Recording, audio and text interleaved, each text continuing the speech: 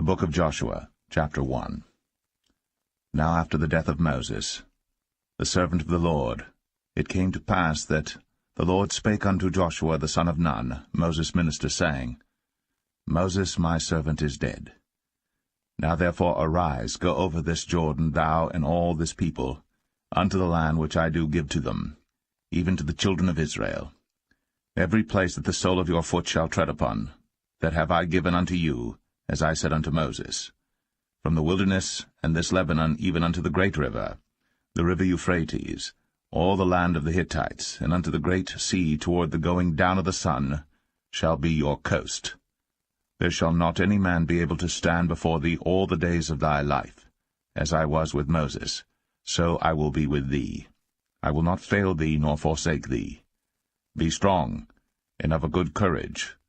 For unto this people shalt thou divide for an inheritance the land which I swear unto their fathers to give them.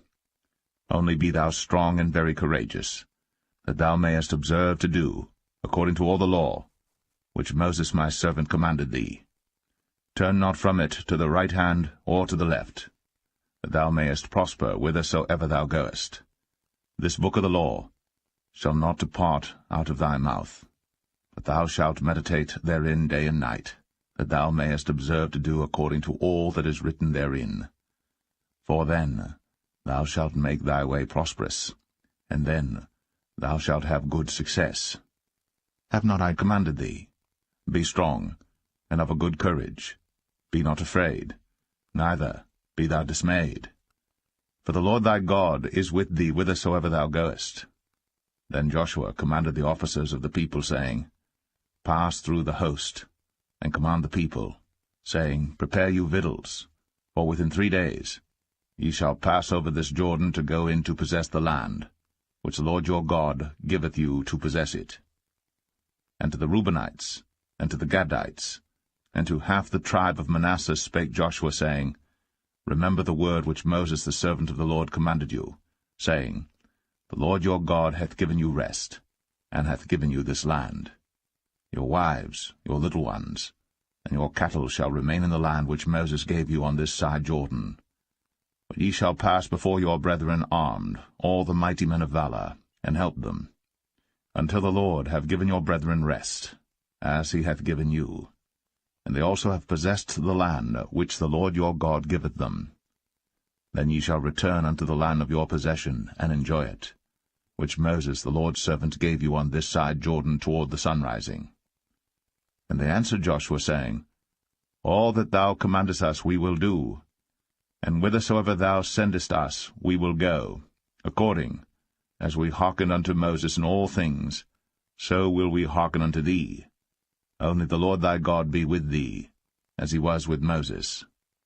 Whosoever he be that doth rebel against thy commandment, and will not hearken unto thy words in all that thou commandest him, he shall be put to death. Only be strong, and of a good courage.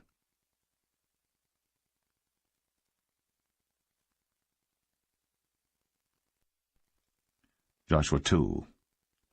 And Joshua the son of Nun sent out of Shittim 2 men to spy secretly, saying, Go view the land, even Jericho. And they went, and came into an harlot's house, named Rahab, and lodged there. And it was told the king of Jericho, saying, Behold, there came men in hither tonight, of the children of Israel, to search out the country. And the king of Jericho sent unto Rahab, saying, Bring forth the men that are come to thee, which are entered into thine house, for they be come to search out all the country. And the woman took the 2 men, and hid them, and said thus, There came men unto me, but I wist not whence they were. And it came to pass about the time of shutting of the gate, when it was dark, that the men went out. Whither the men went, I wot not. Pursue after them quickly, for ye shall overtake them. But she had brought them up to the roof of the house, and hid them with the stalks of flax, which she had laid in order upon the roof. And the men pursued after them the way to Jordan unto the fords. And as soon as they which pursued after them were gone out, they shut the gate. And before they were laid down, she came up unto them upon the roof. And she said unto the men, I know that the Lord hath given you the land, and that your terror is fallen upon us. and that all the inhabitants of the land faint because of you. For we have heard how the Lord dried up the water of the Red Sea for you, when ye came out of Egypt, and what ye did unto the 2 kings of the Amorites that were on the other side Jordan, Sihon and Og, whom ye utterly destroyed. And as soon as we had heard these things, our hearts did melt. Neither did there remain any more courage in any man, because of you. For the Lord your God, he is God in heaven above, and in earth beneath. Now therefore, I pray you, swear unto me by the Lord, since I have shown you kindness, that ye will also show kindness unto my father's house, and give me a true token, and that ye will save alive my father, and my mother, and my brethren, and my sisters, and all that they have, and deliver our lives from death. And the men answered her, Our life for yours, if ye utter not this our business. And it shall be, when the Lord hath given us the land, that we will deal kindly and truly with thee.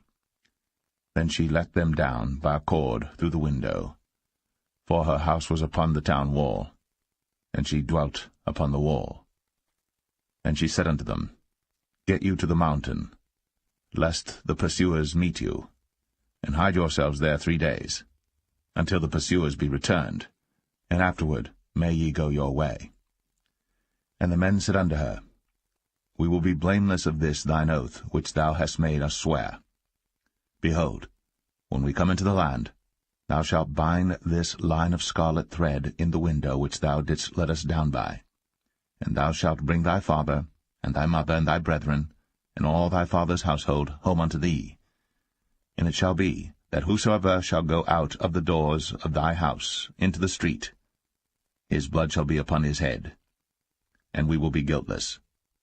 And whosoever shall be with thee in the house, his blood shall be on our head, if any hand be upon him. And if thou utter this our business, then we will be quit of thine oath, which thou hast made us to swear. And she said, According unto your words, so be it. And she sent them away, and they departed. And she bound the scarlet line in the window. And they went, and came unto the mountain, and abode there 3 days, until the pursuers were returned. And the pursuers sought them throughout all the way, but found them not.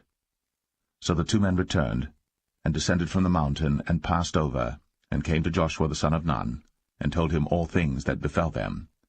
And they said unto Joshua, Truly, the Lord hath delivered into our hands all the land, for even all the inhabitants of the country do faint because of us.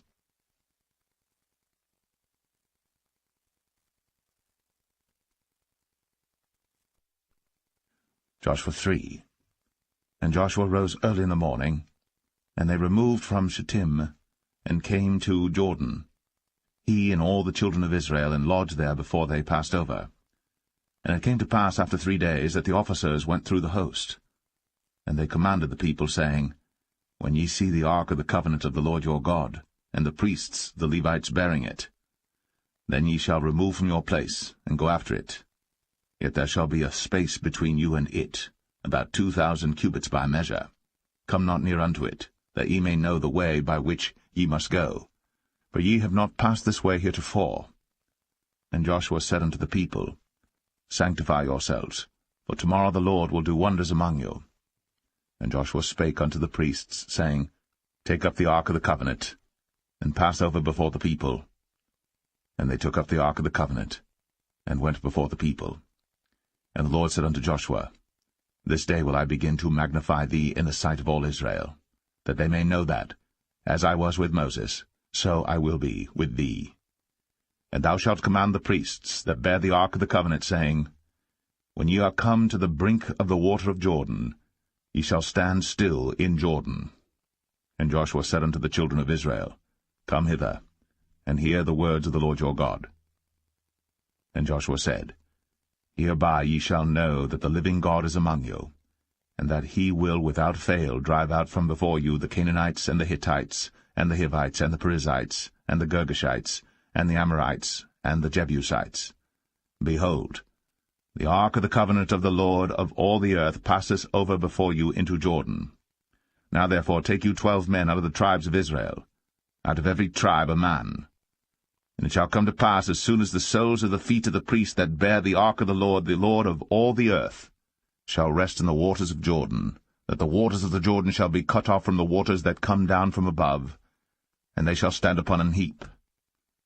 And it came to pass, when the people removed from their tents, to pass over Jordan, and the priests, bearing the ark of the covenant before the people, and as they that bear the ark were come unto Jordan, and the feet of the priests that bear the ark were dipped in the brim of the water, for Jordan overfloweth all his banks all the time of harvest, that the waters which came down from above stood and rose up upon an heap very far from the city Adam, that is beside Zaratan, and those that came down toward the sea of the plain, even the salt sea, failed, and were cut off, and the people passed over right against Jericho.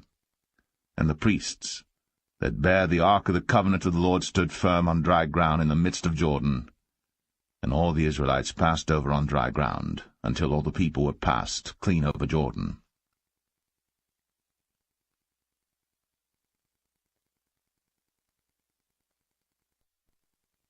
Joshua 4. And it came to pass, when all the people were clean passed over Jordan, that the Lord spake unto Joshua, saying, Take you 12 men out of the people, out of every tribe a man, and command ye them, saying, Take you hence out of the midst of Jordan, out of the place where the priests' feet stood firm, 12 stones, and ye shall carry them over with you, and leave them in the lodging place, where ye shall lodge this night. Then Joshua called the 12 men, whom he had prepared of the children of Israel, out of every tribe a man.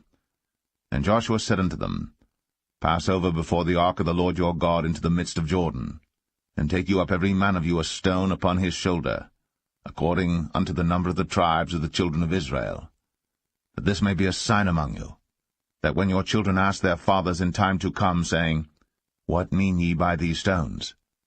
Then ye shall answer them, that the waters of Jordan were cut off before the ark of the covenant of the Lord when it passed over Jordan.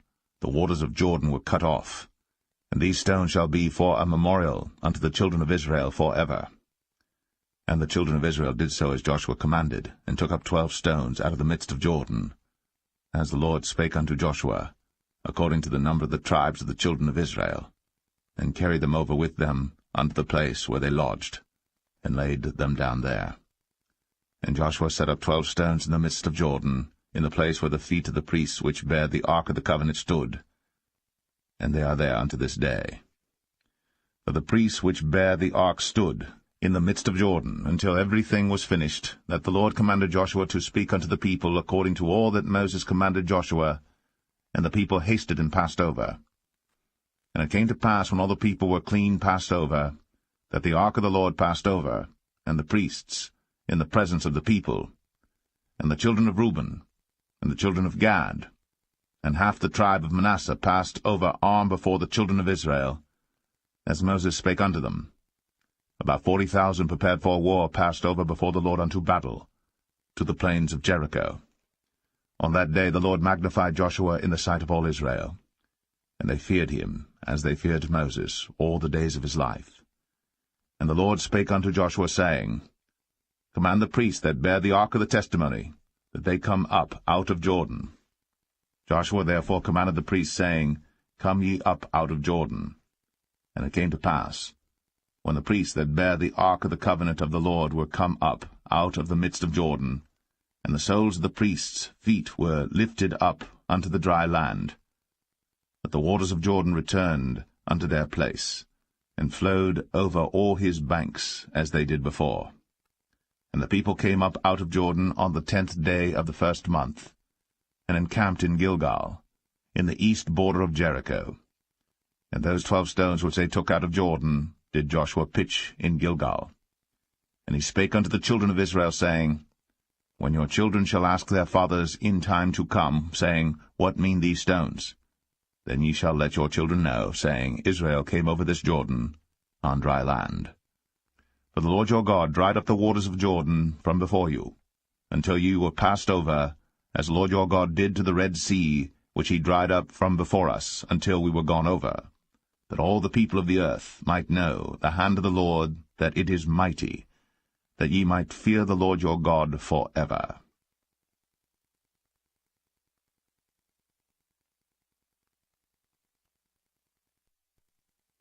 Joshua 5. And it came to pass, when all the kings of the Amorites which were on the side of Jordan westward, and all the kings of the Canaanites which were by the sea, heard that the Lord had dried up the waters of the Jordan from before the children of Israel, until we were passed over, that their heart melted, neither was their spirit in them any more because of the children of Israel. At that time the Lord said unto Joshua, Make thee sharp knives, and circumcise again the children of Israel the second time. And Joshua made him sharp knives, and circumcised the children of Israel at the hill of the foreskins. And this is the cause why Joshua did circumcise all the people that came out of Egypt that were males, even all the men of war, died in the wilderness by the way, after they came out of Egypt. Now all the people that came out were circumcised, but all the people that were born in the wilderness by the way, as they came forth out of Egypt, them they had not circumcised.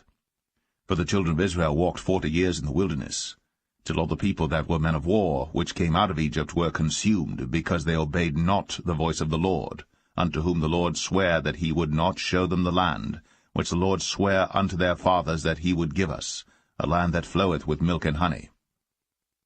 And their children whom he raised up in their stead, them Joshua circumcised, but they were uncircumcised, because they had not circumcised them by the way. And it came to pass, when they had done circumcising all the people, that they abode in their places in the camp, till they were whole. And the Lord said unto Joshua, This day have I rolled away the reproach of Egypt from off you. Wherefore the name of the place is called Gilgal unto this day. And the children of Israel encamped in Gilgal, and kept the Passover on the 14th day of the month, at even in the plains of Jericho. And they did eat of the old corn of the land on the morrow after the Passover, unleavened cakes and parched corn in the selfsame day. And the manna ceased on the morrow after they had eaten of the old corn of the land. Neither had the children of Israel manna any more, but they did eat of the fruit of the land of Canaan that year. And it came to pass, when Joshua was by Jericho, that he lifted up his eyes and looked, and behold, there stood a man over against him with his sword drawn in his hand. And Joshua went unto him, and said unto him, Art thou for us, or for our adversaries? And he said, Nay, but as captain of the host of the Lord am I now come. And Joshua fell on his face to the earth, and did worship, and said unto him, What saith my Lord unto his servant? And the captain of the Lord's host said unto Joshua, Loose thy shoe from off thy foot, for the place whereon thou standest is holy. And Joshua did so.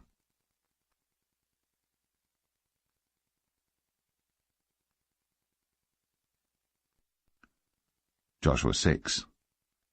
Now Jericho was straitly shut up because of the children of Israel. None went out, and none came in. And the Lord said unto Joshua, See, I have given into thine hand Jericho, and the king thereof, and the mighty men of valor. And ye shall compass the city, all ye men of war, and go round about the city once. Thus shalt thou do 6 days. And 7 priests shall bear before the ark 7 trumpets of ram's horns. And the 7th day ye shall compass the city 7 times, and the priests shall blow with the trumpets. And it shall come to pass, that when they make a long blast with the ram's horn, and when ye hear the sound of the trumpet, all the people shall shout with a great shout, and the wall of the city shall fall down flat. And the people shall ascend up every man straight before him.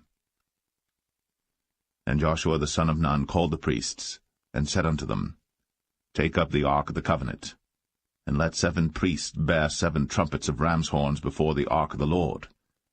And he said unto the people, Pass on, and compass the city, and let him that is armed pass on before the ark of the Lord. And it came to pass, when Joshua had spoken unto the people, that the 7 priests bearing the 7 trumpets of ram's horns passed on before the Lord, and blew with the trumpets, and the ark of the covenant of the Lord followed them. And the armed men went before the priests that blew with the trumpets, and the rearward came after the ark, the priests going on, and blowing with the trumpets. And Joshua had commanded the people, saying, Ye shall not shout, nor make any noise with your voice, neither shall any word proceed out of your mouth until the day I bid you shout. Then shall ye shout. So the ark of the Lord compassed the city, going about it once. And they came into the camp, and lodged in the camp. And Joshua rose early in the morning, and the priests took up the ark of the Lord. And 7 priests bearing 7 trumpets of ram's horns before the ark of the Lord went on continually, and blew with the trumpets. And the armed men went before them. But the rearward came after the ark of the Lord, the priests going on and blowing with the trumpets. And the 2nd day they compassed the city once, and returned into the camp. So they did 6 days.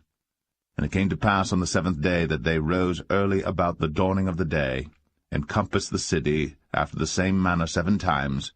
Only on that day they compassed the city 7 times. And it came to pass at the 7th time, when the priests blew with the trumpets, Joshua said unto the people, Shout, for the Lord hath given you the city. And the city shall be accursed, even it, and all that are therein to the Lord. Only Rahab the harlot shall live, she and all that are with her in the house, because she hid the messengers that we sent. And ye, in any wise, keep yourselves from the accursed thing, lest ye make yourselves accursed, when ye take of the accursed thing, and make the camp of Israel a curse, and trouble it. But all the silver and gold and vessels of brass and iron are consecrated unto the Lord, they shall come into the treasury of the Lord. So the people shouted when the priests blew with the trumpets. And it came to pass, when the people heard the sound of the trumpet, and the people shouted with a great shout, that the wall fell down flat, so that the people went up into the city, every man straight before him, and they took the city. And they utterly destroyed all that was in the city, both man and woman, young and old, and ox and sheep and ass, with the edge of the sword. But Joshua had said unto the 2 men that had spied out the country, Go into the harlot's house, and bring out thence the woman, and all that she hath, as ye swear unto her. And the young men that were spies went in, and brought out Rahab, and her father, and her mother, and her brethren, and all that she had. And they brought out all her kindred, and left them without the camp of Israel. And they burnt the city with fire, and all that was therein, only the silver and the gold, and the vessels of brass and of iron, they put into the treasury of the house of the Lord. And Joshua saved Rahab the harlot alive, and her father's household, and all that she had. And she dwelleth in Israel even unto this day, because she hid the messengers which Joshua sent to spy out Jericho. And Joshua adjured them at that time, saying, Cursed be the man before the Lord that riseth up and buildeth this city Jericho. He shall lay the foundation thereof in his firstborn, and in his youngest son shall he set up the gates of it. So the Lord was with Joshua, and his fame was noised throughout all the country.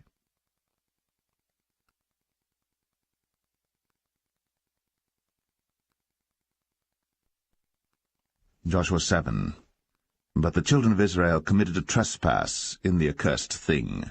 For Achan the son of Carmi, the son of Zabdi, the son of Zerah, of the tribe of Judah, took of the accursed thing, and the anger of the Lord was kindled against the children of Israel.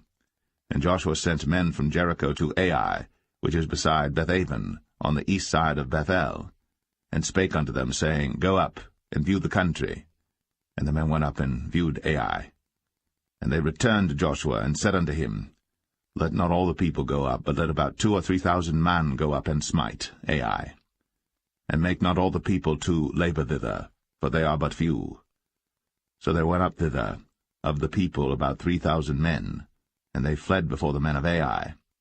And the men of Ai smote of them about 36 men. For they chased them from before the gate even unto Shebarim, and smote them in the going down, wherefore the hearts of the people melted, and became as water. And Joshua rent his clothes, and fell to the earth upon his face before the ark of the Lord until the eventide, he and the elders of Israel, and put dust upon their heads. And Joshua said, Alas, O Lord God, wherefore hast thou at all brought this people over Jordan to deliver us into the hand of the Amorites to destroy us? Would to God we had been content, and dwelt on the other side Jordan. O Lord, what shall I say when Israel turneth their backs before their enemies? For the Canaanites and all the inhabitants of the land shall hear of it, and shall environ us round, and cut off our name from the earth. And what wilt thou do unto thy great name? And the Lord said unto Joshua, Get thee up. Wherefore liest thou thus upon thy face? Israel hath sinned, and they have also transgressed my covenant which I commanded them. For they have even taken of the accursed thing, and have also stolen, and dissembled also, and they have put it even among their own stuff. Therefore the children of Israel could not stand before their enemies, but turned their backs before their enemies, because they were accursed. Neither will I be with you any more, except ye destroy the accursed from among you. Up, sanctify the people, and say, Sanctify yourselves against tomorrow. For thus saith the Lord God of Israel, There is an accursed thing in the midst of thee, O Israel. Thou canst not stand before thine enemies, until ye take away the accursed thing from among you. In the morning therefore ye shall be brought according to your tribes. And it shall be, that the tribe which the Lord taketh shall come according to the families thereof. And the family which the Lord shall take shall come by households, and the household which the Lord shall take shall come man by man. And it shall be that he that is taken with the accursed thing shall be burnt with fire, he and all that he hath, because he hath transgressed the covenant of the Lord, and because he hath wrought folly in Israel. So Joshua rose up early in the morning, and brought Israel by their tribes, and the tribe of Judah was taken. And he brought the family of Judah, and he took the family of the Zarhites, and he brought the family of the Zarhites man by man, and Zabdi was taken, and he brought his household man by man, and Achan the son of Carmi, the son of Zabdi, the son of Zerah, of the tribe of Judah was taken. And Joshua said unto Achan, My son, give, I pray thee, glory to the Lord God of Israel, and make confession unto him, and tell me now what thou hast done, hide it not from me.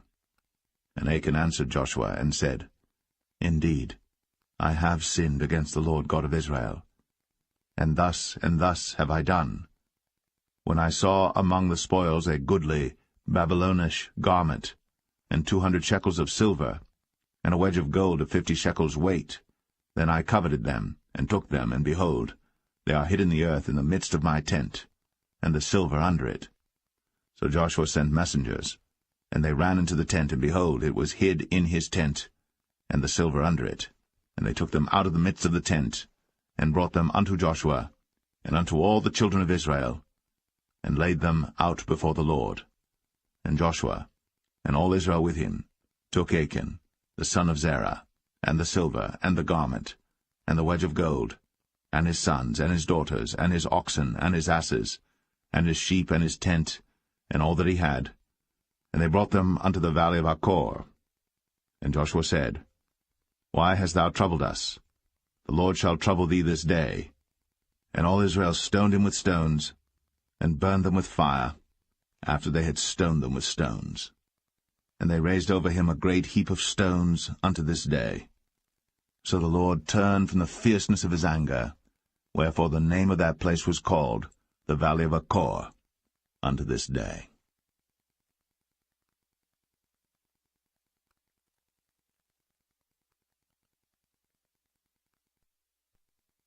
Joshua 8. And the Lord said unto Joshua, Fear not, neither be thou dismayed. Take all the people of war with thee, and arise, go up to Ai. See, I have given into thy hand the king of Ai, and his people, and his city, and his land. And thou shalt do to Ai and her king, as thou didst unto Jericho and her king. Only the spoil thereof, and the cattle thereof shall ye take for a prey unto yourselves. Lay thee an ambush for the city behind it. So Joshua rose, and all the people of war, to go up against Ai. And Joshua chose out 30,000 mighty men of valor, and sent them away by night. And he commanded them, saying, Behold, ye shall lie in wait against the city, even behind the city. Go not very far from the city, but be ye all ready. And I, and all the people that are with me, will approach unto the city. And it shall come to pass, when they come out against us, as at the first, that we will flee before them. For they will come out after us, till we have drawn them from the city. But they will say, They flee before us, as at the first. Therefore we will flee before them. Then ye shall rise up from the ambush, and seize upon the city. For the Lord your God will deliver it into your hand.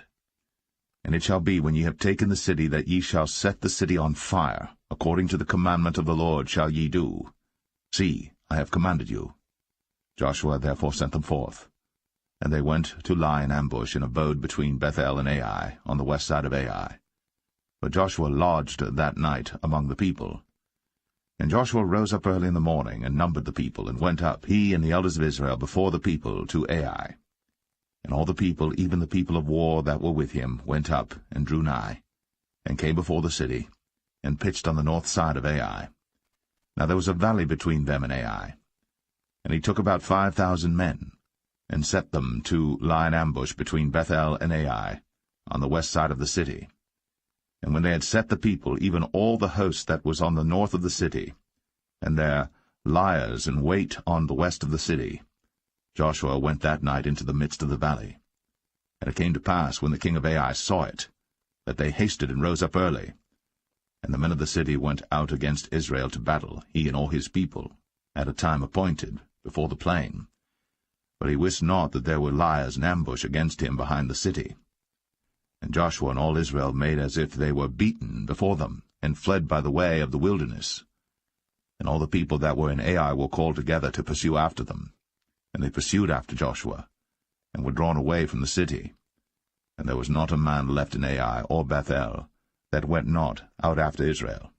And they left the city open, and pursued after Israel. And the Lord said unto Joshua, Stretch out the spear that is in thy hand toward Ai, for I will give it into thine hand. And Joshua stretched out the spear that he had in his hand toward the city. And the ambush arose quickly out of their place. And they ran as soon as he had stretched out his hand. And they entered into the city, and took it, and hasted, and set the city on fire. And when the men of Ai looked behind them, they saw, and behold, the smoke of the city ascended up to heaven. And they had no power to flee this way or that way. And the people that fled to the wilderness turned back upon the pursuers. And when Joshua and all Israel saw that the ambush had taken the city, and that the smoke of the city ascended, then they turned again and slew the men of Ai. And the other issued out of the city against them, so they were in the midst of Israel, some on this side and some on that side. And they smote them, so that they let none of them remain or escape. And the king of Ai they took alive, and brought him to Joshua. And it came to pass, when Israel had made an end of slaying all the inhabitants of Ai in the field, in the wilderness wherein they chased them, and when they were all fallen on the edge of the sword until they were consumed, that all the Israelites returned unto Ai, and smote it with the edge of the sword. And so it was, that all that fell that day, both of men and women, were 12,000, even all the men of Ai. For Joshua drew not his hand back, wherewith he stretched out the spear, until he had utterly destroyed all the inhabitants of Ai. Only the cattle and the spoil of that city Israel took for a prey unto themselves, according unto the word of the Lord which he commanded Joshua. And Joshua burnt Ai, and made it an heap for ever, even a desolation unto this day. And the king of Ai he hanged on a tree until eventide. And as soon as the sun was down, Joshua commanded that they should take his carcass down from the tree, and cast it at the entering of the gate of the city, and raise thereon a great heap of stones that remaineth unto this day. Then Joshua built an altar unto the Lord God of Israel in Mount Ebal, as Moses, a servant of the Lord, commanded the children of Israel, as it is written in the book of the law of Moses, an altar of whole stones, over which no man hath lifted up any iron. And they offered thereon burnt offerings unto the Lord, and sacrificed peace offerings. And he wrote there upon the stones a copy of the law of Moses, which he wrote in the presence of the children of Israel. And all Israel, and their elders and officers, and their judges, stood on this side the ark, and on that side before the priests the Levites, which bear the ark of the covenant of the Lord, as well the stranger, as he that was born among them, half of them over against Mount Gerizim, and half of them over against Mount Ebal, as Moses the servant of the Lord had commanded before, that they should bless the people of Israel. And afterward he read all the words of the law, the blessings and cursings, according to all that is written in the book of the law. There was not a word of all that Moses commanded which Joshua read not before all the congregation of Israel, with the women and the little ones, and the strangers that were conversant among them.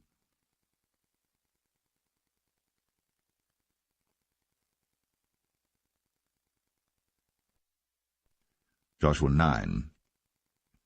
And it came to pass, when all the kings which were on this side Jordan, in the hills and in the valleys, and in all the coasts of the great sea over against Lebanon, the Hittite and the Amorite, the Canaanite, the Perizzite, the Hivite, and the Jebusite heard thereof, that they gathered themselves together to fight with Joshua and with Israel, with one accord.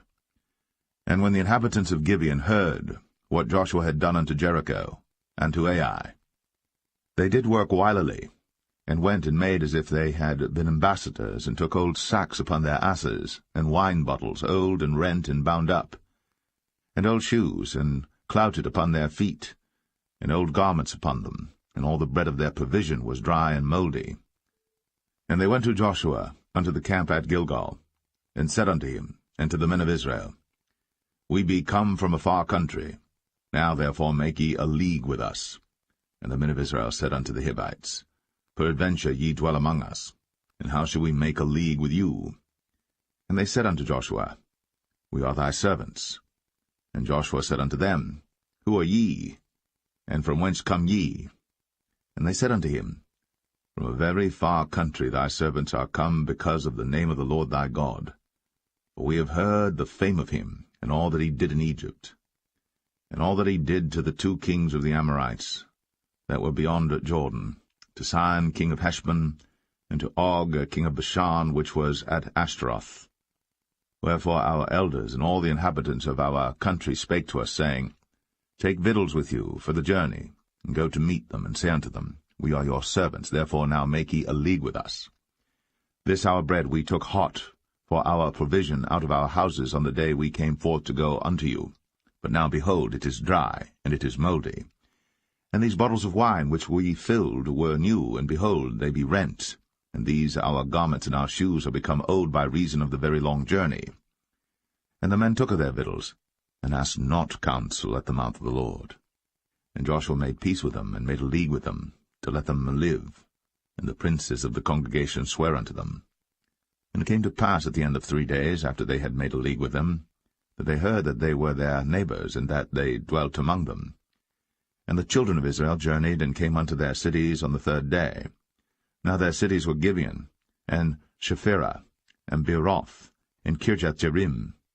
And the children of Israel smote them not, because the princes of the congregation had sworn unto them by the Lord God of Israel. And all the congregation murmured against the princes. But all the princes said unto all the congregation, We have sworn unto them by the Lord God of Israel. Now therefore we may not touch them. This we will do to them. We will even let them live, lest wrath be upon us, because of the oath which we swear unto them. And the princes said unto them, Let them live, but let them be hewers of wood and drawers of water unto all the congregation, as the princes had promised them. And Joshua called for them, and he spake unto them, saying, Wherefore have ye beguiled us, saying, We are very far from you, when ye dwell among us? Now therefore ye are cursed, and there shall none of you be freed from being bondmen, and hewers of wood and drawers of water for the house of my God. And they answered Joshua and said, Because it was certainly told thy servants how that the Lord thy God commanded his servant Moses to give you all the land, and to destroy all the inhabitants of the land from before you. Therefore we were sore afraid of our lives because of you, and have done this thing. And now behold, we are in thine hand, as it seemeth good and right unto thee to do unto us, do. And so did he unto them, and delivered them out of the hand of the children of Israel, that they slew them not. And Joshua made them that day hewers of wood, and drawers of water for the congregation, and for the altar of the Lord, even unto this day, in the place which he should choose.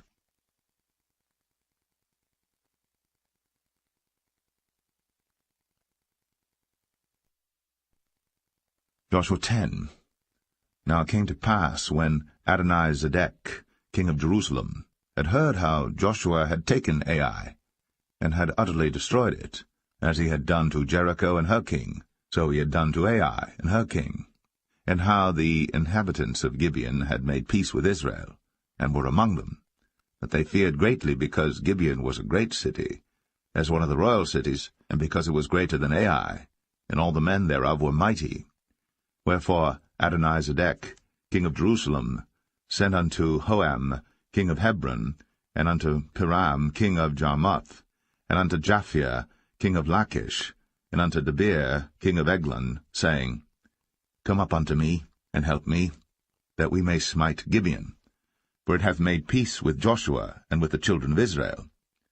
Therefore the 5 kings of the Amorites, the king of Jerusalem, the king of Hebron, the king of Jarmuth, the king of Lachish, the king of Eglon, gathered themselves together, and went up, they and all their hosts, and encamped before Gibeon, and made war against it. And the men of Gibeon sent unto Joshua to the camp to Gilgal, saying, Slack not thy hand from thy servants.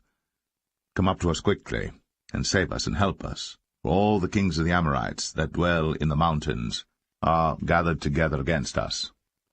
So Joshua ascended from Gilgal, he and all the people of war with him, and all the mighty men of valor. And the Lord said unto Joshua, Fear them not, for I have delivered them into thine hand. There shall not a man of them stand before thee. Joshua therefore came unto them suddenly, and went up from Gilgal all night. And the Lord discomfited them before Israel, and slew them with a great slaughter at Gibeon, and chased them along the way that goeth up to Beth-horon, and smote them to Azekah and unto Makkedah. And it came to pass, as they fled from before Israel, and were in the going down to Beth-horon, that the Lord cast down great stones from heaven upon them unto Azekah, and they died. There were more which died with hailstones than they whom the children of Israel slew with the sword. Then spake Joshua to the Lord in the day when the Lord delivered up the Amorites before the children of Israel. And he said in the sight of Israel, Sun, stand thou still upon Gibeon, and thou, moon, in the valley of Ajalon. And the sun stood still, and the moon stayed, until the people had avenged themselves upon their enemies. Is not this written in the book of Jasher? So the sun stood still in the midst of heaven, and hasted not to go down about a whole day. And there was no day like that before it or after it, that the Lord hearkened unto the voice of a man, for the Lord fought for Israel. And Joshua returned, and all Israel with him, unto the camp to Gilgal. But these 5 kings fled, and hid themselves in the cave at Makkedah. And it was told Joshua, saying, The 5 kings are found hid in a cave at Makkedah. And Joshua said, Roll great stones upon the mouth of the cave, and set men by it for to keep them. And stay ye not, but pursue after your enemies, and smite the hindmost of them. Suffer them not to enter into their cities, for the Lord your God hath delivered them into your hand. And it came to pass, when Joshua and the children of Israel had made an end of slaying them with a very great slaughter, till they were consumed, that the rest which remained of them entered into fenced cities. And all the people returned to the camp to Joshua at Makkedah in peace. None moved his tongue against any of the children of Israel. Then said Joshua, Open the mouth of the cave, and bring out those 5 kings unto me out of the cave. And they did so, and brought forth those 5 kings unto him out of the cave, the king of Jerusalem, the king of Hebron, the king of Jarmuth, the king of Lachish, and the king of Eglon. And it came to pass, when they brought out those kings unto Joshua, that Joshua called for all the men of Israel, and said unto the captains of the men of war which went with him, Come near, put your feet upon the necks of these kings. And they came near, and put their feet upon the necks of them. And Joshua said unto them, Fear not, nor be dismayed. Be strong and of good courage. For thus shall the Lord do to all your enemies against whom ye fight.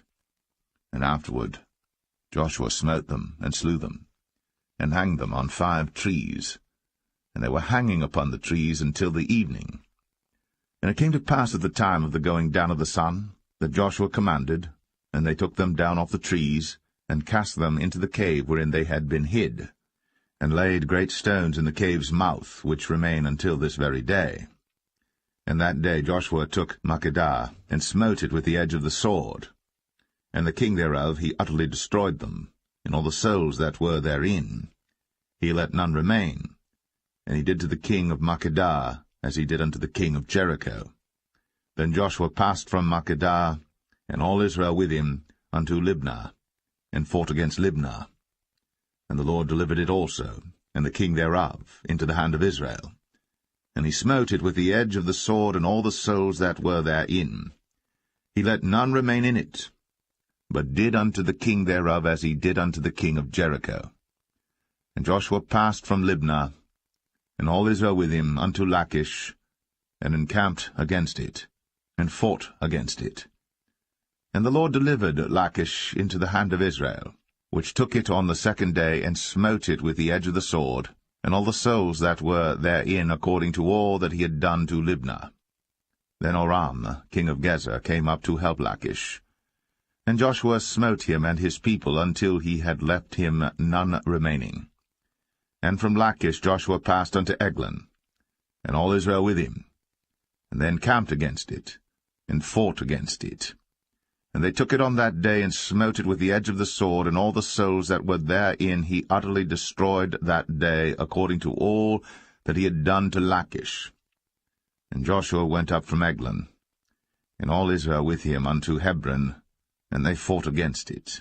And they took it, and smote it with the edge of the sword, and the king thereof, and all the cities thereof. And all the souls that were therein he left none remaining, according to all that he had done to Eglon, but destroyed it utterly, and all the souls that were therein. And Joshua returned, and all Israel with him, to Debir, and fought against it. And he took it, and the king thereof, and all the cities thereof, and they smote them with the edge of the sword, and utterly destroyed all the souls that were therein. He left none remaining, as he had done to Hebron, so he did to Debir, and to the king thereof, as he had done also to Libnah, and to her king. So Joshua smote all the country of the hills, and of the south, and of the vale, and of the springs, and all their kings. He left none remaining, but utterly destroyed all that breathed, as the Lord God of Israel commanded. And Joshua smote them from Kadesh-barnea, even unto Gaza, and all the country of Goshen, even unto Gibeon. And all these kings in their land did Joshua take at one time, because the Lord God of Israel fought for Israel. And Joshua returned, and all Israel with him, unto the camp to Gilgal.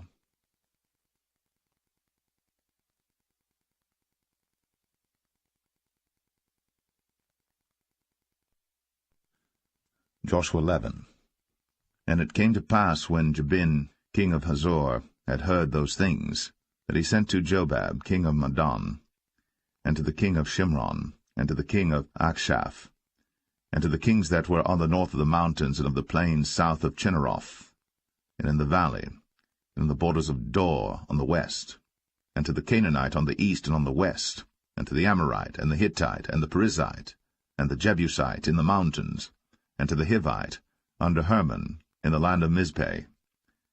And they went out, they and all their hosts with them, much people, even as the sand that is upon the seashore in multitude, with horses and chariots, very many. And when all these kings were met together, they came and pitched together at the waters of Merom, to fight against Israel. And the Lord said unto Joshua, Be not afraid because of them, for tomorrow about this time I will deliver them up all slain before Israel. Thou shalt hock their horses, and burn their chariots with fire. So Joshua came, and all the people of war with him, against them by the waters of Merom, suddenly, and they fell upon them. And the Lord delivered them into the hand of Israel, who smote them, and chased them unto great Zidon, and unto Mizraphoth-maim, and unto the valley of Mizpeh eastward, and they smote them until they left them none remaining. And Joshua did unto them as the Lord bade him. He hocked their horses, and burned their chariots with fire. And Joshua at that time turned back, and took Hazor, and smote the king thereof with the sword. For Hazor beforetime was the head of all those kingdoms. And they smote all the souls that were therein with the edge of the sword, utterly destroying them. There was not any left to breathe, and he burnt Hazor with fire. And all the cities of those kings, and all the kings of them, did Joshua take, and smote them with the edge of the sword, and he utterly destroyed them, as Moses the servant of the Lord commanded. But as for the cities that stood still in their strength, Israel burned none of them, save Hazor only. That did Joshua burn. And all the spoil of these cities, and the cattle, the children of Israel took for a prey unto themselves. But every man they smote with the edge of the sword until they had destroyed them, neither left they any to breathe. As the Lord commanded Moses his servant, so did Moses command Joshua, and so did Joshua. He left nothing undone of all that the Lord commanded Moses. So Joshua took all that land, the hills, and all the south country, and all the land of Goshen, and the valley, and the plain, and the mountain of Israel, and the valley the same, even from the Mount Halak, that goeth up to Sire, even unto Baal-Gad, in the valley of Lebanon, under Mount Hermon, and all their kings he took, and smote them, and slew them. Joshua made war a long time with all those kings. There was not a city that made peace with the children of Israel, save the Hivites, the inhabitants of Gibeon.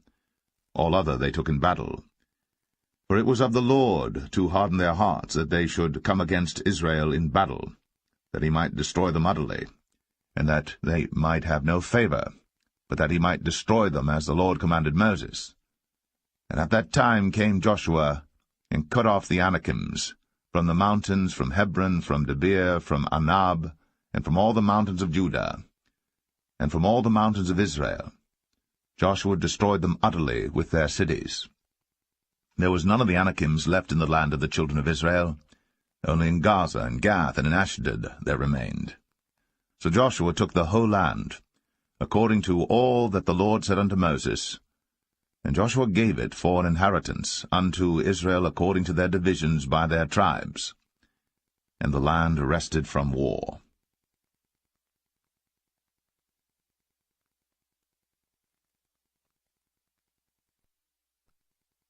Joshua 12. Now these are the kings of the land which the children of Israel smote, and possessed their land on the other side Jordan toward the rising of the sun, from the river Arnon unto Mount Hermon, and all the plain on the east. Sihon king of the Amorites, who dwelt in Heshbon, and ruled from Aroer, which is upon the bank of the river Arnon, and from the middle of the river, and from half Gilead even unto the river Jabbok, which is the border of the children of Ammon, and from the plain of the sea of Chinneroth on the east, and unto the sea of the plain, even the salt sea on the east, the way to Beth Jeshemeth, and from the south under Ashtath Pisgah, and the coast of Og, king of Bashan, which was of the remnant of the giants that dwelt in Ashtaroth, and at Edrei, and reigned in Mount Hermon, and in Salcah, and in all Bashan, unto the border of the Geshurites, and the Maacathites, and half Gilead, the border of Sihon king of Heshbon. Them did Moses the servant of the Lord, and the children of Israel smite. And Moses the servant of the Lord gave it for a possession unto the Reubenites, and the Gadites, and the half tribe of Manasseh. And these are the kings of the country which Joshua and the children of Israel smote on this side Jordan on the west, from Baal-Gad in the valley of Lebanon even unto the Mount Halak, that goeth up to Sire, which Joshua gave unto the tribes of Israel for possession according to their divisions, in the mountains, and in the valleys, and in the plains, and in the springs, and in the wilderness, and in the south country, the Hittites, the Amorites, and the Canaanites, the Perizzites, the Hivites, and the Jebusites. The king of Jericho won. The king of Ai, which is beside Bethel, won. The king of Jerusalem won. The king of Hebron won. The king of Jarmuth won. The king of Lachish won. The king of Eglon won. The king of Gezer won. The king of Debir won. The king of Geder won. The king of Hormah won. The king of Arad won. The king of Libnah won. The king of Adullam won. The king of Makkedah won. The king of Bethel won. The king of Tappuah won. The king of Hepher won. The king of Aphek won. The king of Lasharon won. The king of Madon won. The king of Hazor won. The king of Shimron Meron won. The king of Akshaph won. The king of Tanakh won. The king of Megiddo won. The king of Kadesh won. The king of Jokneam of Carmel won. The king of Dor in the coast of Dor won. The king of the nations of Gilgal won. The king of Tirzah won. All the kings 31.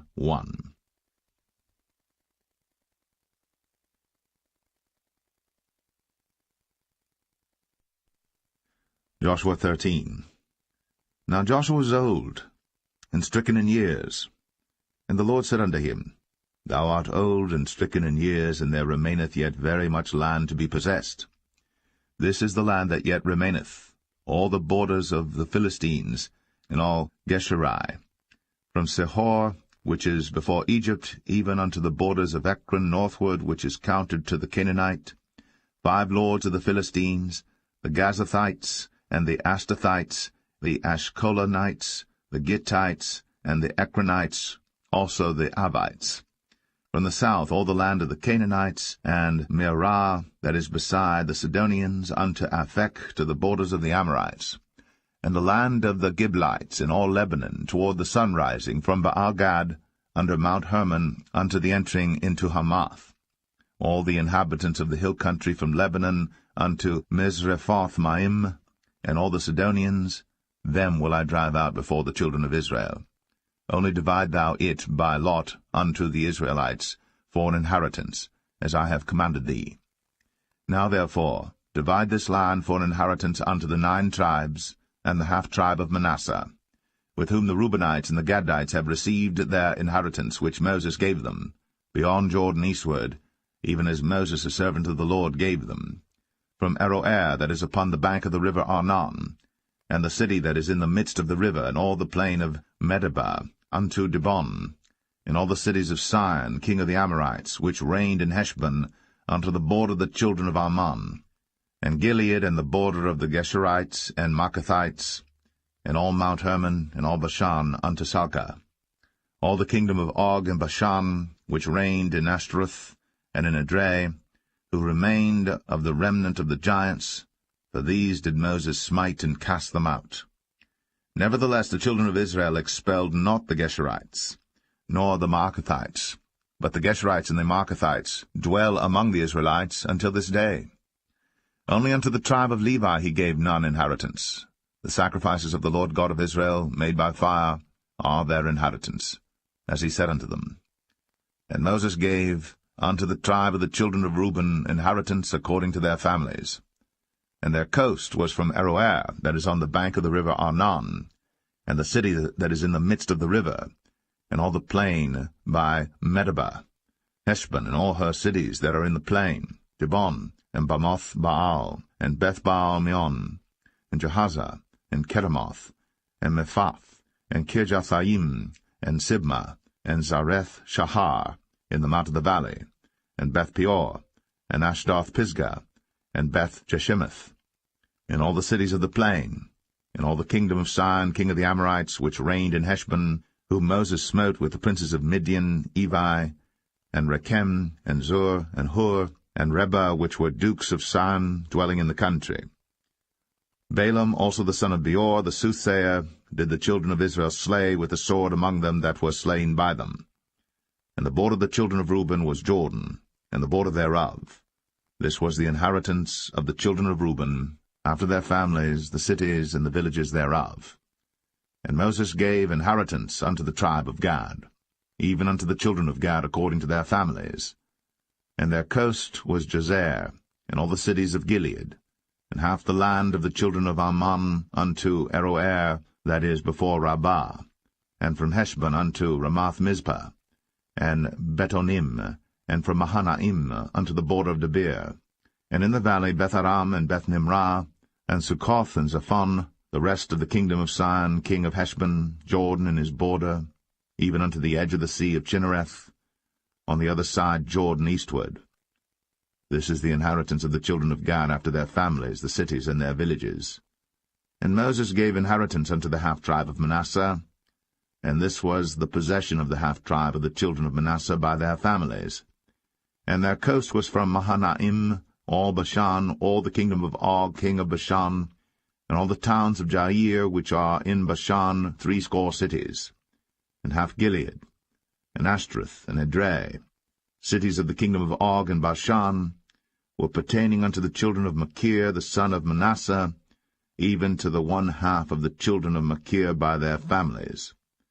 These are the countries which Moses did distribute for inheritance in the plains of Moab, on the other side Jordan by Jericho eastward. But unto the tribe of Levi Moses gave not any inheritance. The Lord God of Israel was their inheritance, as he said unto them.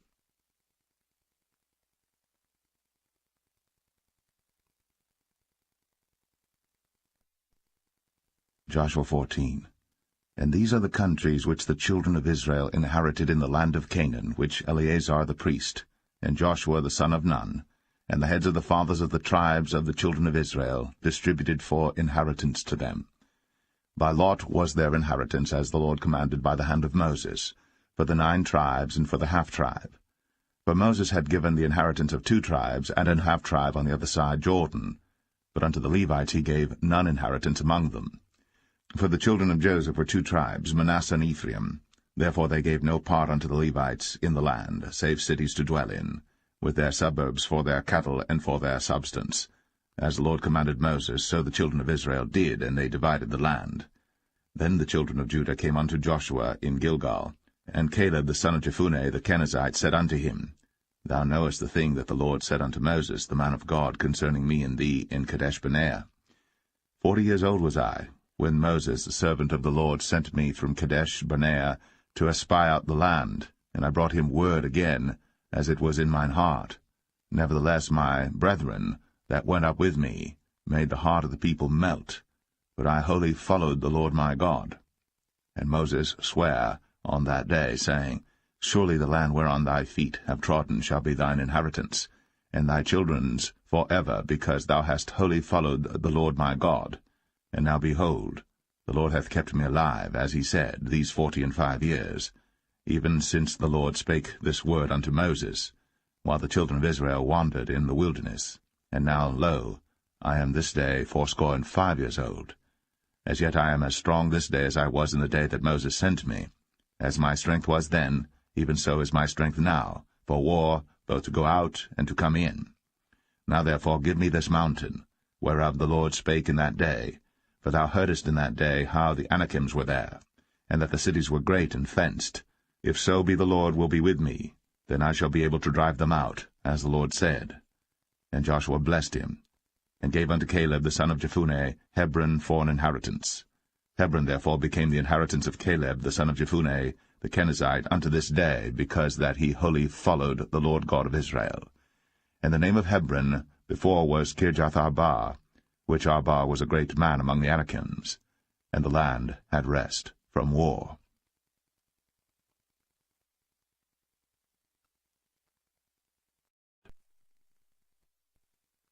Joshua 15.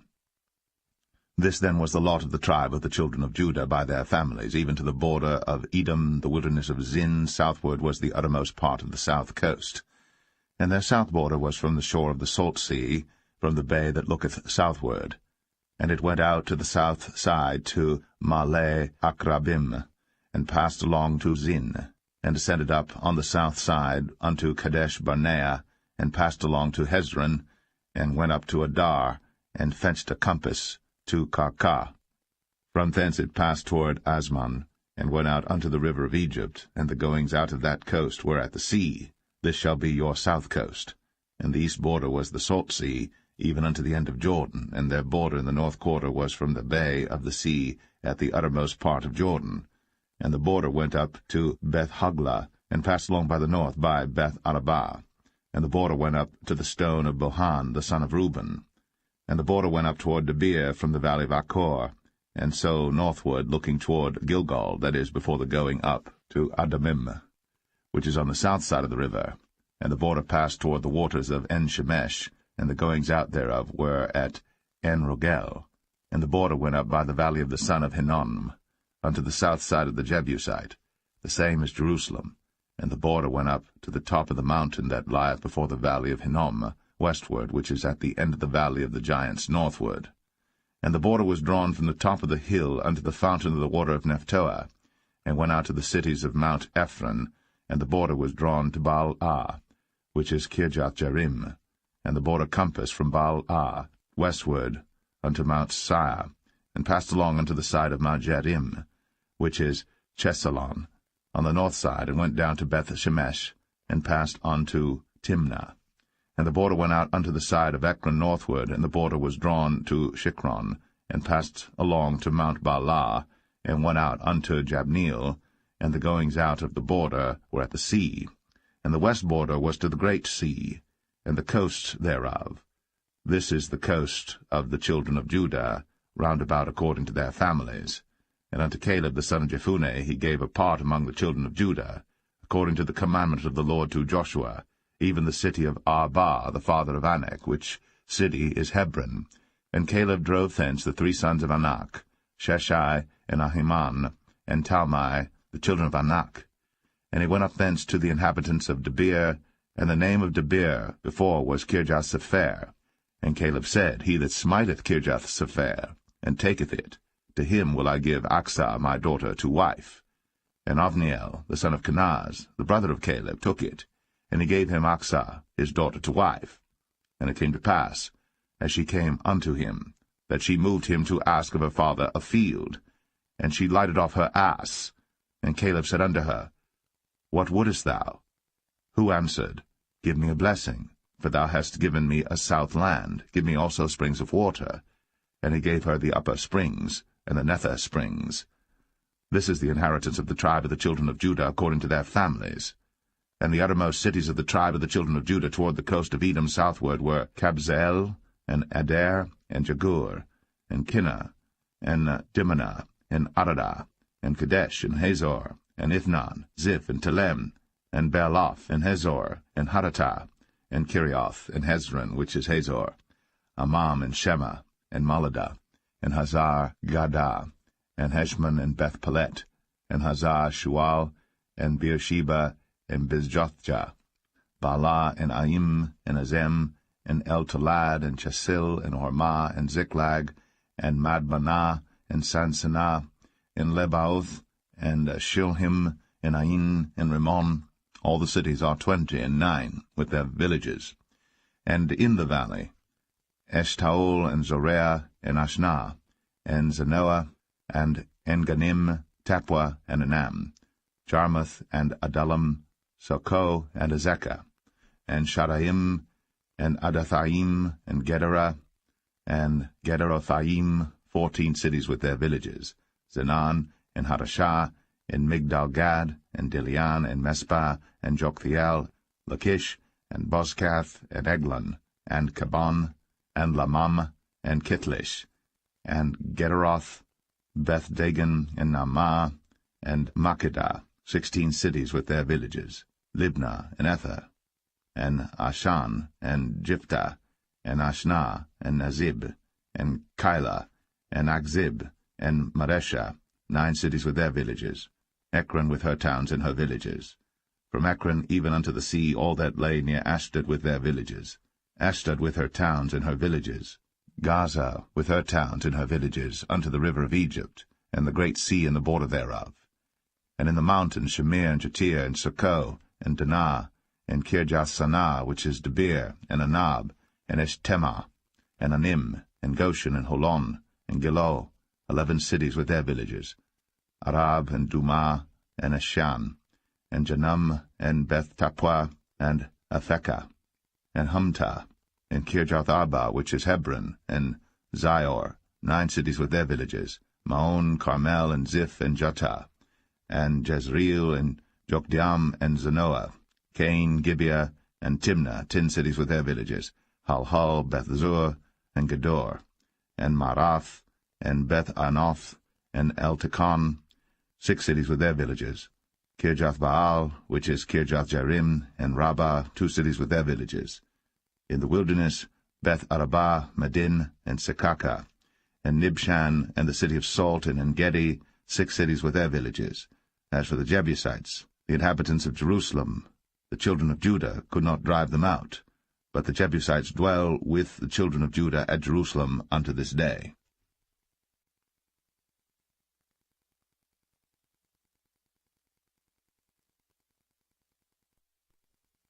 Joshua 16.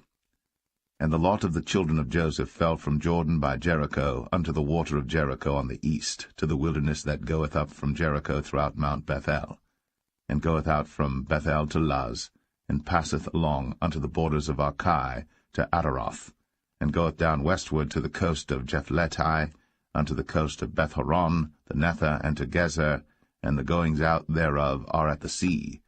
So the children of Joseph, Manasseh, and Ephraim took their inheritance. And the border of the children of Ephraim according to their families was thus. Even the border of their inheritance on the east side was Adaroth-adar, unto Beth-horon the upper, and the border went out toward the sea to Michmethah on the north side, and the border went about eastward unto Taanath-shiloh, and passed by it on the east to Janoah. And it went down from Janoah to Adaroth, and to Naarath, and came to Jericho, and went out at Jordan. The border went out from Tappuah westward unto the river Kanah, and the goings out thereof were at the sea. This is the inheritance of the tribe of the children of Ephraim by their families. And the separate cities for the children of Ephraim were among the inheritance of the children of Manasseh, all the cities with their villages. And they drave not out the Canaanites that dwelt in Gezer. But the Canaanites dwell among the Ephraimites unto this day, and serve under tribute.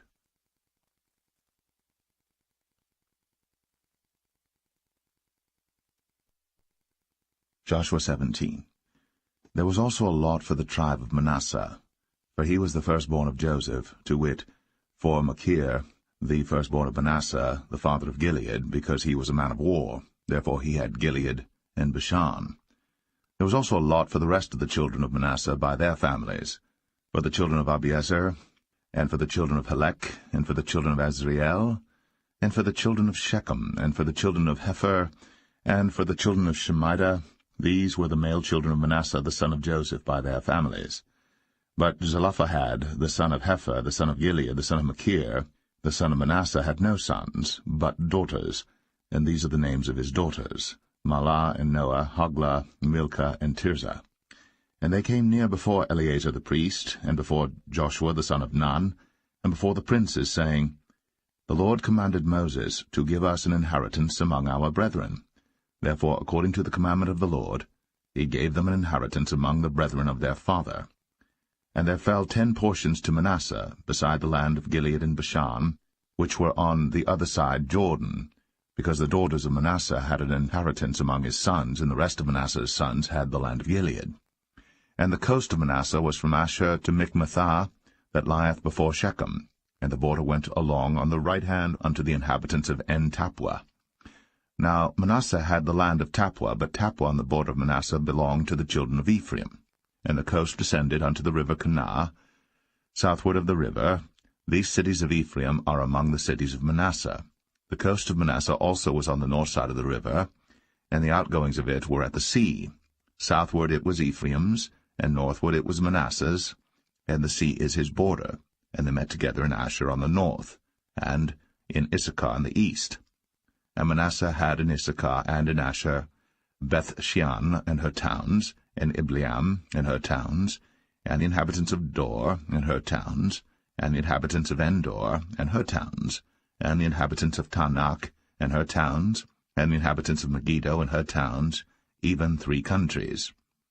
Yet the children of Manasseh could not drive out the inhabitants of those cities, but the Canaanites would dwell in that land. Yet it came to pass, when the children of Israel were waxen strong, that they put the Canaanites to tribute, but did not utterly drive them out. And the children of Joseph spake unto Joshua, saying, Why hast thou given me but 1 lot, and 1 portion to inherit, seeing I am a great people, forasmuch as the Lord hath blessed me hitherto?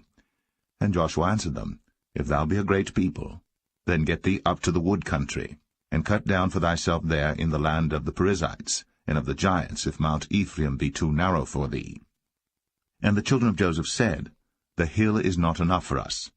And all the Canaanites that dwell in the land of the valley have chariots of iron, both they who are of Beth-shean and her towns, and they who are of the valley of Jezreel.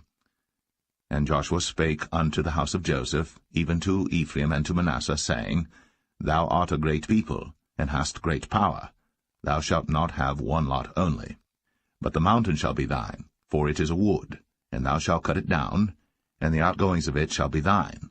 For thou shalt drive out the Canaanites, though they have iron chariots, and though they be strong.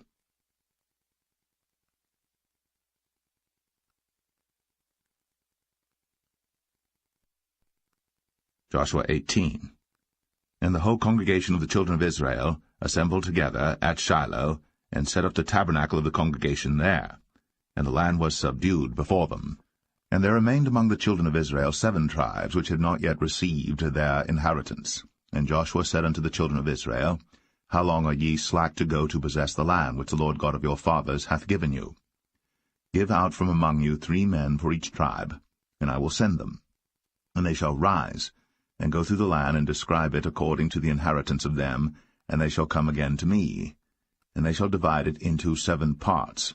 Judah shall abide in their coast on the south, and the house of Joseph shall abide in their coasts on the north. Ye shall therefore describe the land into 7 parts, and bring the description hither to me, that I may cast lots for you here before the Lord our God.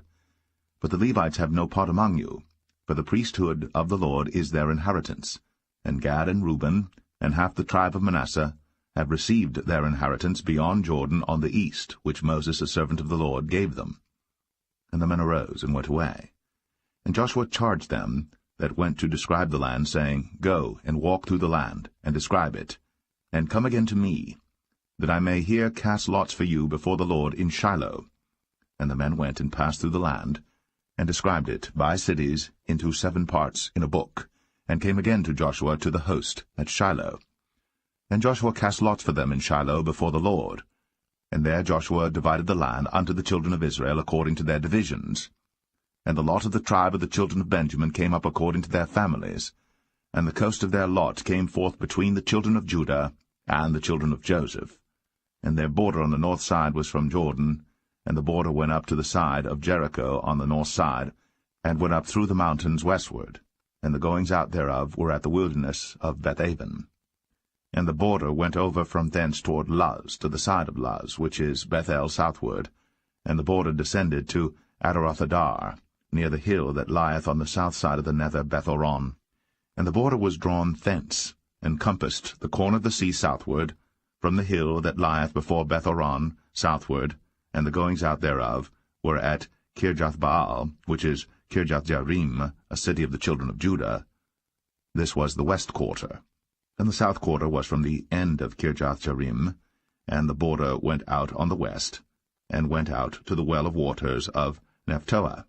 And the border came down to the end of the mountain that lieth before the valley of the son of Hinnom, and which is in the valley of the giants on the north, and descended to the valley of Hinnom, to the side of Jebusai on the south, and descended to En-Rogel, and was drawn from the north, and went forth to En-Shemesh, and went forth toward Gilaloth, which is over against the going up of Adumim, and descended to the stone of Boan, the son of Reuben, and passed along toward the side, over against Arabah northward, and went down unto Arabah. And the border passed along to the side of Beth-Hoglah northward, and the outgoings of the border were at the north bay of the salt sea, at the south end of Jordan. This was the south coast. And Jordan was the border of it on the east side. This was the inheritance of the children of Benjamin, by the coast thereof round about, according to their families. Now the cities of the tribe of the children of Benjamin according to their families were Jericho, and Beth-Hoglah, and the valley of Keziz, and Beth-Arabah, and Zamaraim, and Bethel, and Avim, and Parah, and Ophrah, and Shephar-Hamanai, and Ophni, and Gaba, 12 cities with their villages, Gibeon, and Ramah, and Beeroth, and Mizpeh, and Shiphrah, and Moza, and Rechem, and Irpiel, and Taralah, and Zelah, Eleph, and Jebusai, which is Jerusalem, Gibeath, and Kirjath, 14 cities with their villages. This is the inheritance of the children of Benjamin, according to their families.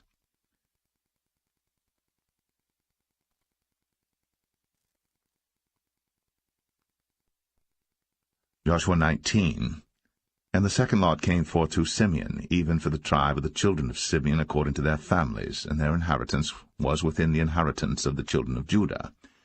And they had in their inheritance Beersheba, or Sheba, and Moladah, and Hazar-Shual, and Bala, and Azem, and El-Talad, and Bethul, and Hormah, and Ziklag, and Beth-Makabath, and Hazar-Susah, and Beth-Lebaoth, and Sharuim, 13 cities in their villages, Ain, Rimmon, and Ether, and Ashan, 4 cities in their villages, and all the villages that were round about these cities to Balath-beer, Ramath of the south. This is the inheritance of the tribe of the children of Simeon according to their families.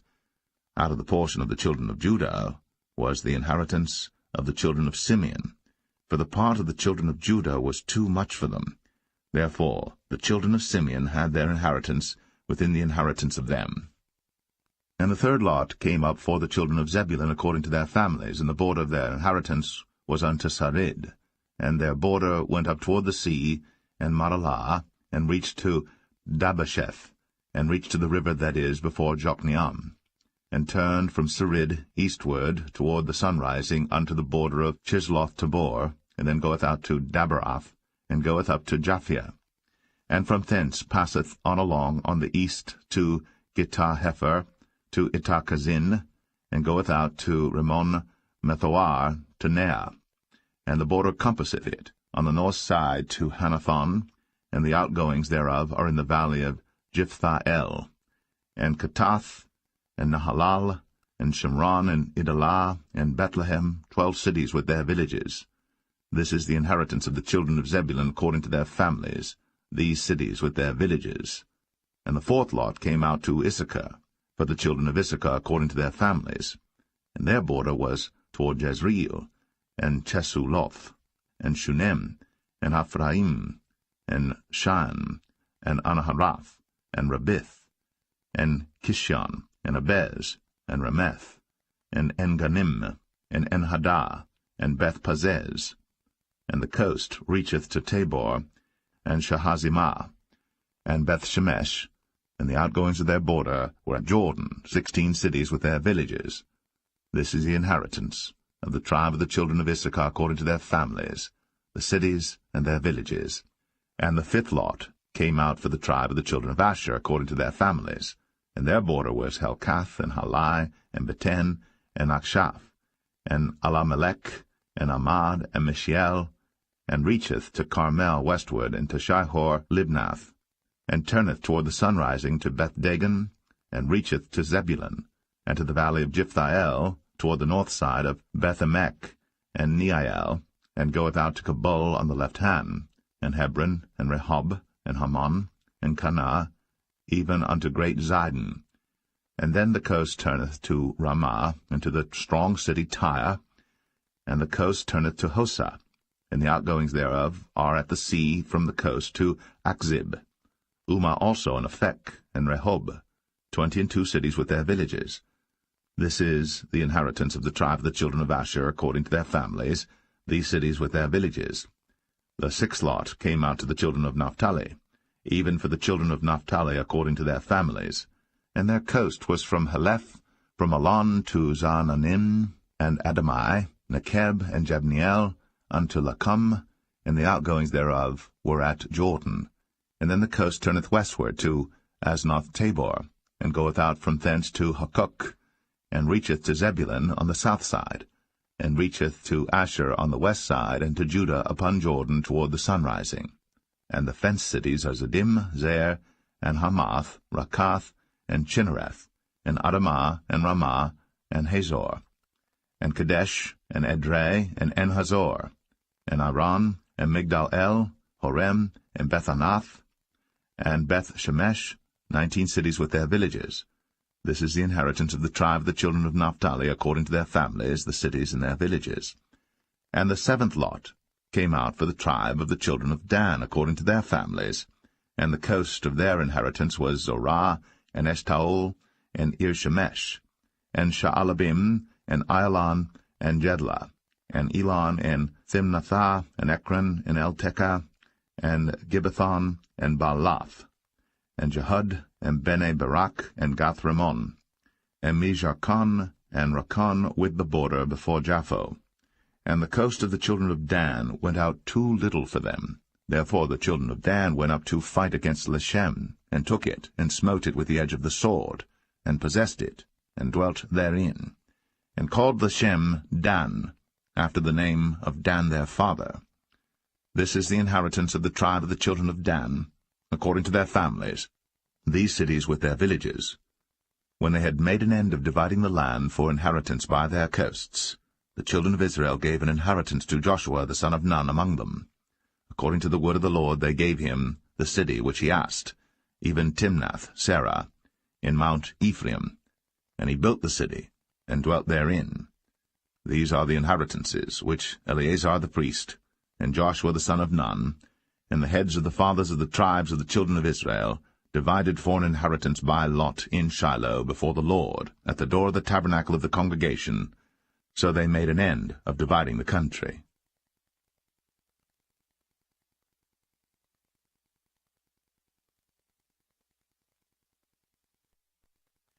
Joshua 20.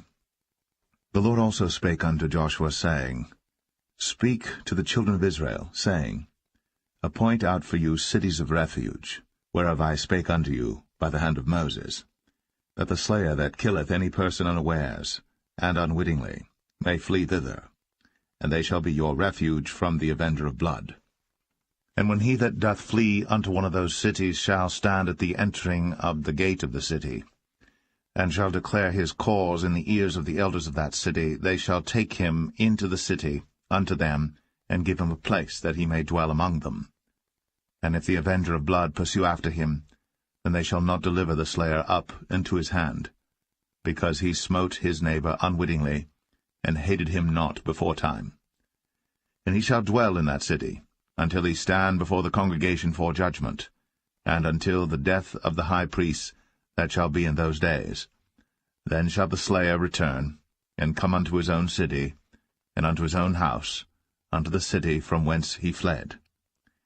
And they appointed Kadesh in Galilee, in Mount Naphtali, and Shechem in Mount Ephraim, and Kirjath-Arba, which is Hebron, in the mountain of Judah. And on the other side Jordan by Jericho eastward they assigned Bezer in the wilderness upon the plain, out of the tribe of Reuben, and Ramoth and Gilead, out of the tribe of Gad, and Golan and Bashan, out of the tribe of Manasseh. These were the cities appointed for all the children of Israel, and for the stranger that sojourneth among them, that whosoever killeth any person at unawares might flee thither, and not die by the hand of the avenger of blood, until he stood before the congregation.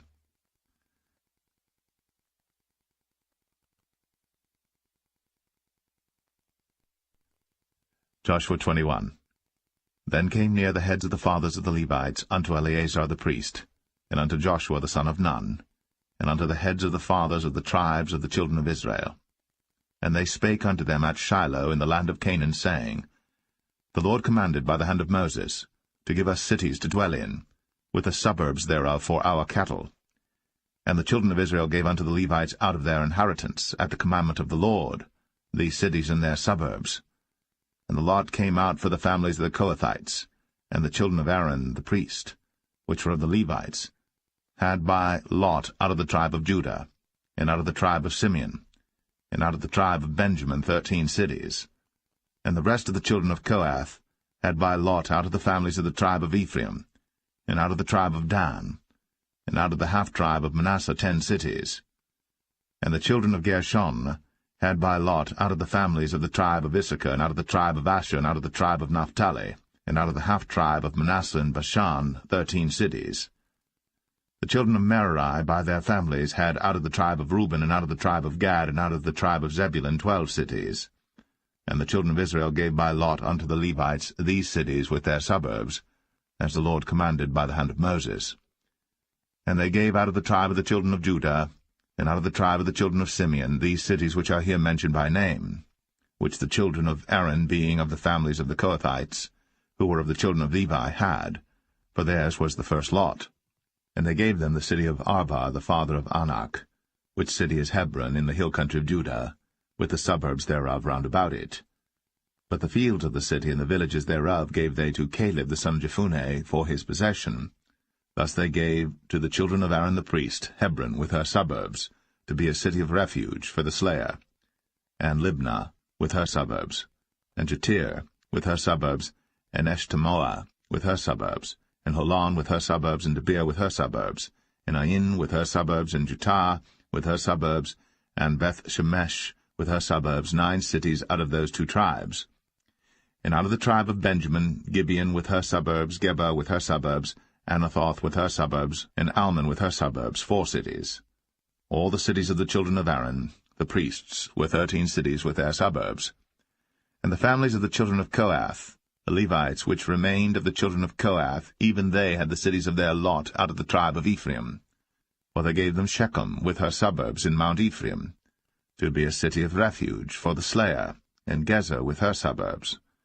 and Kibzaim with her suburbs, and Beth-horon with her suburbs, 4 cities. And out of the tribe of Dan, Eltekeh with her suburbs, Gibbethon with her suburbs, Ayalon with her suburbs, Gath-rimmon with her suburbs, 4 cities. And out of the half-tribe of Manasseh, Tanakh with her suburbs, and Gath-rimmon with her suburbs, 2 cities. All the cities were 10 with their suburbs for the families of the children of Kohath that remained. And unto the children of Gershon of the families of the Levites, out of the other half-tribe of Manasseh, they gave Golan in Bashan with her suburbs to be a city of refuge for the slayer, and Besh-terah with her suburbs, 2 cities. And out of the tribe of Issachar, Kishon with her suburbs, Dabarah with her suburbs, Jarmuth with her suburbs, En-gannim with her suburbs, 4 cities. And out of the tribe of Asher, Mishal with her suburbs, Abdon with her suburbs, Helkath with her suburbs, and Rehob with her suburbs, 4 cities. And out of the tribe of Naphtali, Kadesh in Galilee with her suburbs, to be a city of refuge for the slayer, and Hamath-dor with her suburbs, and Kartan with her suburbs, 3 cities. All the cities of the Gershonites according to their families, with 13 cities with their suburbs. And unto the families of the children of Merari, the rest of the Levites, out of the tribe of Zebulun, Jokneam with her suburbs, and Kartar with her suburbs, Dimnah with her suburbs, Nahalal with her suburbs, 4 cities. And out of the tribe of Reuben, Bezer with her suburbs, and Jahazah with her suburbs, Kedemoth with her suburbs, Mephaath with her suburbs, 4 cities. And out of the tribe of Gad, Ramoth and Gilead with her suburbs, to be a city of refuge for the slayer, and Mahanaim with her suburbs, Heshbon with her suburbs, Jazer with her suburbs, 4 cities in all.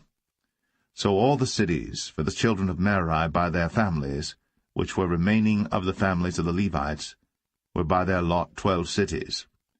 All the cities of the Levites within the possession of the children of Israel were 40, and 8 cities with their suburbs.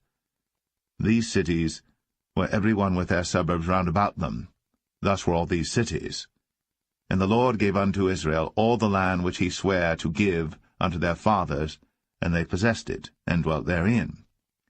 And the Lord gave them rest round about, according to all that he sware unto their fathers, and there stood not a man of all their enemies before them.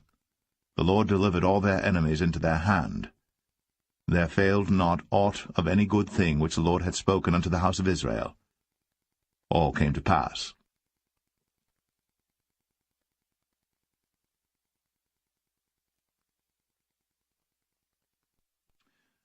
Joshua 22.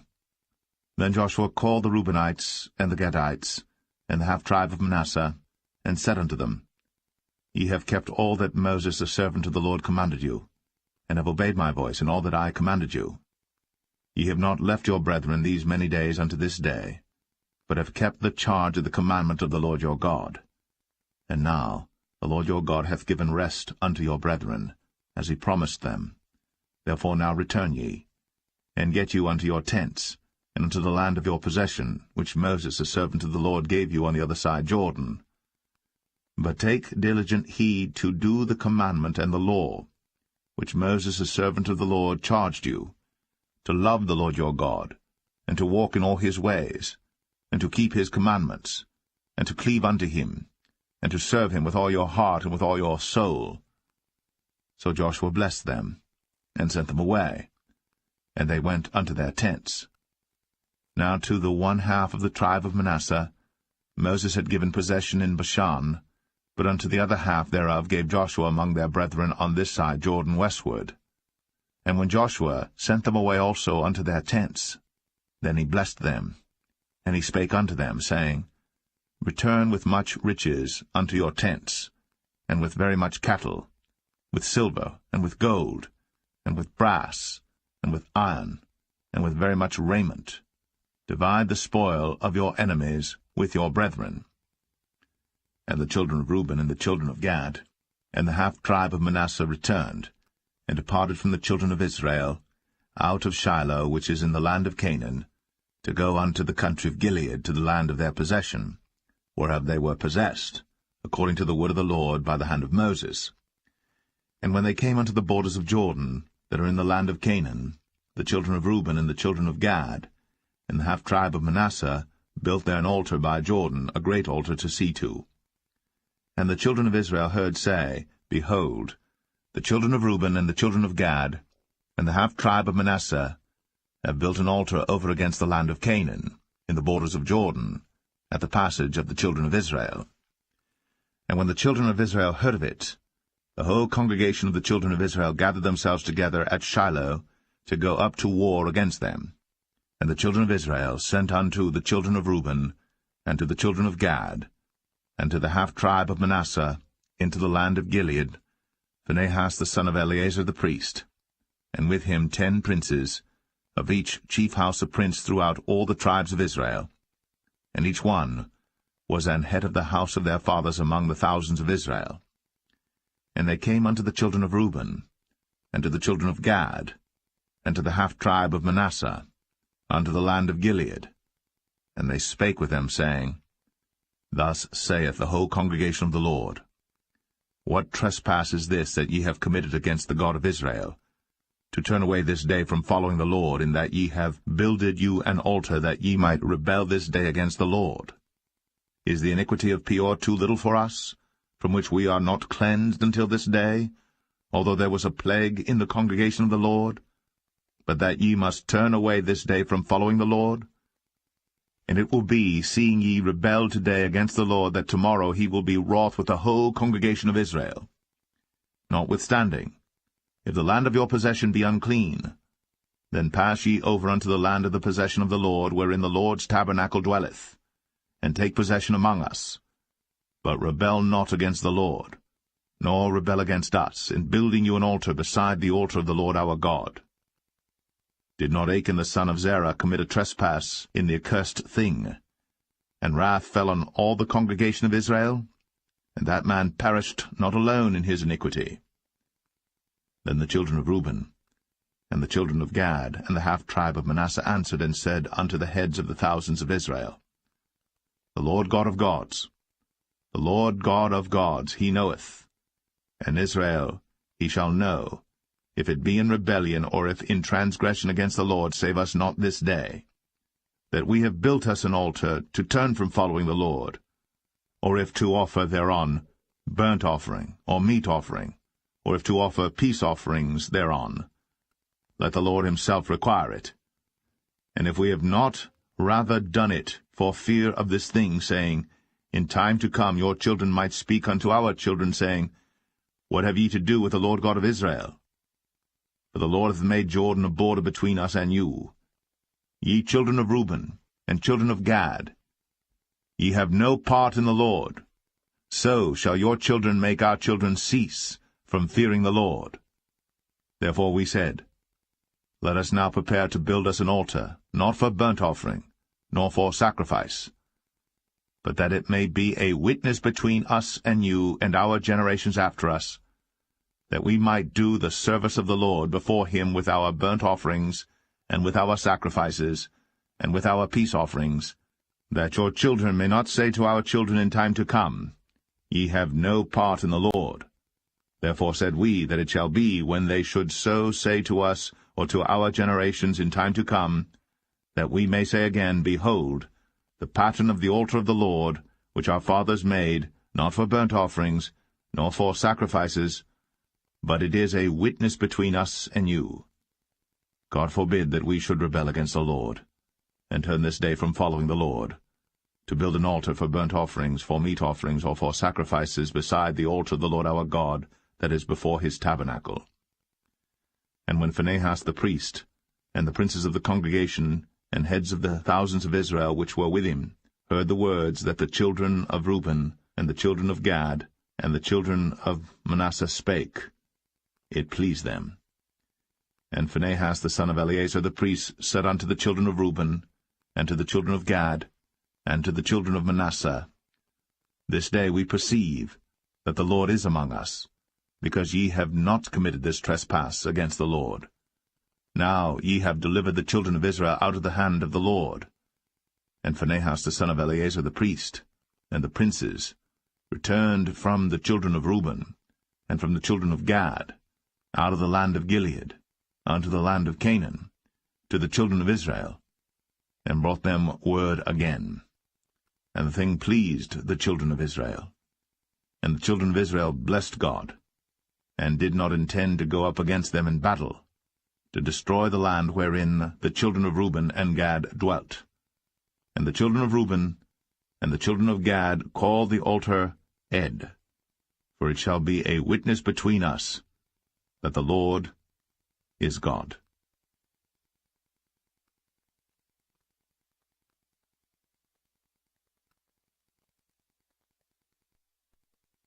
Joshua 23.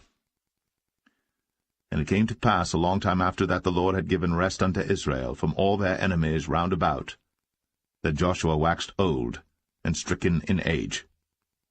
And Joshua called for all Israel, and for their elders, and for their heads, and for their judges, and for their officers, and said unto them, I am old and stricken in age. And ye have seen all that the Lord your God hath done unto all these nations because of you. For the Lord your God is he that hath fought for you. Behold, I have divided unto you by lot these nations that remain, to be an inheritance for your tribes, from Jordan with all the nations that I have cut off, even unto the great sea westward. And the Lord your God, he shall expel them from before you, and drive them from out of your sight. And ye shall possess their land, as the Lord your God hath promised unto you. Be ye therefore very courageous to keep and to do all that is written in the book of the law of Moses, that ye turn not aside therefrom to the right hand or to the left, that ye come not among these nations, these that remain among you, neither make mention of the name of their gods, nor cause to swear by them, neither serve them, nor bow yourselves unto them, but cleave unto the Lord your God, as ye have done unto this day. For the Lord hath driven out from before you great nations and strong. But as for you, no man hath been able to stand before you unto this day. 1 man of you shall chase 1,000, but the Lord your God, he it is that fighteth for you, as he hath promised you. Take good heed therefore unto yourselves, that ye love the Lord your God. Else, if ye do in any wise go back, and cleave unto the remnant of these nations, even these that remain among you, and shall make marriages with them, and go in unto them, and they to you, know for a certainty that the Lord your God will no more drive out any of these nations from before you, but they shall be snares and traps unto you, and scourges in your sides, and thorns in your eyes, until ye perish from off this good land which the Lord your God hath given you. And behold, this day I am going the way of all the earth, and ye know in all your hearts and in all your souls that not one thing hath failed of all the good things which the Lord your God spake concerning you. All are come to pass unto you, and not one thing hath failed thereof. Therefore it shall come to pass, that as all good things are come upon you, which the Lord your God promised you, so shall the Lord bring upon you all evil things, until he have destroyed you from off this good land which the Lord your God hath given you. When ye have transgressed the covenant of the Lord your God, which he commanded you, and have gone and served other gods, and bowed yourselves to them, then shall the anger of the Lord be kindled against you, and ye shall perish quickly from off the good land which he hath given unto you.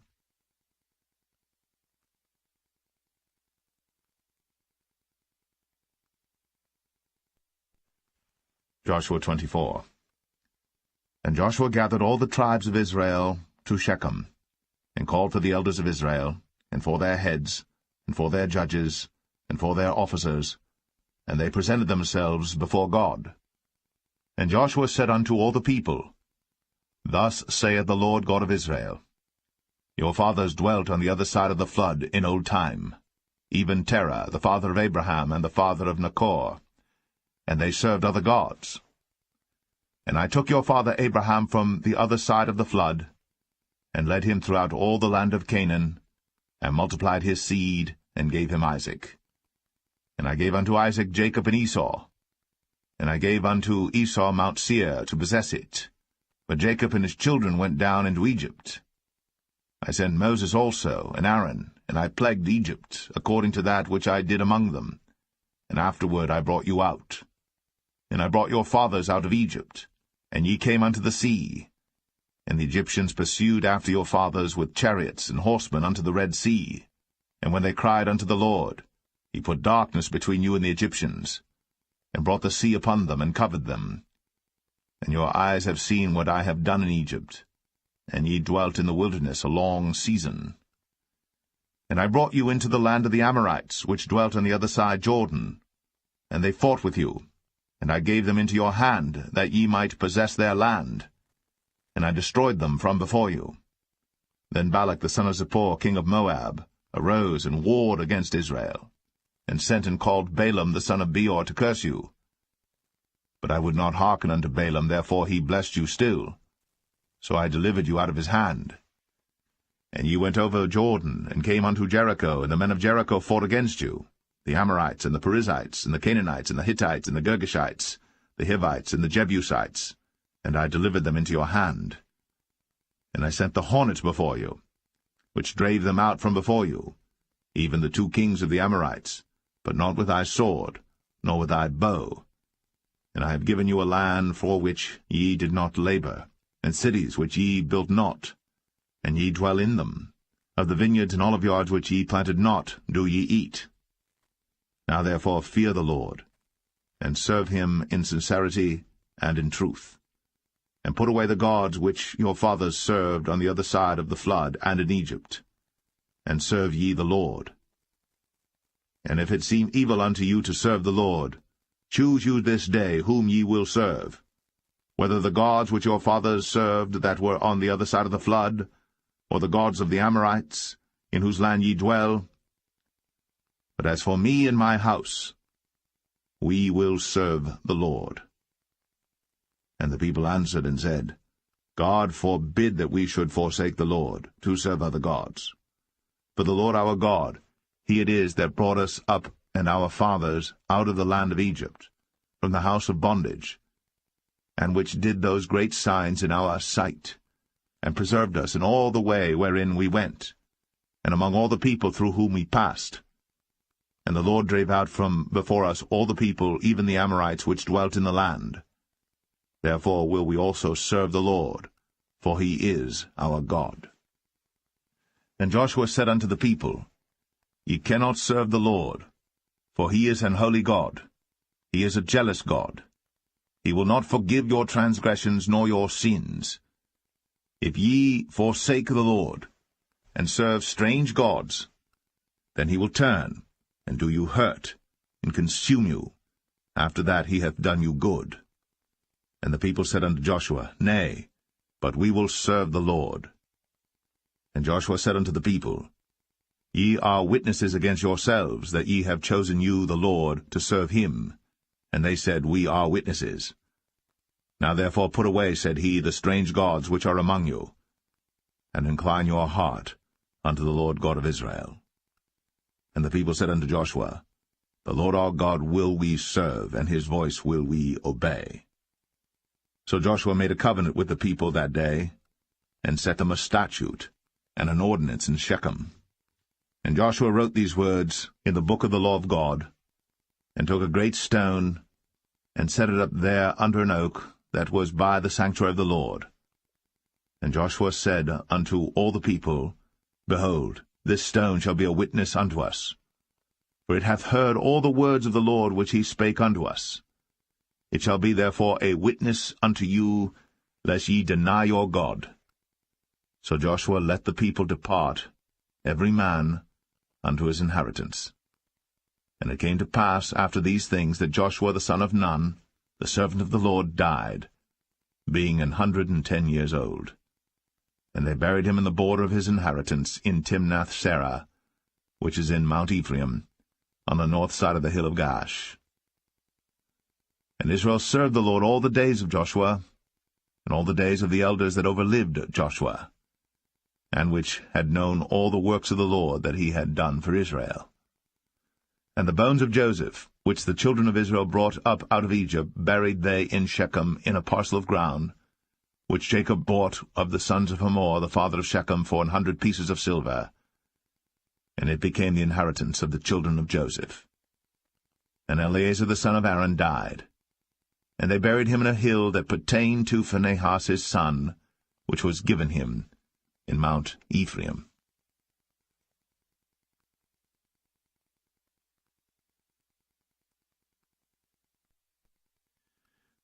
The Book of Judges, chapter 1.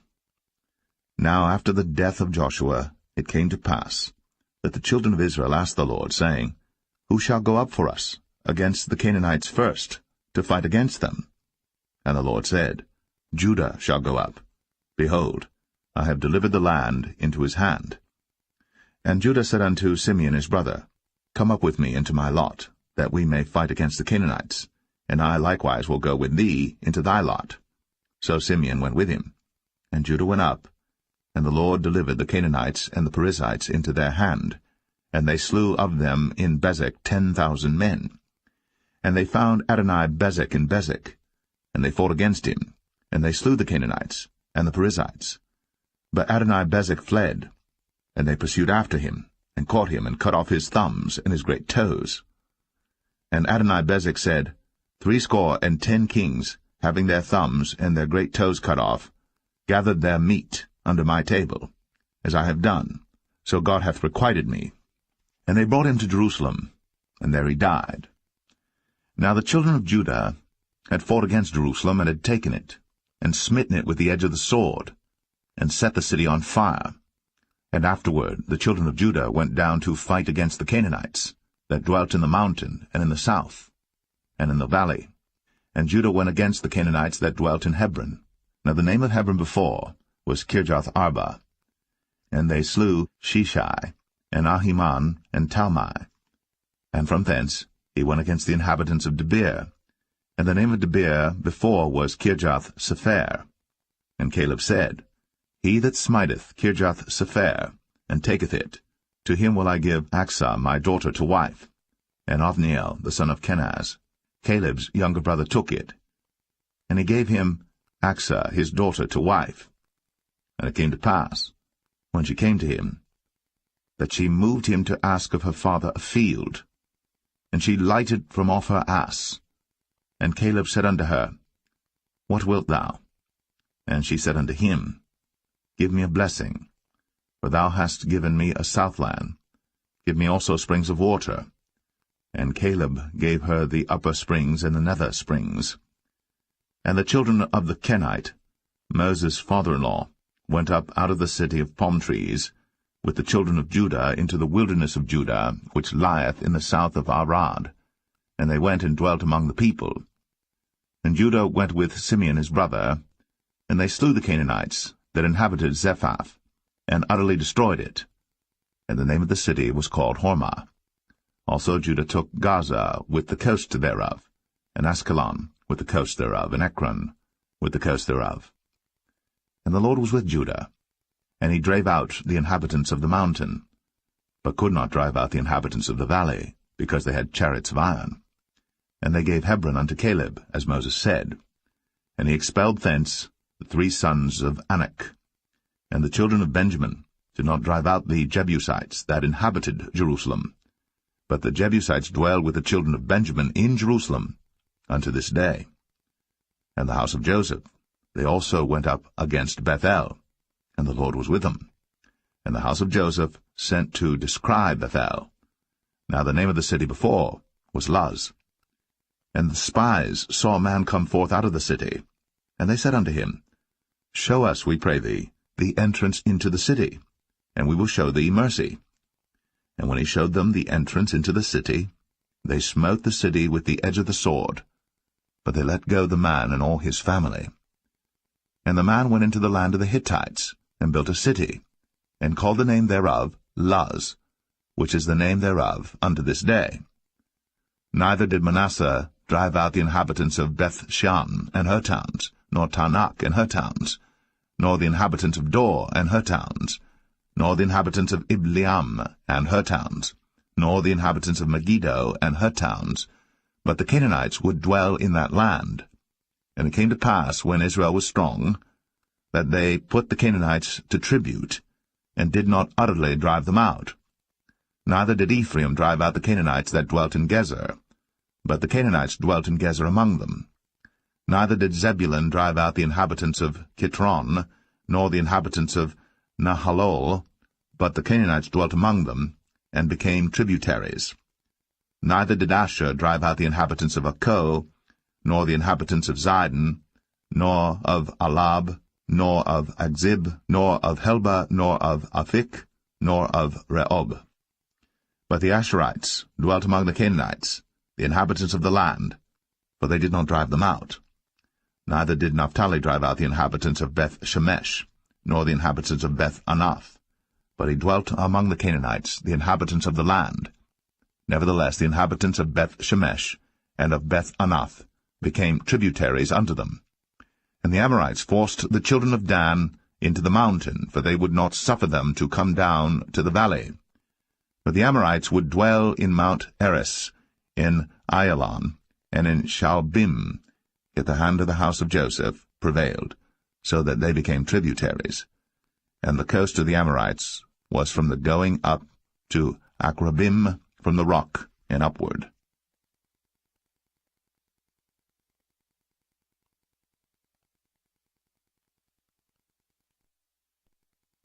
Judges 2. And an angel of the Lord came up from Gilgal to Bochim, and said, I made you to go up out of Egypt, and have brought you unto the land which I swear unto your fathers. And I said, I will never break my covenant with you. And ye shall make no league with the inhabitants of this land, ye shall throw down their altars. But ye have not obeyed my voice. Why have ye done this? Wherefore I also said, I will not drive them out from before you, but they shall be as thorns in your sides, and their gods shall be a snare unto you. And it came to pass, when the angel of the Lord spake these words unto all the children of Israel, that the people lifted up their voice, and wept. And they called the name of that place Bochim, and they sacrificed there unto the Lord. And when Joshua had let the people go, the children of Israel went every man unto his inheritance to possess the land. And the people served the Lord all the days of Joshua, and all the days of the elders that outlived Joshua, who had seen all the great works of the Lord that he did for Israel. And Joshua the son of Nun, the servant of the Lord, died, being 110 years old. And they buried him in the border of his inheritance, in Timnath-Eres, in the mount of Ephraim, on the north side of the hill Gaash. And also all that generation were gathered unto their fathers. And there arose another generation after them, which knew not the Lord, nor yet the works which he had done for Israel. And the children of Israel did evil in the sight of the Lord, and served Baalim. And they forsook the Lord God of their fathers, which brought them out of the land of Egypt, and followed other gods of the people that were round about them, and bowed themselves unto them, and provoked the Lord to anger. And they forsook the Lord, and served Baal and Ashtoreth.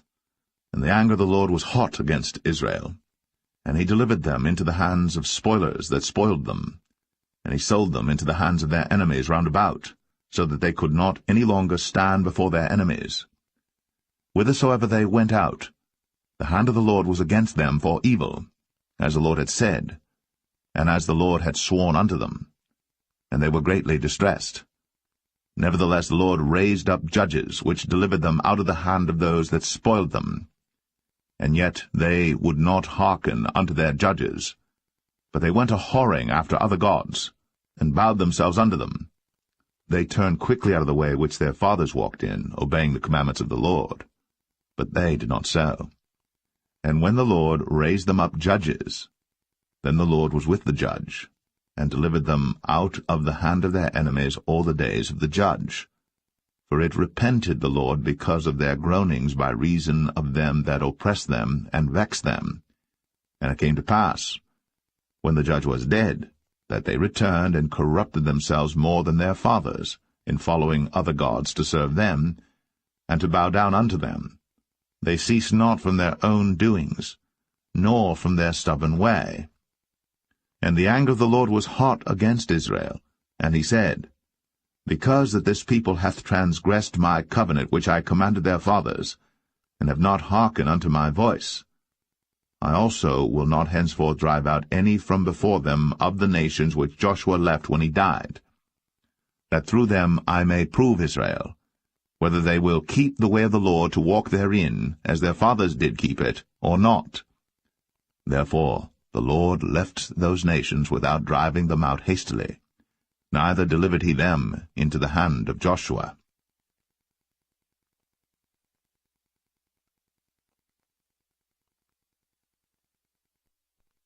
Judges 3. Now these are the nations which the Lord left, to prove Israel by them, even as many of Israel as had not known all the wars of Canaan, only that the generations of the children of Israel might know, to teach them war, at the least such as before knew nothing thereof. Namely, 5 lords of the Philistines, and all the Canaanites, and the Sidonians, and the Hivites, that dwelt in Mount Lebanon, from Mount Baal-Hermon unto the entering in of Hamath. And they were to prove Israel by them, to know whether they would hearken unto the commandments of the Lord, which he commanded their fathers by the hand of Moses. And the children of Israel dwelt among the Canaanites, Hittites, and Amorites, and Perizzites, and Hivites, and Jebusites. And they took their daughters to be their wives, and gave their daughters to their sons, and served their gods. And the children of Israel did evil in the sight of the Lord, and forgat the Lord their God, and served Baalim and the groves. Therefore the anger of the Lord was hot against Israel, and he sold them into the hand of Shushan-Rishathaim, king of Mesopotamia. And the children of Israel served Shushan-Rishathaim 8 years. And when the children of Israel cried unto the Lord raised up a deliverer to the children of Israel, who delivered them, even Othniel, the son of Kenaz, Caleb's younger brother. And the Spirit of the Lord came upon him, and he judged Israel, and went out to war. And the Lord delivered Shushan-Rishathaim, king of Mesopotamia, into his hand. And his hand prevailed against Shushan-Rishathaim. And the land had rest 40 years. And Othniel, the son of Kenaz, died. And the children of Israel did evil again in the sight of the Lord. And the Lord strengthened Eglon, the king of Moab, against Israel, because they had done evil in the sight of the Lord. And he gathered unto him the children of Ammon and Amalek, and went and smote Israel, and possessed the city of palm trees. So the children of Israel served Eglon the king of Moab 18 years. But when the children of Israel cried unto the Lord raised them up a deliverer, Ehud the son of Gera, a Benjamite, a man left-handed. And by him the children of Israel sent a present unto Eglon the king of Moab. But Ehud made him a dagger, which had 2 edges of a cubit length, and he did gird it under his raiment, upon his right thigh. And he brought the present unto Eglon king of Moab. And Eglon was a very fat man. And when he had made an end to offer the present, he sent away the people that bare the present. But he himself turned again from the quarries that were by Gilgal, and said, I have a secret errand unto thee, O king. Who said, Keep silence. And all that stood by him went out from him. And Ehud came unto him, and he was sitting in a summer parlor, which he had for himself alone. And Ehud said, I have a message from God unto thee. And he rose out of his seat. And Ehud put forth his left hand, and took the dagger from his right thigh, and thrust it into his belly. And the haft also went in after the blade, and the fat closed upon the blade, so that he could not draw the dagger out of his belly. And the dirt came out. Then Ehud went forth through the porch, and shut the doors of the parlor upon him, and locked them. When he was gone out, his servants came, and when they saw that, behold, the doors of the parlor were locked, they said, Surely he covereth his feet in his summer chamber. And they tarried till they were ashamed, and behold, he opened not the doors of the parlor. Therefore they took a key and opened them, and behold, their lord was fallen down dead on the earth. And Ehud escaped while they tarried, and passed beyond the quarries, and escaped unto Seirath. And it came to pass, when he was come, that he blew a trumpet in the mountain of Ephraim, and the children of Israel went down with him from the mount, and he before them. And he said unto them, Follow after me, for the Lord hath delivered your enemies the Moabites into your hand. And they went down after him, and took the fords of Jordan toward Moab, and suffered not a man to pass over. And they slew of Moab at that time about 10,000 men, all lusty, and all men of valor, and there escaped not a man. So Moab was subdued that day under the hand of Israel, and the land had rest 80 years. And after him was Shamgar the son of Anath, which slew the Philistines, 600 men with an ox goad, and he also delivered Israel.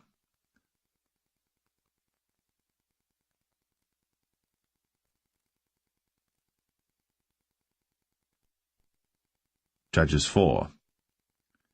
And the children of Israel again did evil in the sight of the Lord, when Ehud was dead. And the Lord sold them into the hand of Jabin, king of Canaan, that reigned in Hazor, the captain of whose host was Sisera, which dwelt in Harosheth of the Gentiles. And the children of Israel cried unto the Lord, for he had 900 chariots of iron. And 20 years he mightily oppressed the children of Israel. And Deborah prophetess, the wife of Lapidoth, she judged Israel at that time. And she dwelt under the palm tree of Deborah between Ramah and Bethel in Mount Ephraim. And the children of Israel came up to her for judgment. And she sent and called Barak, the son of Abinoam, out of Kadesh Naphtali, and said unto him, Hath not the Lord God of Israel commanded, saying, Go and draw toward Mount Tabor, and take with thee 10,000 men of the children of Naphtali and of the children of Zebulun? And I will draw unto thee to the river Kishon Sisera, the captain of Jabin's army, with his chariots and his multitude, and I will deliver him into thine hand. And Barak said unto her, If thou wilt go with me, then I will go. But if thou wilt not go with me, then I will not go. And she said, I will surely go with thee. Notwithstanding the journey that thou takest shall not be for thine honour, for the Lord shall sell Sisera into the hand of a woman. And Deborah rose, and went with Barak to Kadesh. And Barak called Zebulun and Naphtali to Kadesh. And he went up with 10,000 men at his feet, and Deborah went up with him. Now Heber the Kenite, which was of the children of Hobab, the father-in-law of Moses, had severed himself from the Kenites, and pitched his tent unto the plain of Zanaim, which is by Kadesh. And they showed Sisera that Barak the son of Abinoam was gone up to Mount Tabor. And Sisera gathered together all his chariots, even 900 chariots of iron, and all the people that were with him, from Harosheth of the Gentiles unto the river of Kishon. And Deborah said unto Barak, Up, for this is the day in which the Lord hath delivered Sisera into thine hand. Is not the Lord gone out before thee? So Barak went down from Mount Tabor, and 10,000 men after him. And the Lord discomfited Sisera, and all his chariots and all his host with the edge of the sword before Barak, so that Sisera lighted down off his chariot, and fled away on his feet. But Barak pursued after the chariots and after the host, unto Harosheth of the Gentiles, and all the host of Sisera fell upon the edge of the sword, and there was not a man left. Howbeit Sisera fled away on his feet to the tent of Jael, the wife of Heber the Kenite. For there was peace between Jabin, the king of Hazor, and the house of Heber the Kenite. And Jael went out to meet Sisera, and said unto him, Turn in, my lord, turn in to me, fear not. And when he had turned in unto her into the tent, she covered him with a mantle. And he said unto her, Give me, I pray thee, a little water to drink, for I am thirsty. And she opened a bottle of milk, and gave him drink, and covered him. Again he said to her, Stand in the door of the tent. And it shall be, when any man doth come and inquire of thee, and say, Is there any man here? That thou shalt say, No. Then Jael, Heber's wife, took a nail of the tent, and took an hammer in her hand, and went softly unto him, and smote the nail into his temples, and fastened it into the ground. For he was fast asleep and weary. So he died. And behold, as Barak pursued Sisera, Jael came out to meet him, and said unto him, Come, and I will show thee the man whom thou seekest. And when he came into her tent, behold, Sisera lay dead, and the nail was in his temples. So God subdued on that day Jabin, the king of Canaan, before the children of Israel. And the hand of the children of Israel prospered, and prevailed against Jabin, the king of Canaan, until they had destroyed Jabin, king of Canaan.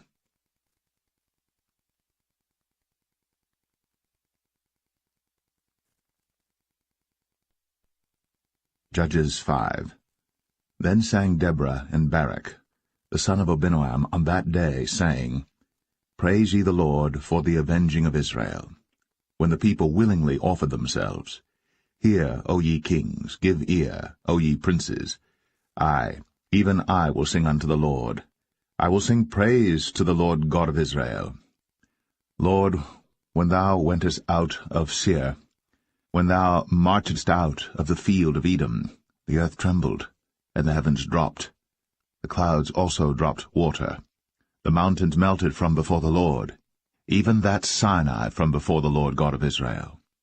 In the days of Shamgar the son of Anath, in the days of Jael, the highways were unoccupied, and the travelers walked through byways. The inhabitants of the villages ceased. They ceased in Israel, until that I, Deborah, arose, that I arose a mother in Israel. They chose new gods. Then was war in the gates. Was there a shield or spear seen among 40,000 in Israel? My heart is toward the governors of Israel, that offered themselves willingly among the people. Bless ye the Lord. Speak, ye that ride on white asses, ye that sit in judgment, and walk by the way. They that are delivered from the noise of archers in the places of drawing water. There shall they rehearse the righteous acts of the Lord, even the righteous acts toward the inhabitants of his villages in Israel. Then shall the people of the Lord go down to the gates. Awake, awake, Deborah. Awake, awake, utter a song, arise, Barak, and lead thy captivity captive, thou son of Abinoam. Then he made him that remaineth have dominion over the nobles among the people. The Lord made me have dominion over the mighty. Out of Ephraim was there a root of them against Amalek, after thee Benjamin among thy people. Out of Machir came down governors, and out of Zebulun they that handle the pen of the writer. And the princes of Issachar were with Deborah, even Issachar, and also Barak. He was sent on foot into the valley. For the divisions of Reuben there were great thoughts of heart. Why abodest thou among the sheepfolds, to hear the bleatings of the flocks? For the divisions of Reuben there were great searchings of heart. Gilead abode beyond Jordan. And why did Dan remain in ships? Asher continued on the seashore, and abode in his breaches.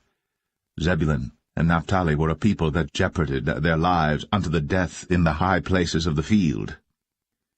The kings came and fought. Then fought the kings of Canaan in Tanakh by the waters of Megiddo. They took no gain of money. They fought from heaven. The stars in their courses fought against Sisera. The river of Kishon swept them away, that ancient river, the river Kishon. O my soul, thou hast trodden down strength. Then were the horse hoofs broken by the means of the prancings of their mighty ones. Curse ye Meroz, said the angel of the Lord. Curse ye bitterly the inhabitants thereof, because they came not to the help of the Lord, against the mighty. Blessed above women shall Jael the wife of Heber the Kenite be. Blessed shall she be above women in the tent. He asked water, and she gave him milk. She brought forth butter in a lordly dish.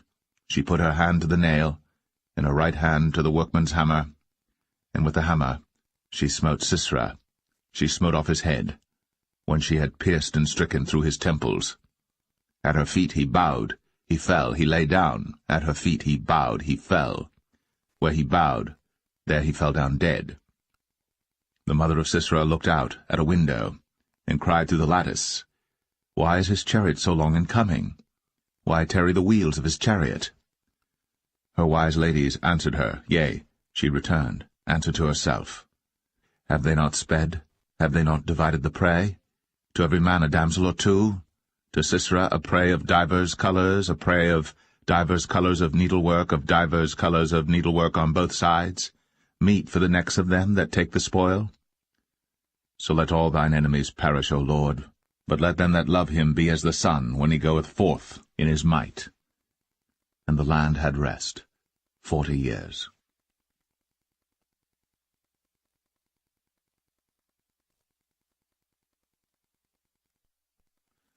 Judges 6. And the children of Israel did evil in the sight of the Lord, and the Lord delivered them into the hand of Midian 7 years. And the hand of Midian prevailed against Israel, and because of the Midianites, the children of Israel made them the dens which are in the mountains, and caves, and strongholds. And so it was, when Israel had sown, that the Midianites came up, and the Amalekites and the children of the east, even they came up against them, and they encamped against them, and destroyed the increase of the earth, till thou come unto Gaza, and left no sustenance for Israel, neither sheep, nor ox, nor ass. For they came up with their cattle and their tents, and they came as grasshoppers for multitude, for both they and their camels were without number. And they entered into the land to destroy it. And Israel was greatly impoverished because of the Midianites, and the children of Israel cried unto the Lord. And it came to pass, when the children of Israel cried unto the Lord because of the Midianites, that the Lord sent a prophet unto the children of Israel, which said unto them, Thus saith the Lord God of Israel, I brought you up from Egypt, and brought you forth out of the house of bondage. And I delivered you out of the hand of the Egyptians, and out of the hand of all that oppressed you, and drave them out from before you, and gave you their land. I said unto you, I am the Lord your God. Fear not the gods of the Amorites, in whose land ye dwell. But ye have not obeyed my voice. And there came an angel of the Lord, and sat under an oak which was in Ophrah, that pertained unto Joash the Abiezrite. And his son Gideon threshed wheat by the winepress to hide it from the Midianites. And the angel of the Lord appeared unto him, and said unto him, The Lord is with thee, thou mighty man of valour. And Gideon said unto him, O my Lord, if the Lord be with us, why then is all this befallen us? And where be all his miracles which our fathers told us of, saying, Did not the Lord bring us up from Egypt? But now the Lord hath forsaken us, and delivered us into the hands of the Midianites. And the Lord looked upon him, and said, Go in this thy might, and thou shalt save Israel from the hand of the Midianites. Have not I sent thee? And he said unto him, O my Lord, wherewith shall I save Israel? Behold, my family is poor in Manasseh, and I am the least in my father's house. And the Lord said unto him, Surely I will be with thee, and thou shalt smite the Midianites as one man. And he said unto him, If now I have found grace in thy sight, then show me a sign that thou talkest with me. Depart not hence, I pray thee, until I come unto thee, and bring forth my present, and set it before thee. And he said, I will tarry until thou come again. And Gideon went in, and made ready a kid, and unleavened cakes of an ephah flour. The flesh he put in a basket, and he put the broth in a pot, and brought it out unto him under the oak, and presented it. And the angel of God said unto him, Take the flesh and the unleavened cakes, and lay them upon this rock, and pour out the broth. And he did so. Then the angel of the Lord put forth the end of the staff that was in his hand, and touched the flesh and the unleavened cakes. And there rose up fire out of the rock, and consumed the flesh and the unleavened cakes. Then the angel of the Lord departed out of his sight. And when Gideon perceived that he was an angel of the Lord, Gideon said, Alas, O Lord God, for because I have seen an angel of the Lord face to face. And the Lord said unto him, Peace be unto thee, fear not, thou shalt not die. Then Gideon built an altar there unto the Lord, and called it Jehovah Shalom. Until this day it is yet in Ophrah of the Abiezrites. And it came to pass the same night that the Lord said unto him, Take thy father's young bullock, even the second bullock of 7 years old, and throw it on the altar of Baal that thy father hath, and cut down the grove that is by it. And build an altar unto the Lord thy God upon the top of this rock, in the ordered place, and take the second bullock, and offer a burnt sacrifice with the wood of the grove which thou shalt cut down. Then Gideon took 10 men of his servants, and did as the Lord had said unto him. And so it was, because he feared his father's household and the men of the city, that he could not do it by day, that he did it by night. And when the men of the city arose early in the morning, behold, the altar of Baal was cast down, and the grove was cut down that was by it, and the second bullock was offered upon the altar that was built.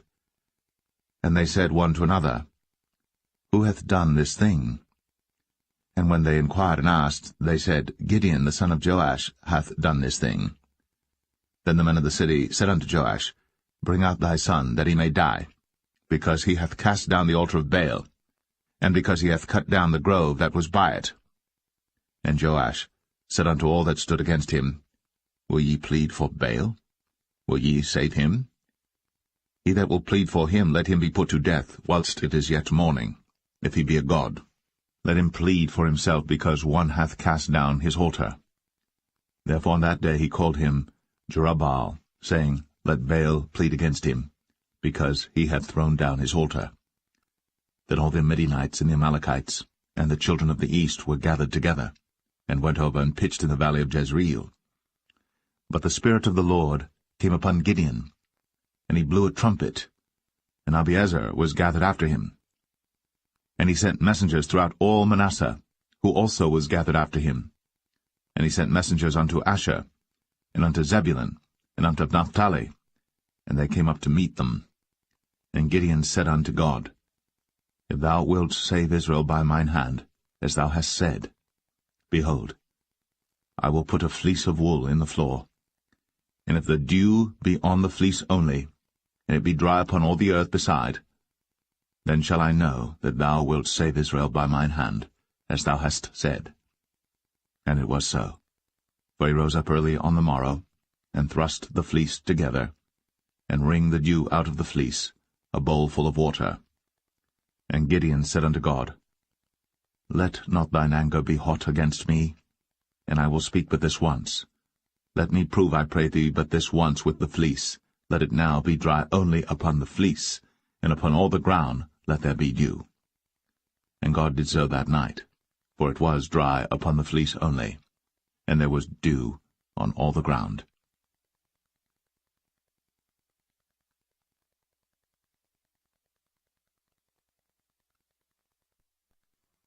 Judges 7.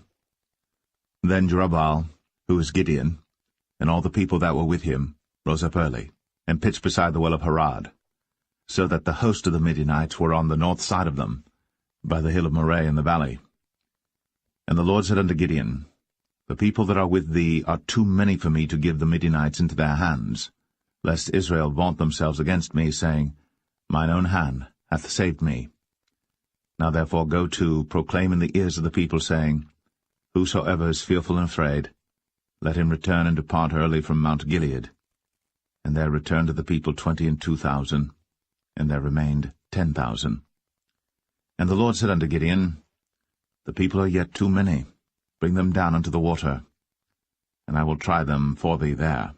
And it shall be that of whom I say unto thee, This shall go with thee, the same shall go with thee. And of whomsoever I say unto thee, This shall not go with thee, the same shall not go. So he brought down the people unto the water. And the Lord said unto Gideon, Every one that lappeth of the water with his tongue, as a dog lappeth, him shalt thou set by himself, likewise every one that boweth down upon his knees to drink. And the number of them that lapped, putting their hand to their mouth, were 300 men. But all the rest of the people bowed down upon their knees to drink water. And the Lord said unto Gideon, By the 300 men that lapped will I save you, and deliver the Midianites into thine hand. And let all the other people go every man unto his place. So the people took victuals in their hand, and their trumpets, and he sent all the rest of Israel every man unto his tent, and retained those 300 men, and the host of Midian was beneath him in the valley. And it came to pass the same night that the Lord said unto him, Arise, get thee down unto the host, for I have delivered it into thine hand. But if thou fear to go down, go thou with Phurah thy servant down to the host. And thou shalt hear what they say, and afterward shall thine hands be strengthened to go down unto the host. Then went he down with Phurah his servant unto the outside of the armed men that were in the host. And the Midianites, and the Amalekites, and all the children of the east lay along in the valley like grasshoppers for multitude, and their camels were without number, as the sand by the seaside for multitude. And when Gideon was come, behold, there was a man that told a dream unto his fellow, and said, Behold, I dreamed a dream, and lo, a cake of barley bread tumbled into the host of Midian, and came unto a tent, and smote it, that it fell, and overturned it, that the tent lay along. And his fellow answered and said, This is nothing else save the sword of Gideon the son of Joash, a man of Israel. For into his hand hath God delivered Midian, and all the host. And it was so. When Gideon heard the telling of the dream and the interpretation thereof, that he worshipped and returned into the host of Israel, and said, Arise, for the Lord hath delivered into your hand the host of Midian. And he divided the 300 men into 3 companies, and he put a trumpet in every man's hand, with empty pitchers and lamps within the pitchers. And he said unto them, Look on me, and do likewise, and behold, when I come to the outside of the camp, it shall be that as I do, so shall ye do. When I blow with the trumpet, I and all that are with me, then blow ye the trumpets also on every side of all the camp, and say, The sword of the Lord and of Gideon. So Gideon and the 100 men that were with him came unto the outside of the camp in the beginning of the middle watch. And they had but newly set the watch, and they blew the trumpets, and brake the pitchers that were in their hands. And the 3 companies blew the trumpets, and brake the pitchers, and held the lamps in their left hands, and the trumpets in their right hands, to blow withal. And they cried, The sword of the Lord and of Gideon. And they stood every man in his place round about the camp. And all the host ran and cried and fled. And the 300 blew the trumpets, and the Lord set every man's sword against his fellow, even throughout all the host. And the host fled to Beth-shittah in Zererath, and to the border of Abel-meholah, unto Tabbath. And the men of Israel gathered themselves together out of Naphtali, and out of Asher, and out of all Manasseh, and pursued after the Midianites. And Gideon sent messengers throughout all Mount Ephraim, saying, Come down against the Midianites, and take before them the waters unto Beth-barah and Jordan. Then all the men of Ephraim gathered themselves together, and took the waters unto Beth-barah and Jordan. And they took 2 princes of the Midianites, Oreb and Zeb. And they slew Oreb upon the rock Oreb, and Zeb they slew at the winepress of Zeb, and pursued Midian, and brought the heads of Oreb and Zeb to Gideon on the other side Jordan.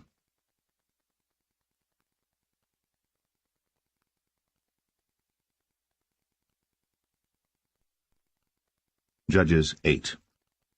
And the men of Ephraim said unto him, Why hast thou served us thus, that thou callest us not, when thou wentest to fight with the Midianites? And they did chide with him sharply. And he said unto them, What have I done now in comparison of you? Is not the gleaning of the grapes of Ephraim better than the vintage of Abiezer? God hath delivered into your hands the princes of Midian, Oreb and Zeb. And what was I able to do in comparison of you?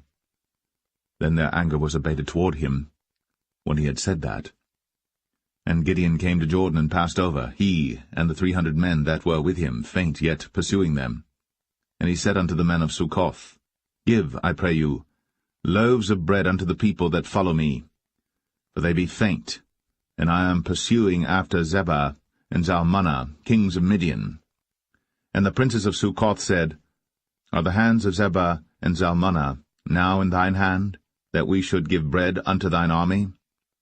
And Gideon said, Therefore when the Lord hath delivered Zebah and Zalmunna into mine hand, then I will tear your flesh with the thorns of the wilderness and with briars.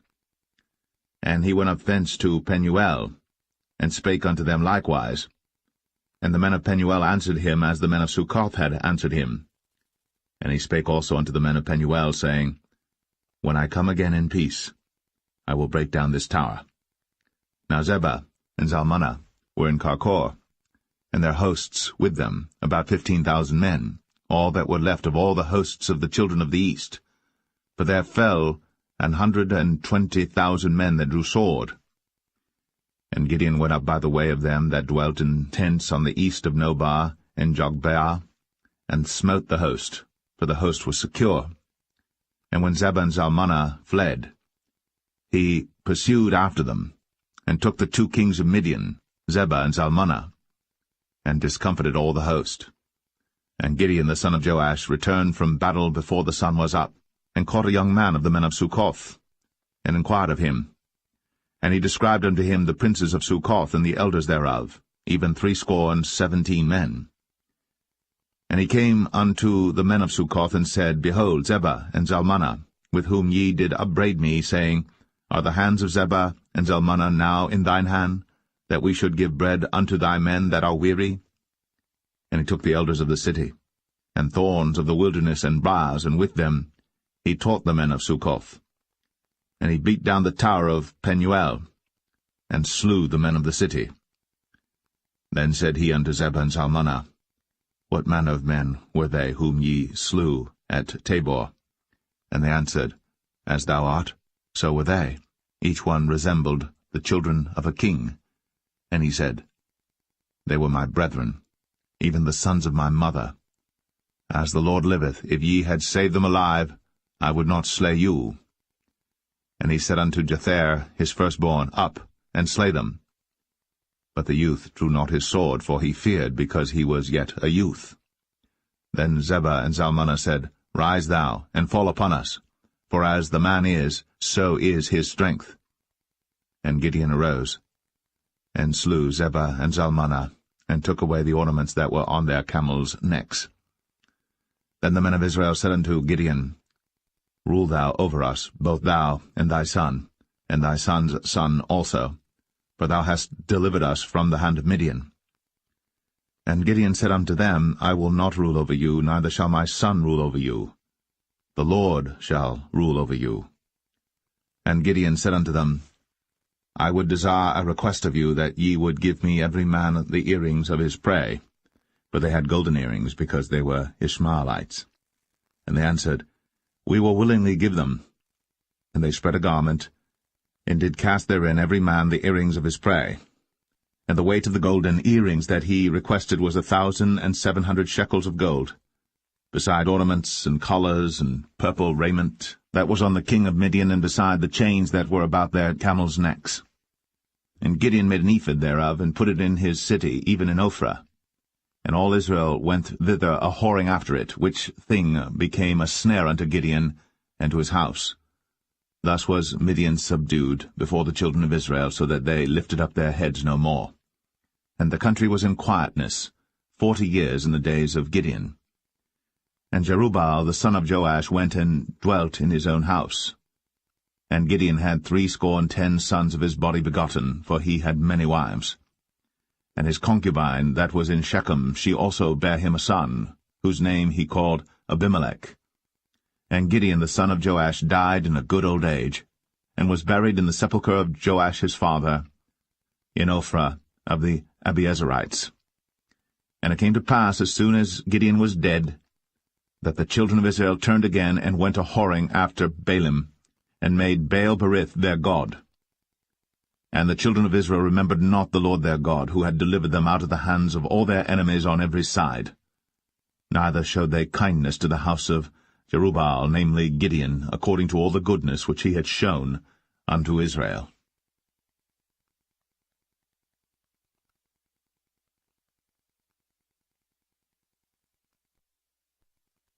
Judges 9. And Abimelech the son of Jerubbaal went to Shechem unto his mother's brethren, and communed with them and with all the family of the house of his mother's father, saying, Speak, I pray you, in the ears of all the men of Shechem, whether is better for you either that all the sons of Jerubbaal, which are 70 persons, reign over you, or that one reign over you? Remember also that I am your bone and your flesh. And his mother's brethren spake of him in the ears of all the men of Shechem all these words. And their hearts inclined to follow Abimelech, for they said, He is our brother. And they gave him 70 pieces of silver out of the house of Baal-berith, wherewith Abimelech hired vain and light persons which followed him. And he went unto his father's house at Ophrah, and slew his brethren the sons of Jerubbaal, being 70 persons, upon one stone. Notwithstanding yet Jotham, the youngest son of Jerubbaal, was left, for he hid himself. And all the men of Shechem gathered together, and all the house of Millo, and went, and made Abimelech king by the plain of the pillar that was in Shechem. And when they told it to Jotham, he went and stood in the top of Mount Gerizim, and lifted up his voice, and cried and said unto them, Hearken unto me, ye men of Shechem, that God may hearken unto you. The trees went forth on a time to anoint a king over them, and they said unto the olive tree, Reign thou over us.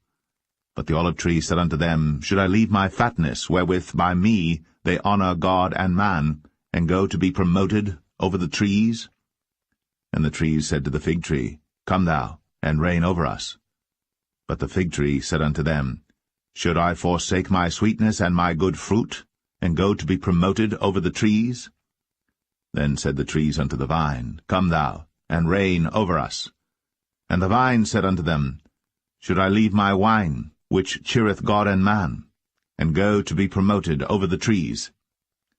Then said all the trees unto the bramble, Come thou, and reign over us. And the bramble said unto the trees, If in truth ye anoint me king over you, then come, and put your trust in my shadow, and if not, let fire come out of the bramble, and devour the cedars of Lebanon. Now therefore, if ye have done truly and sincerely, in that ye have made Abimelech king, and if ye have dealt well with Jerubbaal and his house, and have done unto him according to the deserving of his hands, for my father fought for you, and adventured his life far, and delivered you out of the hand of Midian. And ye are risen up against my father's house this day, and have slain his sons, 70 persons, upon one stone, and have made Abimelech the son of his maidservant king over the men of Shechem, because he is your brother. If ye then have dealt truly and sincerely with Jerubbaal and with his house this day, then rejoice ye in Abimelech, and let him also rejoice in you. But if not, let fire come out from Abimelech, and devour the men of Shechem, and the house of Millo. And let fire come out from the men of Shechem, and from the house of Millo, and devour Abimelech. And Jotham ran away and fled, and went to Beer, and dwelt there for fear of Abimelech his brother. When Abimelech had reigned 3 years over Israel, then God sent an evil spirit between Abimelech and the men of Shechem. And the men of Shechem dealt treacherously with Abimelech, that the cruelty done to the 70 sons of Jerubbaal might come, and their blood be laid upon Abimelech their brother, which slew them, and upon the men of Shechem, which aided him in the killing of his brethren. And the men of Shechem set liers in wait for him in the top of the mountains, and they robbed all that came along that way by them. And it was told Abimelech. And Gaal, the son of Ebed, came with his brethren, and went over to Shechem. And the men of Shechem put their confidence in him. And they went out into the fields, and gathered their vineyards, and trod the grapes, and made merry, and went to the house of their God, and did eat and drink, and cursed Abimelech. And Gaal the son of Ebed said, Who is Abimelech, and who is Shechem, that we should serve him? Is not he the son of Jerubbaal, and Zebul his officer? Serve the men of Hamor, the father of Shechem, for why should we serve him? And would to God this people were under my hand, then would I remove Abimelech. And he said to Abimelech, Increase thine army, and come out. And when Zebul, the ruler of the city, heard the words of Gaal the son of Ebed, his anger was kindled. And he sent messengers unto Abimelech privily, saying, Behold, Gaal the son of Ebed and his brethren be come to Shechem, and behold, they fortify the city against thee. Now therefore up by night thou and the people that is with thee, and lie in wait in the field. And it shall be that in the morning, as soon as the sun is up, thou shalt rise early, and set upon the city, and behold, when he and the people that is with him come out against thee, then mayest thou do to them as thou shalt find occasion. And Abimelech rose up, and all the people that were with him by night, and they laid wait against Shechem in 4 companies. And Gaal the son of Ebed went out and stood in the entering of the gate of the city. And Abimelech rose up, and the people that were with him, from lying in wait. And when Gaal saw the people, he said to Zebul, Behold, there come people down from the top of the mountains. And Zebul said unto him, Thou seest the shadow of the mountains, as if they were men. And Gaal spake again and said, See, there come people down by the middle of the land, and another company come along by the plain of Meonim. Then said Zebul unto him, Where is now thy mouth wherewith thou saidst, Who is Abimelech, that we should serve him? Is not this the people that thou hast despised? Go out, I pray now, and fight with them. And Gaal went out before the men of Shechem, and fought with Abimelech. And Abimelech chased him, and he fled before him, and many were overthrown and wounded, even unto the entering of the gate. And Abimelech dwelt at Arumah. And Zebul thrust out Gaal and his brethren, that they should not dwell in Shechem. And it came to pass on the morrow that the people went out into the field. And they told Abimelech. And he took the people and divided them into 3 companies, and laid wait in the field, and looked. And behold, the people were come forth out of the city. And he rose up against them, and smote them. And Abimelech and the company that was with him rushed forward, and stood in the entering of the gate of the city. And the 2 other companies ran upon all the people that were in the fields, and slew them.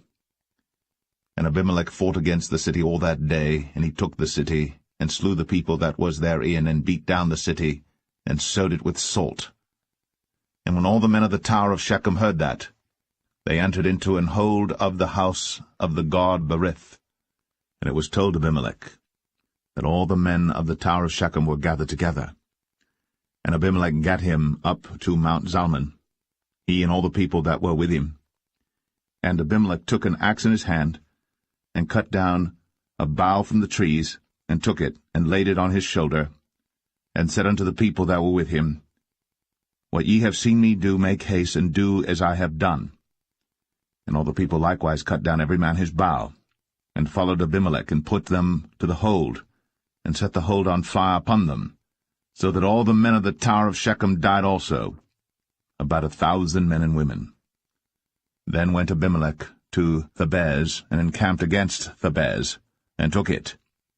But there was a strong tower within the city, and thither fled all the men and women, and all they of the city, and shut it to them, and gat them up to the top of the tower. And Abimelech came unto the tower, and fought against it, and went hard unto the door of the tower to burn it with fire.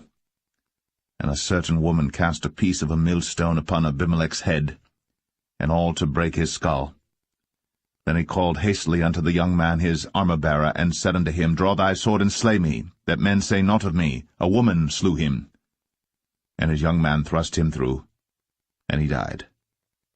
And when the men of Israel saw that Abimelech was dead, they departed every man unto his place. Thus God rendered the wickedness of Abimelech, which he did unto his father, in slaying his 70 brethren. And all the evil of the men of Shechem did God render upon their heads. And upon them came the curse of Jotham, the son of Jerubbaal.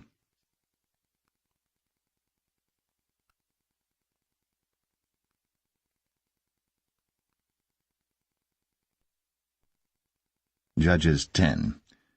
And after Abimelech there arose to defend Israel Tola the son of Puah, the son of Dodo, a man of Issachar. And he dwelt in Shamir in Mount Ephraim. And he judged Israel 23 years, and died, and was buried in Shamir. And after him arose Jair, a Gileadite, and judged Israel 22 years. And he had 30 sons that rode on 30 ass colts. And they had 30 cities, which are called Hovath-Jair unto this day, which are in the land of Gilead. And Jair died, and was buried in Kaman.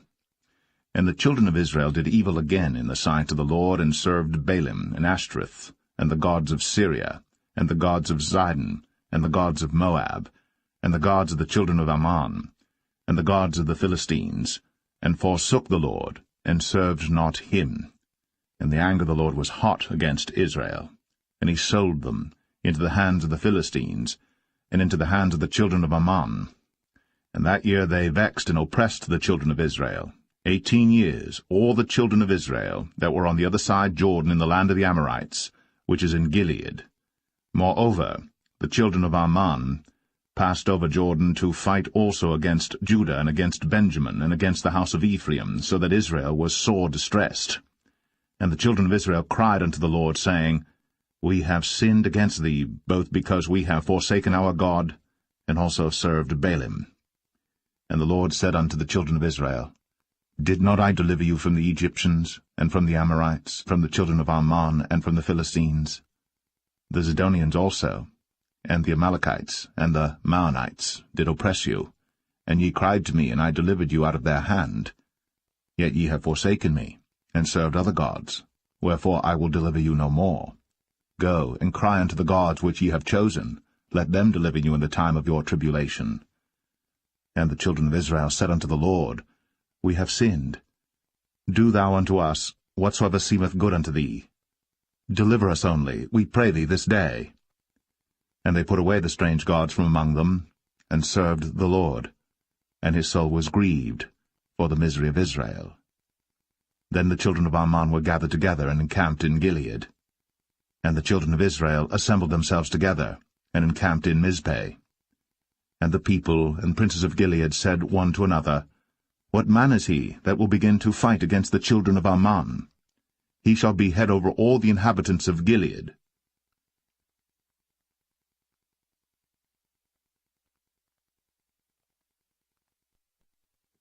Judges 11. Now Jephthah, the Gileadite, was a mighty man of valor, and he was the son of an harlot. And Gilead begat Jephthah. And Gilead's wife bare him sons, and his wife's sons grew up. And they thrust out Jephthah, and said unto him, Thou shalt not inherit in our father's house, for thou art the son of a strange woman. Then Jephthah fled from his brethren, and dwelt in the land of Tob. And there were gathered vain men to Jephthah, and went out with him. And it came to pass in process of time, that the children of Ammon made war against Israel. And it was so that when the children of Ammon made war against Israel, the elders of Gilead went to fetch Jephthah out of the land of Tob. And they said unto Jephthah, Come, and be our captain, that we may fight with the children of Ammon. And Jephthah said unto the elders of Gilead, Did not ye hate me, and expel me out of my father's house? And why are ye come unto me now, when ye are in distress? And the elders of Gilead said unto Jephthah, Therefore we turn again to thee now, that thou mayest go with us, and fight against the children of Ammon, and be our head over all the inhabitants of Gilead. And Jephthah said unto the elders of Gilead, If ye bring me home again to fight against the children of Ammon, and the Lord deliver them before me, shall I be your head? And the elders of Gilead said unto Jephthah, The Lord be witness between us, if we do not so according to thy words. Then Jephthah went with the elders of Gilead, and the people made him head and captain over them. And Jephthah uttered all his words before the Lord in Mizpeh. And Jephthah sent messengers unto the king of the children of Ammon, saying, What hast thou to do with me, that thou art come against me to fight in my land? And the king of the children of Ammon answered unto the messengers of Jephthah, Because Israel took away my land when they came up out of Egypt, from Arnon even unto Jabbok, and unto Jordan. Now therefore restore those lands again peaceably. And Jephthah sent messengers again unto the king of the children of Ammon, and said unto him, Thus saith Jephthah, Israel took not away the land of Moab, nor the land of the children of Ammon. But when Israel came up from Egypt, and walked through the wilderness unto the Red Sea, and came to Kadesh, then Israel sent messengers unto the king of Edom, saying, Let me, I pray thee, pass through thy land. But the king of Edom would not hearken thereto. And in like manner they sent unto the king of Moab, but he would not consent. And Israel abode in Kadesh. Then they went along through the wilderness, and compassed the land of Edom, and the land of Moab, and came by the east side of the land of Moab, and pitched on the other side of Arnon, but came not within the border of Moab, for Arnon was the border of Moab. And Israel sent messengers unto Sihon, king of the Amorites, the king of Heshbon. And Israel said unto him, Let us pass, we pray thee, through thy land into my place. But Sihon trusted not Israel to pass through his coast. But Sihon gathered all his people together, and pitched in Jahaz, and fought against Israel. And the Lord God of Israel delivered Sihon and all his people into the hand of Israel, and they smote them. So Israel possessed all the land of the Amorites, the inhabitants of that country. and they possessed all the coasts of the Amorites, from Arnon even unto Jabbok, and from the wilderness even unto Jordan. So now the Lord God of Israel hath dispossessed the Amorites from before his people Israel. And shouldst thou possess it? Wilt not thou possess that which Chemosh thy God giveth thee to possess? So, whomsoever the Lord our God shall drive out from before us, then will we possess. And now, art thou anything better than Balak the son of Zippor, king of Moab? Did he ever strive against Israel, or did he ever fight against them? While Israel dwelt in Heshbon and her towns, and in Aroer and her towns, and in all the cities that be along by the coasts of Arnon, 300 years? Why therefore did ye not recover them within that time? Wherefore I have not sinned against thee, but thou dost me wrong to war against me. The Lord, the judge, be judged this day between the children of Israel and the children of Ammon. Howbeit the king of the children of Ammon hearkened not unto the words of Jephthah, which he sent him. Then the Spirit of the Lord came upon Jephthah, and he passed over Gilead and Manasseh, and passed over Mizpeh of Gilead, and from Mizpeh of Gilead he passed over unto the children of Ammon. And Jephthah vowed a vow unto the Lord, and said, If thou shalt without fail deliver the children of Ammon into mine hands, then it shall be, that whatsoever cometh forth of the doors of my house to meet me, when I return in peace from the children of Ammon, shall surely be the Lord's, and I will offer it up for a burnt offering. So Jephthah passed over unto the children of Ammon to fight against them, and the Lord delivered them into his hands. And he smote them from Aroer, even till thou come to Minnith, even 20 cities, and unto the plain of the vineyards, with a very great slaughter. Thus the children of Ammon were subdued before the children of Israel. And Jephthah came to Mizpeh unto his house, and behold, his daughter came out to meet him, with timbrels and with dances, and she was his only child. Beside her he had neither son nor daughter. And it came to pass, when he saw her, that he rent his clothes, and said, Alas, my daughter, thou hast brought me very low, and thou art one of them that trouble me. For I have opened my mouth unto the Lord, and I cannot go back. And she said unto him, My father, if thou hast opened thy mouth unto the Lord, do to me according to that which hath proceeded out of thy mouth. For as much as the Lord hath taken vengeance for thee of thine enemies, even of the children of Ammon. And she said unto her father, Let this thing be done for me. Let me alone 2 months, that I may go up and down upon the mountains and bewail my virginity, I and my fellows. And he said, Go. And he sent her away for 2 months. And she went with her companions, and bewailed her virginity upon the mountains. And it came to pass at the end of 2 months, that she returned unto her father, who did with her according to his vow which he had vowed. And she knew no man. And it was a custom in Israel, that the daughters of Israel went yearly to lament the daughter of Jephthah the Gileadite, 4 days in a year.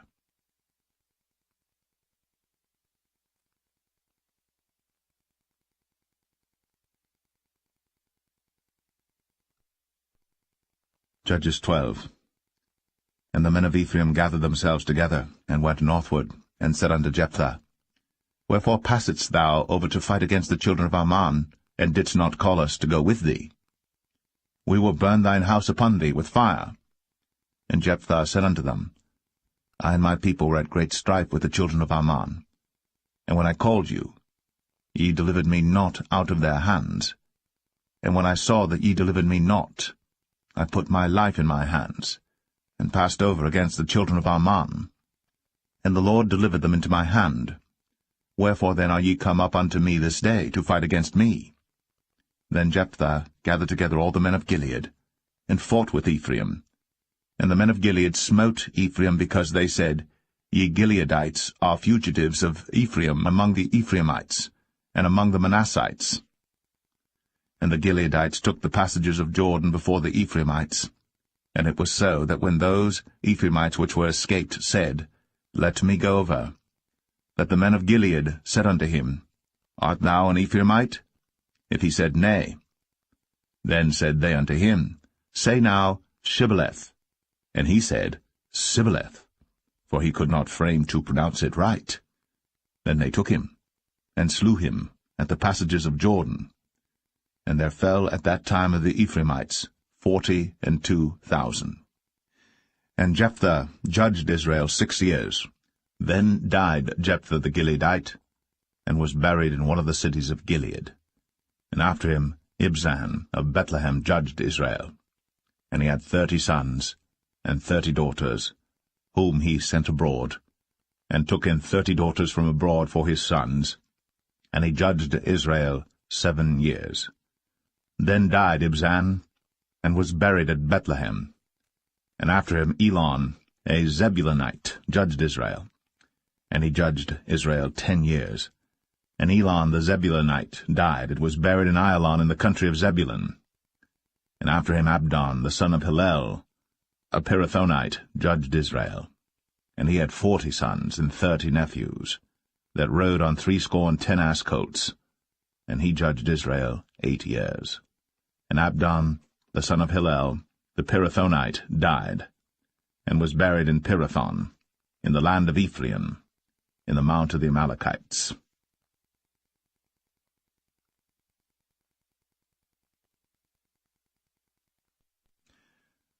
Judges 13. And the children of Israel did evil again in the sight of the Lord, and the Lord delivered them into the hand of the Philistines 40 years.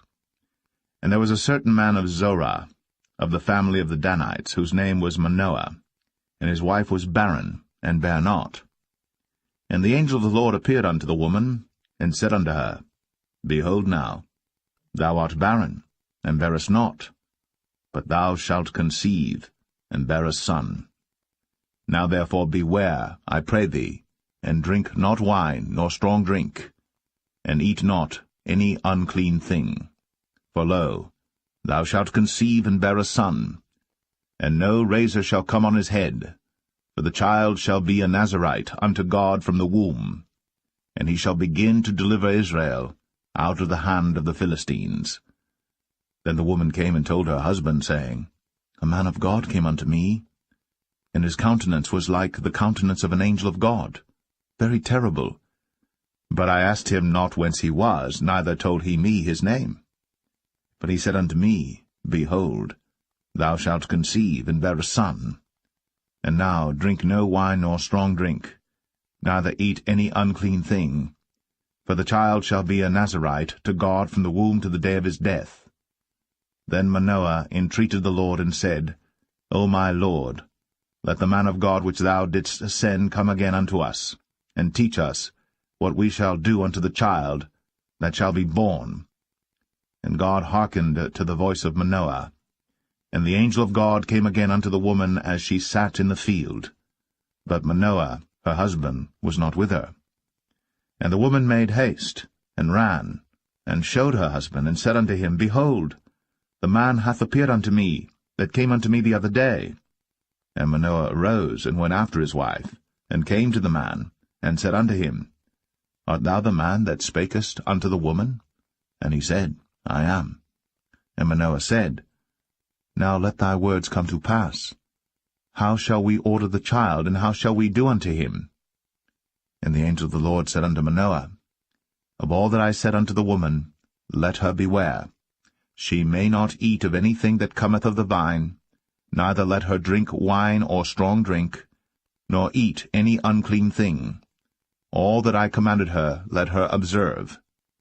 And Manoah said unto the angel of the Lord, I pray thee, let us detain thee, until we shall have made ready a kid for thee.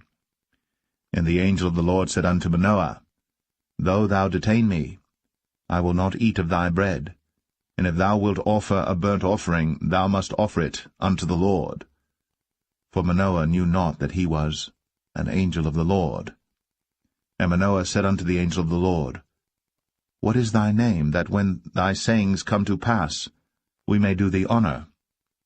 And the angel of the Lord said unto him, Why askest thou thus after my name, seeing it is secret? So Manoah took a kid with a meat offering, and offered it upon a rock unto the Lord.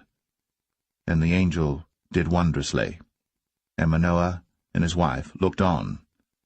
For it came to pass, when the flame went up toward heaven from off the altar, that the angel of the Lord ascended in the flame of the altar. And Manoah and his wife looked on it, and fell on their faces to the ground. But the angel of the Lord did no more appear to Manoah and to his wife. Then Manoah knew that he was an angel of the Lord. And Manoah said unto his wife, We shall surely die, because we have seen God. But his wife said unto him, If the Lord were pleased to kill us, he would not have received a burnt offering and a meat offering at our hands, neither would he have shown us all these things, nor would as at this time have told us such things as these. And the woman bare a son, and called his name Samson. And the child grew, and the Lord blessed him. And the Spirit of the Lord began to move him at times in the camp of Dan, between Zorah and Eshtaol.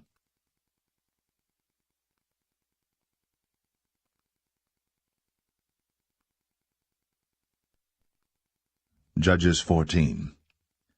And Samson went down to Timnath, and saw a woman in Timnath of the daughters of the Philistines. And he came up and told his father and his mother, and said, I have seen a woman in Timnath of the daughters of the Philistines. Now therefore get her for me to wife. Then his father and his mother said unto him, Is there never a woman among the daughters of thy brethren, or among all my people, that thou goest to take a wife of the uncircumcised Philistines? And Samson said unto his father, Get her for me, for she pleaseth me well. But his father and his mother knew not that it was of the Lord that he sought an occasion against the Philistines, for at that time the Philistines had dominion over Israel. Then went Samson down, and his father and his mother, to Timnath, and came to the vineyards of Timnath. And behold, a young lion roared against him. And the Spirit of the Lord came mightily upon him, and he rent him as he would have rent a kid, and he had nothing in his hand. But he told not his father or his mother what he had done. And he went down, and talked with the woman, and she pleased Samson well. And after a time he returned to take her.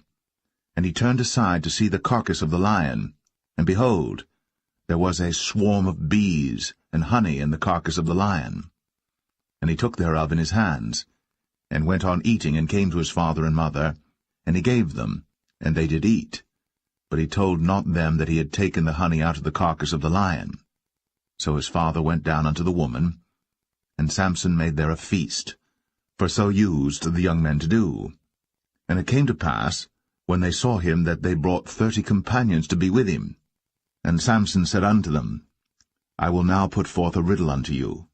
If ye can certainly declare it me within the 7 days of the feast, and find it out, then I will give you 30 sheets, and 30 change of garments. But if ye cannot declare it me, then shall ye give me 30 sheets, and 30 change of garments. And they said unto him, Put forth thy riddle, that we may hear it. And he said unto them, Out of the eater came forth meat, and out of the strong came forth sweetness. And they could not in 3 days expound the riddle. And it came to pass on the 7th day, that they said unto Samson's wife, Entice thy husband, that he may declare unto us the riddle, lest we burn thee, and thy father's house with fire.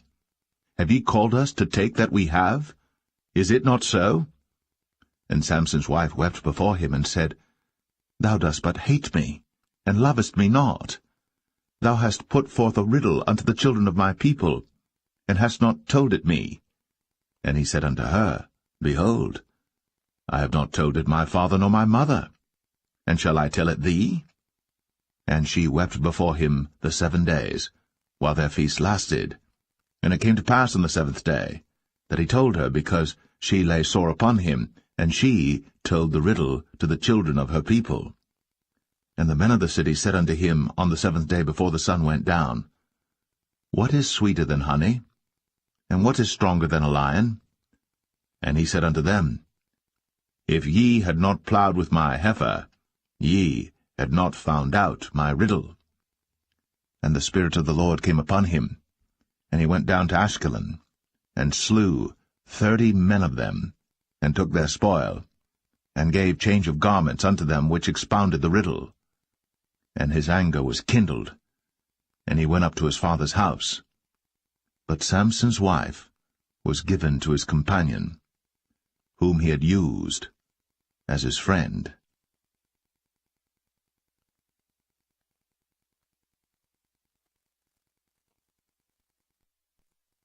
Judges 15. But it came to pass within a while after, in the time of wheat harvest, that Samson visited his wife with a kid, and he said, I will go in to my wife into the chamber. But her father would not suffer him to go in. And her father said, I verily thought that thou hadst utterly hated her. Therefore I gave her to thy companion. Is not her younger sister fairer than she? Take her, I pray thee, instead of her. And Samson said concerning them, Now shall I be more blameless than the Philistines, though I do them a displeasure. And Samson went, and caught 300 foxes, and took firebrands, and turned tail to tail, and put a firebrand in the midst between two tails. And when he had set the brands on fire, he let them go into the standing corn of the Philistines, and burnt up both the shocks, and also the standing corn with the vineyards and olives. Then the Philistines said, Who hath done this? And they answered, Samson, the son-in-law of the Timnite, because he had taken his wife, and given her to his companion. And the Philistines came up, and burnt her and her father with fire. And Samson said unto them, Though ye have done this, yet will I be avenged of you, and after that I will cease. And he smote them hip and thigh with a great slaughter, and he went down and dwelt in the top of the rock Etam. Then the Philistines went up, and pitched in Judah, and spread themselves in Lehi. And the men of Judah said, Why are ye come up against us? And they answered, To bind Samson are we come up, to do to him as he hath done to us. Then 3,000 men of Judah went to the top of the rock Etam, and said to Samson, Knowest thou not that the Philistines are rulers over us? What is this that thou hast done unto us? And he said unto them, As they did unto me, so have I done unto them. And they said unto him, We are come down to bind thee, that we may deliver thee into the hand of the Philistines. And Samson said unto them, Swear unto me, that ye will not fall upon me yourselves. And they spake unto him, saying, No, but we will bind thee fast, and deliver thee into their hand. But surely we will not kill thee. And they bound him with 2 new cords, and brought him up from the rock. And when he came unto Lehi, the Philistines shouted against him, and the Spirit of the Lord came mightily upon him, and the cords that were upon his arms became as flax that was burnt with fire, and his bands loosed from off his hands. And he found a new jawbone of an ass, and put forth his hand, and took it, and slew 1,000 men therewith. And Samson said, With the jawbone of an ass, heaps upon heaps, with the jaw of an ass have I slain 1,000 men. And it came to pass, when he had made an end of speaking, that he cast away the jawbone out of his hand, and called that place Ramath-Lehi. And he was sore athirst, and called on the Lord, and said, Thou hast given this great deliverance into the hand of thy servant, and now shall I die for thirst, and fall into the hand of the uncircumcised? But God clave an hollow place that was in the jaw, and there came water thereout. And when he had drunk, his spirit came again, and he revived, wherefore he called the name thereof En-Hakkore, which is in Lehi unto this day. And he judged Israel in the days of the Philistines 20 years.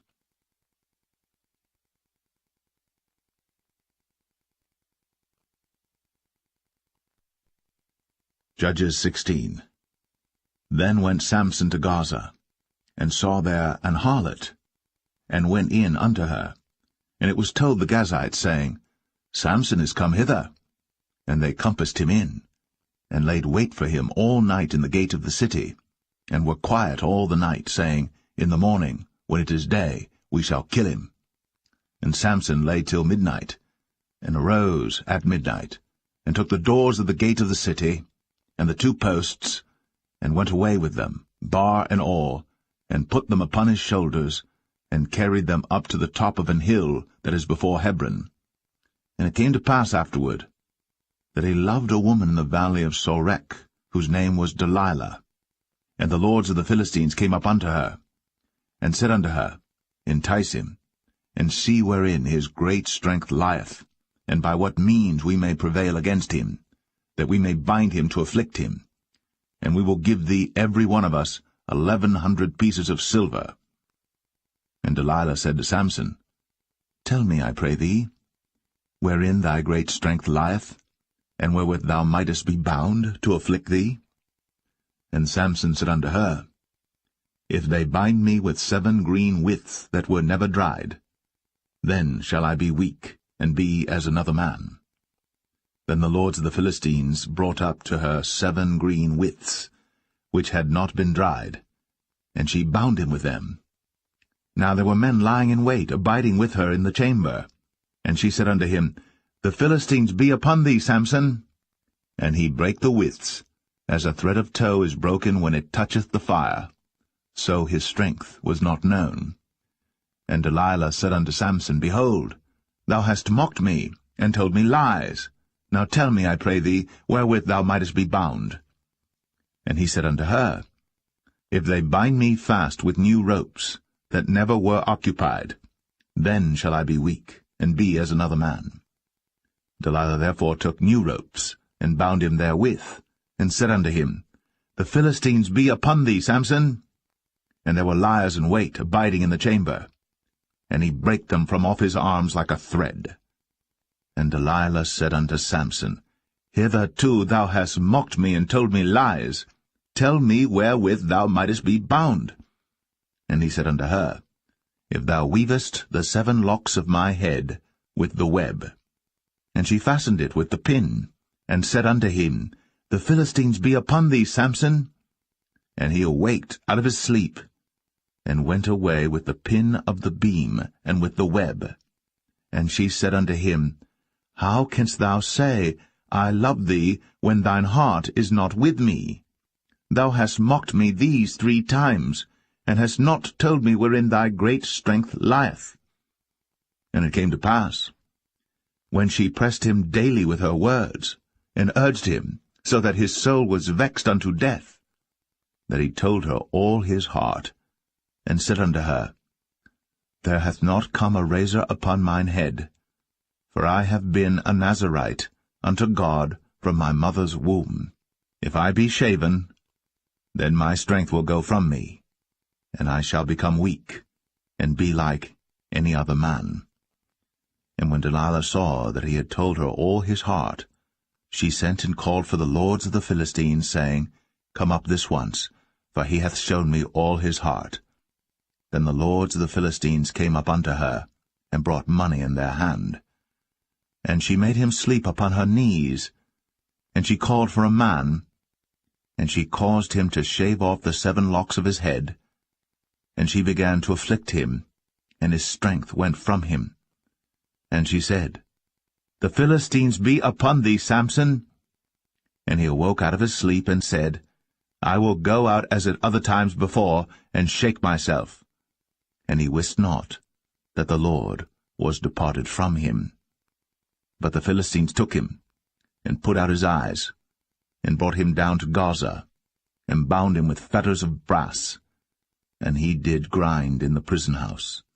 Howbeit, the hair of his head began to grow again after he was shaven.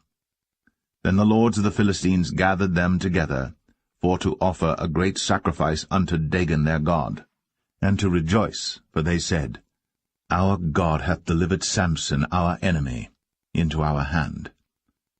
And when the people saw him, They praised their God, for they said, Our God hath delivered into our hands our enemy, and the destroyer of our country, which slew many of us. And it came to pass, when their hearts were merry, that they said, Call for Samson, that he may make us sport. And they called for Samson out of the prison house. And he made them sport, and they set him between the pillars.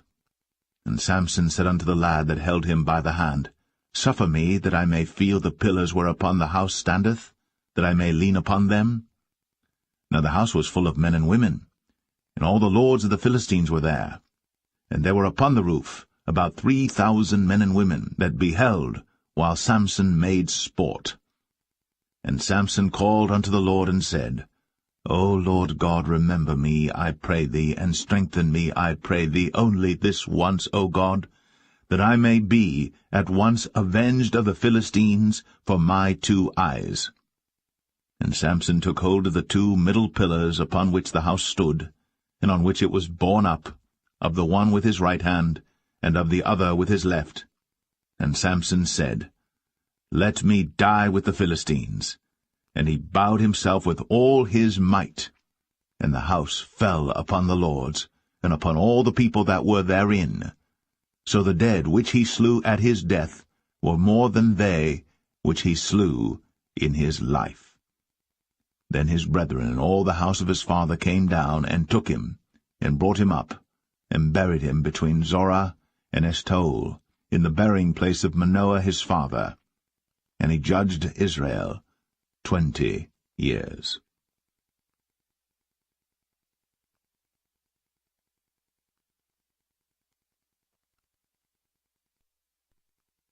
Judges 17.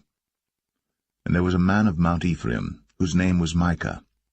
And he said unto his mother, The 1,100 shekels of silver that were taken from thee, about which thou cursedst, and spakest of also in mine ears, behold, the silver is with me, I took it.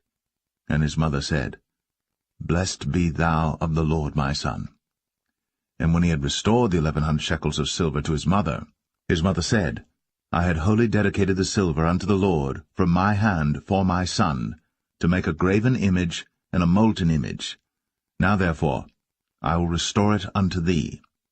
Yet he restored the money unto his mother, and his mother took 200 shekels of silver, and gave them to the founder, who made thereof a graven image and a molten image, and they were in the house of Micah.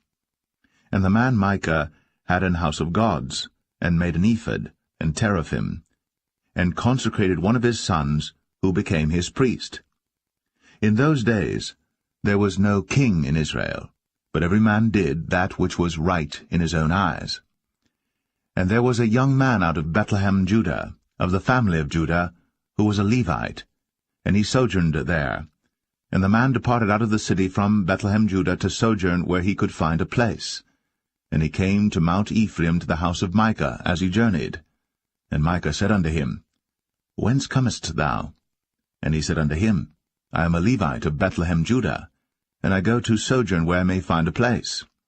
And Micah said unto him, Dwell with me, and be unto me a father and a priest, and I will give thee 10 shekels of silver by the year, and a suit of apparel, and thy victuals.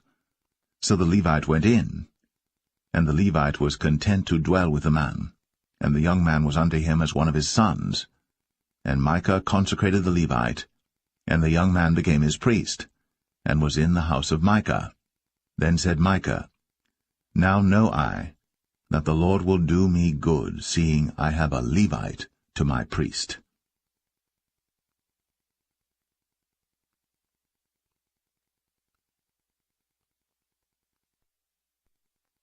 Judges 18. In those days there was no king in Israel, and in those days the tribe of the Danites sought them an inheritance to dwell in. For unto that day all their inheritance had not fallen unto them among the tribes of Israel. And the children of Dan sent of their family 5 men from their coasts, men of valor, from Zorah and from Eshtaol, to spy out the land, and to search it. And they said unto them, Go, search the land. Who, when they came to Mount Ephraim, to the house of Micah, they lodged there. When they were by the house of Micah, they knew the voice of the young man the Levite, and they turned in thither, and said unto him, Who brought thee hither? And what makest thou in this place? And what hast thou here? And he said unto them, Thus and thus dealeth Micah with me, and hath hired me, and I am his priest. And they said unto him, Ask counsel, we pray thee, of God, that we may know whether our way which we go shall be prosperous. And the priest said unto them, Go in peace, before the Lord is your way wherein ye go. Then the 5 men departed, and came to Laish, and saw the people that were therein, how they dwelt careless, after the manner of the Zidonians, quiet and secure, and there was no magistrate in the land that might put them to shame in any thing. And they were far from the Zidonians, and had no business with any man. And they came unto their brethren to Zoar and Eshtaol, and their brethren said unto them, What say ye? And they said, Arise, that we may go up against them, for we have seen the land, and behold, it is very good. And are ye still?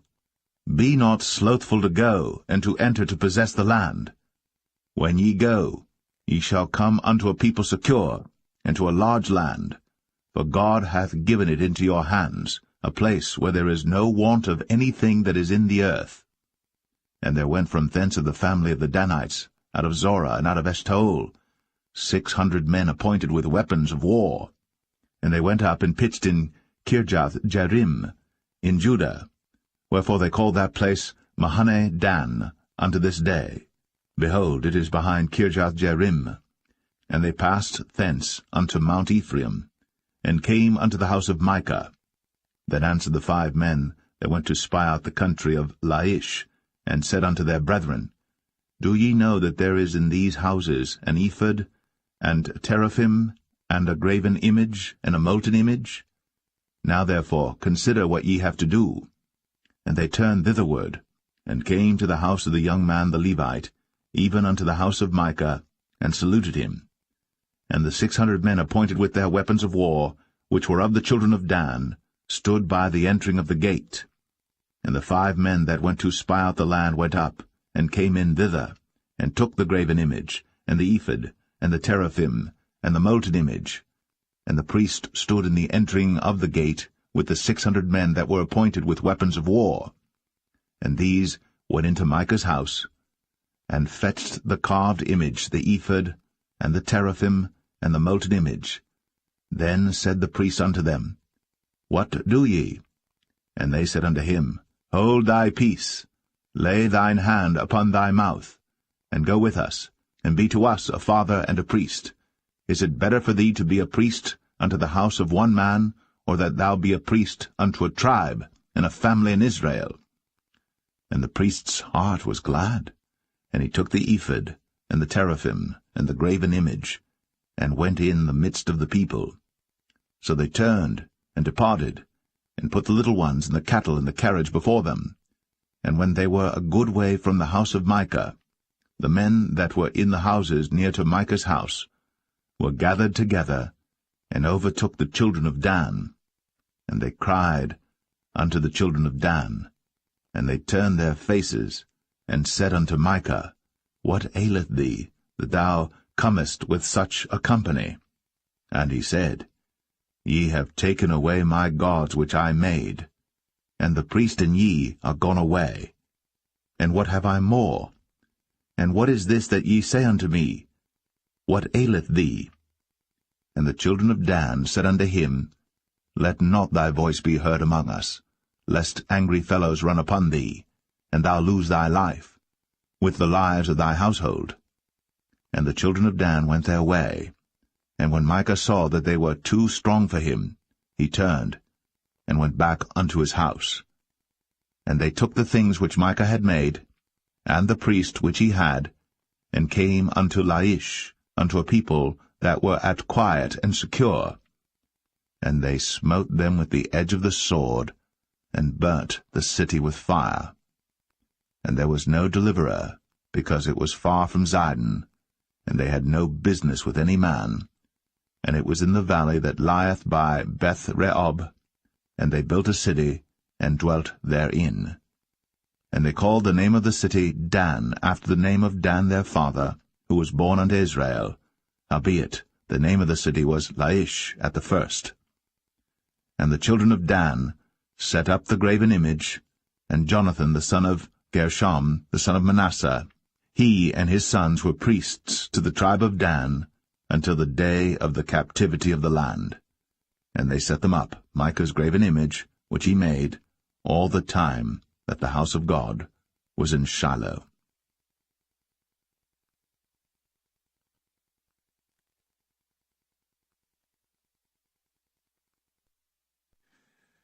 Judges 19. And it came to pass in those days, when there was no king in Israel, that there was a certain Levite sojourning on the side of Mount Ephraim, who took to him a concubine out of Bethlehem Judah.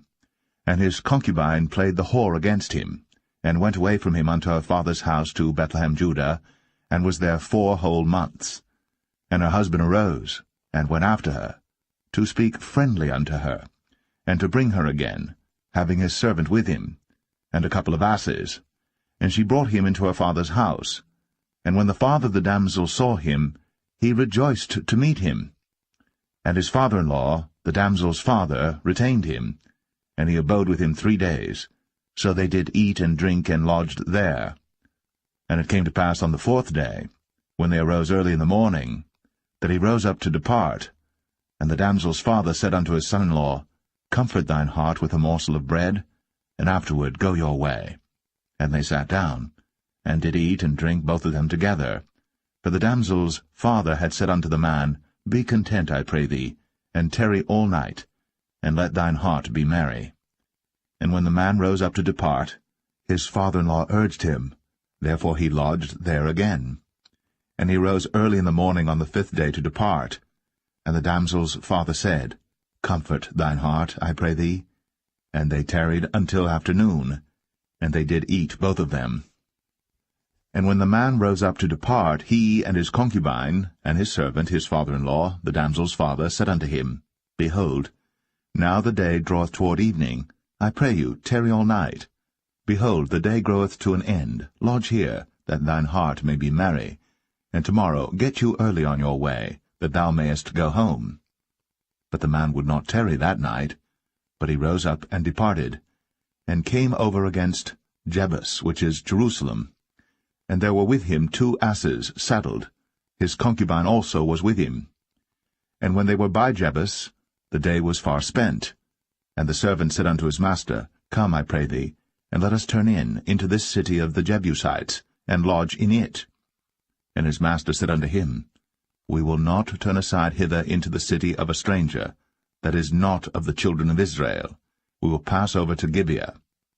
And he said unto his servant, Come, and let us draw near to one of these places to lodge all night in Gibeah, or in Ramah.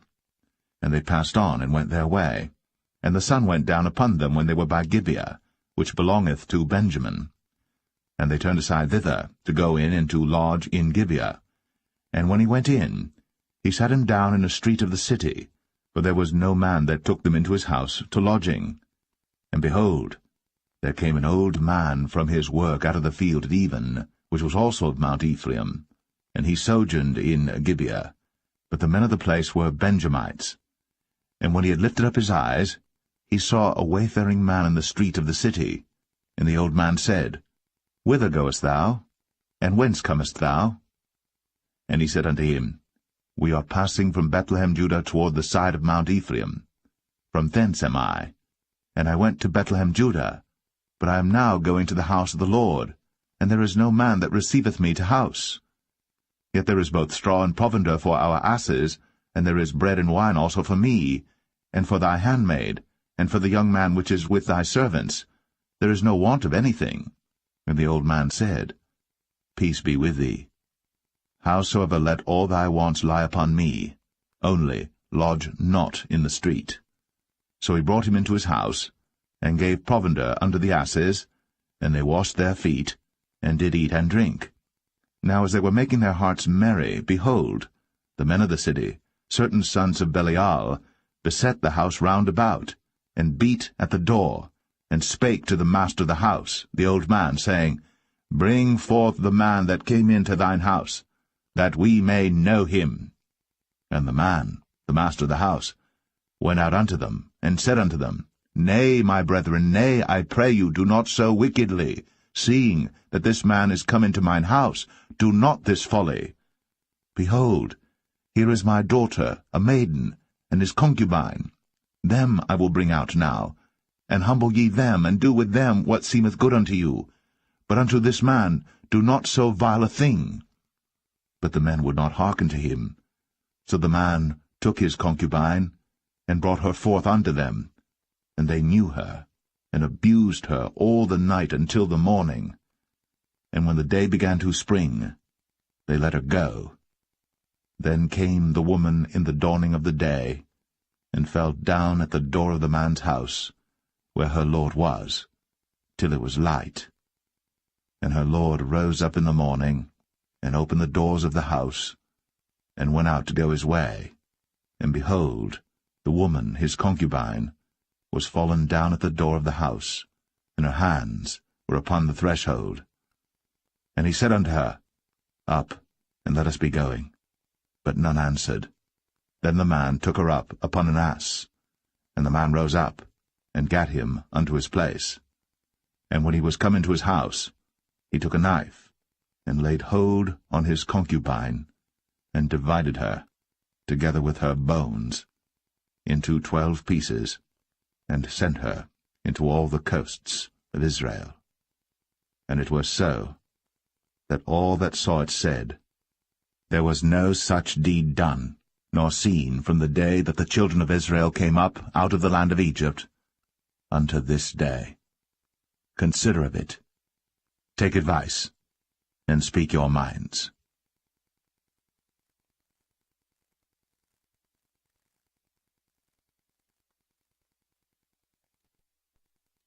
Judges 20.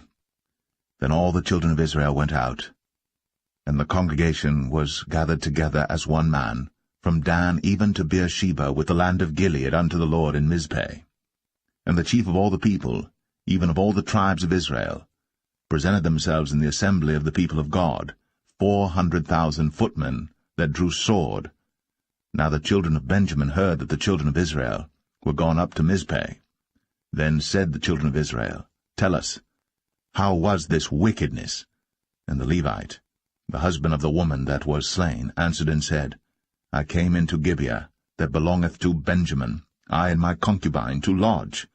And the men of Gibeah rose against me, and beset the house round about upon me by night, and thought to have slain me, and my concubine have they forced, that she is dead. And I took my concubine, and cut her in pieces, and sent her throughout all the country of the inheritance of Israel, for they have committed lewdness and folly in Israel. Behold, ye are all children of Israel, give here your advice and counsel. And all the people arose as one man, saying, We will not any of us go to his tent, neither will we any of us turn into his house. But now this shall be the thing which we will do to Gibeah. We will go up by lot against it. And we will take 10 men of 100 throughout all the tribes of Israel, and 100 of 1,000, and 1,000 out of 10,000, to fetch victual for the people, that they may do, when they come to Gibeah of Benjamin, according to all the folly that they have wrought in Israel. So all the men of Israel were gathered against the city, knit together as one man. And the tribes of Israel sent men through all the tribe of Benjamin, saying, What wickedness is this that is done among you? Now therefore deliver us the men, the children of Belial, which are in Gibeah, that we may put them to death, and put away evil from Israel. But the children of Benjamin would not hearken to the voice of their brethren, the children of Israel. But the children of Benjamin gathered themselves together out of the cities unto Gibeah, to go out to battle against the children of Israel. And the children of Benjamin were numbered at that time out of the cities 26,000 men that drew sword, beside the inhabitants of Gibeah, which were numbered 700 chosen men. Among all this people there were 700 chosen men left-handed. Every one could sling stones at an hairbreadth, and not miss. And the men of Israel beside Benjamin were numbered 400,000 men that drew sword. All these were men of war. And the children of Israel arose, and went up to the house of God, and asked counsel of God, and said, Which of us shall go up first to the battle against the children of Benjamin? And the Lord said, Judah shall go up first. And the children of Israel rose up in the morning, and encamped against Gibeah. And the men of Israel went out to battle against Benjamin. And the men of Israel put themselves in array to fight against them at Gibeah. And the children of Benjamin came forth out of Gibeah, and destroyed down to the ground of the Israelites that day 22,000 men. And the people, the men of Israel, encouraged themselves, and set their battle again in array in the place where they put themselves in array the first day. And the children of Israel went up and wept before the Lord until even, and asked counsel of the Lord, saying, Shall I go up again to battle against the children of Benjamin my brother? And the Lord said, Go up against him. And the children of Israel came near against the children of Benjamin the second day. And Benjamin went forth against them out of Gibeah the second day, and destroyed down to the ground of the children of Israel again 18,000 men. All these drew the sword. Then all the children of Israel and all the people went up, and came unto the house of God, and wept, and sat there before the Lord, and fasted that day until even, and offered burnt offerings and peace offerings before the Lord. And the children of Israel inquired of the Lord, for the ark of the covenant of God was there in those days. And Phinehas, the son of Eleazar, the son of Aaron, stood before it in those days, saying, Shall I yet again go out to battle against the children of Benjamin my brother? Or shall I cease? And the Lord said, Go up, for tomorrow I will deliver them into thine hand. And Israel set liers in wait round about Gibeah. And the children of Israel went up against the children of Benjamin on the third day, and put themselves in array against Gibeah, as at other times. And the children of Benjamin went out against the people, and were drawn away from the city.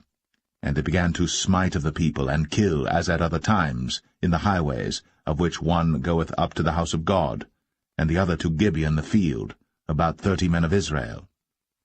And the children of Benjamin said, They are smitten down before us, as at the first. But the children of Israel said, Let us flee, and draw them from the city unto the highways. And all the men of Israel rose up out of their place, and put themselves in array at Baal-Tamar. And the liers in wait of Israel came forth out of their places, even out of the meadows of Gibeah. And there came against Gibeah 10,000 chosen men out of all Israel. And the battle was sore, but they knew not that evil was near them. And the Lord smote Benjamin before Israel. And the children of Israel destroyed of the Benjamites that day 25,100 men. All these drew the sword. So the children of Benjamin saw that they were smitten. For the men of Israel gave place to the Benjamites, because they trusted unto the liers in wait, which they had set beside Gibeah. And the liers in wait hasted, and rushed upon Gibeah. And the liers in wait drew themselves along, and smote all the city with the edge of the sword. Now there was an appointed sign between the men of Israel and the liers in wait, that they should make a great flame with smoke rise up out of the city. And when the men of Israel retired in the battle, Benjamin began to smite and kill of the men of Israel about 30 persons. For they said, Surely they are smitten down before us, as in the first battle. But when the flame began to arise up out of the city with a pillar of smoke, the Benjamites looked behind them, and behold, the flame of the city ascended up to heaven. And when the men of Israel turned again, the men of Benjamin were amazed, for they saw that evil was come upon them. Therefore they turned their backs before the men of Israel unto the way of the wilderness. But the battle overtook them, and them which came out of the cities they destroyed in the midst of them. Thus they enclosed the Benjamites round about, and chased them, and trod them down with ease over against Gibeah toward the sunrising. And there fell of Benjamin 18,000 men. All these were men of valor. And they turned and fled toward the wilderness, unto the rock of Rimmon, And they gleaned of them in the highways 5,000 men, and pursued hard after them unto Kidom, and slew 2,000 men of them. So that all which fell that day of Benjamin were 25,000 men that drew the sword. All these were men of valor. But 600 men turned and fled to the wilderness unto the rock Rimmon, and abode in the rock Rimmon 4 months. And the men of Israel turned again upon the children of Benjamin, and smote them with the edge of the sword, as well the men of every city as the beast, and all that came to hand. Also they set on fire all the cities that they came to.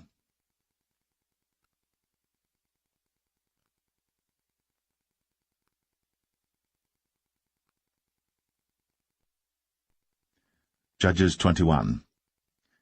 Now the men of Israel had sworn in Mizpeh, saying, There shall not any of us give his daughter unto Benjamin to wife. And the people came to the house of God, and abode there till even before God, and lifted up their voices, and wept sore, and said, O Lord God of Israel, why is this come to pass in Israel, that there should be today one tribe lacking in Israel? And it came to pass on the morrow, that the people rose early, and built there an altar, and offered burnt offerings and peace offerings. And the children of Israel said, Who is there among all the tribes of Israel that came not up with the congregation unto the Lord? For they had made a great oath concerning him that came not up to the Lord to Mizpeh, saying, He shall surely be put to death. And the children of Israel repented them for Benjamin their brother, and said, There is one tribe cut off from Israel this day. How shall we do for wives for them that remain, seeing we have sworn by the Lord that we will not give them of our daughters to wives? And they said, What one is there of the tribes of Israel that came not up to Mizpeh to the Lord? And behold, there came none to the camp from Jabesh-Gilead to the assembly. For the people were numbered, and behold, there were none of the inhabitants of Jabesh-Gilead there. And the congregation sent thither 12,000 men, of the valiantest, and commanded them, saying, Go, and smite the inhabitants of Jabesh-Gilead with the edge of the sword, with the women and the children. And this is the thing that ye shall do. Ye shall utterly destroy every male, and every woman that hath lain by man. And they found among the inhabitants of Jabesh-Gilead 400 young virgins, that had known no man by lying with any male. And they brought them unto the camp to Shiloh, which is in the land of Canaan. And the whole congregation sent some to speak to the children of Benjamin that were in the rock Rimmon, and to call peaceably unto them. And Benjamin came again at that time, and they gave them wives which they had saved alive of the women of Jabesh-Gilead, and yet so they sufficed them not. And the people repented them for Benjamin, because that the Lord had made a breach in the tribes of Israel. Then the elders of the congregation said, How shall we do for wives for them that remain, seeing the women are destroyed out of Benjamin? And they said, There must be an inheritance for them that be escaped of Benjamin, that a tribe be not destroyed out of Israel. Howbeit we may not give them wives of our daughters, for the children of Israel have sworn, saying, Cursed be he that giveth a wife to Benjamin. Then they said, Behold, there is a feast of the Lord in Shiloh yearly, in a place which is on the north side of Bethel, on the east side of the highway that goeth up from Bethel to Shechem, and on the south of Lebonah. Therefore they commanded the children of Benjamin, saying, Go, and lie in wait in the vineyards, and see, and behold, if the daughters of Shiloh come out to dance in dances, then come ye out of the vineyards, and catch you every man his wife of the daughters of Shiloh, and go to the land of Benjamin. And it shall be, when their fathers or their brethren come unto us to complain, that we will say unto them, Be favorable unto them for our sakes, because we reserved not to each man his wife in the war, for ye did not give unto them at this time, that ye should be guilty. And the children of Benjamin did so, and took them wives, according to their number of them that danced, whom they caught, and they went and returned unto their inheritance, and repaired the cities, and dwelt in them. And the children of Israel departed thence at that time, every man to his tribe and to his family. And they went out from thence every man to his inheritance. In those days there was no king in Israel. Every man did that which was right in his own eyes.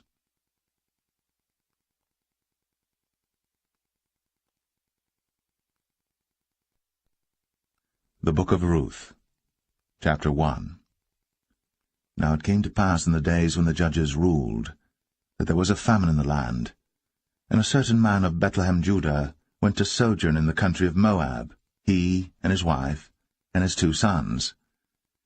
And the name of the man was Elimelech, and the name of his wife Naomi, and the name of his 2 sons Mahlon and Chilion, Ephrathites of Bethlehem, Judah. And they came into the country of Moab, and continued there. And Elimelech, Naomi's husband, died, and she was left, and her 2 sons. And they took them wives of the women of Moab. The name of the one was Orpah, and the name of the other Ruth, and they dwelled there about 10 years. And Mahlon and Chilion died also, both of them. And the woman was left of her 2 sons and her husband. Then she arose with her daughters-in-law, that she might return from the country of Moab. For she had heard in the country of Moab how that the Lord had visited his people in giving them bread. Wherefore she went forth out of the place where she was, and her 2 daughters-in-law with her. And they went on the way to return unto the land of Judah. And Naomi said unto her 2 daughters-in-law, Go, return each to her mother's house. The Lord deal kindly with you, as ye have dealt with the dead, and with me. The Lord grant you that ye may find rest, each of you, in the house of her husband. Then she kissed them, and they lifted up their voice, and wept.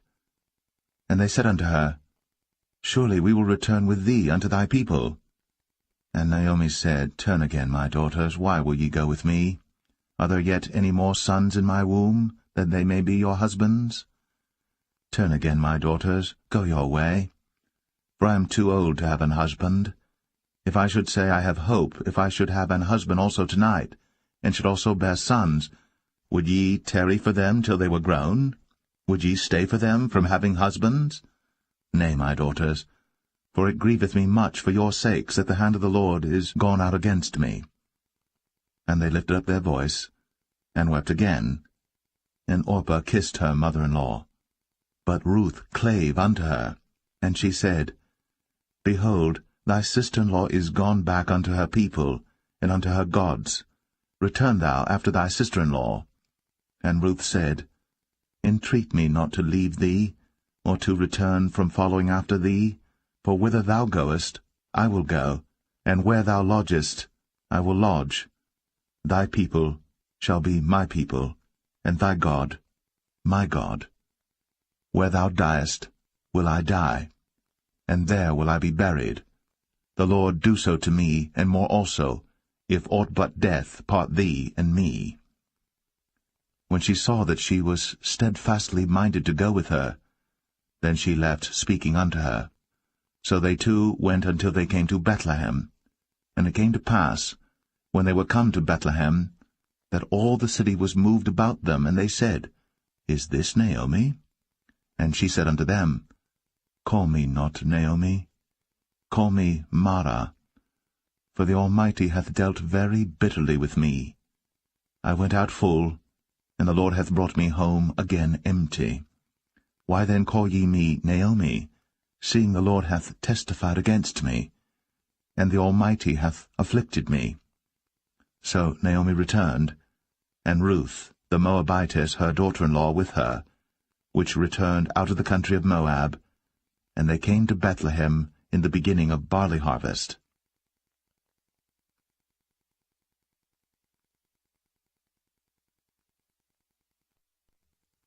Ruth 2.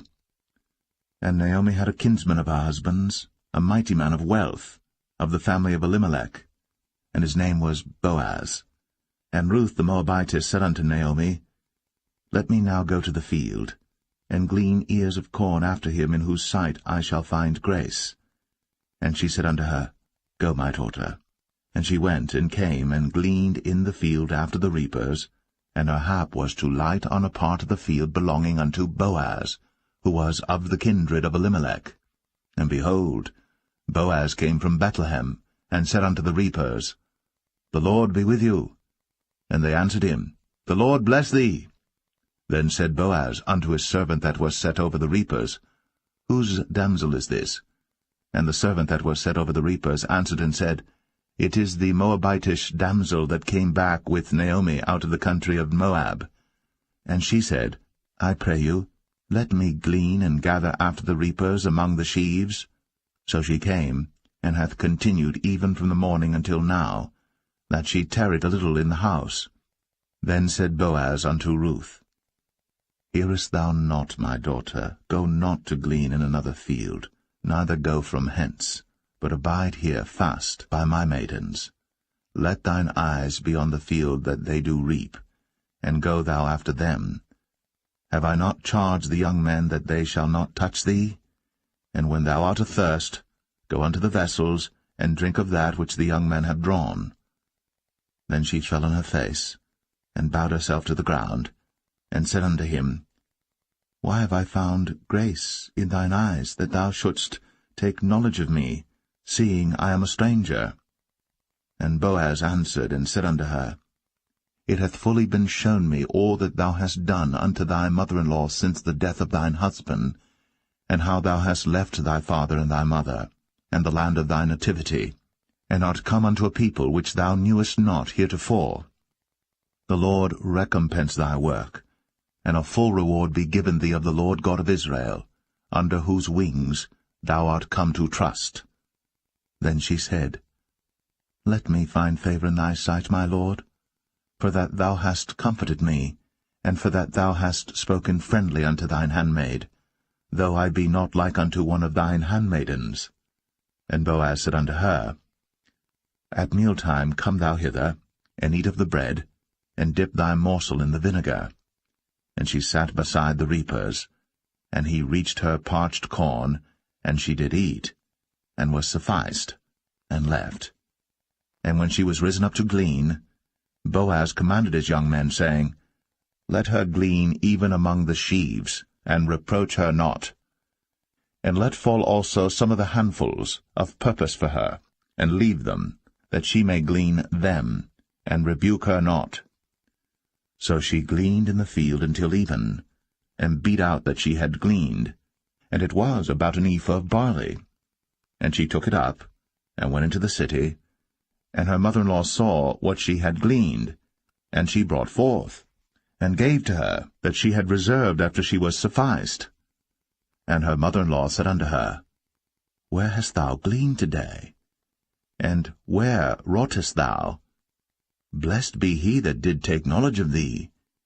And she showed her mother-in-law with whom she had wrought, and said, The man's name with whom I wrought today is Boaz. And Naomi said unto her daughter-in-law, Blessed be he of the Lord, who hath not left off his kindness to the living and to the dead.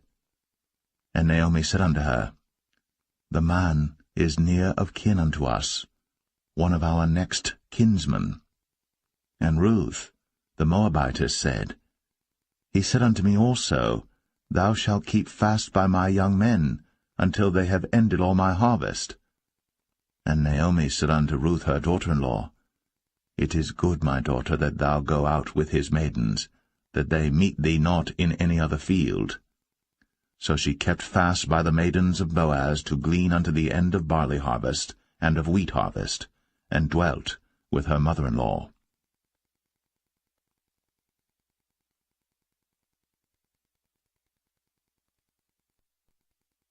Ruth 3. Then Naomi her mother-in-law said unto her, My daughter, shall I not seek rest for thee, that it may be well with thee? And now is not Boaz of our kindred, with whose maidens thou wast? Behold, he winnoweth barley tonight in the threshing floor. Wash thyself therefore, and anoint thee, and put thy raiment upon thee, and get thee down to the floor. But make not thyself known unto the man until he shall have done eating and drinking. And it shall be, when he lieth down, that thou shalt mark the place where he shall lie, and thou shalt go in, and uncover his feet, and lay thee down, and he will tell thee what thou shalt do. And she said unto her, All that thou sayest unto me, I will do. And she went down unto the floor, and did according to all that her mother-in-law bade her. And when Boaz had eaten and drunk, and his heart was merry, he went to lie down at the end of the heap of corn. And she came softly, and uncovered his feet, and laid her down. And it came to pass at midnight, that the man was afraid, and turned himself, and behold, a woman lay at his feet. And he said, Who art thou? And she answered, I am Ruth thine handmaid. Spread therefore thy skirt over thine handmaid, for thou art a near kinsman. And he said, Blessed be thou of the Lord, my daughter, for thou hast shown more kindness in the latter end than at the beginning, inasmuch as thou followest not young men, whether poor or rich. And now, my daughter, fear not. I will do to thee all that thou requirest, for all the city of my people doth know that thou art a virtuous woman. And now it is true that I am thy near kinsman. Howbeit, there is a kinsman nearer than I. Tarry this night, and it shall be in the morning that if he will perform unto thee the part of a kinsman, well, let him do the kinsman's part. But if he will not do the part of a kinsman to thee, then will I do the part of a kinsman to thee, as the Lord liveth. Lie down until the morning. And she lay at his feet until the morning, and she rose up before one could know another. And he said, Let it not be known that a woman came into the floor. Also he said, Bring the veil that thou hast upon thee, and hold it. And when she held it, he measured 6 measures of barley, and laid it on her. And she went into the city. And when she came to her mother-in-law, she said, Who art thou, my daughter? And she told her all that the man had done to her. And she said, These 6 measures of barley gave he me, for he said to me, Go not empty unto thy mother-in-law. Then said she, Sit still, my daughter, until thou know how the matter will fall, for the man will not be in rest until he have finished the thing this day.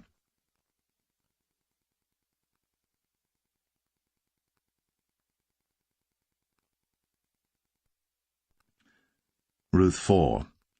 Then went Boaz up to the gate, and sat him down there, and behold, the kinsman of whom Boaz spake came by, unto whom he said, Ho, such a one, turn aside, sit down here.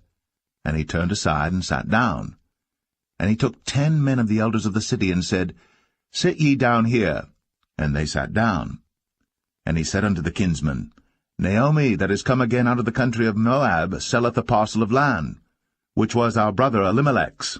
And I thought to advertise thee, saying, Buy it before the inhabitants, and before the elders of my people.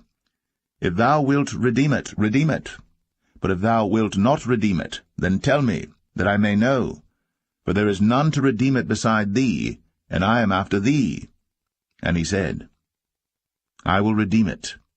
Then said Boaz, What day thou buyest the field of the hand of Naomi, thou must buy it also of Ruth the Moabitess, the wife of the dead, to raise up the name of the dead upon his inheritance. And the kinsman said, I cannot redeem it for myself, lest I mar mine own inheritance. Redeem thou my right to thyself, for I cannot redeem it. Now this was the manner in former time in Israel concerning redeeming and concerning changing, for to confirm all things, a man plucked off his shoe, and gave it to his neighbor, and this was a testimony in Israel. Therefore the kinsman said unto Boaz, Buy it for thee. So he drew off his shoe.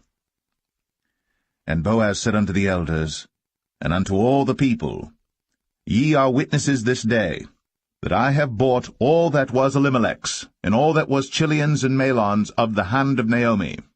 Moreover, Ruth the Moabitess, the wife of Mahlon, have I purchased to be my wife, to raise up the name of the dead upon his inheritance, that the name of the dead be not cut off from among his brethren, and from the gate of his place. Ye are witnesses this day. And all the people that were in the gate, and the elders said, We are witnesses. The Lord make the woman that is come into thine house like Rachel and like Leah, which two did build the house of Israel. And do thou worthily in Ephratah, and be famous in Bethlehem. And let thy house be like the house of Pharez, whom Tamar bare unto Judah, of the seed which the Lord shall give thee of this young woman. So Boaz took Ruth, and she was his wife. And when he went in unto her, the Lord gave her conception, and she bare a son.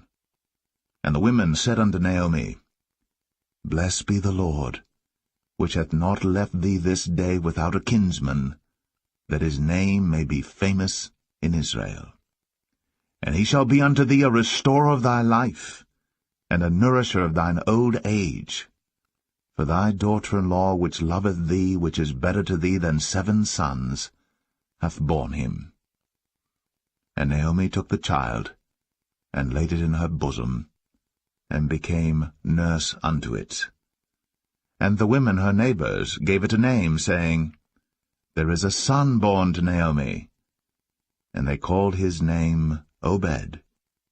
He is the father of Jesse, the father of David. Now these are the generations of Pharez.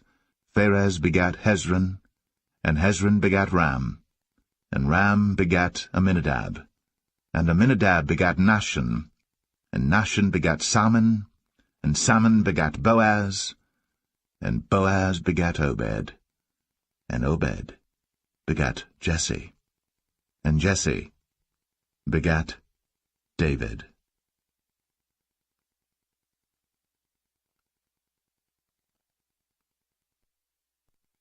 The first book of Samuel, chapter 1. Now there was a certain man of Ramathaim Zophim of Mount Ephraim, and his name was Elkanah, the son of Jeroham, the son of Elihu, the son of Tohu, the son of Zoph, an Ephrathite. And he had 2 wives. The name of the one was Hannah, and the name of the other was Peninnah. And Peninnah had children, but Hannah had no children. And this man went up out of his city yearly to worship and to sacrifice unto the Lord of hosts in Shiloh.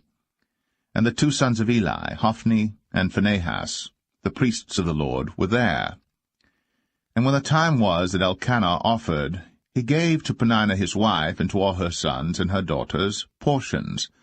But unto Hannah he gave a worthy portion, for he loved Hannah. But the Lord had shut up her womb. And her adversary also provoked her sore, for to make her fret, because the Lord had shut up her womb. And as he did so year by year, when she went up to the house of the Lord, so she provoked her. Therefore she wept, and did not eat. Then said Elkanah her husband to her, Hannah, why weepest thou? And why eatest thou not? And why is thy heart grieved? Am not I better to thee than 10 sons? So Hannah rose up after they had eaten in Shiloh, and after they had drunk. Now Eli the priest sat upon a seat by a post of the temple of the Lord. And she was in bitterness of soul, and prayed unto the Lord, and wept sore. And she vowed a vow, and said, O Lord of hosts, if thou wilt indeed look on the affliction of thine handmaid, and remember me, and not forget thine handmaid, but wilt give unto thine handmaid a man-child, then I will give him unto the Lord all the days of his life, and there shall no razor come upon his head. And it came to pass, as she continued praying before the Lord, that Eli marked her mouth. Now Hannah, she spake in her heart, only her lips moved, but her voice was not heard. Therefore Eli thought she had been drunken. And Eli said unto her, How long wilt thou be drunken? Put away thy wine from thee. And Hannah answered and said, No, my lord, I am a woman of a sorrowful spirit. I have drunk neither wine nor strong drink, but have poured out my soul before the Lord. Count not thine handmaid for a daughter of Belial, for out of the abundance of my complaint and grief have I spoken hitherto. Then Eli answered and said, Go in peace, and the God of Israel grant thee thy petition that thou hast asked of him. And she said, let thine handmaid find grace in thy sight. So the woman went her way, and did eat, and her countenance was no more sad. And they rose up in the morning early, and worshipped before the Lord, and returned, and came to their house to Ramah. And Elkanah knew Hannah his wife, and the Lord remembered her.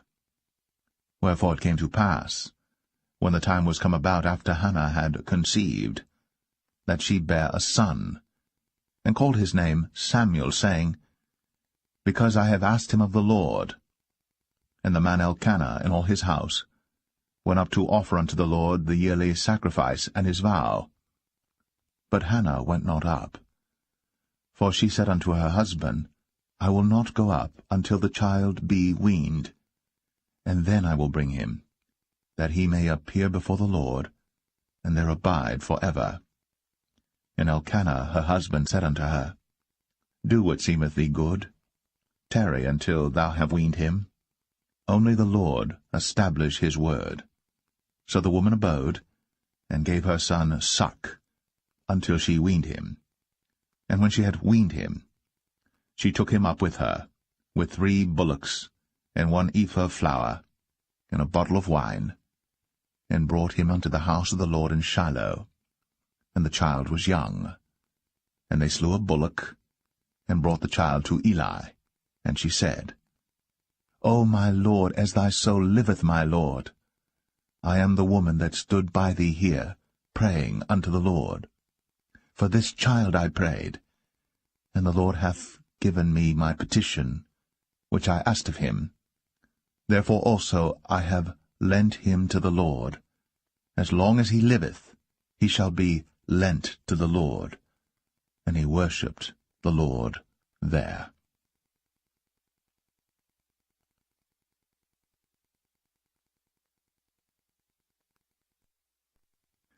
1 Samuel chapter 2. And Hannah prayed and said, My heart rejoiceth in the Lord. Mine horn is exalted in the Lord. My mouth is enlarged over mine enemies, because I rejoice in thy salvation. There is none holy as the Lord, for there is none beside thee, neither is there any rock like our God. Talk no more so exceeding proudly. Let not arrogancy come out of your mouth. For the Lord is a God of knowledge, and by him actions are weighed. The bows of the mighty men are broken, and they that stumbled are girded with strength. They that were full have hired out themselves for bread, and they that were hungry ceased, so that the barren hath borne 7, and she that hath many children is waxed feeble. The Lord killeth, and maketh alive. He bringeth down to the grave, and bringeth up. The Lord maketh poor, and maketh rich. He bringeth low, and lifteth up. He raiseth up the poor out of the dust, and lifteth up the beggar from the dunghill, to set them among princes, and to make them inherit the throne of glory. For the pillars of the earth are the Lord's, and he hath set the world upon them. He will keep the feet of his saints, and the wicked shall be silent in darkness, for by strength shall no man prevail. The adversaries of the Lord shall be broken to pieces. Out of heaven shall he thunder upon them.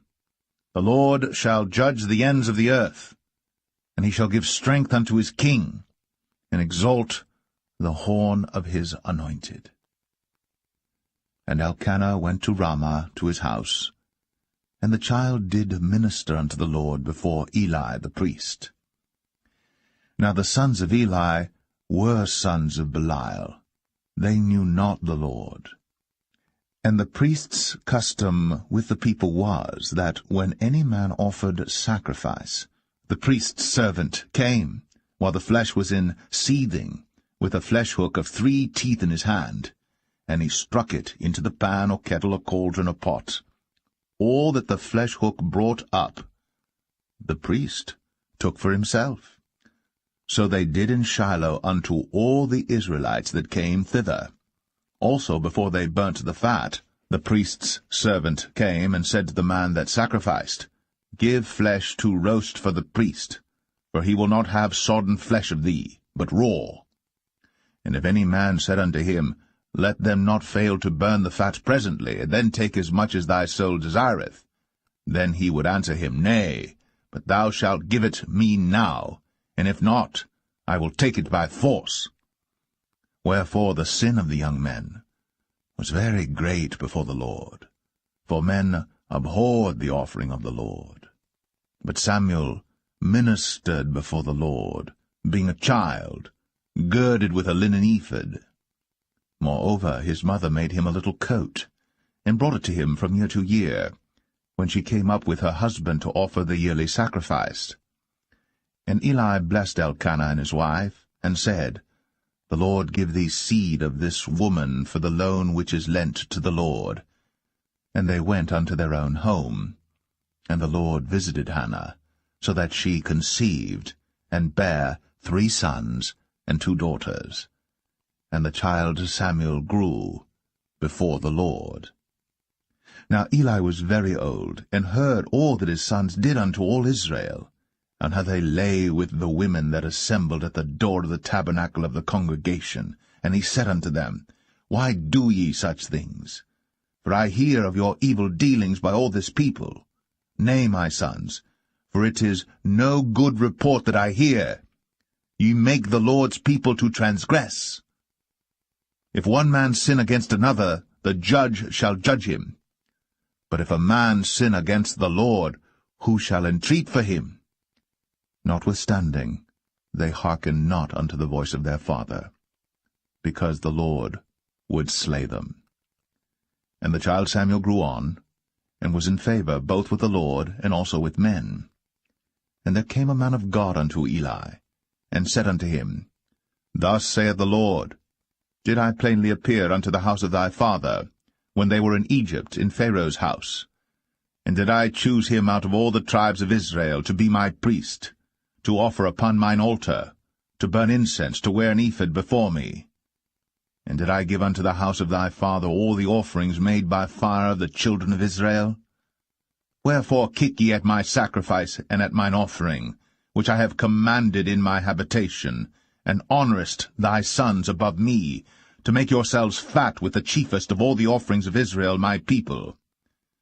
Wherefore the Lord God of Israel saith, I said indeed that thy house, and the house of thy father, should walk before me for ever. But now the Lord saith, Be it far from me, for them that honour me I will honour, and they that despise me shall be lightly esteemed. Behold, the days come, that I will cut off thine arm, and the arm of thy father's house, that there shall not be an old man in thine house. And thou shalt see an enemy in my habitation, in all the wealth which God shall give Israel. And there shall not be an old man in thine house for ever. And the man of thine whom I shall not cut off from mine altar shall be to consume thine eyes and to grieve thine heart, and all the increase of thine house shall die in the flower of their age. And this shall be a sign unto thee, that shall come upon thy 2 sons, on Hophni and Phinehas, in one day. They shall die, both of them. And I will raise me up a faithful priest, that shall do according to that which is in mine heart and in my mind. And I will build him a sure house, and he shall walk before mine anointed for ever. And it shall come to pass, that every one that is left in thine house shall come and crouch to him for a piece of silver and a morsel of bread, and shall say, Put me, I pray thee, into one of the priest's offices, that I may eat a piece of bread.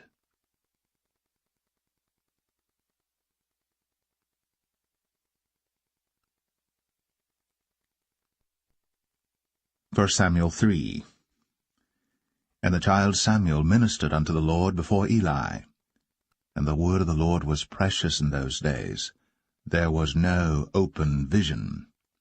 And it came to pass at that time, when Eli was laid down in his place, and his eyes began to wax dim, that he could not see, and ere the lamp of God went out in the temple of the Lord, where the ark of God was, and Samuel was laid down to sleep, that the Lord called Samuel, and he answered, Here am I. And he ran unto Eli, and said, Here am I, for thou calledst me. And he said, I called not, lie down again. And he went and lay down. And the Lord called yet again, Samuel. And Samuel arose and went to Eli, and said, Here am I, for thou didst call me. And he answered, I called not, my son, lie down again. Now Samuel did not yet know the Lord, neither was the word of the Lord yet revealed unto him. And the Lord called Samuel again the third time, and he arose, and went to Eli, and said, Here am I, for thou didst call me. And Eli perceived that the Lord had called the child. Therefore Eli said unto Samuel, Go, lie down, and it shall be, if he call thee, that thou shalt say, Speak, Lord, for thy servant heareth. So Samuel went, and lay down in his place. And the Lord came, and stood, and called, as at other times, Samuel, Samuel. Then Samuel answered, Speak, for thy servant heareth. And the Lord said to Samuel, Behold, I will do a thing in Israel, at which both the ears of every one that heareth it shall tingle. In that day I will perform against Eli all things which I have spoken concerning his house. When I begin, I will also make an end. For I have told him that I will judge his house for ever for the iniquity which he knoweth, because his sons made themselves vile, and he restrained them not. And therefore I have sworn unto the house of Eli, that the iniquity of Eli's house shall not be purged with sacrifice nor offering for ever. And Samuel lay until the morning, and opened the doors of the house of the Lord. And Samuel feared to show Eli the vision. Then Eli called Samuel, and said, Samuel, my son. And he answered, Here am I. And he said, What is the thing that the Lord hath said unto thee? I pray thee, hide it not from me. God do so to thee, and more also, if thou hide anything from me of all the things that he said unto thee. And Samuel told him every whit, and hid nothing from him. And he said, It is the Lord. Let him do what seemeth him good.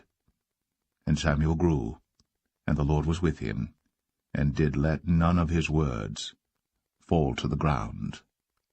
And all Israel from Dan even to Beersheba knew that Samuel was established to be a prophet of the Lord. And the Lord appeared again in Shiloh. For the Lord revealed himself to Samuel in Shiloh by the word of the Lord.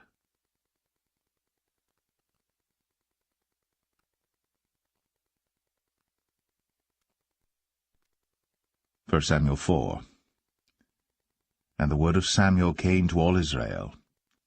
Now Israel went out against the Philistines to battle, and pitched beside Ebenezer.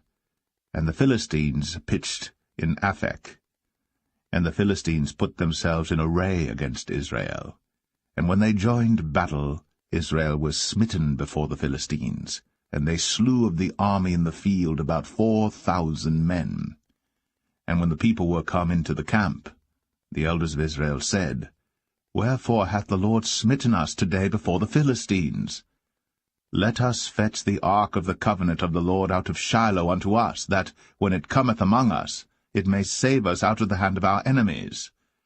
So the people sent to Shiloh, that they might bring from thence the ark of the covenant of the Lord of hosts, which dwelleth between the cherubims.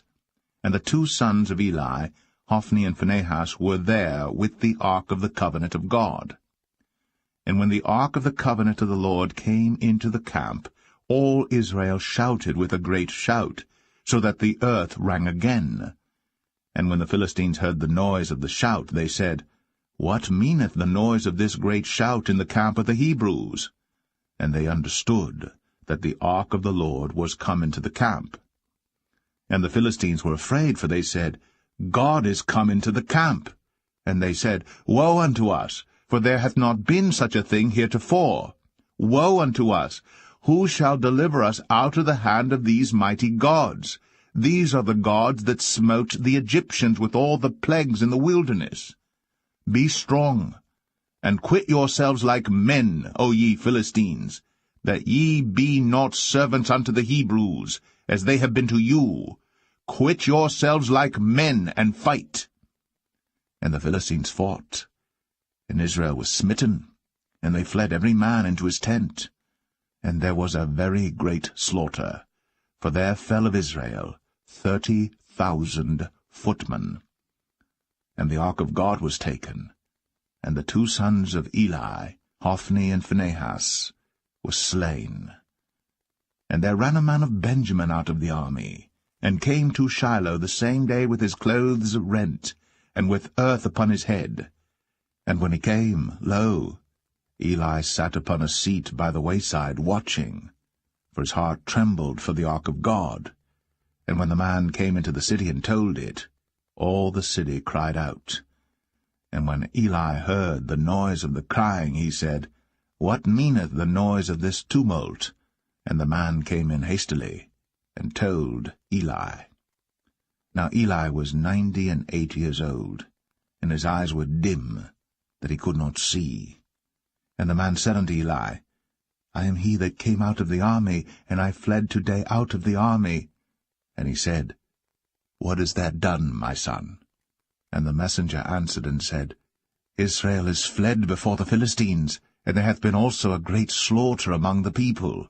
And thy 2 sons also, Hophni and Phinehas, are dead, and the ark of God is taken. And it came to pass, when he made mention of the ark of God, that he fell from off the seat backward by the side of the gate, and his neck brake, and he died. For he was an old man, and heavy, and he had judged Israel 40 years. And his daughter-in-law Phinehas' wife was with child, near to be delivered. And when she heard the tidings that the ark of God was taken, and that her father-in-law and her husband were dead, she bowed herself and travailed, for her pains came upon her. And about the time of her death the women that stood by her said unto her, Fear not, for thou hast borne a son. But she answered not, neither did she regard it. And she named the child Ichabod, saying, The glory is departed from Israel, because the ark of God was taken, and because of her father-in-law and her husband. And she said, The glory is departed from Israel, for the ark of God is taken.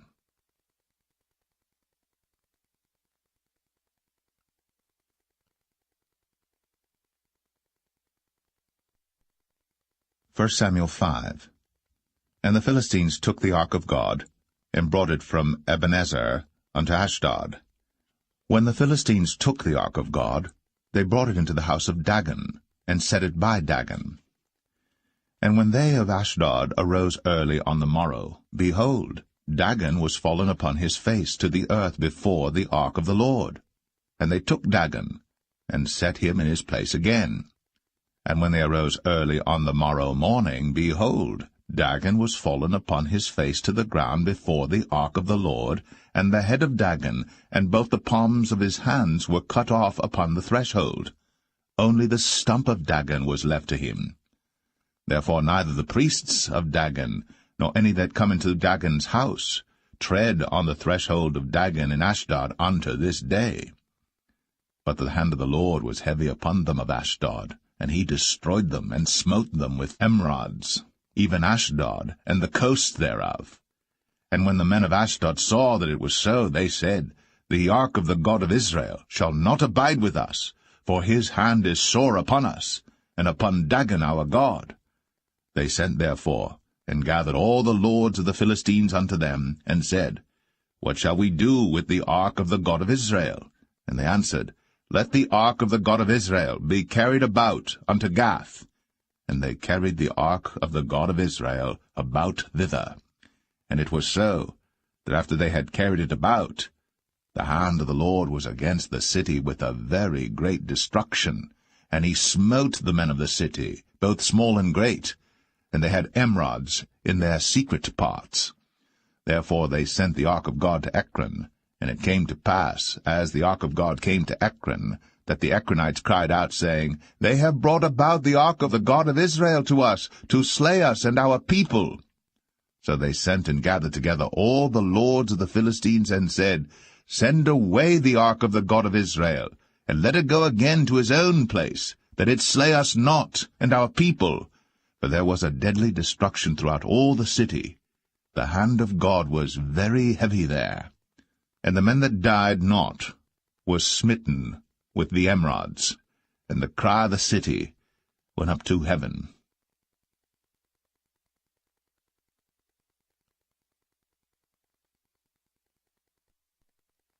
1 Samuel 6. And the ark of the Lord was in the country of the Philistines 7 months. And the Philistines called for the priests and the diviners, saying, What shall we do to the ark of the Lord? Tell us wherewith we shall send it to his place. And they said, If ye send away the ark of the God of Israel, send it not empty, but in any wise return him a trespass offering. Then ye shall be healed, and it shall be known to you why his hand is not removed from you. Then said they, What shall be the trespass offering which we shall return to him? They answered, 5 golden emerods, and 5 golden mice, according to the number of the lords of the Philistines. For 1 plague was on you all, and on your lords.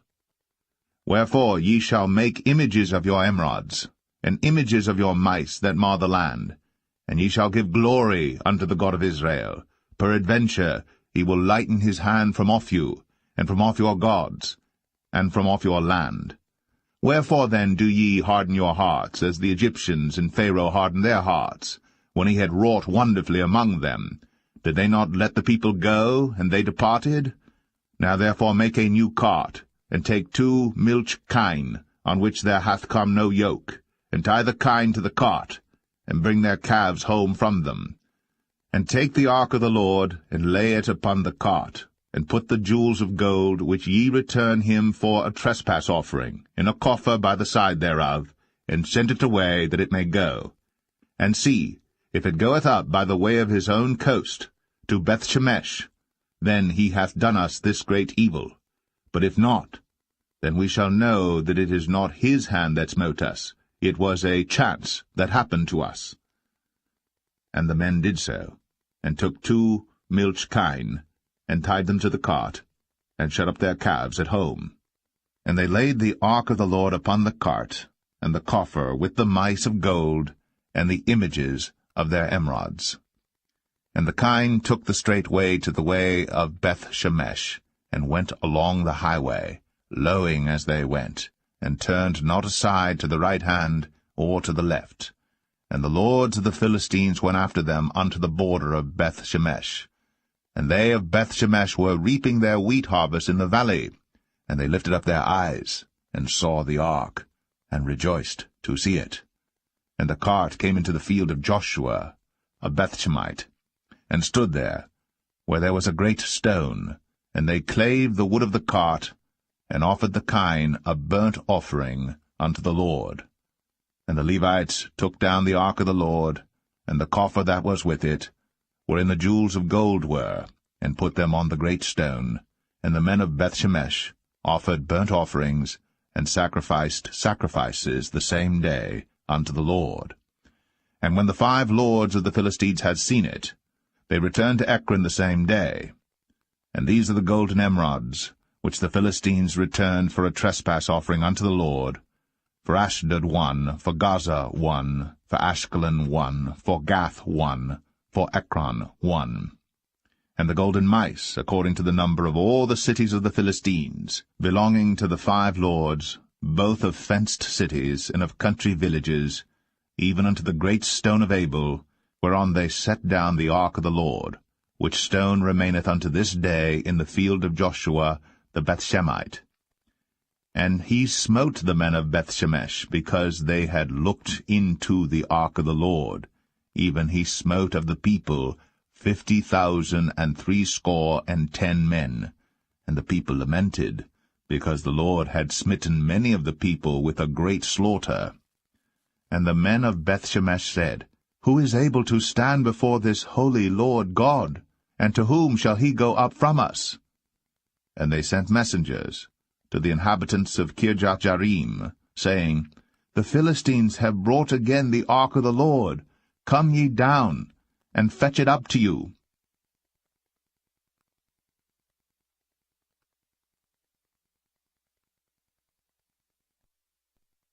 First Samuel 7.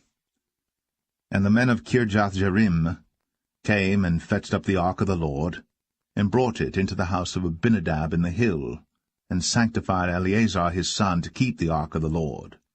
And it came to pass, while the ark abode in Kirjath-jearim, that the time was long, for it was 20 years. And all the house of Israel lamented after the Lord.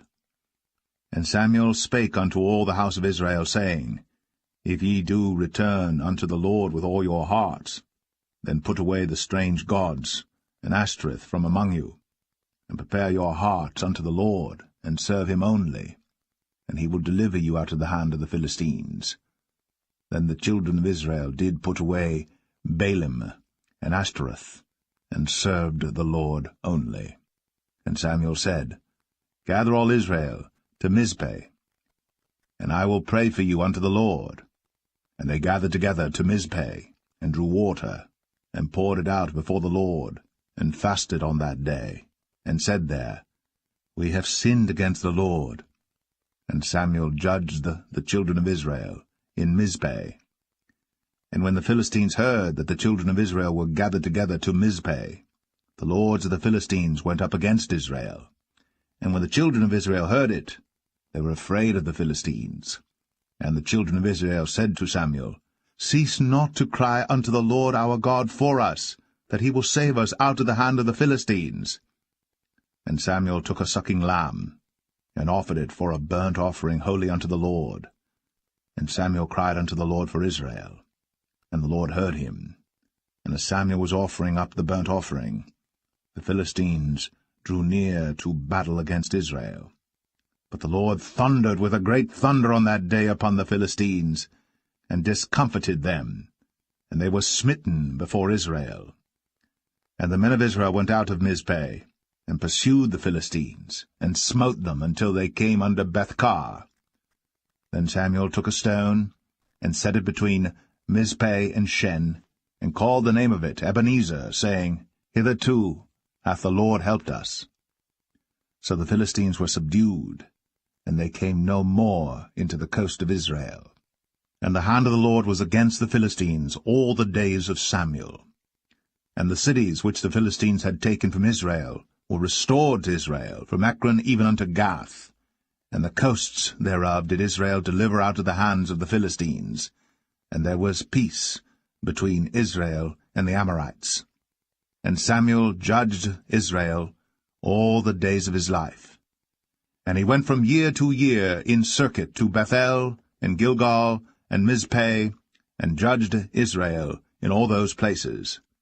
And his return was to Ramah, for there was his house, and there he judged Israel, and there he built an altar unto the Lord.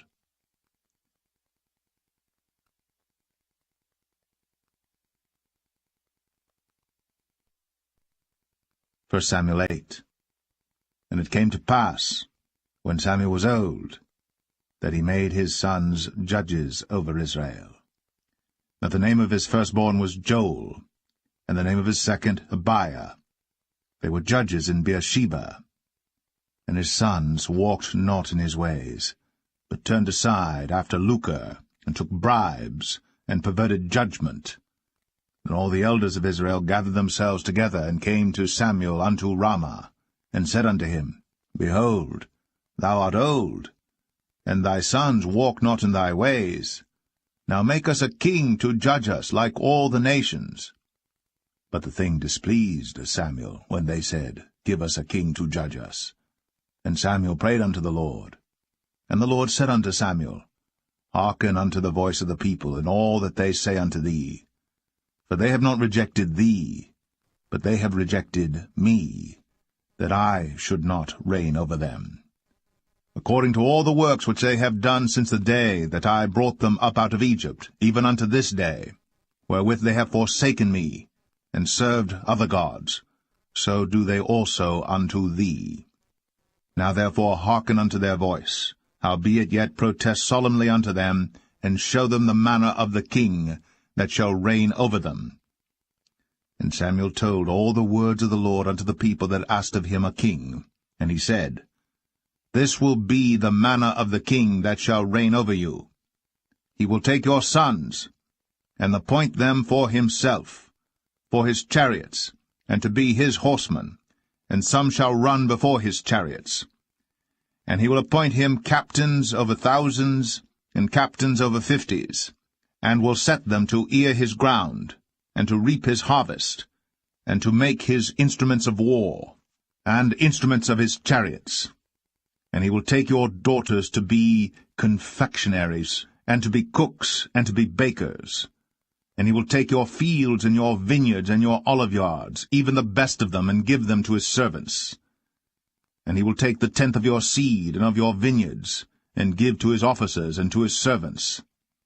And he will take your menservants, and your maidservants, and your goodliest young men, and your asses, and put them to his work. He will take the tenth of your sheep, and ye shall be his servants.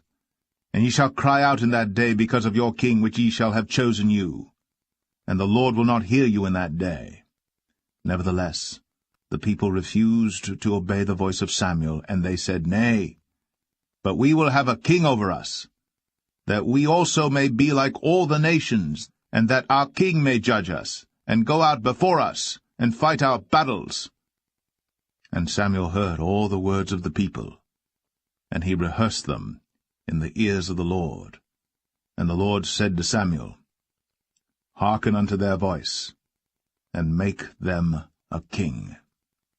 And Samuel said unto the men of Israel, Go ye every man unto his city.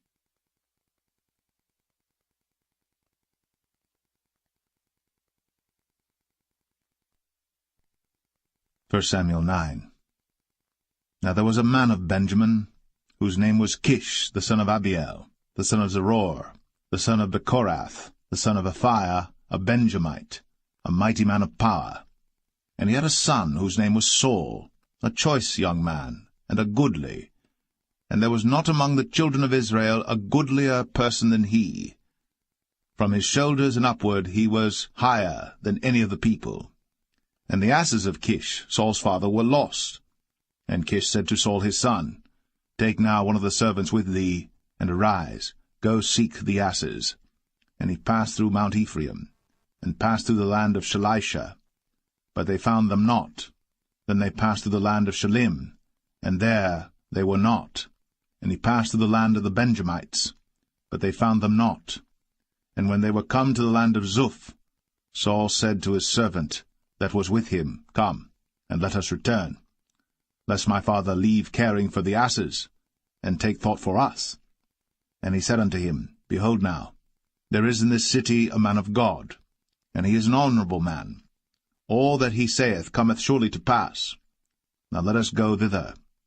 Peradventure he can show us our way that we should go. Then said Saul to his servant, But behold, if we go, what shall we bring the man? For the bread is spent in our vessels, and there is not a present to bring to the man of God. What have we? And the servant answered Saul again, and said, Behold, I have here at hand the 4th part of a shekel of silver. That will I give to the man of God, to tell us our way. Before time in Israel, when a man went to inquire of God, thus he spake, Come, and let us go to the seer. For he that is now called a prophet was before time called a seer. Then said Saul to his servant, Well said, Come, let us go. So they went unto the city where the man of God was. And as they went up the hill to the city, they found young maidens going out to draw water, and said unto them, Is the seer here? And they answered them, and said, He is. Behold, he is before you. Make haste now, for he came today to the city, for there is a sacrifice of the people today in the high place. As soon as ye be come into the city, ye shall straightway find him, before he go up to the high place to eat. For the people will not eat until he come, because he doth bless the sacrifice, and afterwards they eat that be bidden. Now therefore get you up, for about this time ye shall find him. And they went up into the city. And when they were come into the city, behold, Samuel came out against them, for to go up to the high place. Now the Lord had told Samuel in his ear a day before Saul came, saying, Tomorrow, about this time, I will send thee a man out of the land of Benjamin, and thou shalt anoint him to be captain over my people Israel, that he may save my people out of the hand of the Philistines. For I have looked upon my people, because their cry is come unto me. And when Samuel saw Saul, the Lord said unto him, Behold the man whom I spake to thee of. This same shall reign over my people. Then Saul drew near to Samuel in the gate, and said, Tell me, I pray thee, where the seer's house is. And Samuel answered Saul, and said, I am the seer. Go up before me unto the high place. For ye shall eat with me today, and tomorrow I will let thee go, and will tell thee all that is in thine heart. And as for thine asses that were lost 3 days ago, set not thy mind on them, for they are found. And on whom is all the desire of Israel? Is it not on thee, and on all thy father's house? And Saul answered and said, Am not I a Benjamite, of the smallest of the tribes of Israel, and my family the least of all the families of the tribe of Benjamin?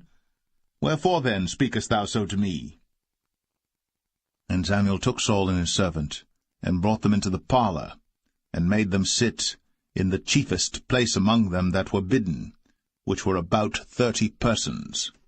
And Samuel said unto the cook, Bring the portion which I gave thee, of which I said unto thee, Set it by thee. And the cook took up the shoulder, and that which was upon it, and set it before Saul. And Samuel said, Behold that which is left, set it before thee, and eat. For unto this time hath it been kept for thee, since I said, I have invited the people.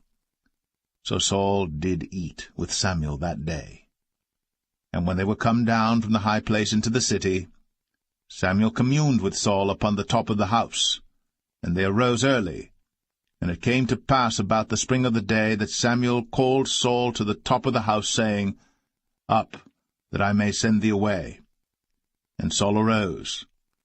And they went out, both of them, he and Samuel, abroad. And as they were going down to the end of the city, Samuel said to Saul, Bid the servant pass on before us.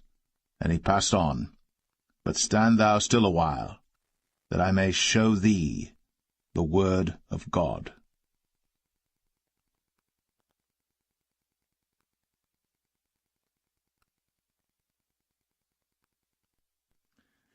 1 Samuel 10.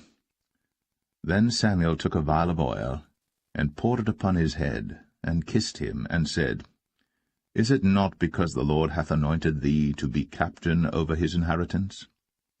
When thou art departed from me today, then thou shalt find 2 men by Rachel's sepulchre, in the border of Benjamin at Zelle. And they will say unto thee, The asses which thou wentest to seek are found. And lo, thy father hath left the care of the asses, and sorroweth for you, saying, What shall I do for my son? Then shalt thou go on forward from thence, and thou shalt come to the plain of Tabor. And there shall meet thee 3 men going up to God to Bethel, one carrying 3 kids, and another carrying 3 loaves of bread, and another carrying a bottle of wine. And they will salute thee, and give thee 2 loaves of bread, which thou shalt receive of their hands. After that thou shalt come to the hill of God, where is the garrison of the Philistines. And it shall come to pass, when thou art come thither to the city, that thou shalt meet a company of prophets coming down from the high place, with a psaltery, and a tabret, and a pipe, and a harp before them, and they shall prophesy. And the Spirit of the Lord will come upon thee, and thou shalt prophesy with them, and shalt be turned into another man. And let it be, when these signs are come unto thee, that thou do as occasion serve thee, for God is with thee. And thou shalt go down before me to Gilgal, and behold, I will come down unto thee to offer burnt offerings, and to sacrifice sacrifices of peace offerings. 7 days shalt thou tarry, till I come to thee, and show thee what thou shalt do. And it was so that when he had turned his back to go from Samuel, God gave him another heart. And all those signs came to pass that day. And when they came thither to the hill, behold, a company of prophets met him, and the Spirit of God came upon him, and he prophesied among them. And it came to pass, when all that knew him beforetime saw that, behold, he prophesied among the prophets, then the people said one to another, What is this that is come unto the son of Kish? Is Saul also among the prophets? And one of the same place answered and said, But who is their father? Therefore it became a proverb, Is Saul also among the prophets? And when he had made an end of prophesying, he came to the high place. And Saul's uncle said unto him and to his servant, Whither went ye? And he said, To seek the asses. And when we saw that they were nowhere, we came to Samuel. And Saul's uncle said, Tell me, I pray thee, what Samuel said unto you. And Saul said unto his uncle, He told us plainly that the asses were found. But of the matter of the kingdom whereof Samuel spake, he told him not. And Samuel called the people together unto the Lord to Mizpeh, and said unto the children of Israel, Thus saith the Lord God of Israel, I brought up Israel out of Egypt, and delivered you out of the hand of the Egyptians, and out of the hand of all kingdoms, and of them that oppressed you. And ye have this day rejected your God, who himself saved you out of all your adversities and your tribulations. And ye have said unto him, Nay, but set a king over us. Now therefore present yourselves before the Lord by your tribes and by your thousands. And when Samuel had caused all the tribes of Israel to come near, the tribe of Benjamin was taken. When he had caused the tribe of Benjamin to come near by their families, the family of Matri was taken.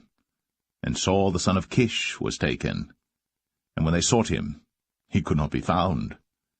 Therefore they inquired of the Lord further, if the man should yet come thither. And the Lord answered, Behold, he hath hid himself among the stuff. And they ran and fetched him thence.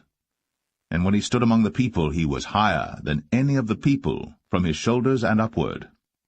And Samuel said to all the people, See ye him, whom the Lord hath chosen, that there is none like him among all the people? And all the people shouted and said, God save the king. Then Samuel told the people the manner of the kingdom, and wrote it in a book, and laid it up before the Lord. And Samuel sent all the people away, every man to his house. And Saul also went home to Gibeah, and there went with him a band of men, whose hearts God had touched. But the children of Belial said, How shall this man save us? And they despised him, and brought him no presents.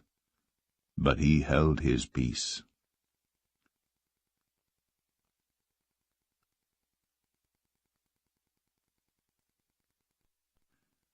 1 Samuel 11. Then Nahash the Ammonite came up, and encamped against Jabesh-Gilead. And all the men of Jabesh said unto Nahash, Make a covenant with us, and we will serve thee. And Nahash the Ammonite answered them, On this condition will I make a covenant with you, that I may thrust out all your right eyes, and lay it for a reproach upon all Israel. And the elders of Jabesh said unto him, Give us 7 days' respite, that we may send messengers unto all the coasts of Israel, and then, if there be no man to save us, we will come out to thee. Then came the messengers to Gibeah of Saul, and told the tidings in the ears of the people. And all the people lifted up their voices and wept. And behold, Saul came after the herd out of the field, and Saul said, What aileth the people, that they weep? And they told him the tidings of the men of Jabesh. And the Spirit of God came upon Saul when he heard those tidings. and his anger was kindled greatly. And he took a yoke of oxen, and hewed them in pieces, and sent them throughout all the coasts of Israel by the hands of messengers, saying, Whosoever cometh not forth after Saul and after Samuel, so shall it be done unto his oxen. And the fear of the Lord fell on the people, and they came out with one consent. And when he numbered them in Bezek, the children of Israel were 300,000, and the men of Judah 30,000. And they said unto the messengers that came, Thus shall ye say unto the men of Jabesh Gilead, Tomorrow by that time the sun be hot, ye shall have help. And the messengers came and showed it to the men of Jabesh, and they were glad. Therefore the men of Jabesh said, Tomorrow we will come out unto you, and ye shall do with us all that seemeth good unto you. And it was so in the morrow, that Saul put the people in 3 companies, and they came into the midst of the host in the morning watch, and slew the Ammonites until the heat of the day. And it came to pass, that they which remained were scattered, so that 2 of them were not left together. And the people said unto Samuel, Who is he that said, Shall Saul reign over us? Bring the men, that we may put them to death. And Saul said, There shall not a man be put to death this day, for today the Lord hath wrought salvation in Israel. Then said Samuel to the people, Come, and let us go to Gilgal, and renew the kingdom there. And all the people went to Gilgal, and there they made Saul king before the Lord in Gilgal, and there they sacrificed sacrifices of peace offerings before the Lord. And there Saul and all the men of Israel rejoiced greatly.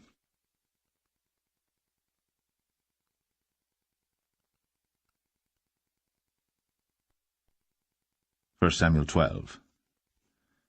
And Samuel said unto all Israel, Behold, I have hearkened unto your voice in all that ye said unto me, and have made a king over you. And now, behold, the king walketh before you. And I am old and grey-headed, and behold, my sons are with you. And I have walked before you from my childhood unto this day. Behold, here I am. Witness against me before the Lord and before his anointed, whose ox have I taken? Or whose ass have I taken? Or whom have I defrauded? Whom have I oppressed? Or of whose hand have I received any bribe to blind mine eyes therewith? And I will restore it you. And they said, Thou hast not defrauded us, nor oppressed us, neither hast thou taken aught of any man's hand. And he said unto them, The Lord is witness against you, and his anointed is witness this day, that ye have not found aught in my hand. And they answered, He is witness. And Samuel said unto the people, It is the Lord that advanced Moses and Aaron, and that brought your fathers up out of the land of Egypt. Now therefore stand still, that I may reason with you before the Lord of all the righteous acts of the Lord, which he did to you and to your fathers. When Jacob was come into Egypt, and your fathers cried unto the Lord, then the Lord sent Moses and Aaron, which brought forth your fathers out of Egypt, and made them dwell in this place. And when they forgat the Lord their God, he sold them into the hand of Sisera, captain of the host of Hazor, and into the hand of the Philistines, and into the hand of the king of Moab. And they fought against them. And they cried unto the Lord, and said, We have sinned, because we have forsaken the Lord, and have served Balaam and Ashtoreth. But now deliver us out of the hand of our enemies, and we will serve thee. And the Lord sent Jerubbaal, and Bedan, and Jephthah, and Samuel, and delivered you out of the hand of your enemies on every side, and ye dwelled safe. And when ye saw that Nahash the king of the children of Ammon came against you, ye said unto me, Nay, but a king shall reign over us, when the Lord your God was your king. Now therefore, behold, the king whom ye have chosen, and whom ye have desired, and behold, the Lord hath set a king over you. If ye will fear the Lord, and serve him, and obey his voice, and not rebel against the commandment of the Lord, then shall both ye and also the king that reigneth over you continue following the Lord your God. But if ye will not obey the voice of the Lord, but rebel against the commandment of the Lord, then shall the hand of the Lord be against you, as it was against your fathers.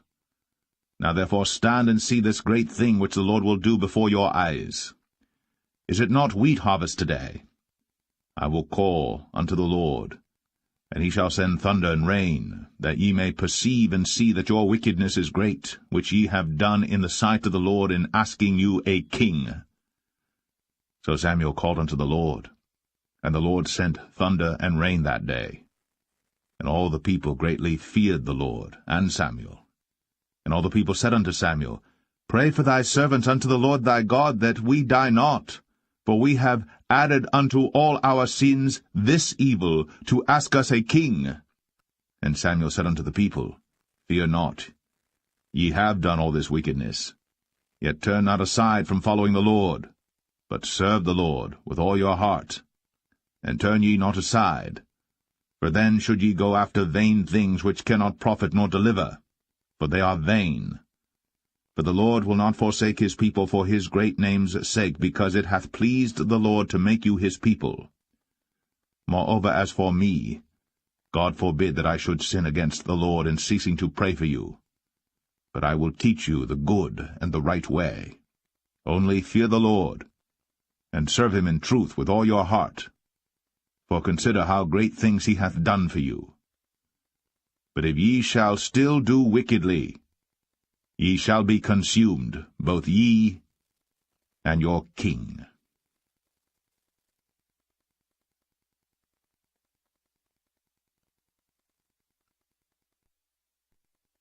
1 Samuel 13. Saul reigned 1 year. And when he had reigned 2 years over Israel, Saul chose him 3,000 men of Israel, whereof 2,000 were with Saul in Michmash and in Mount Bethel, and 1,000 were with Jonathan in Gibeah of Benjamin. And the rest of the people he sent every man to his tent. And Jonathan smote the garrison of the Philistines that was in Geba, and the Philistines heard of it. And Saul blew the trumpet throughout all the land, saying, Let the Hebrews hear. And all Israel heard say that Saul had smitten a garrison of the Philistines, and that Israel also was had in abomination with the Philistines. And the people were called together after Saul to Gilgal. And the Philistines gathered themselves together to fight with Israel, 30,000 chariots and 6,000 horsemen, and people as the sand which is on the seashore in multitude. And they came up, and pitched in Michmash, eastward from Bethaven. When the men of Israel saw that they were in a strait, for the people were distressed, then the people did hide themselves in caves, and in thickets, and in rocks, and in high places, and in pits. And some of the Hebrews went over Jordan to the land of Gad and Gilead. As for Saul, he was yet in Gilgal, and all the people followed him, trembling. And he tarried 7 days, according to the set time that Samuel had appointed. But Samuel came not to Gilgal, and the people were scattered from him. And Saul said, Bring hither a burnt offering to me, and peace offerings. And he offered the burnt offering. And it came to pass that as soon as he had made an end of offering the burnt offering, behold, Samuel came. And Saul went out to meet him, that he might salute him.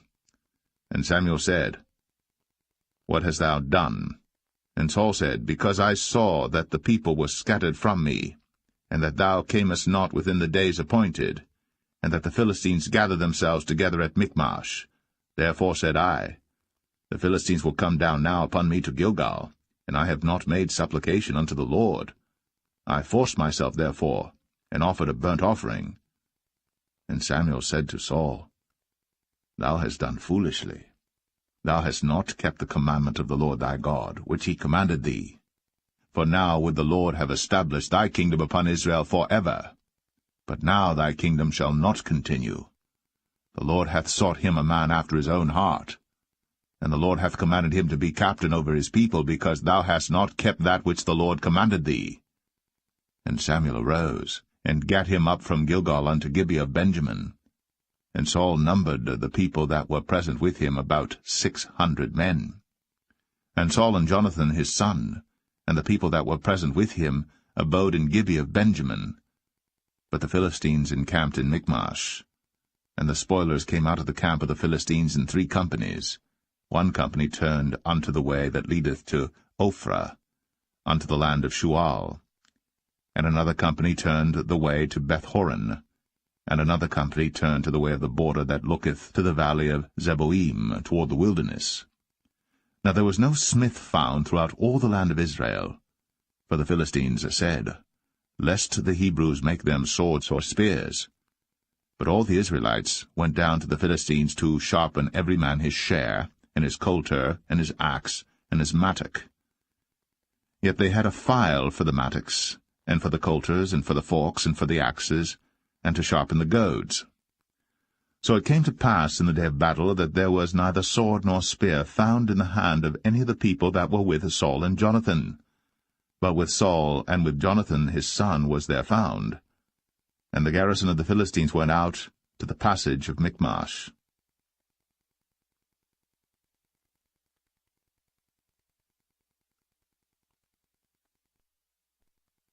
1 Samuel 14. Now it came to pass upon a day that Jonathan the son of Saul said unto the young man that bare his armor, Come, and let us go over to the Philistines' garrison that is on the other side. But he told not his father. And Saul tarried in the uttermost part of Gibeah, under a pomegranate tree which is in Migron. And the people that were with him were about 600 men. And Ahiah, the son of Ahitub, Ichabod's brother, the son of Phinehas, the son of Eli, the Lord's priest in Shiloh, wearing an ephod. And the people knew not that Jonathan was gone. And between the passages, by which Jonathan sought to go over unto the Philistines' garrison, there was a sharp rock on the one side, and a sharp rock on the other side. And the name of the one was Bozez, and the name of the other Sinai. The forefront of the one was situate northward over against Michmash, and the other southward over against Gibeah. And Jonathan said to the young men that bare his armor, Come, and let us go over unto the garrison of these uncircumcised. It may be that the Lord will work for us, for there is no restraint to the Lord to save by many or by few. And his armor-bearer said unto him, Do all that is in thine heart, turn thee, behold, I am with thee according to thy heart.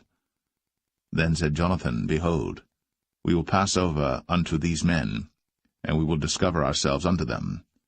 If they say thus unto us, Tarry until we come to you, then we will stand still in our place, and will not go up unto them. But if they say thus, Come up unto us, then we will go up, for the Lord hath delivered them into our hand, and this shall be a sign unto us. And both of them discovered themselves unto the garrison of the Philistines.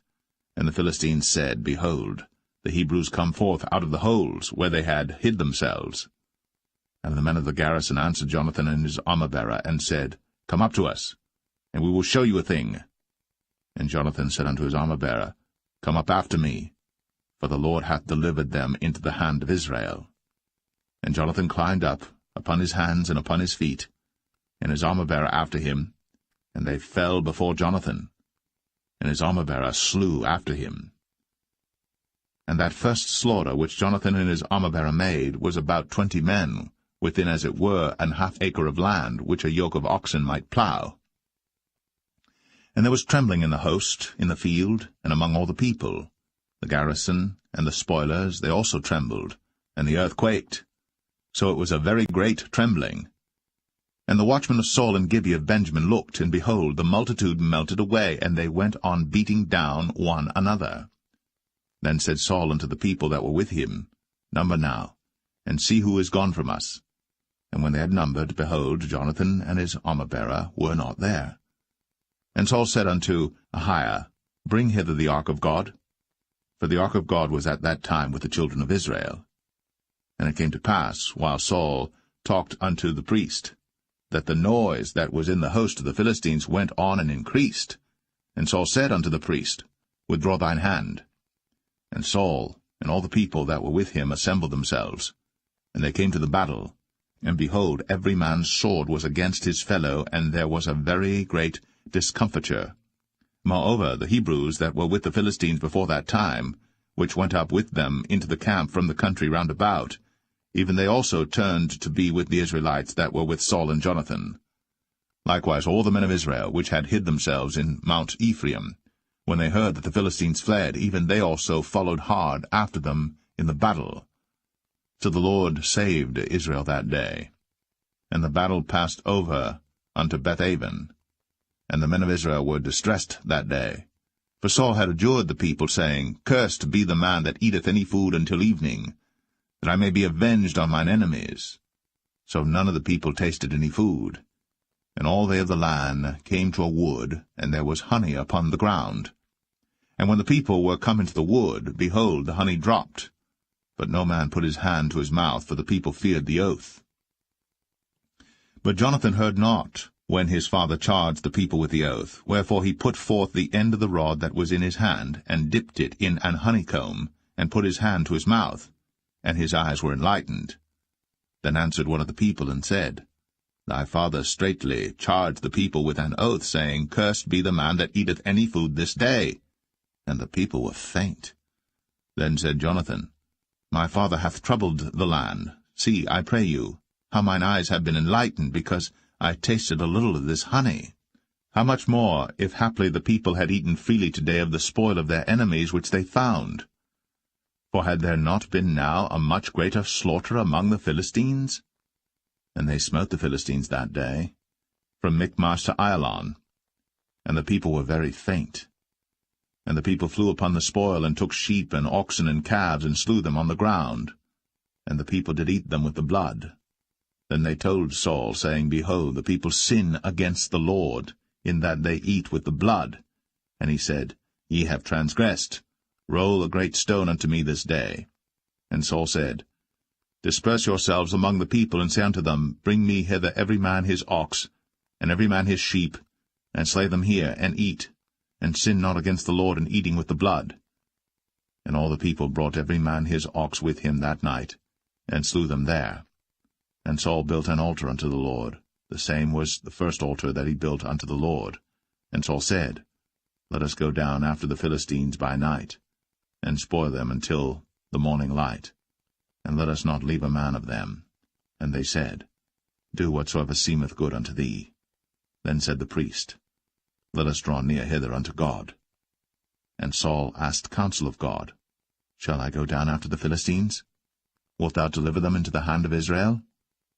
But he answered him not that day. And Saul said, Draw ye near hither, all the chief of the people, and know and see wherein this sin hath been this day. For as the Lord liveth, which saveth Israel, though it be in Jonathan my son, he shall surely die. But there was not a man among all the people that answered him. Then said he unto all Israel, Be ye on one side, and I and Jonathan my son will be on the other side. And the people said unto Saul, Do what seemeth good unto thee. Therefore Saul said unto the Lord God of Israel, Give a perfect lot. And Saul and Jonathan were taken, but the people escaped. And Saul said, Cast lots between me and Jonathan my son. And Jonathan was taken. Then Saul said to Jonathan, Tell me what thou hast done. And Jonathan told him, and said, I did but taste a little honey with the end of the rod that was in mine hand, and lo, I must die. And Saul answered, God do so and more also, for thou shalt surely die, Jonathan. And the people said unto Saul, Shall Jonathan die, who hath wrought this great salvation in Israel? God forbid, as the Lord liveth. There shall not one hair of his head fall to the ground, for he hath wrought with God this day. So the people rescued Jonathan, that he died not. Then Saul went up from following the Philistines, and the Philistines went to their own place.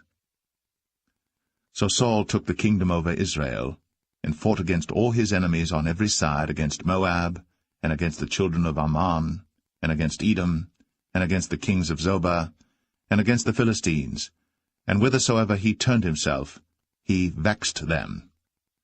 And he gathered an host, and smote the Amalekites, and delivered Israel out of the hands of them that spoiled them.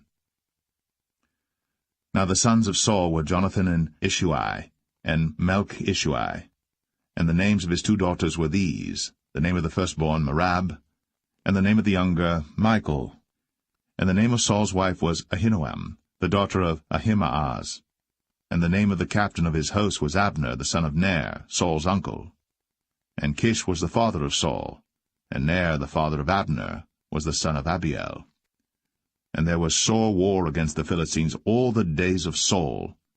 And when Saul saw any strong man or any valiant man, he took him unto him.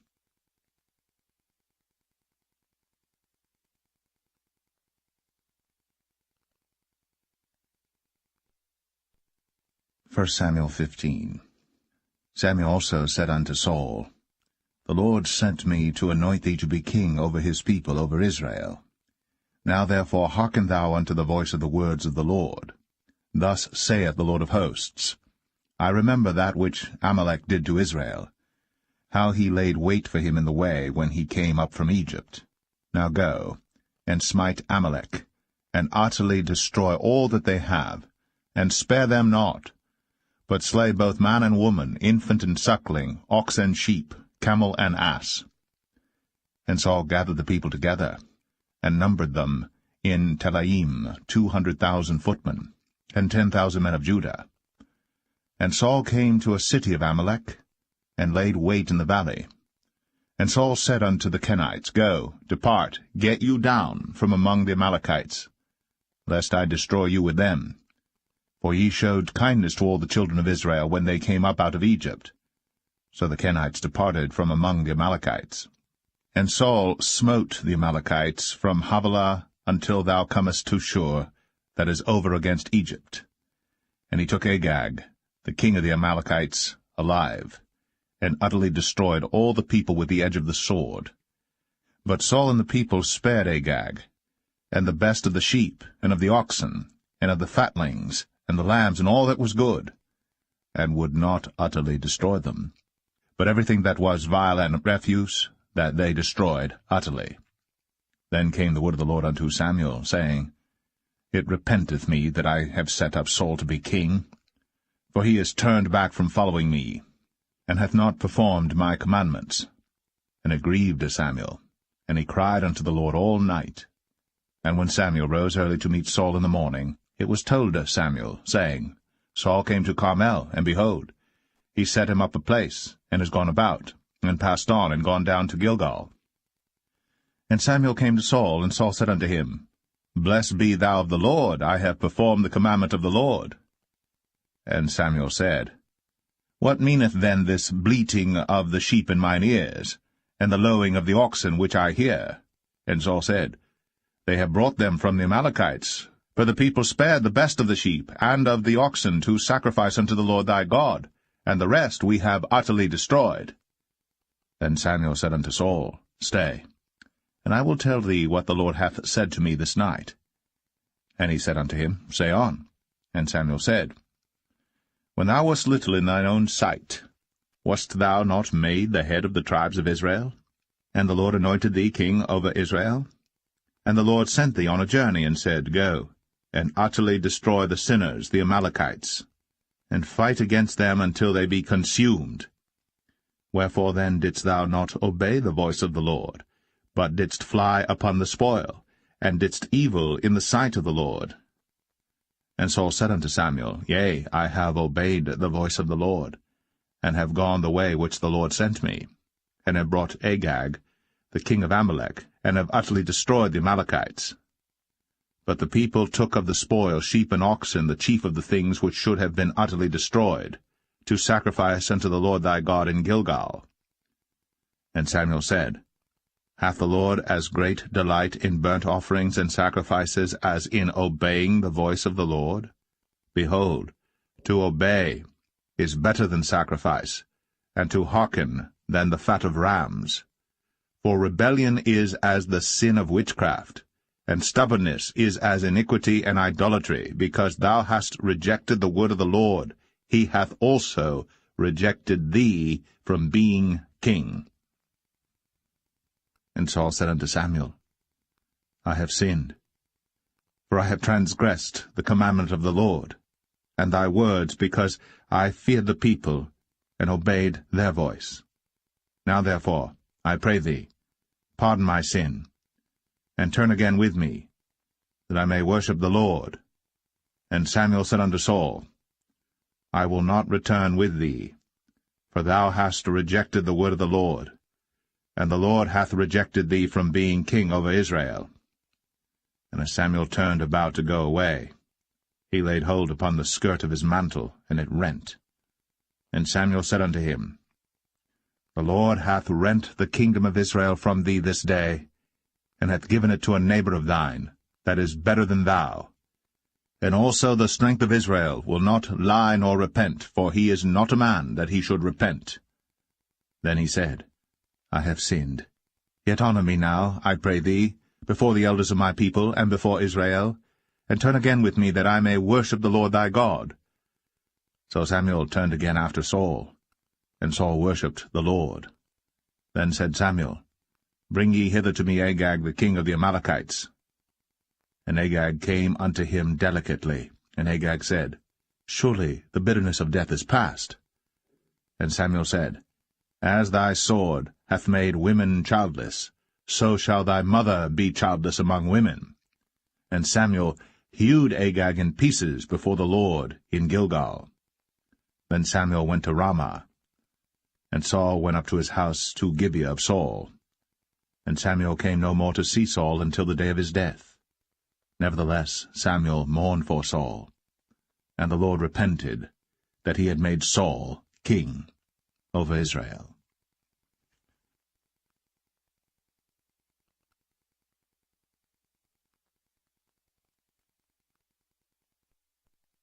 1 Samuel 16. And the Lord said unto Samuel, How long wilt thou mourn for Saul, seeing I have rejected him from reigning over Israel? Fill thine horn with oil, and go. I will send thee to Jesse the Bethlehemite, for I have provided me a king among his sons. And Samuel said, How can I go? If Saul hear it, he will kill me. And the Lord said, Take an heifer with thee, and say, I am come to sacrifice to the Lord. And call Jesse to the sacrifice. And I will show thee what thou shalt do, and thou shalt anoint unto me him whom I name unto thee. And Samuel did that which the Lord spake, and came to Bethlehem. And the elders of the town trembled at his coming, and said, Comest thou peaceably? And he said, Peaceably. I am come to sacrifice unto the Lord. Sanctify yourselves, and come with me to the sacrifice. And he sanctified Jesse and his sons, and called them to the sacrifice. And it came to pass, when they were come, that he looked on Eliab, and said, Surely the Lord's anointed is before him. But the Lord said unto Samuel, Look not on his countenance, or on the height of his stature, because I have refused him. For the Lord seeth not as man seeth. For man looketh on the outward appearance, but the Lord looketh on the heart. Then Jesse called Abinadab, and made him pass before Samuel, and he said, Neither hath the Lord chosen this. Then Jesse made Shammah to pass by, and he said, Neither hath the Lord chosen this. Again Jesse made 7 of his sons to pass before Samuel. And Samuel said unto Jesse, The Lord hath not chosen these. And Samuel said unto Jesse, Are here all thy children? And he said, There remaineth yet the youngest, and behold, he keepeth the sheep. And Samuel said unto Jesse, Send and fetch him, for we will not sit down till he come hither. And he sent and brought him in.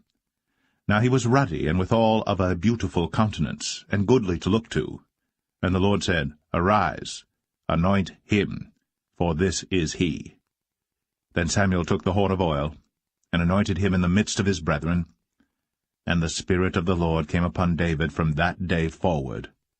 So Samuel rose up, and went to Ramah. But the Spirit of the Lord departed from Saul, and an evil spirit from the Lord troubled him. And Saul's servant said unto him, Behold now, an evil spirit from God troubleth thee. Let our Lord now command thy servants, which are before thee, to seek out a man who is a cunning player on an harp. And it shall come to pass, when the evil spirit from God is upon thee, that he shall play with his hand, and thou shalt be well. And Saul said unto his servants, Provide me now a man that can play well, and bring him to me.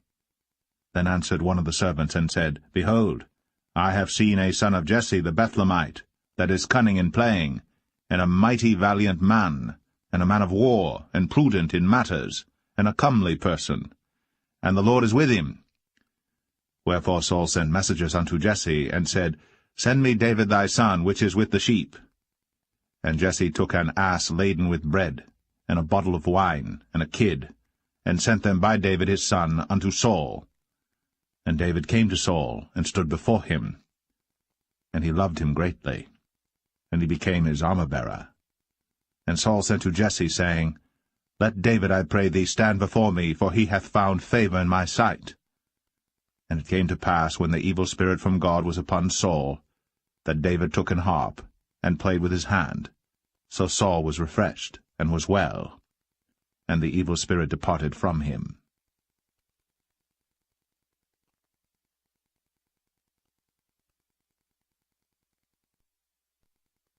1 Samuel 17. Now the Philistines gathered together their armies to battle, and were gathered together at Shochoh, which belongeth to Judah, and pitched between Shochoh and Azekah in Ephes-dammim. And Saul and the men of Israel were gathered together and pitched by the valley of Elah, and set the battle in array against the Philistines. And the Philistines stood on a mountain on the one side, and Israel stood on a mountain on the other side, and there was a valley between them. And there went out a champion out of the camp of the Philistines, named Goliath of Gath, whose height was 6 cubits and a span.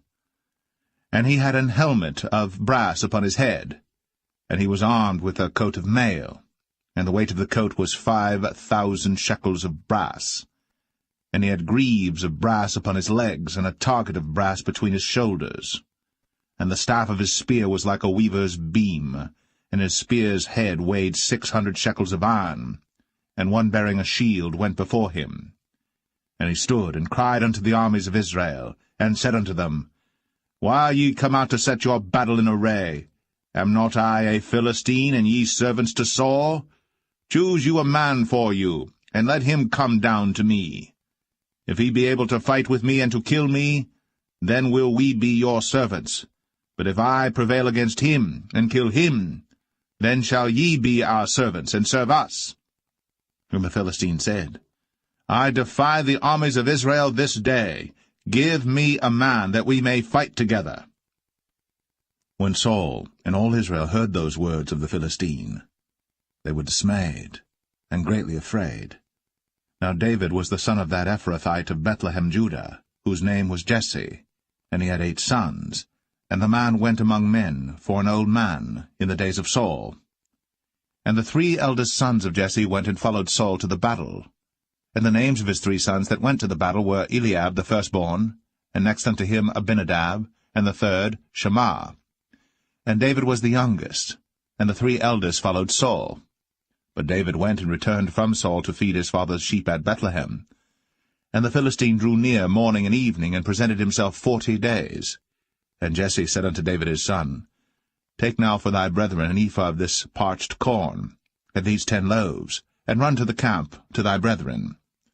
And carry these 10 cheeses unto the captain of their 1,000, and look how thy brethren fare, and take their pledge. Now Saul and they, and all the men of Israel, were in the valley of Elah, fighting with the Philistines. And David rose up early in the morning, and left the sheep with a keeper, and took and went, as Jesse had commanded him. And he came to the trench, as the host was going forth to the fight, and shouted for the battle.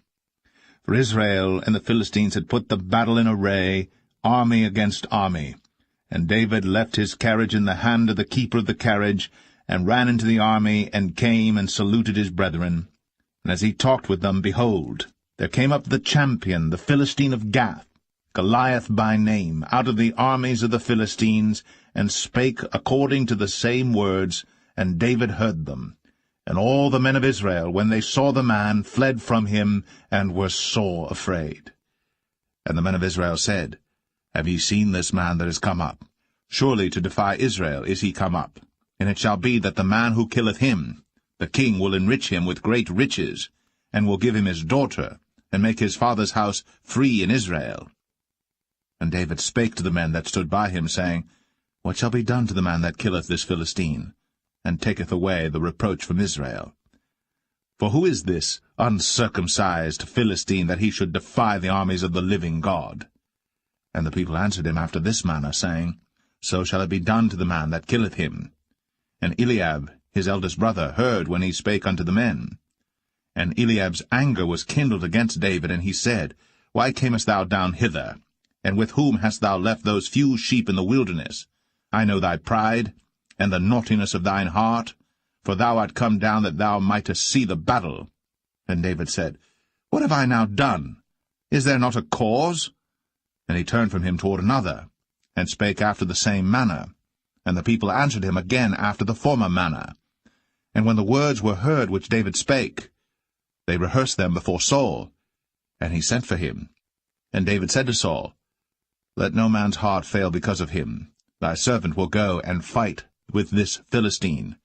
And Saul said to David, Thou art not able to go against this Philistine to fight with him, for thou art but a youth, and he a man of war from his youth. And David said unto Saul, Thy servant kept his father's sheep, and there came a lion and a bear, and took a lamb out of the flock. And I went out after him, and smote him, and delivered it out of his mouth. And when he arose against me, I caught him by his beard, and smote him, and slew him. Thy servant slew both the lion and the bear, and this uncircumcised Philistine shall be as one of them, seeing he hath defied the armies of the living God. David said, moreover, The Lord that delivered me out of the paw of the lion, and out of the paw of the bear, he will deliver me out of the hand of this Philistine. And Saul said unto David, Go, and the Lord be with thee. And Saul armed David with his armor, and he put an helmet of brass upon his head. Also he armed him with a coat of mail. And David girded his sword upon his armor, and he essayed to go, for he had not proved it. And David said unto Saul, I cannot go with these, for I have not proved them. And David put them off him. And he took his staff in his hand, and chose him 5 smooth stones out of the brook, and put them in a shepherd's bag which he had, even in a scrip, and his sling was in his hand. And he drew near to the Philistine. And the Philistine came on and drew near unto David. And the man that bare the shield went before him. And when the Philistine looked about and saw David, he disdained him, for he was but a youth, and ruddy, and of a fair countenance. And the Philistine said unto David, Am I a dog that thou comest to me with staves? And the Philistine cursed David by his gods. And the Philistine said to David, Come to me, and I will give thy flesh unto the fowls of the air, and to the beasts of the field. Then said David to the Philistine, Thou comest to me with a sword, and with a spear, and with a shield. But I come to thee in the name of the Lord of hosts, the God of the armies of Israel, whom thou hast defied. This day will the Lord deliver thee into mine hand, and I will smite thee, and take thine head from thee. And I will give the carcasses of the host of the Philistines this day unto the fowls of the air, and to the wild beasts of the earth, that all the earth may know that there is a God in Israel. And all this assembly shall know that the Lord saveth not with sword and spear, for the battle is the Lord's, and he will give you into our hands. And it came to pass, when the Philistine arose, and came and drew nigh to meet David, that David hasted, and ran toward the army to meet the Philistine. And David put his hand in his bag, and took thence a stone, and slang it, and smote the Philistine in his forehead, that the stone sunk into his forehead, and he fell upon his face to the earth. So David prevailed over the Philistine with a sling and with a stone, and smote the Philistine, and slew him. But there was no sword in the hand of David. Therefore David ran, and stood upon the Philistine, and took his sword, and drew it out of the sheath thereof, and slew him, and cut off his head therewith. And when the Philistines saw their champion was dead, they fled. And the men of Israel and of Judah arose, and shouted, and pursued the Philistines until thou come to the valley, and to the gates of Ekron. And the wounded of the Philistines fell down by the way to Sharaim, even unto Gath and unto Ekron. And the children of Israel returned from chasing after the Philistines, and they spoiled their tents. And David took the head of the Philistine, and brought it to Jerusalem, but he put his armor in his tent. And when Saul saw David go forth against the Philistines, he said unto Abner, the captain of the host, Abner, whose son is this youth? And Abner said, As thy soul liveth, O king, I cannot tell. And the king said, Inquire thou whose son the stripling is. And as David returned from the slaughter of the Philistine, Abner took him, and brought him before Saul with the head of the Philistine in his hand. And Saul said to him, Whose son art thou, thou young man? And David answered, I am the son of thy servant Jesse, the Bethlehemite.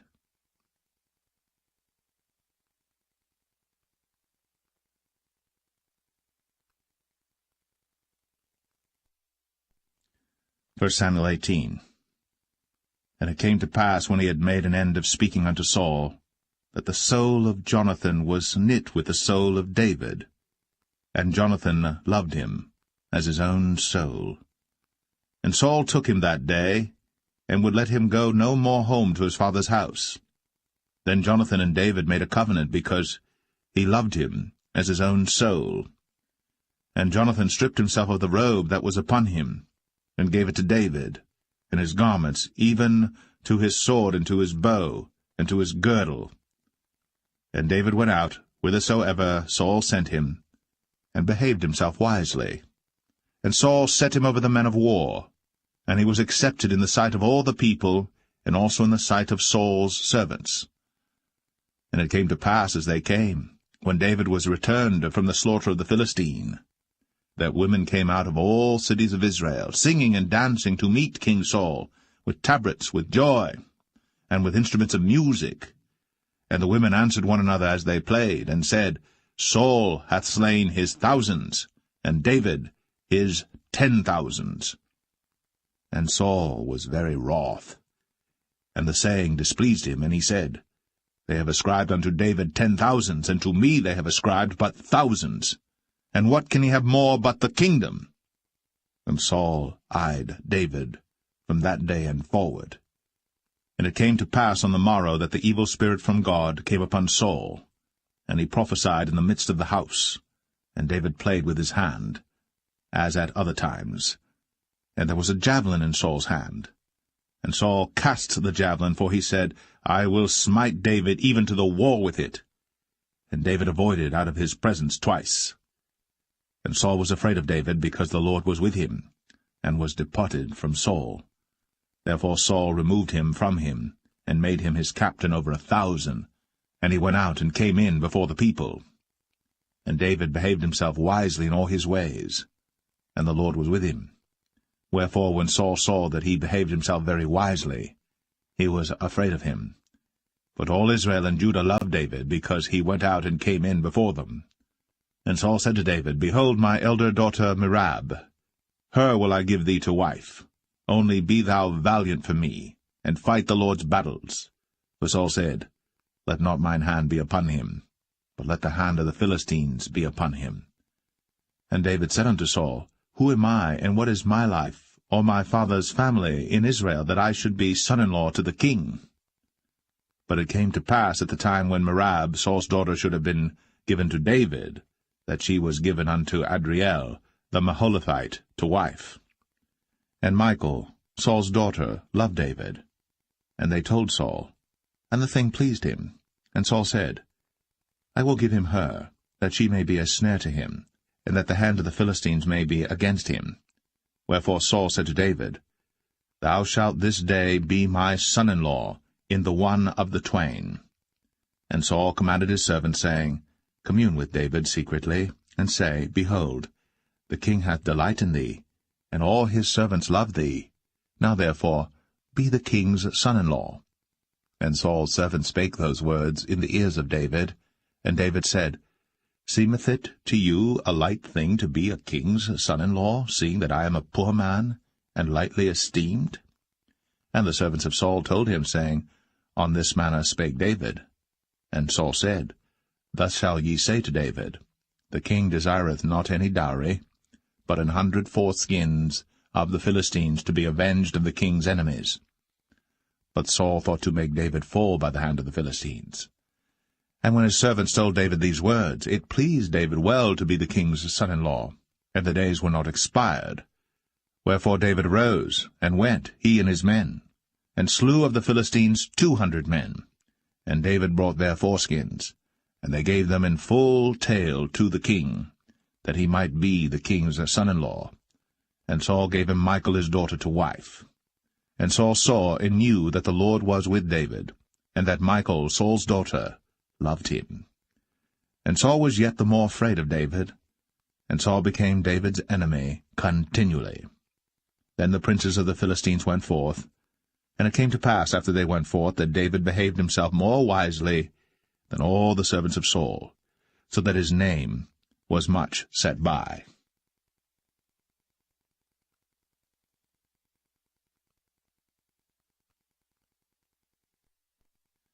1 Samuel 19. And Saul spake to Jonathan his son, and to all his servants, that they should kill David. But Jonathan Saul's son delighted much in David. And Jonathan told David, saying, Saul my father seeketh to kill thee. Now therefore, I pray thee, take heed to thyself until the morning, and abide in a secret place, and hide thyself. And I will go out and stand beside my father in the field where thou art, and I will commune with my father of thee, and what I see, that I will tell thee. And Jonathan spake good of David unto Saul his father, and said unto him, Let not the king sin against his servant, against David, because he hath not sinned against thee, and because his works have been to thee ward very good. For he did put his life in his hand, and slew the Philistine. And the Lord wrought a great salvation for all Israel. Thou sawest it, and didst rejoice. Wherefore then wilt thou sin against innocent blood, to slay David without a cause? And Saul hearkened unto the voice of Jonathan. And Saul sware, As the Lord liveth, he shall not be slain. And Jonathan called David. And Jonathan showed him all those things. And Jonathan brought David to Saul, and he was in his presence, as in times past. And there was war again. And David went out, and fought with the Philistines, and slew them with a great slaughter, and they fled from him. And the evil spirit from the Lord was upon Saul, as he sat in his house with his javelin in his hand. And David played with his hand. And Saul sought to smite David even to the wall with the javelin, but he slipped away out of Saul's presence. And he smote the javelin to the wall, and David fled, and escaped that night. Saul also sent messengers unto David's house, to watch him, and to slay him in the morning. And Michal, David's wife, told him, saying, If thou save not thy life tonight, tomorrow thou shalt be slain. So Michal let David down through a window, and he went and fled, and escaped. And Michal took an image, and laid it in the bed, and put a pillow of goat's hair for his bolster, and covered it with a cloth. And when Saul sent messengers to take David, she said, He is sick. And Saul sent the messengers again to see David, saying, Bring him up to me in the bed, that I may slay him. And when the messengers were come in, behold, there was an image in the bed, with a pillow of goat's hair for his bolster. And Saul said unto Michal, Why hast thou deceived me so, and sent away mine enemy, that he is escaped? And Michal answered Saul, He said unto me, Let me go, why should I kill thee? So David fled, and escaped, and came to Samuel to Ramah, and told him all that Saul had done to him. And he and Samuel went, and dwelt in Naueth. It was told Saul, saying, Behold, David is at Naueth in Ramah. And Saul sent messengers to take David. And when they saw the company of the prophets prophesying, and Samuel standing as appointed over them, the Spirit of God was upon the messengers of Saul, and they also prophesied. And when it was told Saul, he sent other messengers, and they prophesied likewise. And Saul sent messengers again the third time, and they prophesied also. Then went he also to Ramah, and came to a great well that is in Sechu. And he asked and said, Where are Samuel and David? And one said, Behold, they be at Naueth in Ramah. And he went thither to Naueth in Ramah. And the Spirit of God was upon him also. And he went on, and prophesied, until he came to Naueth in Ramah.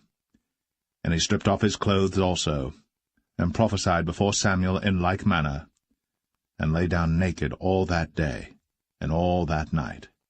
Wherefore they say, Is Saul also among the prophets?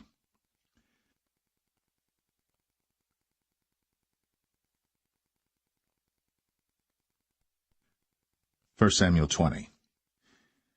And David fled from Naioth in Ramah, and came and said before Jonathan, What have I done? What is mine iniquity?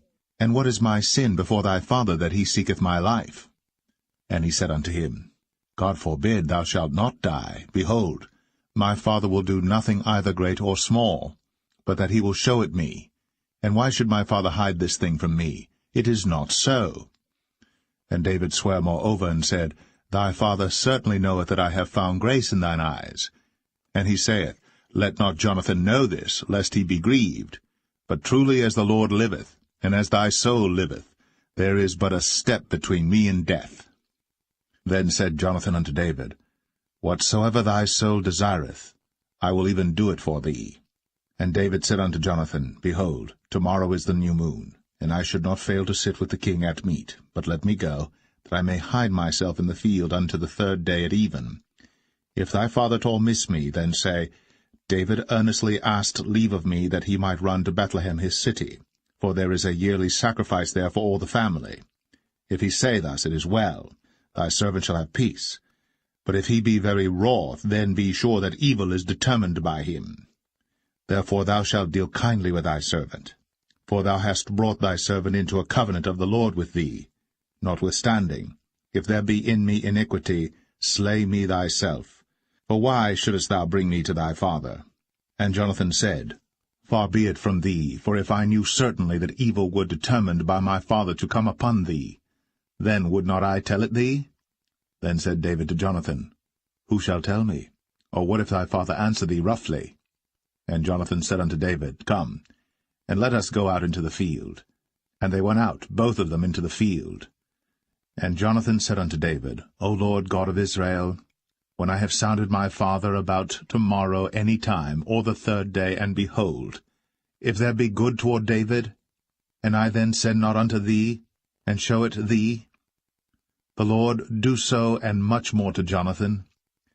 But if it please my father to do thee evil, then I will show it thee, and send thee away, that thou mayest go in peace, and the Lord be with thee, as he hath been with my father. And thou shalt not only while yet I live show me the kindness of the Lord, that I die not, but also thou shalt not cut off thy kindness from my house for ever, no, not when the Lord hath cut off the enemies of David every one from the face of the earth. So Jonathan made a covenant with the house of David, saying, Let the Lord even require it at the hand of David's enemies. And Jonathan caused David to swear again, because he loved him, for he loved him as he loved his own soul. Then Jonathan said to David, Tomorrow is the new moon, and thou shalt be missed, because thy seat will be empty. And when thou hast stayed 3 days, then thou shalt go down quickly, and come to the place where thou didst hide thyself when the business was in hand, and shalt remain by the stone Zelle. And I will shoot 3 arrows on the side thereof, as though I shot at a mark, and behold, I will send a lad, saying, Go, find out the arrows. If I expressly say unto the lad, Behold, the arrows are on this side of thee, take them, then come thou. For there is peace to thee, and no hurt, as the Lord liveth. But if I say thus unto the young man, Behold, the arrows are beyond thee, go thy way, for the Lord hath sent thee away. And as touching the matter which thou and I have spoken of, behold, the Lord be between thee and me forever. So David hid himself in the field. And when the new moon was come, the king sat him down to eat meat. And the king sat upon his seat as at other times, even upon a seat by the wall. And Jonathan arose, and Abner sat by Saul's side, and David's place was empty. Nevertheless Saul spake not anything that day, for he thought, Something hath befallen him. He is not clean. Surely he is not clean. And it came to pass on the morrow, which was the 2nd day of the month, that David's place was empty. And Saul said unto Jonathan his son, Wherefore cometh not the son of Jesse to meat, neither yesterday nor today? And Jonathan answered Saul, David earnestly asked leave of me to go to Bethlehem. And he said, let me go, I pray thee. For our family hath a sacrifice in the city, and my brother, he hath commanded me to be there, and now, if I have found favour in thine eyes, let me get away, I pray thee, and see my brethren. Therefore he cometh not unto the king's table. Then Saul's anger was kindled against Jonathan, and he said unto him, Thou son of the perverse, rebellious woman, do not I know that thou hast chosen the son of Jesse to thine own confusion, and unto the confusion of thy mother's nakedness? For as long as the son of Jesse liveth upon the ground, thou shalt not be established, nor thy kingdom. Wherefore, now send and fetch him unto me, for he shall surely die. And Jonathan answered Saul his father, and said unto him, Wherefore shall he be slain? What hath he done? And Saul cast a javelin at him to smite him, whereby Jonathan knew that it was determined of his father to slay David. So Jonathan arose from the table in fierce anger, and did eat no meat the 2nd day of the month, for he was grieved for David, because his father had done him shame. And it came to pass in the morning that Jonathan went out into the field at the time appointed with David, and a little lad with him. And he said unto his lad, Run, find out now the arrows which I shoot. And as the lad ran, he shot an arrow beyond him. And when the lad was come to the place of the arrow which Jonathan had shot, Jonathan cried after the lad, and said, Is not the arrow beyond thee? And Jonathan cried after the lad, Make speed, haste, stay not. And Jonathan's lad gathered up the arrows, and came to his master. But the lad knew not anything, only Jonathan and David knew the matter. And Jonathan gave his artillery unto his lad, and said unto him, Go, carry them to the city. And as soon as the lad was gone, David arose out of a place toward the south, and fell on his face to the ground, and bowed himself 3 times. And they kissed one another, and wept one with another, until David exceeded. And Jonathan said to David, Go in peace, forasmuch as we have sworn both of us in the name of the Lord, saying, The Lord be between me and thee, and between my seed and thy seed forever.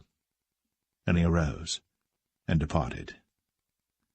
And Jonathan went into the city.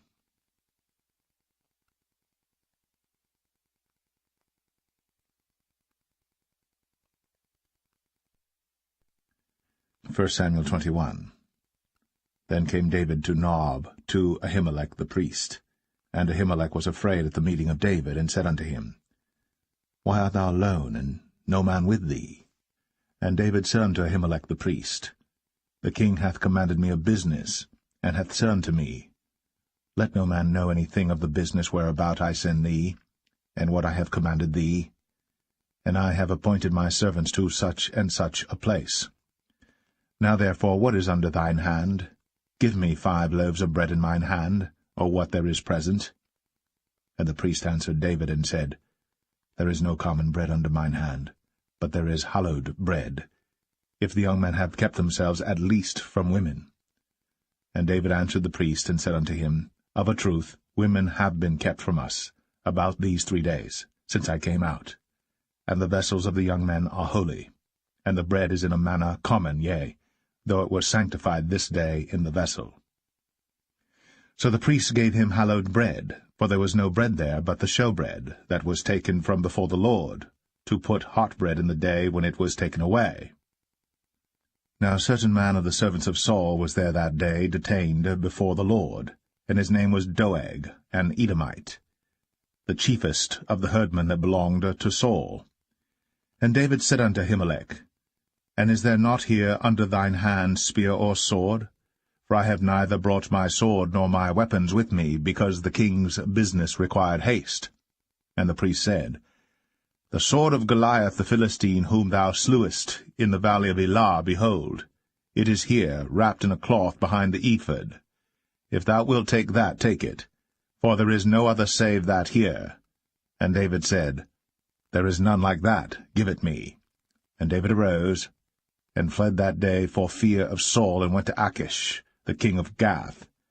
And the servants of Achish said unto him, Is not this David the king of the land? Did they not sing one to another of him in dances, saying, Saul hath slain his thousands, and David his 10,000s? And David laid up these words in his heart, and was sore afraid of Achish the king of Gath. And he changed his behaviour before them, and feigned himself mad in their hands, and scrabbled on the doors of the gate, and let his spittle fall down upon his beard. Then said Achish unto his servants, Lo, ye see the man is mad. Wherefore then have ye brought him to me? Have I need of madmen, that ye have brought this fellow to play the madman in my presence? Shall this fellow come into my house?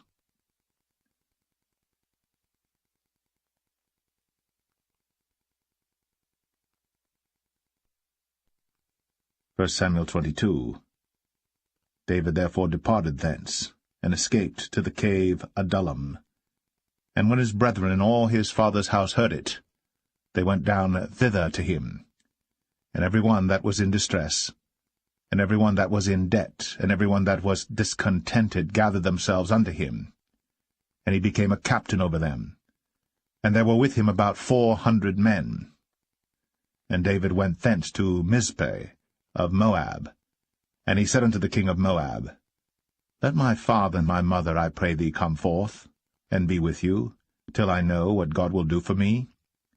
And he brought them before the king of Moab, and they dwelt with him all the while that David was in the hold. And the prophet Gad said unto David, Abide not in the hold, depart, and get thee into the land of Judah. Then David departed, and came into the forest of Hareth. When Saul heard that David was discovered, and the men that were with him. Now Saul abode in Gibeah under a tree in Ramah, having his spear in his hand, and all his servants were standing about him.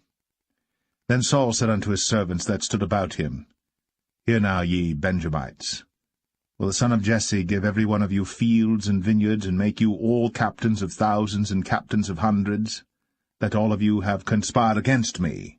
And there is none that showeth me that my son hath made a league with the son of Jesse. And there is none of you that is sorry for me, or showeth unto me that my son hath stirred up my servant against me, to lie in wait, as at this day. Then answered Doeg the Edomite, which was set over the servants of Saul, and said, I saw the son of Jesse coming to Nob, to Ahimelech the son of Ahitub.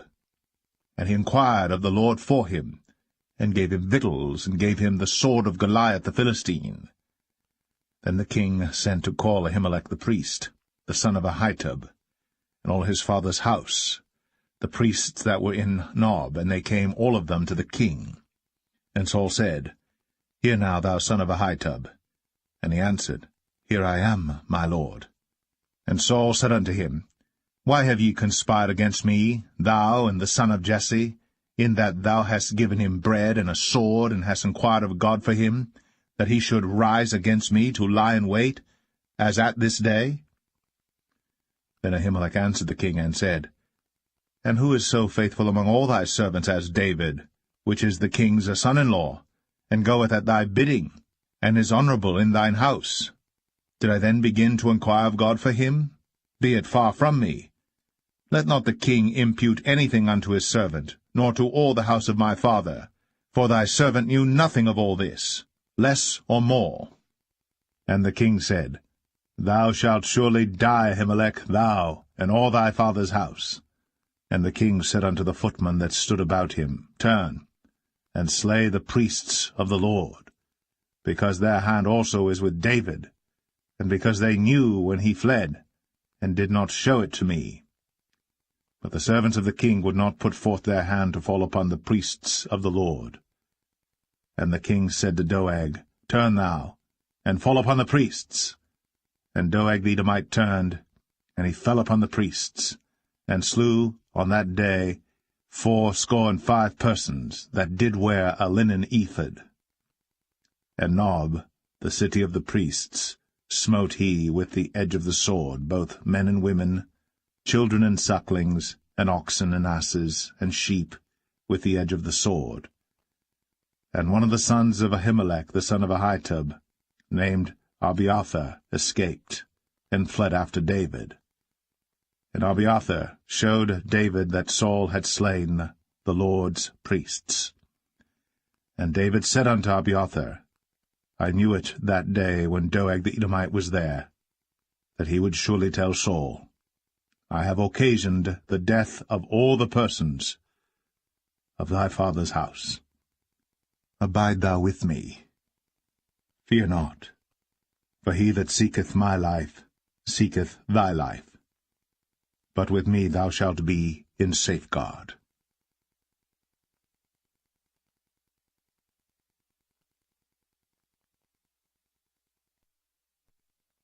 1 Samuel 23.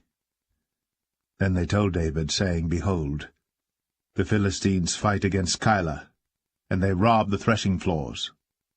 Therefore David inquired of the Lord, saying, Shall I go and smite these Philistines? And the Lord said unto David, Go, and smite the Philistines, and save Keilah. And David's men said unto him, Behold, we be afraid here in Judah. How much more then if we come to Keilah against the armies of the Philistines? Then David inquired of the Lord yet again. And the Lord answered him and said, Arise, go down to Keilah, for I will deliver the Philistines into thine hand. So David and his men went to Keilah, and fought with the Philistines, and brought away their cattle, and smote them with a great slaughter.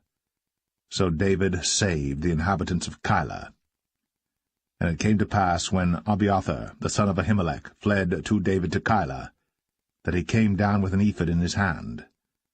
And it was told Saul that David was come to Keilah, and Saul said, God hath delivered him into mine hand, for he is shut in, by entering into a town that hath gates and bars. And Saul called all the people together to war, to go down to Keilah, to besiege David and his men. And David knew that Saul secretly practiced mischief against him. And he said to Abiathar the priest, Bring hither the ephod.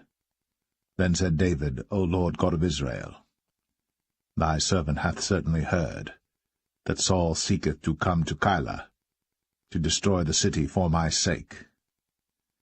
Will the men of Keilah deliver me up into his hand? Will Saul come down as thy servant hath heard?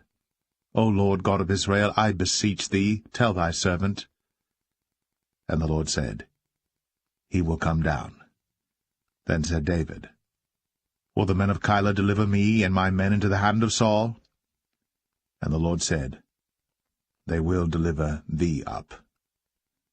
Then David and his men, which were about 600, arose, and departed out of Keilah, and went whithersoever they could go. And it was told Saul that David was escaped from Keilah, and he forbare to go forth. And David abode in the wilderness in strongholds, and remained in a mountain in the wilderness of Ziph. And Saul sought him every day, but God delivered him not into his hand. And David saw that Saul was come out to seek his life. And David was in the wilderness of Ziph in a wood. And Jonathan, Saul's son, arose, and went to David into the wood, and strengthened his hand in God. And he said unto him, Fear not, but the hand of Saul my father shall not find thee, and thou shalt be king over Israel, and I shall be next unto thee, and that also Saul my father knoweth. And they two made a covenant before the Lord. And David abode in the wood, and Jonathan went to his house. Then came up the Ziphites to Saul to Gibeah, saying, Doth not David hide himself with us in strongholds in the wood, in the hill of Hachilah, which is on the south of Jeshimon?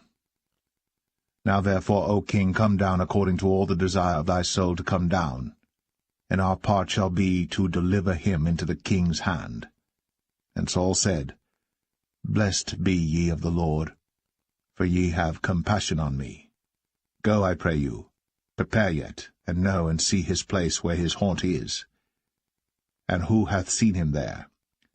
For it is told me that he dealeth very subtly. See therefore, and take knowledge of all the lurking places where he hideth himself, and come ye again to me with the certainty, and I will go with you, And it shall come to pass, if he be in the land, that I will search him out throughout all the thousands of Judah. And they arose, and went to Ziph before Saul. But David and his men were in the wilderness of Maon, in the plain, on the south of Jeshimon. Saul also and his men went to seek him. And they told David, wherefore he came down into a rock, and abode in the wilderness of Maon. And when Saul heard that, he pursued after David in the wilderness of Maon. And Saul went on this side of the mountain, and David and his men on that side of the mountain. And David made haste to get away for fear of Saul. For Saul and his men compassed David and his men round about to take them. But there came a messenger unto Saul, saying, Haste thee, and come, for the Philistines have invaded the land. Wherefore Saul returned from pursuing after David, and went against the Philistines. Therefore they called that place Selah Hamalekoth. And David went up from thence, and dwelt in strongholds at En-gedi.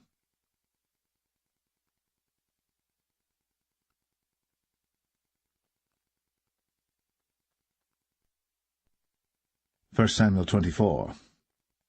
And it came to pass, when Saul was returned from following the Philistines, that it was told him, saying, Behold, David is in the wilderness of En-gedi. Then Saul took 3,000 chosen men out of all Israel, and went to seek David and his men upon the rocks of the wild goats. And he came to the sheepcotes by the way, where was a cave, and Saul went in to cover his feet, and David and his men remained in the sides of the cave. And the men of David said unto him, Behold the day of which the Lord said unto thee, Behold, I will deliver thine enemy into thine hand, that thou mayest do to him as it shall seem good unto thee. Then David arose, and cut off the skirt of Saul's robe privily. And it came to pass afterward that David's heart smote him, because he had cut off Saul's skirt. And he said unto his men, The Lord forbid that I should do this thing unto my master, the Lord's anointed, to stretch forth mine hand against him, seeing he is the anointed of the Lord. So David stayed his servants with these words, and suffered them not to rise against Saul. But Saul rose up out of the cave, and went on his way. David also rose afterward, and went out of the cave, and cried after Saul, saying, My lord the king. And when Saul looked behind him, David stooped with his face to the earth, and bowed himself. And David said to Saul, Wherefore hearest thou men's words, saying, Behold, David seeketh thy hurt? Behold, this day thine eyes have seen how that the Lord had delivered thee today into mine hand in the cave, and some bade me kill thee. But mine eye spared thee, and I said, I will not put forth mine hand against my Lord, for he is the Lord's anointed. Moreover, my father, see the skirt of thy robe in my hand. For in that I cut off the skirt of thy robe, and killed thee not. Know thou, and see that there is neither evil nor transgression in mine hand. And I have not sinned against thee, yet thou huntest my soul to take it. The Lord judge between me and thee, and the Lord avenge me of thee, but mine hand shall not be upon thee. As saith the proverb of the ancients, Wickedness proceedeth from the wicked, but mine hand shall not be upon thee. After whom is the king of Israel come out? After whom dost thou pursue? After a dead dog, after a flea? The Lord therefore be judge, and judge between me and thee, and see, and plead my cause, and deliver me out of thine hand. And it came to pass, when David had made an end of speaking these words unto Saul, that Saul said, Is this thy voice, my son David? And Saul lifted up his voice, and wept. And he said to David, Thou art more righteous than I, for thou hast rewarded me good, whereas I have rewarded thee evil. And thou hast shown this day how that thou hast dealt well with me, forasmuch as when the Lord had delivered me into thine hand, thou killedst me not. For if a man find his enemy, will he let him go well away? Wherefore the Lord reward thee good for that thou hast done unto me this day. And now behold, I know well that thou shalt surely be king, and that the kingdom of Israel shall be established in thine hand. Swear now therefore unto me by the Lord, that thou wilt not cut off my seed after me, and that thou wilt not destroy my name out of my father's house. And David sware unto Saul. And Saul went home, but David and his men gat them up unto the hold.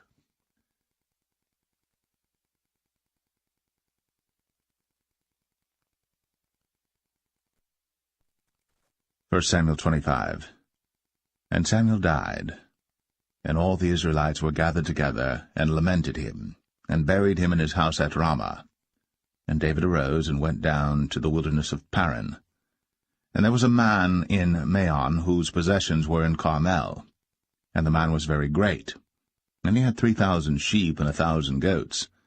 And he was shearing his sheep in Carmel. Now the name of the man was Nabal, and the name of his wife Abigail. And she was a woman of good understanding, and of a beautiful countenance.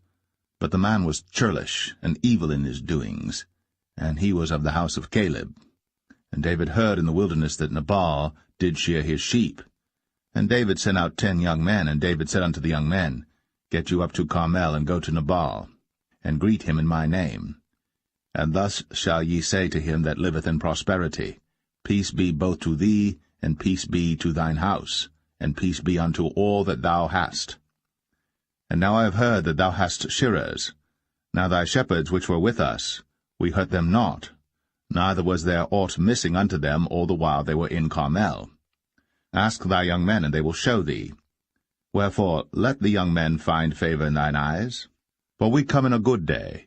Give, I pray thee, whatsoever cometh to thine hand unto thy servants, and to thy son David. And when David's young men came, they spake to Nabal according to all those words in the name of David, and ceased. And Nabal answered David's servants, and said, Who is David? And who is the son of Jesse? There be many servants nowadays that break away every man from his master. Shall I then take my bread and my water and my flesh that I have killed for my shearers, and give it unto men whom I know not whence they be? So David's young men turned their way, and went again, and came and told him all those sayings. And David said unto his men, Gird ye on every man his sword. And they girded on every man his sword. And David also girded on his sword. And there went up after David about 400 men, and 200 abode by the stuff. But one of the young men told Abigail, Nabal's wife, saying, Behold, David sent messengers out of the wilderness to salute our master, and he railed on them. But the men were very good unto us, and we were not hurt, neither missed we any thing as long as we were conversant with them when we were in the fields. They were a wall unto us both by night and day. All the while we were with them keeping the sheep. Now therefore know and consider what thou wilt do, for evil is determined against our master, and against all his household. For he is such a son of Belial, that a man cannot speak to him. Then Abigail made haste, and took 200 loaves and 2 bottles of wine, and 5 sheep ready dressed, and 5 measures of parched corn, and 100 clusters of raisins, and 200 cakes of figs, and laid them on asses. And she said unto her servants, Go on before me, behold, I come after you. But she told not her husband Nabal. And it was so, as she rode on the ass, that she came down by the covert of the hill, and behold, David and his men came down against her, and she met them. Now David had said, Surely in vain have I kept all that this fellow hath in the wilderness, so that nothing was missed of all that pertained unto him. And he hath requited me evil for good. So, and more also do God unto the enemies of David, if I leave of all that pertain to him by the morning light any that pisseth against the wall. And when Abigail saw David, she hasted, and lighted off the ass, and fell before David on her face, and bowed herself to the ground, and fell at his feet, and said, Upon me, my lord, upon me let this iniquity be, and let thine handmaid, I pray thee, speak in thine audience, and hear the words of thine handmaid. Let not my lord, I pray thee, regard this man of Belial, even Nabal. For as his name is, so is he. Nabal is his name, and folly is with him. But I, thine handmaid, saw not the young men of my lord, whom thou didst send. Now therefore, my lord, as the Lord liveth, and as thy soul liveth, seeing the Lord hath withholden thee from coming to shed blood, and from avenging thyself with thine own hand, now let thine enemies, and they that seek evil to my lord, be as Nabal. And now this blessing which thine handmaid hath brought unto my lord, let it even be given unto the young men that follow my lord. I pray thee, forgive the trespass of thine handmaid, for the Lord will certainly make my lord a sure house, because my lord fighteth the battles of the Lord, and evil hath not been found in thee all thy days. Yet a man is risen to pursue thee, and to seek thy soul. But the soul of my lord shall be bound in the bundle of life with the Lord thy God, and the souls of thine enemies, them shall he sling out, as out of the middle of a sling. And it shall come to pass, when the Lord shall have done to my lord according to all the good that he hath spoken concerning thee, and shall have appointed thee ruler over Israel, that this shall be no grief unto thee, nor offense of heart unto my lord, either that thou hast shed blood causeless, or that my lord hath avenged himself.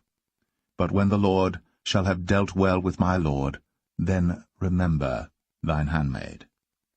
And David said to Abigail, Blessed be the Lord God of Israel, which sent thee this day to meet me. And blessed be thy advice, and blessed be thou, which hast kept me this day from coming to shed blood, and from avenging myself with mine own hand. For in very deed, as the Lord God of Israel liveth, which hath kept me back from hurting thee, except thou hadst hasted and come to meet me, surely there had not been left unto Nabal by the morning light any that pisseth against the wall. So David received of her hand that which she had brought him, and said unto her, Go up in peace to thine house. See, I have hearkened to thy voice, and have accepted thy person. And Abigail came to Nabal, and behold, he held a feast in his house, like the feast of a king. And Nabal's heart was merry within him, for he was very drunken. Wherefore she told him nothing, less or more, until the morning light. But it came to pass in the morning, when the wine was gone out of Nabal, and his wife had told him these things, that his heart died within him, and he became as a stone. And it came to pass about 10 days after, that the Lord smote Nabal, that he died. And when David heard that Nabal was dead, he said, Blessed be the Lord, that hath pleaded the cause of my reproach from the hand of Nabal, and hath kept his servant from evil. For the Lord hath returned the wickedness of Nabal upon his own head. And David sent and communed with Abigail, to take her to him to wife. And when the servants of David were come to Abigail to Carmel, they spake unto her, saying, David sent us unto thee, to take thee to him to wife. And she arose, and bowed herself on her face to the earth, and said, Behold, let thine handmaid be a servant to wash the feet of the servants of my lord. And Abigail hasted, and arose, and rode upon an ass, with 5 damsels of hers that went after her. And she went after the messengers of David, and became his wife. David also took Ahinoam of Jezreel, and they were also both of them his wives. But Saul had given Michal his daughter, David's wife, to Phalti, the son of Laish, which was of Galim.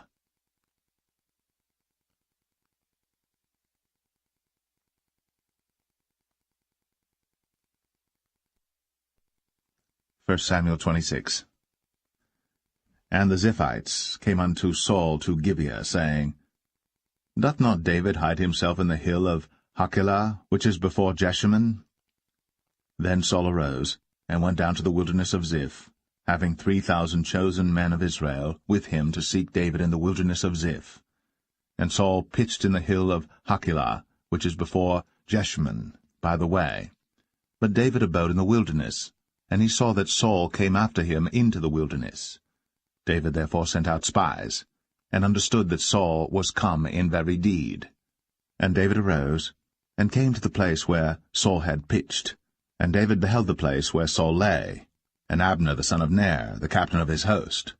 And Saul lay in the trench. and the people pitched round about him. Then answered David and said to Ahimelech the Hittite, and to Abishai, the son of Zeruiah, brother to Joab, saying, Who will go down with me to Saul to the camp? And Abishai said, I will go down with thee. So David and Abishai came to the people by night, and behold, Saul lay sleeping within the trench, and his spear stuck in the ground at his bolster. But Abner and the people lay round about him. Then said Abishai to David, God hath delivered thine enemy into thine hand this day. Now therefore let me smite him, I pray thee, with the spear even to the earth at once, and I will not smite him the second time. And David said to Abishai, Destroy him not, for who can stretch forth his hand against the Lord's anointed, and be guiltless? David said furthermore, As the Lord liveth, the Lord shall smite him, or his day shall come to die, or he shall descend into battle and perish. The Lord forbid that I should stretch forth mine hand against the Lord's anointed. But I pray thee, take thou now the spear that is at his bolster, and the cruse of water, and let us go. So David took the spear and the cruse of water from Saul's bolster, and they gat them away. And no man saw it, nor knew it, neither awaked, for they were all asleep, because a deep sleep from the Lord was fallen upon them. Then David went over to the other side, and stood on the top of an hill afar off, a great space being between them. And David cried to the people, and to Abner the son of Ner, saying, Answerest thou not, Abner?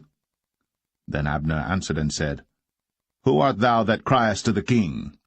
And David said to Abner, Art not thou a valiant man? And who is like to thee in Israel? Wherefore then hast thou not kept thy lord the king? For there came one of the people in to destroy the king thy lord. This thing is not good that thou hast done. As the Lord liveth, ye are worthy to die, because ye have not kept your master the Lord's anointed. And now see where the king's spear is, and the cruse of water that was at his bolster. And Saul knew David's voice, and said, Is this thy voice, my son, David? And David said, It is my voice, my lord, O king.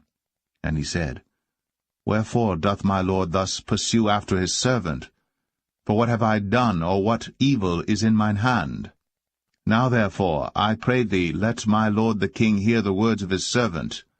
If the Lord have stirred thee up against me, let him accept an offering. But if they be the children of men, cursed be they before the Lord, for they have driven me out this day from abiding in the inheritance of the Lord, saying, Go serve other gods. Now therefore, let not my blood fall to the earth before the face of the Lord. For the king of Israel is come out to seek a flea, as when one doth hunt a partridge in the mountains. Then said Saul, I have sinned. Return, my son David. For I will no more do thee harm, because my soul was precious in thine eyes this day. Behold, I have played the fool, and have erred exceedingly. And David answered and said, Behold the king's spear, and let one of the young men come over and fetch it. The Lord render to every man his righteousness and his faithfulness. For the Lord delivered thee into my hand today. But I would not stretch forth mine hand against the Lord's anointed. And behold, as thy life was much set by this day in mine eyes, so let my life be much set by in the eyes of the Lord, and let him deliver me out of all tribulation. Then Saul said to David, Blessed be thou, my son David. Thou shalt both do great things, and also shalt still prevail.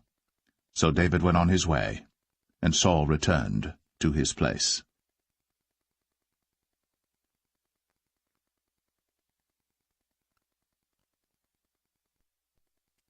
1 Samuel 27.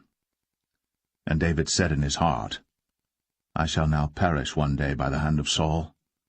There is nothing better for me than that I should speedily escape into the land of the Philistines, and Saul shall despair of me, to seek me any more in any coast of Israel. So shall I escape out of his hand. And David arose, and he passed over with the 600 men that were with him unto Achish, the son of Maoch, king of Gath. And David dwelt with Achish at Gath, he and his men, every man with his household, even David with his 2 wives, Ahinoam, the Jezreelitess, and Abigail the Carmelitess, Nabal's wife. And it was told Saul that David was fled to Gath, and he sought no more again for him. And David said unto Achish, If I have now found grace in thine eyes, let them give me a place in some town in the country, that I may dwell there. For why should thy servant dwell in the royal city with thee? Then Achish gave him Ziklag that day. Wherefore Ziklag pertaineth unto the kings of Judah unto this day. And the time that David dwelt in the country of the Philistines was a full year and 4 months. And David and his men went up, and invaded the Geshurites, and the Gezrites, and the Amalekites, for those nations were of old the inhabitants of the land, as thou goest to Shur, even unto the land of Egypt. And David smote the land, and left neither man nor woman alive, and took away the sheep and the oxen, and the asses, and the camels, and the apparel, and returned and came to Achish. And Achish said, Whither have ye made a road today? And David said, Against the south of Judah, and against the south of the Jerahmeelites, and against the south of the Kenites. And David saved neither man nor woman alive, to bring tidings to Gath, saying, Lest they should tell on us, saying, So did David, and so will be his manner all the while he dwelleth in the country of the Philistines. And Achish believed David, saying, He hath made his people Israel utterly to abhor him. Therefore he shall be my servant for ever.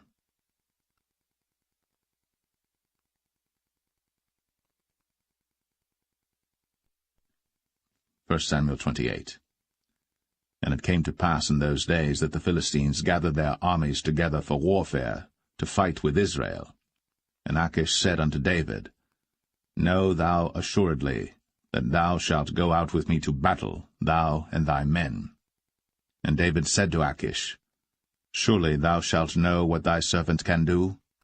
And Achish said to David, Therefore will I make thee keeper of mine head for ever. Now Samuel was dead, and all Israel had lamented him, and buried him in Ramah, even in his own city. And Saul had put away those that had familiar spirits, and the wizards out of the land. And the Philistines gathered themselves together, and came and pitched in Shunem. And Saul gathered all Israel together, and they pitched in Gilboa. And when Saul saw the host of the Philistines, he was afraid, and his heart greatly trembled. And when Saul inquired of the Lord answered him not, neither by dreams, nor by Urim, nor by prophets. Then said Saul unto his servants, Seek me a woman that hath a familiar spirit, that I may go to her, and inquire of her. And his servants said to him, Behold, there is a woman that hath a familiar spirit at Endor. And Saul disguised himself, and put on other raiment, and he went, and 2 men with him. And they came to the woman by night.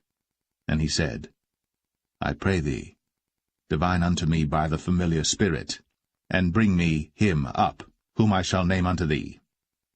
And the woman said unto him, Behold, thou knowest what Saul hath done, how he hath cut off those that have familiar spirits and the wizards out of the land?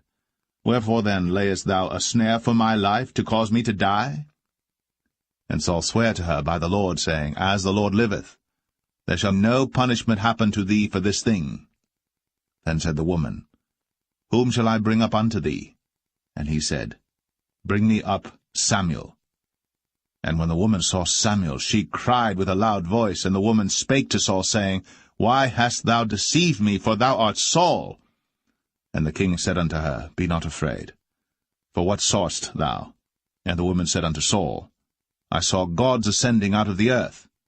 And he said unto her, What form is he of?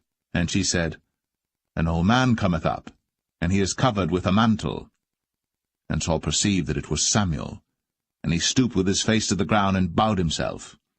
And Samuel said to Saul, Why hast thou disquieted me to bring me up? And Saul answered, I am sore distressed, for the Philistines make war against me, and God is departed from me, and answereth me no more, neither by prophets nor by dreams. Therefore I have called thee, that thou mayest make known unto me what I shall do. Then said Samuel, Wherefore then dost thou ask of me, seeing the Lord is departed from thee, and is become thine enemy? And the Lord hath done to him as he spake by me. For the Lord hath rent the kingdom out of thine hand, and given it to thy neighbor, even to David, because thou obeyest not the voice of the Lord, nor executest his fierce wrath upon Amalek. Therefore hath the Lord done this thing unto thee this day. Moreover the Lord will also deliver Israel with thee into the hand of the Philistines, and tomorrow shalt thou and thy sons be with me. The Lord also shall deliver the host of Israel into the hand of the Philistines. Then Saul fell straightway all along on the earth, and was sore afraid because of the words of Samuel. And there was no strength in him, for he had eaten no bread all the day, nor all the night. And the woman came unto Saul, and saw that he was sore troubled, and said unto him, Behold, thine handmaid hath obeyed thy voice, and I have put my life in my hand, and have hearkened unto thy words which thou spakest unto me. Now therefore, I pray thee, hearken thou also unto the voice of thine handmaid, and let me set a morsel of bread before thee, and eat, that thou mayest have strength, when thou goest on thy way. But he refused, and said, I will not eat. But his servants, together with the woman, compelled him, and he hearkened unto their voice. So he arose from the earth, and sat upon the bed.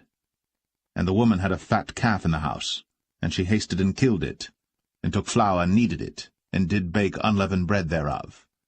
And she brought it before Saul, and before his servants, and they did eat.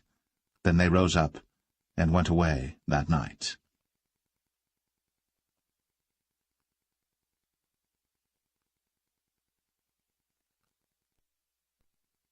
1 Samuel 29.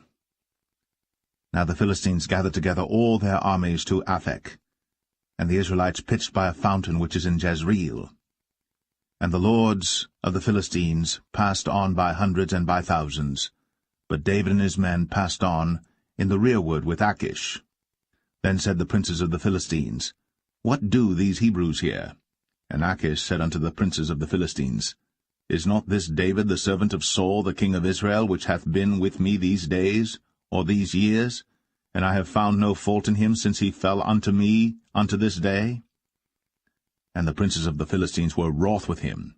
And the princes of the Philistines said unto him, Make this fellow return, that he may go again to his place, which thou hast appointed him. And let him not go down with us to battle, lest in the battle he be an adversary to us. For wherewith should he reconcile himself unto his master? Should it not be with the heads of these men? Is not this David, of whom they sang one to another in dances, saying, Saul slew his thousands, and David his 10,000s? Then Achish called David and said unto him, Surely as the Lord liveth, thou hast been upright, and thy going out and thy coming in with me in the host is good in my sight. For I have not found evil in thee since the day of thy coming unto me unto this day. Nevertheless the Lord's favour thee not. Wherefore now return and go in peace, that thou displease not the lords of the Philistines. And David said unto Achish, But what have I done? And what hast thou found in thy servant so long as I have been with thee unto this day, that I may not go fight against the enemies of my lord the king? And Achish answered and said to David, I know that thou art good in my sight, as an angel of God. Notwithstanding the princes of the Philistines have said, He shall not go up with us to the battle. Wherefore now rise up early in the morning with thy master's servants that are come with thee, and as soon as ye be up early in the morning and have light, depart. So David and his men rose up early to depart in the morning, to return into the land of the Philistines. And the Philistines went up to Jezreel.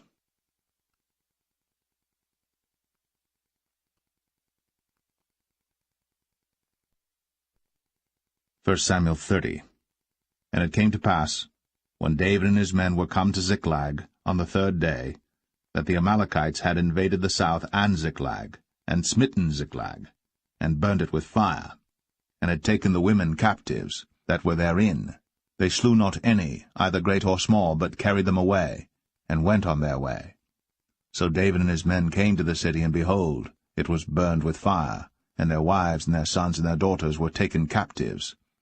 Then David and the people that were with him lifted up their voice and wept until they had no more power to weep. And David's 2 wives were taken captives, Ahinoam the Jezreelitess, and Abigail the wife of Nabal the Carmelite. And David was greatly distressed. For the people spake of stoning him, because the soul of all the people was grieved, every man for his sons and for his daughters. But David encouraged himself in the Lord his God. And David said to Abiathar the priest, Ahimelech's son, I pray thee, bring me hither the ephod. And Abiathar brought thither the ephod to David. And David inquired at the Lord, saying, Shall I pursue after this troop? Shall I overtake them? And he answered him, Pursue, for thou shalt surely overtake them, and without fail recover all. So David went, he and the 600 men that were with him, and came to the brook Besor, where those that were left behind stayed. But David pursued, he and 400 men, for 200 abode behind, which were so faint that they could not go over the brook Besor. And they found an Egyptian in the field, and brought him to David, and gave him bread, and he did eat, and they made him drink water. And they gave him a piece of a cake of figs, and 2 clusters of raisins. And when he had eaten, his spirit came again to him, for he had eaten no bread nor drunk any water 3 days and 3 nights. And David said unto him, To whom belongest thou, and whence art thou? And he said, I am a young man of Egypt, servant to an Amalekite, and my master left me because 3 days agone I fell sick. We made an invasion upon the south of the Cherethites, and upon the coast which belongeth to Judah, and upon the south of Caleb, and we burned Ziklag with fire. And David said to him, Canst thou bring me down to this company? And he said, Swear unto me by God, that thou wilt neither kill me, nor deliver me into the hands of my master, and I will bring thee down to this company. And when he had brought him down, behold, they were spread abroad upon all the earth, eating and drinking and dancing, because of all the great spoil that they had taken out of the land of the Philistines, and out of the land of Judah. And David smote them from the twilight even unto the evening of the next day. And there escaped not a man of them, save 400 young men which rode upon camels and fled. And David recovered all that the Amalekites had carried away. And David rescued his 2 wives. And there was nothing lacking to them, neither small nor great, neither sons nor daughters, neither spoil nor anything that they had taken to them. David recovered all. And David took all the flocks and the herds, which they drave before those other cattle, and said, This is David's spoil. And David came to the 200 men, which were so faint that they could not follow David, whom they had made also to abide at the brook Besor. And they went forth to meet David, and to meet the people that were with him. And when David came near to the people, he saluted them. Then answered all the wicked men and men of Belial, of those that went with David, and said, Because they went not with us, we will not give them aught of the spoil that we have recovered, save to every man his wife and his children, that they may lead them away and depart. Then said David, Ye shall not do so, my brethren, with that which the Lord hath given us, who hath preserved us, and delivered the company that came against us into our hand. For who will hearken unto you in this matter? But as his part is that goeth down to the battle, so shall his part be that tarrieth by the stuff. They shall part alike. And it was so from that day forward that he made it a statute and an ordinance for Israel unto this day. And when David came to Ziklag, he sent of the spoil unto the elders of Judah, even to his friends, saying, Behold, a present for you of the spoil of the enemies of the Lord, to them which were in Bethel, and to them which were in South Ramoth, and to them which were in Jatir, and to them which were in Aroer, and to them which were in Siphmoth, and to them which were in Eshtemoa, and to them which were in Rakal, and to them which were in the cities of the Jerahmeelites, and to them which were in the cities of the Kenites, and to them which were in Hormah, and to them which were in Chor-Ashan, and to them which were in Athak, and to them which were in Hebron, and to all the places where David himself and his men were wont to haunt.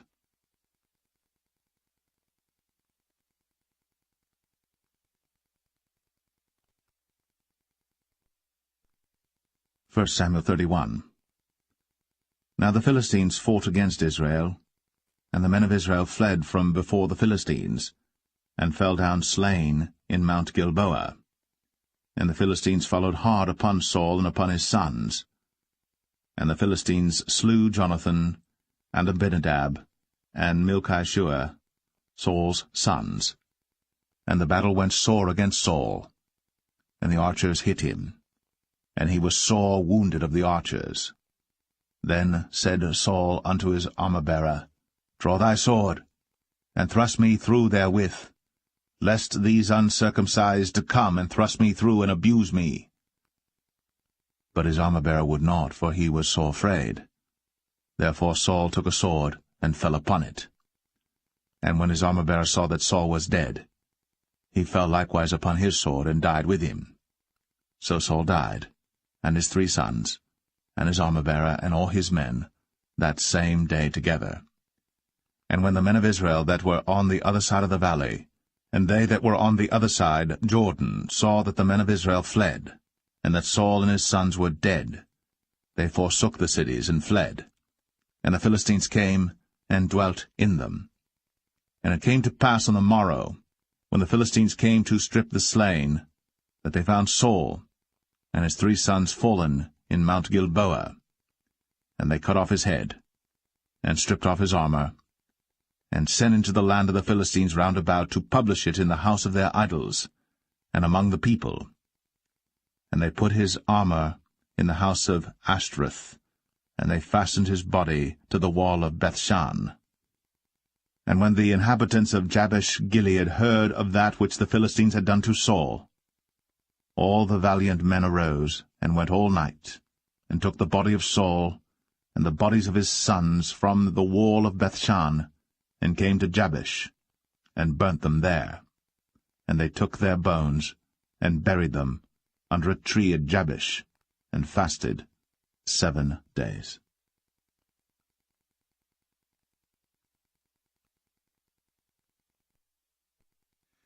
The second book of Samuel, chapter 1.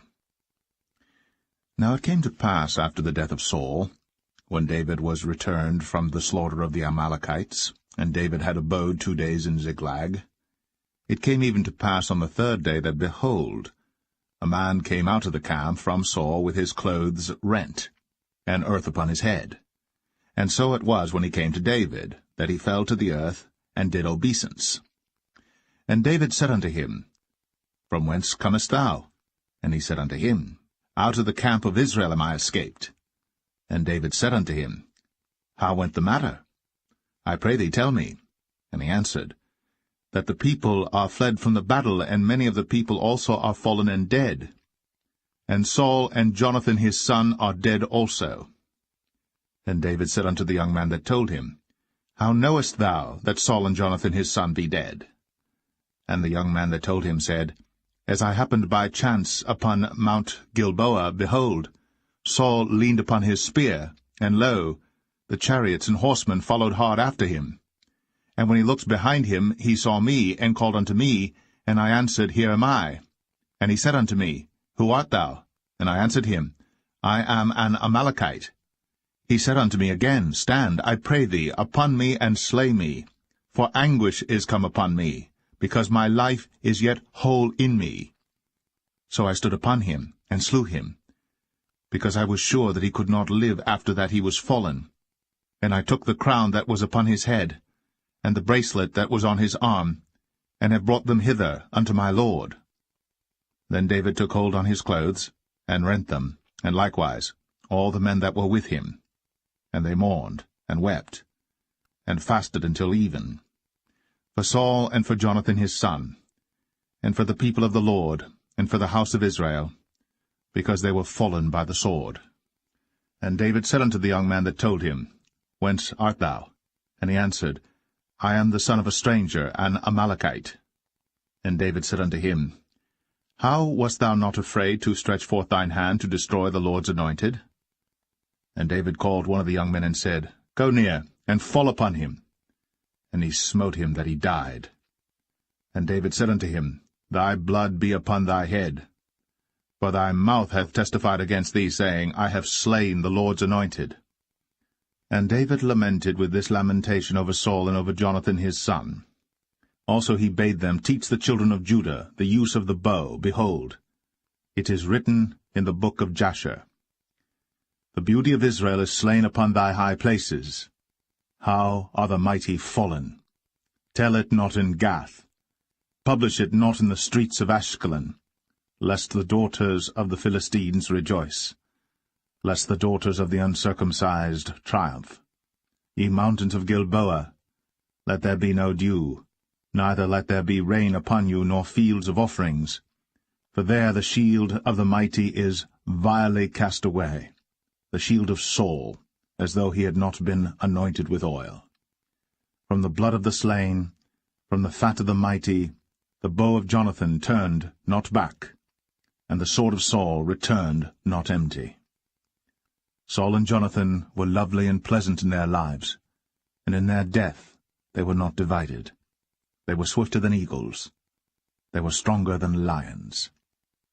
Ye daughters of Israel, weep over Saul, who clothed you in scarlet, with other delights, who put on ornaments of gold upon your apparel. How are the mighty fallen in the midst of the battle, O Jonathan! Thou wast slain in thine high places. I am distressed for thee, my brother Jonathan. Very pleasant hast thou been unto me. Thy love to me was wonderful, passing the love of women. How are the mighty fallen, and the weapons of war perished!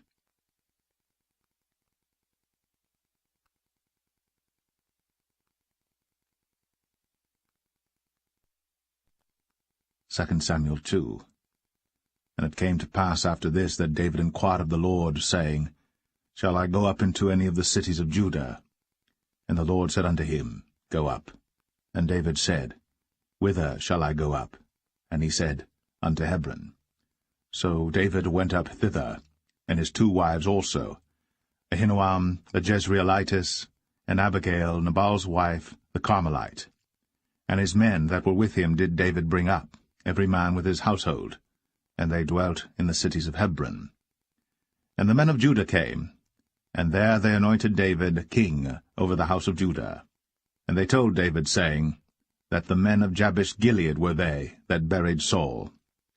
And David sent messengers unto the men of Jabesh-Gilead, and said unto them, Blessed be ye of the Lord, that ye have shown this kindness unto your Lord, even unto Saul, and have buried him. And now the Lord show kindness and truth unto you, and I also will requite you this kindness, because ye have done this thing. Therefore now let your hands be strengthened, and be ye valiant, for your master Saul is dead, and also the house of Judah have anointed me king over them. But Abner, the son of Ner, captain of Saul's host, took Ishbosheth the son of Saul, and brought him over to Mahanaim, and made him king over Gilead, and over the Asherites, and over Jezreel, and over Ephraim, and over Benjamin, and over all Israel. Ishbosheth, Saul's son, was 40 years old when he began to reign over Israel, and reigned 2 years. But the house of Judah followed David. And the time that David was king in Hebron over the house of Judah was 7 years and 6 months. And Abner the son of Ner, and the servants of Ishbosheth the son of Saul, went out from Mahanaim to Gibeon. And Joab the son of Zeruiah, and the servants of David went out, and met together by the pool of Gibeon. And they sat down, the one on the one side of the pool, and the other on the other side of the pool. And Abner said to Joab, Let the young men now arise, and play before us. And Joab said, Let them arise. Then there arose and went over by number 12 of Benjamin, which pertained to Ishbosheth the son of Saul, and 12 of the servants of David. And they caught every one his fellow by the head, and thrust his sword in his fellow's side, so they fell down together. Wherefore that place was called Helkath Hazurim, which is in Gibeon. And there was a very sore battle that day, and Abner was beaten, and the men of Israel, before the servants of David. And there were 3 sons of Zeruiah there, Joab, and Abishai, and Asahel. And Asahel was as light of foot as a wild roe. And Asahel pursued after Abner, and in going he turned not to the right hand nor to the left from following Abner. Then Abner looked behind him, and said, Art thou Asahel? And he answered, I am. And Abner said to him, Turn thee aside to thy right hand or to thy left, and lay thee hold on one of the young men, and take thee his armor. But Asahel would not turn aside from following of him. And Abner said again to Asahel, Turn thee aside from following me. Wherefore should I smite thee to the ground? How then should I hold up my face to Joab thy brother? Howbeit he refused to turn aside.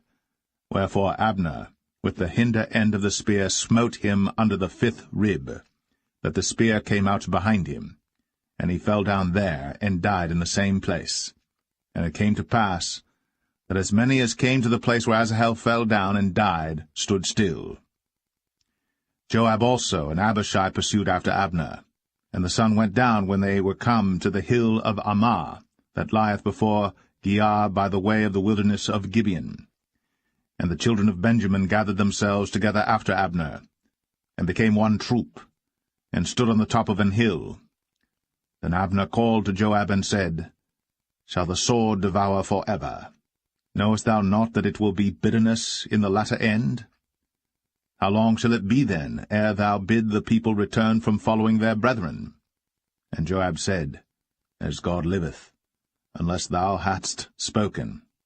Surely then in the morning the people had gone up every one from following his brother. So Joab blew a trumpet, and all the people stood still, and pursued after Israel no more, neither fought they any more. And Abner and his men walked all that night through the plain, and passed over Jordan, and went through all Bithron, and they came to Mahanaim. And Joab returned from following Abner. And when he had gathered all the people together, there lacked of David's servants 19 men, and Asahel. But the servants of David had smitten of Benjamin, and of Abner's men, so that 360 men died. And they took up Asahel, and buried him in the sepulchre of his father, which was in Bethlehem. And Joab and his men went all night, and they came to Hebron at break of day.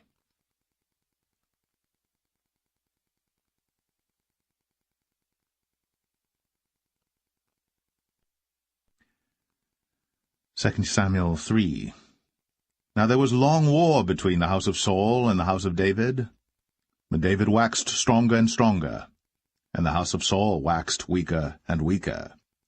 And unto David were sons born in Hebron, and his firstborn was Amnon, of Ahinoam the Jezreelitess, and his second Chileab, of Abigail the wife of Nabal the Carmelite, and the third Absalom the son of Maacah the daughter of Talmai king of Geshur, and the fourth Adonijah the son of Haggith, and the fifth Shephatiah the son of Abital, and the sixth Ithream by Eglah David's wife. These were born to David in Hebron.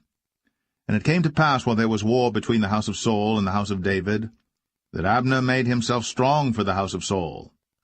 And Saul had a concubine, whose name was Rizpah, the daughter of Ai. And Ishbosheth said to Abner, Wherefore hast thou gone in unto my father's concubine?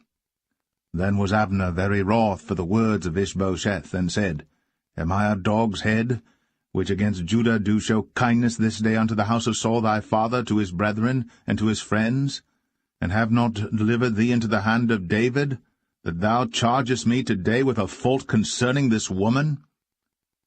So do God to Abner, and more also, except as the Lord hath sworn to David, even so I do to him, to translate the kingdom from the house of Saul, and to set up the throne of David over Israel and over Judah, from Dan even to Beersheba. And he could not answer Abner a word again, because he feared him.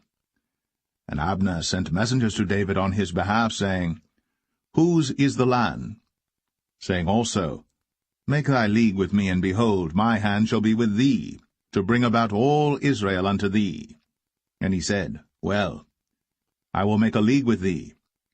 But one thing I require of thee, that is, thou shalt not see my face, except thou first bring Michal, Saul's daughter, when thou comest to see my face.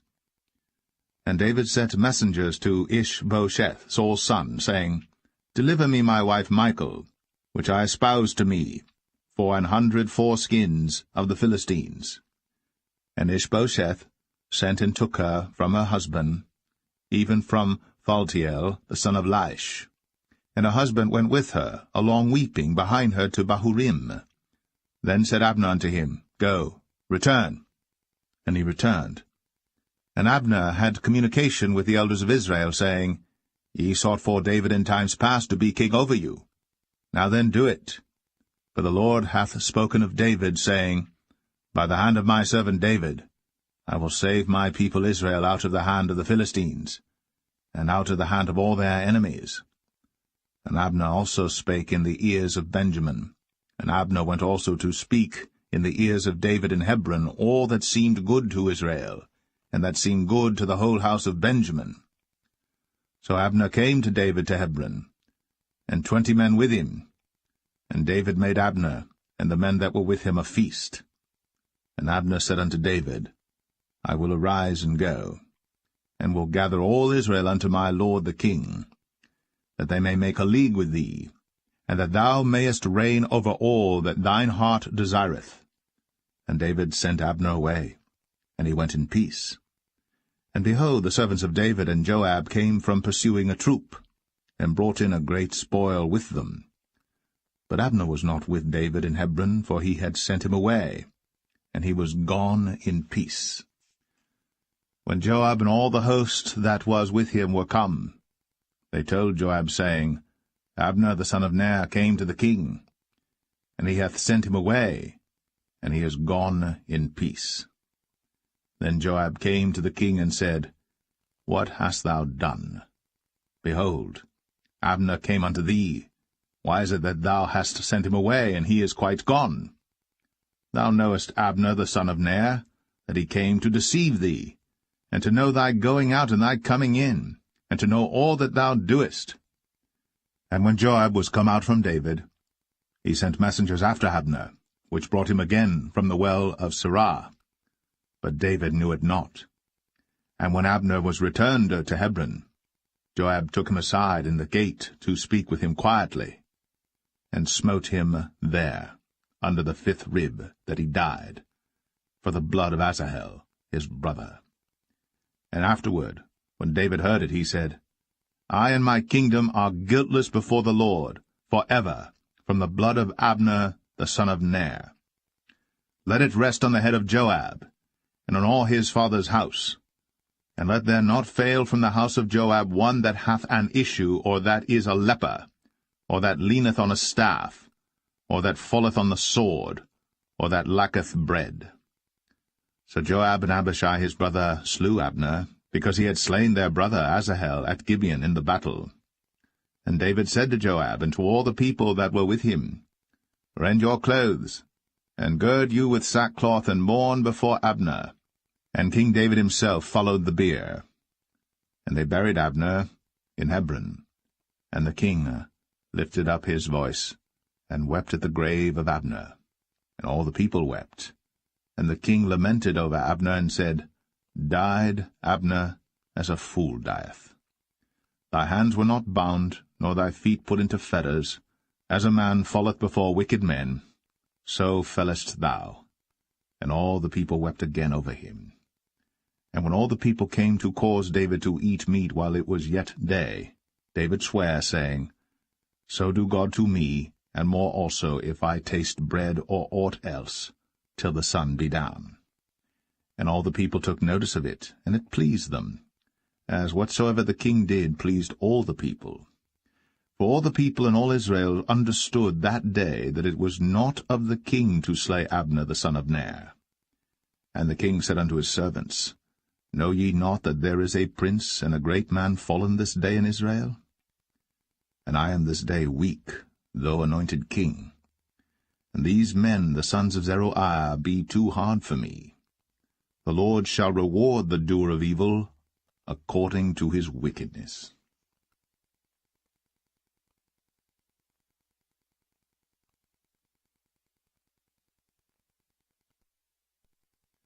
2 Samuel 4.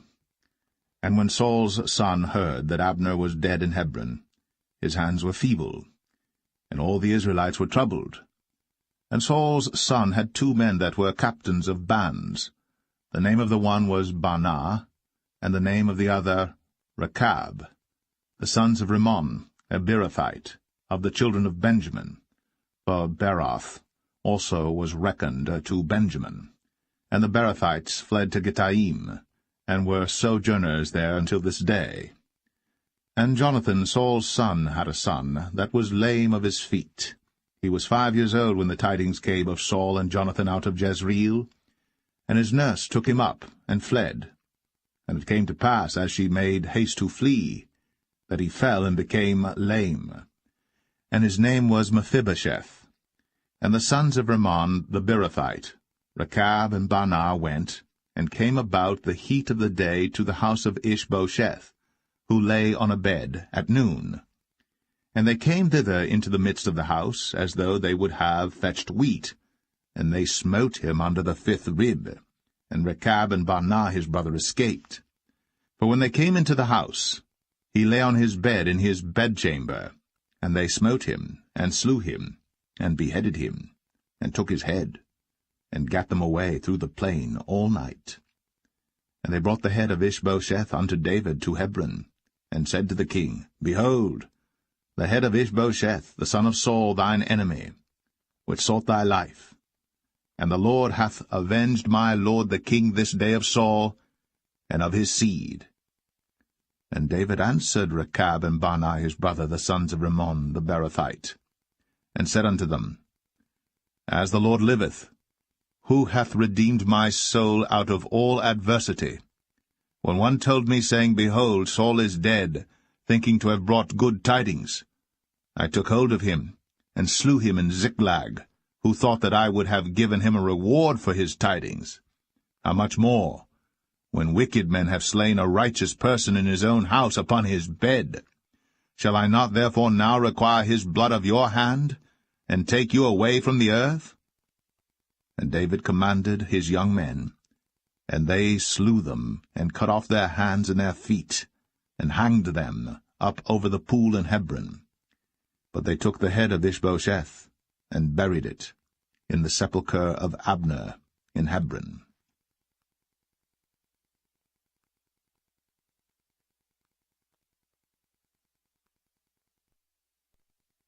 2 Samuel 5. Then came all the tribes of Israel to David unto Hebron, and spake, saying, Behold, we are thy bone and thy flesh. Also in time past, when Saul was king over us, thou wast he that leddest out and broughtest in Israel. And the Lord said to thee, Thou shalt feed my people Israel, and thou shalt be a captain over Israel. So all the elders of Israel came to the king to Hebron, and King David made a league with them in Hebron before the Lord, and they anointed David king over Israel. David was 30 years old when he began to reign, and he reigned 40 years. In Hebron he reigned over Judah 7 years and 6 months, and in Jerusalem he reigned 33 years over all Israel and Judah. And the king and his men went to Jerusalem unto the Jebusites, the inhabitants of the land, which spake unto David, saying, Except thou take away the blind and the lame, thou shalt not come in hither, thinking, David cannot come in hither. Nevertheless, David took the stronghold of Zion, the same is the city of David. And David said on that day, Whosoever getteth up to the gutter, and smiteth the Jebusites, and the lame and the blind, that are hated of David's soul, he shall be chief and captain. Wherefore they said, The blind and the lame shall not come into the house. So David dwelt in the fort, and called it the city of David. And David built round about from Millo and inward. And David went on, and grew great, and the Lord God of hosts was with him. And Hiram king of Tyre sent messengers to David, and cedar trees, and carpenters, and masons, and they built David an house. And David perceived that the Lord had established him king over Israel, and that he had exalted his kingdom for his people Israel's sake. And David took him more concubines and wives out of Jerusalem, after he was come from Hebron, And there were yet sons and daughters born to David. And these be the names of those that were born unto him in Jerusalem: Shammua, and Shobab, and Nathan, and Solomon. Ibhar also, and Elishua, and Nepheg, and Japhia, and Elishama, and Eliada, and Eliphalet. But when the Philistines heard that they had anointed David king over Israel, all the Philistines came up to seek David, and David heard of it, and went down to the hold. The Philistines also came and spread themselves in the valley of Rephaim. And David inquired of the Lord, saying, Shall I go up to the Philistines? Wilt thou deliver them into mine hand? And the Lord said unto David, Go up, for I will doubtless deliver the Philistines into thine hand. And David came to Baal Perazim, and David smote them there, and said, The Lord hath broken forth upon mine enemies before me, as the breach of waters. Therefore he called the name of that place Baal Perazim. And there they left their images, and David and his men burned them. And the Philistines came up yet again, and spread themselves in the valley of Rephaim. And when David inquired of the Lord, he said, Thou shalt not go up, but fetch a compass behind them, and come upon them over against the mulberry trees. And let it be, when thou hearest the sound of a going in the tops of the mulberry trees, that then thou shalt bestir thyself, for then shall the Lord go out before thee to smite the host of the Philistines. And David did so, as the Lord had commanded him, and smote the Philistines from Geba until thou come to Gazer.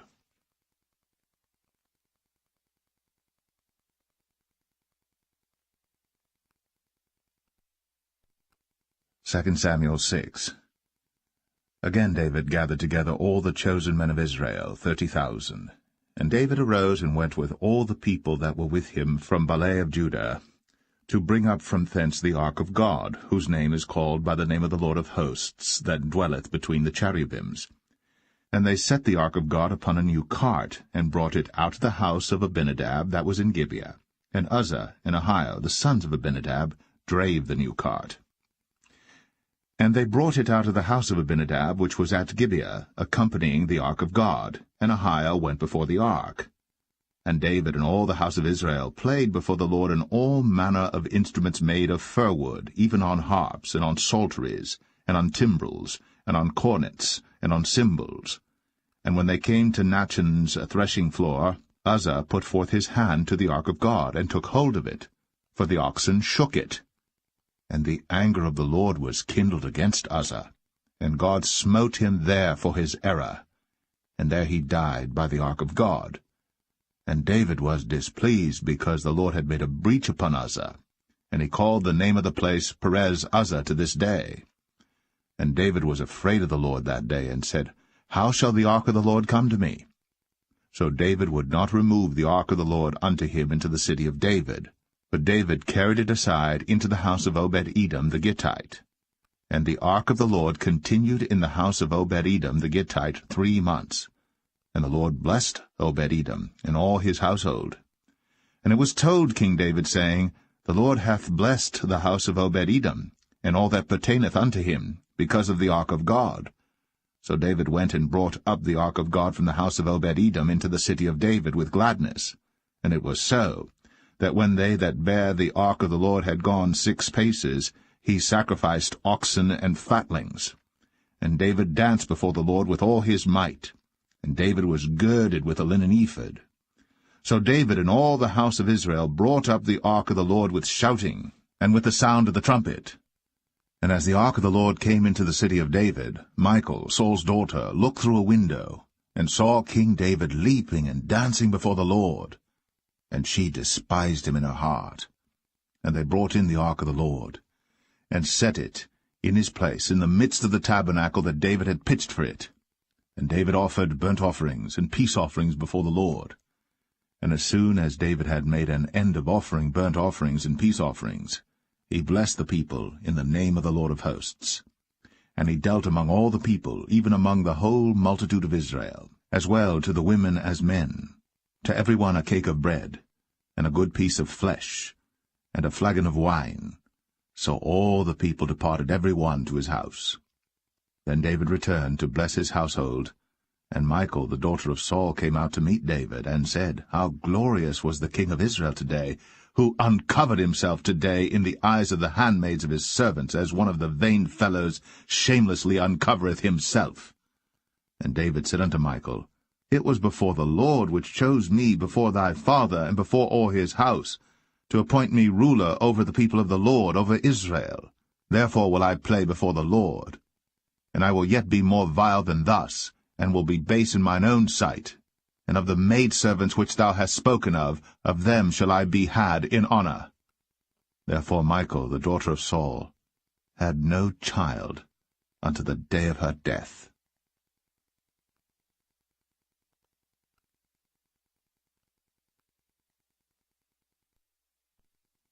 2 Samuel 7. And it came to pass, when the king sat in his house, and the Lord had given him rest round about from all his enemies, that the king said unto Nathan the prophet, See now, I dwell in an house of cedar, but the ark of God dwelleth within curtains. And Nathan said to the king, Go, do all that is in thine heart, for the Lord is with thee. And it came to pass that night that the word of the Lord came unto Nathan, saying, Go and tell my servant David, Thus saith the Lord, Shalt thou build me an house for me to dwell in? Whereas I have not dwelt in any house since the time that I brought up the children of Israel out of Egypt, even to this day, but have walked in a tent and in a tabernacle. In all the places wherein I have walked with all the children of Israel spake I a word with any of the tribes of Israel, whom I commanded to feed my people Israel, saying, Why build ye not me an house of cedar? Now therefore, so shalt thou say unto my servant David, Thus saith the Lord of hosts, I took thee from the sheepcot, from following the sheep, to be ruler over my people, over Israel. And I was with thee whithersoever thou wentest, and have cut off all thine enemies out of thy sight, and have made thee a great name, like unto the name of the great men that are in the earth. Moreover, I will appoint a place for my people Israel, and will plant them, that they may dwell in a place of their own, and move no more, neither shall the children of wickedness afflict them any more as beforetime. And as since the time that I commanded judges to be over my people Israel, and have caused thee to rest from all thine enemies, also the Lord telleth thee, that he will make thee an house. And when thy days be fulfilled, and thou shalt sleep with thy fathers, I will set up thy seed after thee, which shall proceed out of thy bowels, and I will establish his kingdom. He shall build an house for my name, and I will establish the throne of his kingdom for ever. I will be his father, and he shall be my son. If he commit iniquity, I will chasten him with the rod of men, and with the stripes of the children of men. But my mercy shall not depart away from him, as I took it from Saul, whom I put away before thee. And thine house, and thy kingdom shall be established for ever before thee. Thy throne shall be established for ever. According to all these words, and according to all this vision, so did Nathan speak unto David. Then went King David in, and sat before the Lord, and he said, Who am I, O Lord God? And what is my house that thou hast brought me hitherto? And this was yet a small thing in thy sight, O Lord God. But thou hast spoken also of thy servant's house for a great while to come. And is this the manner of man, O Lord God? And what can David say more unto thee? For thou, Lord God, knowest thy servant. For thy word's sake, and according to thine own heart, hast thou done all these great things, to make thy servant know them. Wherefore thou art great, O Lord God. For there is none like thee, neither is there any God beside thee, according to all that we have heard with our ears. And what one nation in the earth is like thy people, even like Israel, whom God went to redeem for a people to himself, and to make him a name, and to do for you great things and terrible for thy land, before thy people, which thou redeemedst to thee from Egypt, from the nations and their gods. For thou hast confirmed to thyself thy people Israel to be a people unto thee for ever, and thou, Lord, art become their God. And now, O Lord God, the word that thou hast spoken concerning thy servant and concerning his house, establish it for ever, and do as thou hast said. And let thy name be magnified for ever, saying, The Lord of hosts is the God of Israel. And let the house of thy servant David be established before thee. For thou, O Lord of hosts, God of Israel, hast revealed to thy servant, saying, I will build thee an house. Therefore hath thy servant found in his heart to pray this prayer unto thee. And now, O Lord God, thou art that God, and thy words be true, and thou hast promised this goodness unto thy servant. Therefore now, let it please thee to bless the house of thy servant, that it may continue for ever before thee. For thou, O Lord God, hast spoken it, and with thy blessing let the house of thy servant be blessed for ever.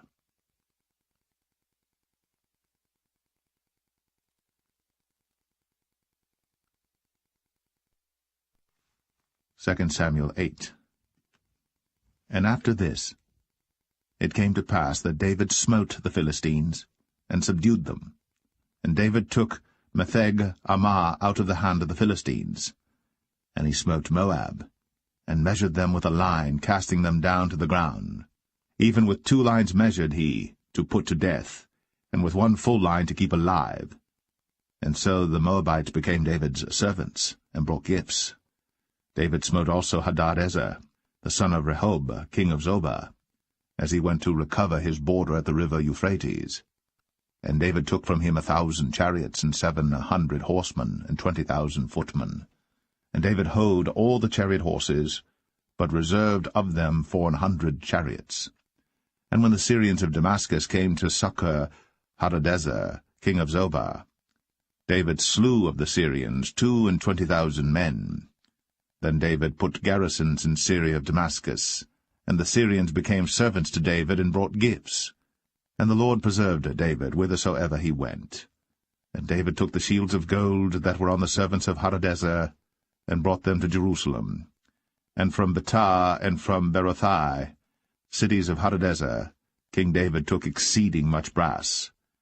When Toi, king of Hamath, heard that David had smitten all the host of Hadadezer, then Toi sent Joram his son unto King David to salute him and to bless him, because he had fought against Hadadezer, and smitten him. For Hadadezer had wars with Toi.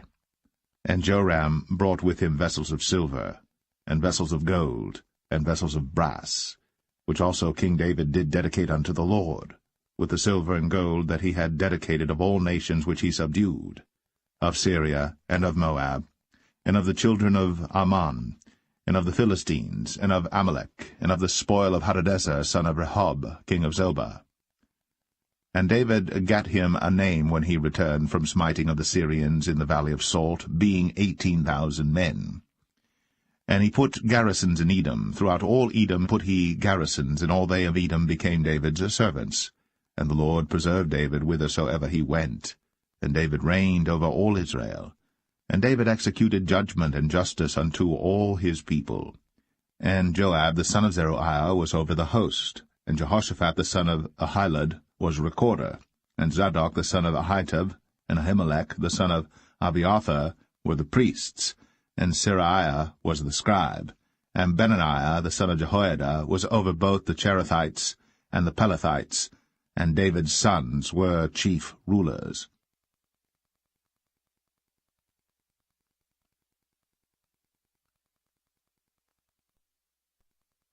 2 Samuel 9. And David said, Is there yet any that is left of the house of Saul, that I may show him kindness for Jonathan's sake? And there was of the house of Saul a servant whose name was Ziba. And when they had called him unto David, the king said unto him, Art thou Ziba? And he said, Thy servant is he. And the king said, Is there not yet any of the house of Saul, that I may show the kindness of God unto him? And Ziba said unto the king, Jonathan hath yet a son which is lame on his feet. And the king said unto him, Where is he? And Ziba said unto the king, Behold, he is in the house of Machir, the son of Ammiel, in Lo-debar. Then King David sent and fetched him out of the house of Machir, the son of Ammiel, from Lo-debar. Now when Mephibosheth, the son of Jonathan, the son of Saul, was come unto David, he fell on his face, and did reverence. And David said, Mephibosheth. And he answered, Behold, thy servant. And David said unto him, Fear not, for I will surely show thee kindness for Jonathan thy father's sake, and will restore thee all the land of Saul thy father, and thou shalt eat bread at my table continually. And he bowed himself, and said, What is thy servant, that thou shouldst look upon such a dead dog as I am?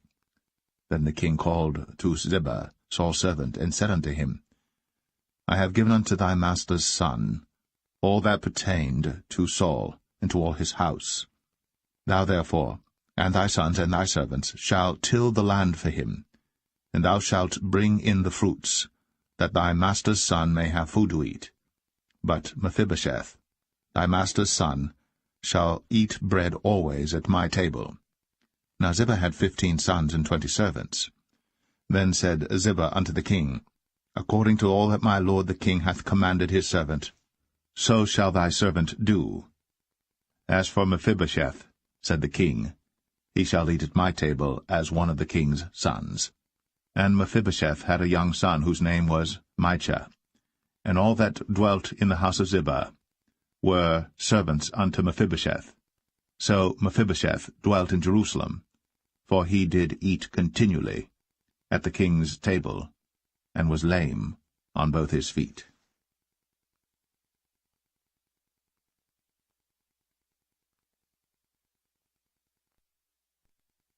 2 Samuel 10.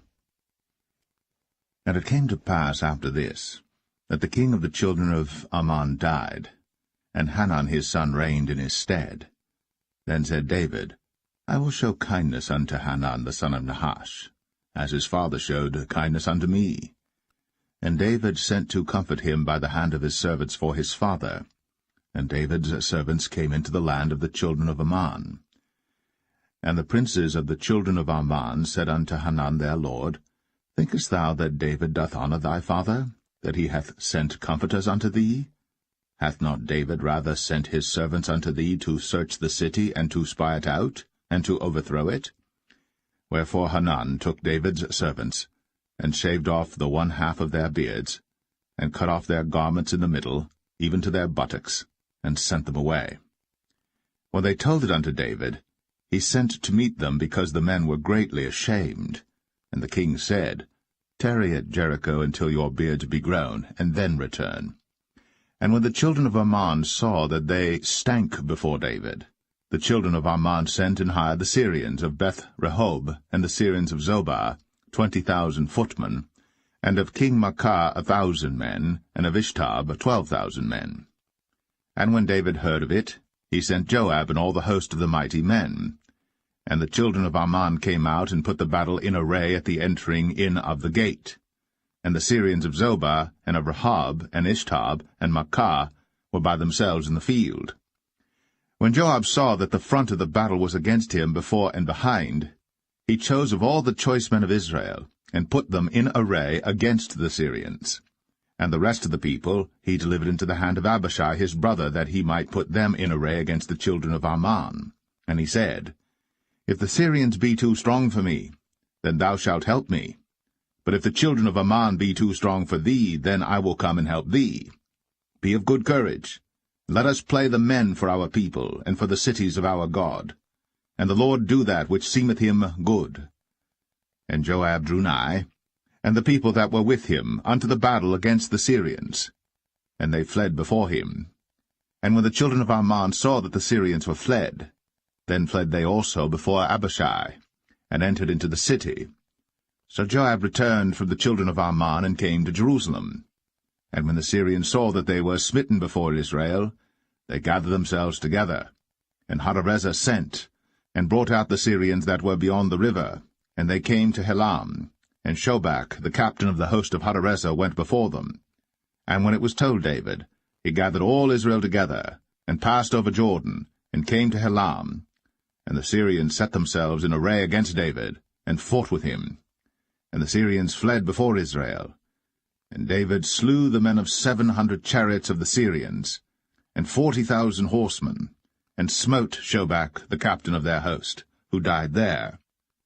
And when all the kings that were servants to Hadarezer saw that they were smitten before Israel, they made peace with Israel, and served them. So the Syrians feared to help the children of Ammon any more.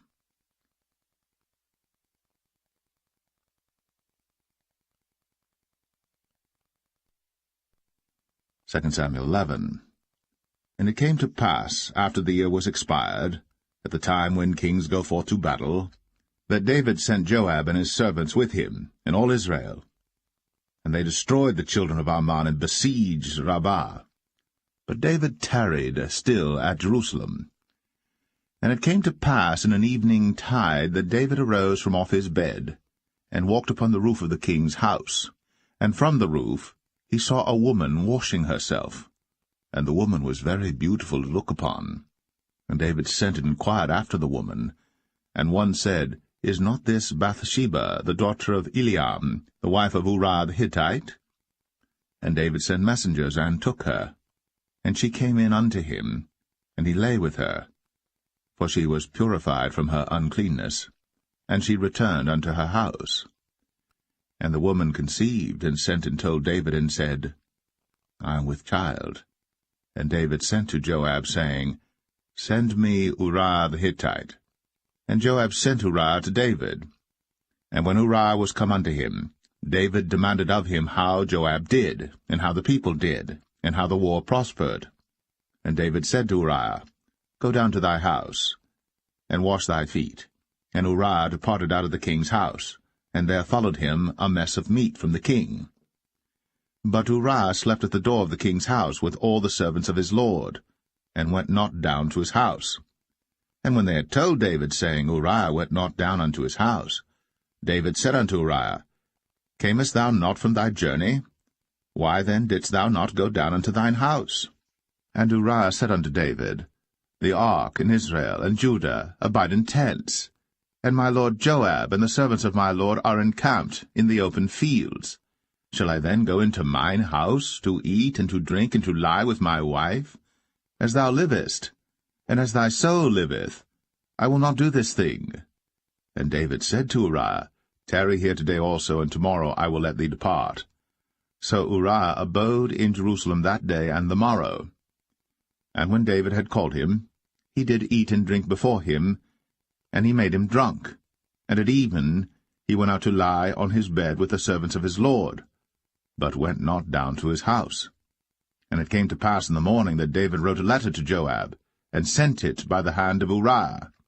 And he wrote in the letter, saying, Set ye Uriah in the forefront of the hottest battle, and retire ye from him, that he may be smitten and die. And it came to pass, when Joab observed the city, that he assigned Uriah unto a place where he knew that valiant men were. And the men of the city went out, and fought with Joab, and there fell some of the people of the servants of David, and Uriah the Hittite died also. Then Joab sent and told David all the things concerning the war, and charged the messenger, saying, When thou hast made an end of telling the matters of the war unto the king, and if so be that the king's wrath arise, and he say unto thee, Wherefore approached ye so nigh unto the city when ye did fight? Knew ye not that they would shoot from the wall? Who smote Abimelech, the son of Jerubbesheth? Did not a woman cast a piece of a millstone upon him from the wall, that he died in Thebez? Why went ye nigh the wall? Then say thou, Thy servant Uriah the Hittite is dead also. So the messenger went, and came and showed David all that Joab had sent him for. And the messenger said unto David, Surely the men prevailed against us, and came out unto us into the field, and we were upon them even unto the entering of the gate. And the shooters shot from off the wall upon thy servants, and some of the king's servants be dead, and thy servant Uriah the Hittite is dead also. Then David said unto the messenger, Thus shalt thou say unto Joab, Let not this thing displease thee, for the sword devoureth one as well as another.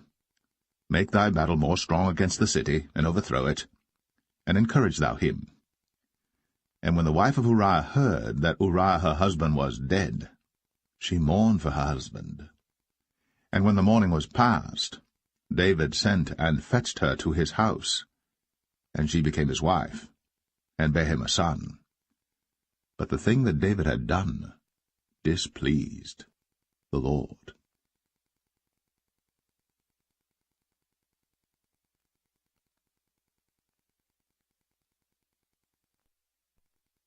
Second Samuel 12. And the Lord sent Nathan unto David. And he came unto him, and said unto him, There were 2 men in one city, the one rich and the other poor. The rich man had exceeding many flocks and herds, but the poor man had nothing save one little ewe lamb, which he had bought and nourished up. And it grew up together with him, and with his children. It did eat of his own meat, and drank of his own cup, and lay in his bosom, and was unto him as a daughter. And there came a traveller unto the rich man, and he spared to take of his own flock and of his own herd to dress for the wayfaring man that was come unto him, but took the poor man's lamb, and dressed it for the man that was come to him. And David's anger was greatly kindled against the man, and he said to Nathan, As the Lord liveth, the man that hath done this thing shall surely die, and he shall restore the lamb 4-fold, because he did this thing, and because he had no pity. And Nathan said to David, Thou art the man. Thus saith the Lord God of Israel, I anointed thee king over Israel, and I delivered thee out of the hand of Saul. And I gave thee thy master's house, and thy master's wives into thy bosom, and gave thee the house of Israel and of Judah. And if that had been too little, I would moreover have given unto thee such and such things. Wherefore hast thou despised the commandment of the Lord to do evil in his sight? Thou hast killed Uriah the Hittite with the sword, and hast taken his wife to be thy wife, and hast slain him with the sword of the children of Ammon. Now, therefore, the sword shall never depart from thine house, because thou hast despised me, and hast taken the wife of Uriah the Hittite to be thy wife. Thus saith the Lord, Behold, I will raise up evil against thee out of thine own house, and I will take thy wives before thine eyes, and give them unto thy neighbor, and he shall lie with thy wives in the sight of this sun. For thou didst it secretly, but I will do this thing before all Israel, and before the sun. And David said unto Nathan, I have sinned against the Lord. And Nathan said unto David, The Lord also hath put away thy sin. Thou shalt not die. Howbeit, because by this deed thou hast given great occasion to the enemies of the Lord to blaspheme, the child also that is born unto thee shall surely die. And Nathan departed unto his house. And the Lord struck the child that Uriah's wife bare unto David, and it was very sick. David therefore besought God for the child. And David fasted, and went in, and lay all night upon the earth. And the elders of his house arose, and went to him, to raise him up from the earth. But he would not, neither did he eat bread with them. And it came to pass on the 7th day that the child died. And the servants of David feared to tell him that the child was dead, for they said, Behold, while the child was yet alive, we spake unto him, and he would not hearken unto our voice. How will he then vex himself, if we tell him that the child is dead? But when David saw that his servants whispered, David perceived that the child was dead. Therefore David said unto his servants, Is the child dead? And they said, He is dead. Then David arose from the earth, and washed, and anointed himself, and changed his apparel, and came into the house of the Lord, and worshipped.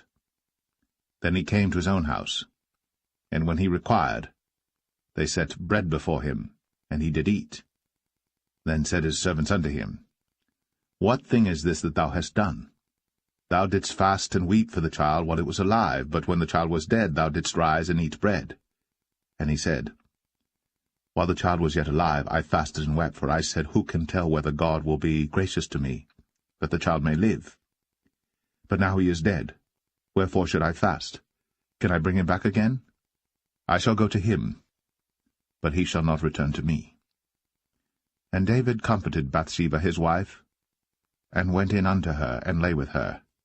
And she bare a son, and he called his name Solomon. And the Lord loved him. And he sent by the hand of Nathan the prophet, and he called his name Jedediah, because of the Lord. And Joab fought against Rabbah of the children of Ammon, and took the royal city. And Joab sent messengers to David, and said, I have fought against Rabbah, and have taken the city of waters. Now therefore, gather the rest of the people together, and encamp against the city, and take it, lest I take the city, and it be called after my name.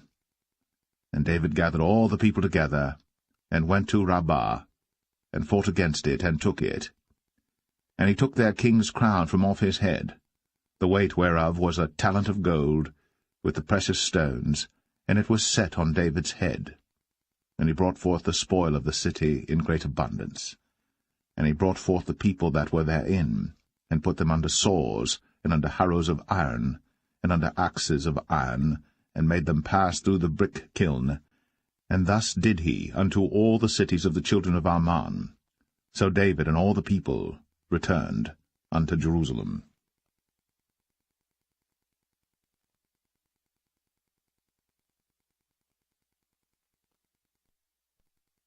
2 Samuel 13. And it came to pass after this, that Absalom the son of David had a fair sister whose name was Tamar, and Amnon the son of David loved her. And Amnon was so vexed that he felt sick for his sister Tamar, for she was a virgin, and Amnon thought it hard for him to do anything to her. But Amnon had a friend whose name was Jonadab, the son of Shimea, David's brother. And Jonadab was a very subtle man. And he said unto him, Why art thou, being the king's son, lean from day to day? Wilt thou not tell me? And Amnon said unto him, I love Tamar, my brother Absalom's sister. And Jonadab said unto him, Lay thee down on thy bed, and make thyself sick. And when thy father cometh to see thee, say unto him, I pray thee, let my sister Tamar come and give me meat, and dress the meat in my sight, that I may see it, and eat it at her hand. So Amnon lay down, and made himself sick. And when the king was come to see him, Amnon said unto the king, I pray thee, let Tamar my sister come, and make me a couple of cakes in my sight, that I may eat at her hand. Then David sent home to Tamar, saying, Go now to thy brother Amnon's house, and dress him meat. So Tamar went to her brother Amnon's house, and he was laid down. And she took flour, and kneaded it, and made cakes in his sight, and did bake the cakes. And she took a pan, and poured them out before him. But he refused to eat. And Amnon said, Have out all men from me. And they went out every man from him. And Amnon said unto Tamar, Bring the meat into the chamber, that I may eat of thine hand. And Tamar took the cakes which she had made, and brought them into the chamber to Amnon her brother. And when she had brought them unto him to eat, he took hold of her, and said unto her, Come, lie with me, my sister. And she answered him, Nay, my brother, do not force me. For no such thing ought to be done in Israel. Do not thou this folly. And I, whither shall I cause my shame to go? And as for thee, thou shalt be as one of the fools in Israel. Now therefore I pray thee, speak unto the king, for he will not withhold me from thee. Howbeit, he would not hearken unto her voice, but being stronger than she, forced her, and lay with her. Then Amnon hated her exceedingly, so that the hatred wherewith he hated her was greater than the love wherewith he had loved her. And Amnon said unto her, Arise, be gone. And she said unto him, There is no cause. This evil in sending me away is greater than the other that thou didst unto me. But he would not hearken unto her. Then he called his servant that ministered unto him, and said, Put now this woman out from me, and bolt the door after her. And she had a garment of divers colours upon her, for with such robes were the king's daughters that were virgins apparelled. Then his servant brought her out, and bolted the door after her. And Tamar put ashes on her head, and rent her garment of divers colours that was on her, and laid her hand on her head, and went on crying. And Absalom, her brother, said unto her, Hath Amnon thy brother been with thee? But hold now thy peace, my sister. He is thy brother. Regard not this thing. So Tamar remained desolate in her brother Absalom's house. But when King David heard of all these things, he was very wroth. And Absalom spake unto his brother Amnon, neither good nor bad, for Absalom hated Amnon, because he had forced his sister Tamar. And it came to pass after 2 full years, that Absalom had sheep-shearers in Baal-Hazor, which is beside Ephraim. And Absalom invited all the king's sons. And Absalom came to the king and said, Behold now, thy servant hath sheep-shearers. Let the king, I beseech thee, and his servants go with thy servant. And the king said to Absalom, Nay, my son, let us not all now go, lest we be chargeable unto thee. And he pressed him, howbeit he would not go, but blessed him. Then said Absalom, If not, I pray thee, let my brother Amnon go with us. And the king said unto him, Why should he go with thee? But Absalom pressed him that he let Amnon and all the king's sons go with him. Now Absalom had commanded his servant, saying, Mark ye now, when Amnon's heart is merry with wine, and when I say unto you, Smite Amnon, then kill him. Fear not. Have not I commanded you? Be courageous, and be valiant. And the servants of Absalom did unto Amnon, as Absalom had commanded. Then all the king's sons arose, and every man gat him up upon his mule, and fled. And it came to pass, while they were in the way, that tidings came to David, saying, Absalom hath slain all the king's sons, and there is not one of them left. Then the king arose, and tare his garments, and lay on the earth, and all his servants stood by with their clothes rent. And Jonadab, the son of Shimea, David's brother, answered and said, Let not my lord suppose that they have slain all the young men, the king's sons, for Amnon only is dead. For by the appointment of Absalom this hath been determined from the day that he forced his sister Tamar. Now therefore, let not my lord the king take the thing to his heart, to think that all the king's sons are dead, for Amnon only is dead. But Absalom fled. And the young man that kept the watch lifted up his eyes, and looked, and behold, there came much people by the way of the hillside behind him. And Jonadab said unto the king, Behold, the king's sons come, as thy servant said, so it is. And it came to pass, as soon as he had made an end of speaking, that, behold, the king's sons came, and lifted up their voice, and wept. And the king also and all his servants wept very sore. But Absalom fled and went to Talmai, the son of Ammihud, king of Geshur. And David mourned for his son every day. So Absalom fled, and went to Geshur, and was there 3 years.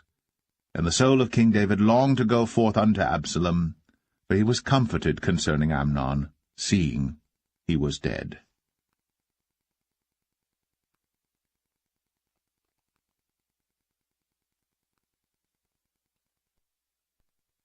2 Samuel 14. Now Joab the son of Zeruiah perceived that the king's heart was toward Absalom. And Joab sent to Tekoa, and fetched thence a wise woman, and said unto her, I pray thee, feign thyself to be a mourner, and put on now mourning apparel, and anoint not thyself with oil, but be as a woman that had a long time mourned for the dead. And come to the king, and speak on this manner unto him. So Joab put the words in her mouth. And when the woman of Tekoa spake to the king, she fell on her face to the ground, and did obeisance, and said, Help, O king. And the king said unto her, What aileth thee? And she answered, I am indeed a widow woman, and mine husband is dead. And thy handmaid had 2 sons, and they 2 strove together in the field, and there was none to part them. But the one smote the other, and slew him. And behold, the whole family is risen against thine handmaid. And they said, Deliver him that smote his brother, that we may kill him for the life of his brother whom he slew. And we will destroy the heir also. And so they shall quench my coal which is left, and shall not leave to my husband neither name nor remainder upon the earth. And the king said unto the woman, Go to thine house, and I will give charge concerning thee. And the woman of Tekoa said unto the king, My lord, O king, the iniquity be on me, and on my father's house, and the king and his throne be guiltless. And the king said, Whosoever saith aught unto thee, bring him to me, and he shall not touch thee any more. Then said she, I pray thee, let the king remember the Lord thy God, that thou wouldst not suffer the revengers of blood to destroy any more, lest they destroy my son. And he said, As the Lord liveth, there shall not one hair of thy son fall to the earth. Then the woman said, Let thine handmaid, I pray thee, speak one word unto my lord the king. And he said, Say on. And the woman said, Wherefore then hast thou thought such a thing against the people of God? For the king doth speak this thing as one which is faulty, in that the king doth not fetch home again his banished. For we must needs die, and are as water spilt on the ground, which cannot be gathered up again. Neither doth God respect any person, yet doth he devise means that his banished be not expelled from him. Now therefore that I am come to speak of this thing unto my lord the king, it is because the people have made me afraid. And thy handmaid said, I will now speak unto the king. It may be that the king will perform the request of his handmaid. For the king will hear to deliver his handmaid out of the hand of the man that would destroy me and my son together out of the inheritance of God. Then thine handmaid said, The word of my lord the king shall now be comfortable. For as an angel of God, so is my lord the king to discern good and bad. Therefore the Lord thy God will be with thee. Then the king answered and said unto the woman, Hide not from me, I pray thee, the thing that I shall ask thee. And the woman said, Let my lord the king now speak. And the king said, Is not the hand of Joab with thee in all this? And the woman answered and said, As thy soul liveth, my lord the king, none can turn to the right hand or to the left from aught that my lord the king hath spoken. For thy servant Joab, he bade me, and he put all these words in the mouth of thine handmaid. To fetch about this former speech hath thy servant Joab done this thing. And my lord is wise, according to the wisdom of an angel of God, to know all things that are in the earth. And the king said unto Joab, Behold now, I have done this thing. Go therefore, bring the young man Absalom again. And Joab fell to the ground on his face, and bowed himself, and thanked the king. And Joab said, Today thy servant knoweth that I have found grace in thy sight, my lord, O king, in that the king hath fulfilled the request of his servant. So Joab arose and went to Geshur, and brought Absalom to Jerusalem. And the king said, Let him turn to his own house, and let him not see my face. So Absalom returned to his own house, and saw not the king's face. But in all Israel there was none to be so much praised as Absalom for his beauty. From the sole of his foot even to the crown of his head, there was no blemish in him. And when he polled his head, for it was at every year's end that he polled it, because the hair was heavy on him, therefore he polled it, he weighed the hair of his head at 200 shekels after the king's weight. And unto Absalom there were born 3 sons, and 1 daughter, whose name was Tamar. She was a woman of a fair countenance. So Absalom dwelt 2 full years in Jerusalem, and saw not the king's face. Therefore Absalom sent for Joab to have sent him to the king. But he would not come to him. And when he sent again the 2nd time, he would not come. Therefore he said unto his servants, See, Joab's field is near mine, and he hath barley there. Go and set it on fire. And Absalom's servants set the field on fire. Then Joab arose, and came to Absalom unto his house, and said unto him, Wherefore have thy servants set my field on fire? And Absalom answered Joab, Behold, I sent unto thee, saying, Come hither, that I may send thee to the king, to say, Wherefore am I come from Geshur? It had been good for me to have been there still. Now therefore let me see the king's face, and if there be any iniquity in me, let him kill me. So Joab came to the king, and told him. And when he had called for Absalom, he came to the king, and bowed himself on his face to the ground before the king. And the king kissed Absalom.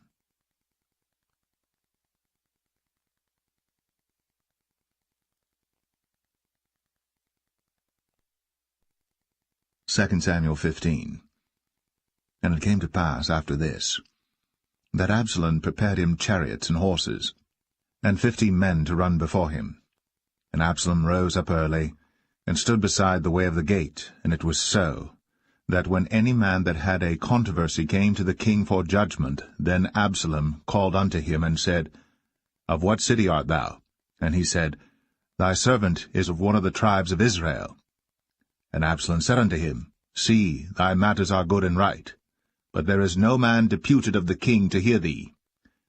Absalom said moreover, O that I were made judge in the land, that every man which hath any suit or cause might come unto me, and I would do him justice. And it was so, that when any man came nigh to him to do him obeisance, he put forth his hand, and took him, and kissed him. And on this manner did Absalom to all Israel that came to the king for judgment. So Absalom stole the hearts of the men of Israel. And it came to pass after 40 years that Absalom said unto the king, I pray thee, let me go and pay my vow, which I have vowed unto the Lord in Hebron. For thy servant vowed a vow while I abode at Geshur in Syria, saying, If the Lord shall bring me again indeed to Jerusalem, then I will serve the Lord. And the king said unto him, Go in peace. So he arose, and went to Hebron. But Absalom sent spies throughout all the tribes of Israel, saying, As soon as ye hear the sound of the trumpet, then ye shall say, Absalom reigneth in Hebron. And with Absalom went 200 men out of Jerusalem, that were called, and they went in their simplicity, and they knew not anything. And Absalom sent for Ahithophel the Gilonite, David's counselor, from his city, even from Gilo, while he offered sacrifices. And the conspiracy was strong, for the people increased continually with Absalom. And there came a messenger to David, saying, The hearts of the men of Israel are after Absalom. And David said unto all his servants that were with him at Jerusalem, Arise, and let us flee. For we shall not else escape from Absalom.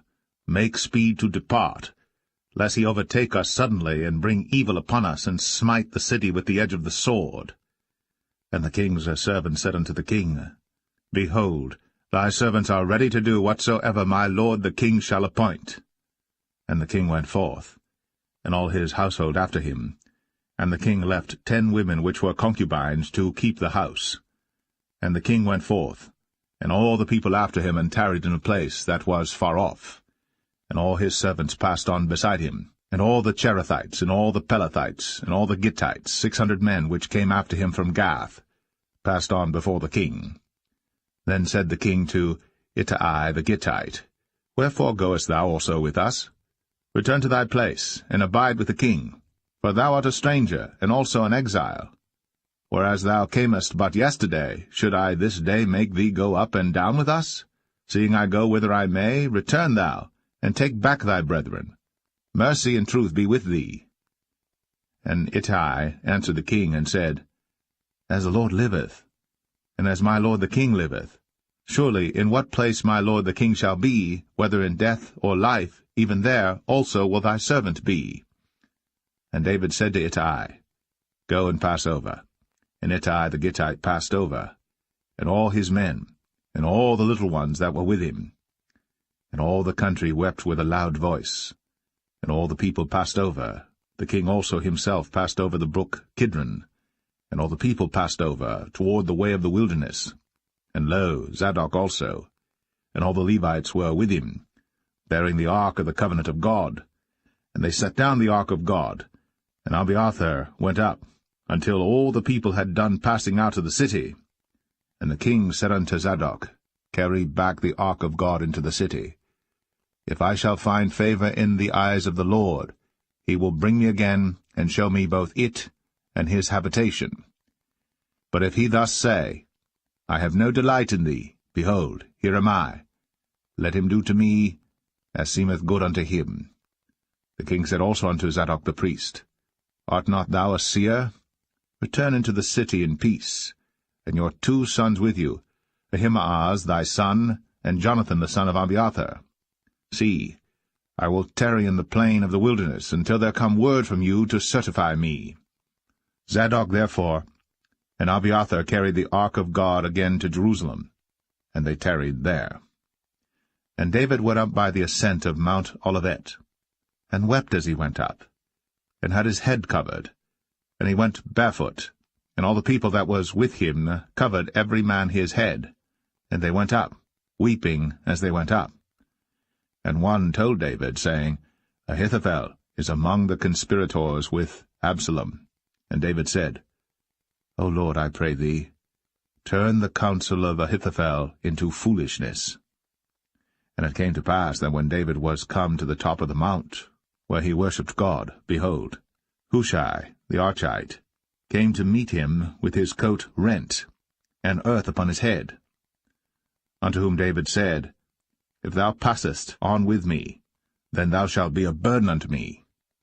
But if thou return to the city, and say unto Absalom, I will be thy servant, O king, as I have been thy father's servant hitherto, so will I now also be thy servant. Then mayest thou for me defeat the counsel of Ahithophel. And hast thou not there with thee Zadok and Abiathar the priests? Therefore it shall be that what thing soever thou shalt hear out of the king's house, thou shalt tell it to Zadok and Abiathar the priests. Behold, they have there with them their 2 sons, Ahimaaz Zadok's son, and Jonathan Abiathar's son. And by them ye shall send unto me everything that ye can hear. So Hushai, David's friend, came into the city, and Absalom came into Jerusalem.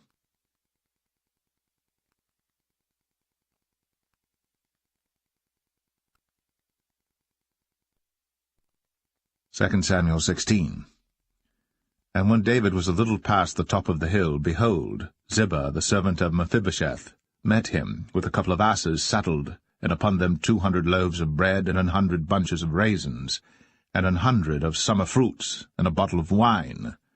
And the king said unto Ziba, What meanest thou by these? And Ziba said, The asses be for the king's household to ride on, and the bread and summer fruit for the young men to eat, and the wine, that such as be faint in the wilderness may drink. And the king said, And where is thy master's son? And Ziba said unto the king, Behold, he abideth at Jerusalem, for he said, Today shall the house of Israel restore me the kingdom of my father. Then said the king to Ziba, Behold, thine are all that pertained unto Mephibosheth. And Ziba said, I humbly beseech thee that I may find grace in thy sight, my lord, O king.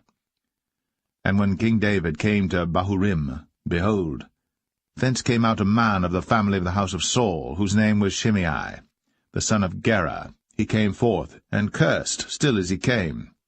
And he cast stones at David, and at all the servants of King David. And all the people and all the mighty men were on his right hand and on his left. And thus said Shimei, when he cursed, come out, thou bloody man, and thou man of Belial. The Lord hath returned upon thee all the blood of the house of Saul, in whose stead thou hast reigned. And the Lord hath delivered the kingdom into the hand of Absalom thy son, and behold, thou art taken in thy mischief, because thou art a bloody man.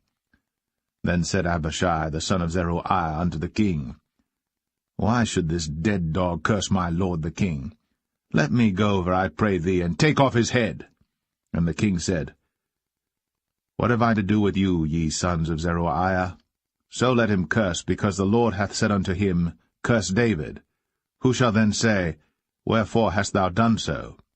And David said to Abishai and to all his servants, Behold, my son, which came forth of my bowels, seeketh my life. How much more now may this Benjamite do it? Let him alone, and let him curse, for the Lord hath bidden him. It may be that the Lord will look on mine affliction, and that the Lord will requite me good for his cursing this day. And as David and his men went by the way, Shimei went along on the hills side over against him, and cursed as he went, and threw stones at him, and cast dust. And the king and all the people that were with him came weary, and refreshed themselves there. And Absalom and all the people, the men of Israel, came to Jerusalem, and Ahithophel with him. And it came to pass, when Hushai the Archite, David's friend, was come unto Absalom, that Hushai said unto Absalom, God save the king, God save the king. And Absalom said to Hushai, Is this thy kindness to thy friend? Why wentest thou not with thy friend? And Hushai said unto Absalom, Nay, but whom the Lord and this people, and all the men of Israel choose, his will I be, and with him will I abide. And again, whom should I serve? Should I not serve in the presence of his son? As I have served in thy father's presence, so will I be in thy presence. Then said Absalom to Ahithophel, Give counsel among you what we shall do. And Ahithophel said unto Absalom, Go in unto thy father's concubines, which he hath left to keep the house. And all Israel shall hear that thou art abhorred of thy father. Then shall the hands of all that are with thee be strong. So they spread Absalom a tent upon the top of the house. And Absalom went in unto his father's concubines in the sight of all Israel. And the counsel of Ahithophel, which he counselled in those days, was as if a man had inquired at the oracle of God. So was all the counsel of Ahithophel, both with David and with Absalom.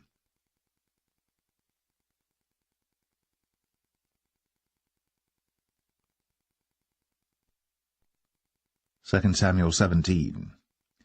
Moreover Ahithophel said unto Absalom, Let me now choose out 12,000 men, and I will arise and pursue after David this night.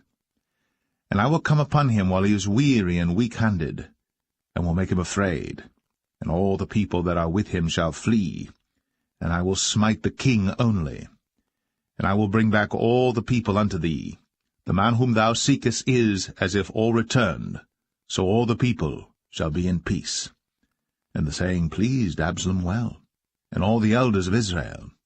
Then said Absalom, Call now Hushai the Archite also, and let us hear likewise what he saith.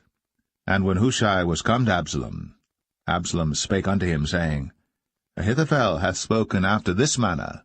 Shall we do after his saying? If not, speak thou. And Hushai said unto Absalom, The counsel that Ahithophel hath given is not good at this time. For, said Hushai, Thou knowest thy father and his men, that they be mighty men, and they be chafed in their minds, as a bear robbed of her whelps in the field. And thy father is a man of war, and will not lodge with the people. Behold, he is hid now in some pit, or in some other place, and it will come to pass, when some of them be overthrown at the first, that whosoever heareth it will say, There is a slaughter among the people that follow Absalom. And he also that is valiant, whose heart is as the heart of a lion, shall utterly melt. For all Israel knoweth that thy father is a mighty man, and they which be with him are valiant men. Therefore I counsel that all Israel be generally gathered unto thee, from Dan even to Beersheba, as the sand that is by the sea for multitude, and that thou go to battle in thine own person. So shall we come upon him in some place where he shall be found, and we will light upon him as the dew falleth on the ground, and of him, and of all the men that are with him, there shall not be left so much as one. Moreover, if he be gotten into a city, then shall all Israel bring ropes to that city, and we will draw it into the river. until there be not one small stone found there. And Absalom and all the men of Israel said, The counsel of Hushai the Archite is better than the counsel of Ahithophel. For the Lord had appointed to defeat the good counsel of Ahithophel, to the intent that the Lord might bring evil upon Absalom. Then said Hushai unto Zadok, and to Abiathar the priests, Thus and thus did Ahithophel counsel Absalom and the elders of Israel, and thus have I counselled. Now therefore send quickly, and tell David, saying, Lodge not this night in the plains of the wilderness, but speedily pass over, lest the king be swallowed up, and all the people that are with him. Now Jonathan and Ahimaaz stayed by En-rogel, for they might not be seen to come into the city. And a wench went and told them, and they went and told King David. Nevertheless a lad saw them and told Absalom. But they went both of them away quickly, and came to a man's house in Bahurim, which had a well in his court, whither they went down. And the woman took and spread a covering over the well's mouth, and spread ground corn thereon, and the thing was not known. And when Absalom's servants came to the woman to the house, they said, Where is Ahimaaz and Jonathan? And the woman said unto them, They be gone over the brook of water. And when they had sought and could not find them, they returned to Jerusalem. And it came to pass, after they were departed, that they came up out of the well, and went and told to King David, and said unto David, Arise, and pass quickly over the water, for thus hath Ahithophel counselled against you. Then David arose, and all the people that were with him, and they passed over Jordan. By the morning light there lacked not one of them that was not gone over Jordan. And when Ahithophel saw that his counsel was not followed, he saddled his ass, and arose, and gat him home to his house, to his city, and put his household in order, and hanged himself, and died, and was buried in the sepulchre of his father. Then David came to Mahanaim, and Absalom passed over Jordan, he and all the men of Israel with him. And Absalom made Amasa captain of the host instead of Joab, which Amasa was a man's son, whose name was Ithra, an Israelite, that went in to Abigail the daughter of Nahash, sister to Zeruiah, Joab's mother. So Israel and Absalom pitched in the land of Gilead. And it came to pass, when David was come to Mahanaim, that Shobai the son of Nahash of Rabbah, of the children of Ammon, and Machir the son of Amiel of Lo-debar, and Barzillai the Gileadite of Rogelim, brought beds, and basins, and earthen vessels, and wheat, and barley, and flour, and parched corn, and beans, and lentils, and parched pulse, and honey, and butter, and sheep, and cheese of kine for David and for the people that were with him to eat. For they said, The people is hungry, and weary, and thirsty in the wilderness.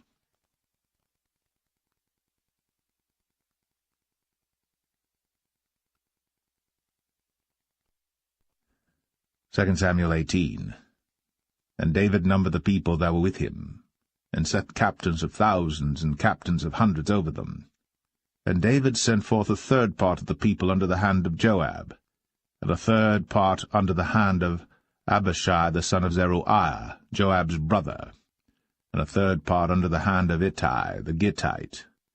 And the king said unto the people, I will surely go forth with you myself also.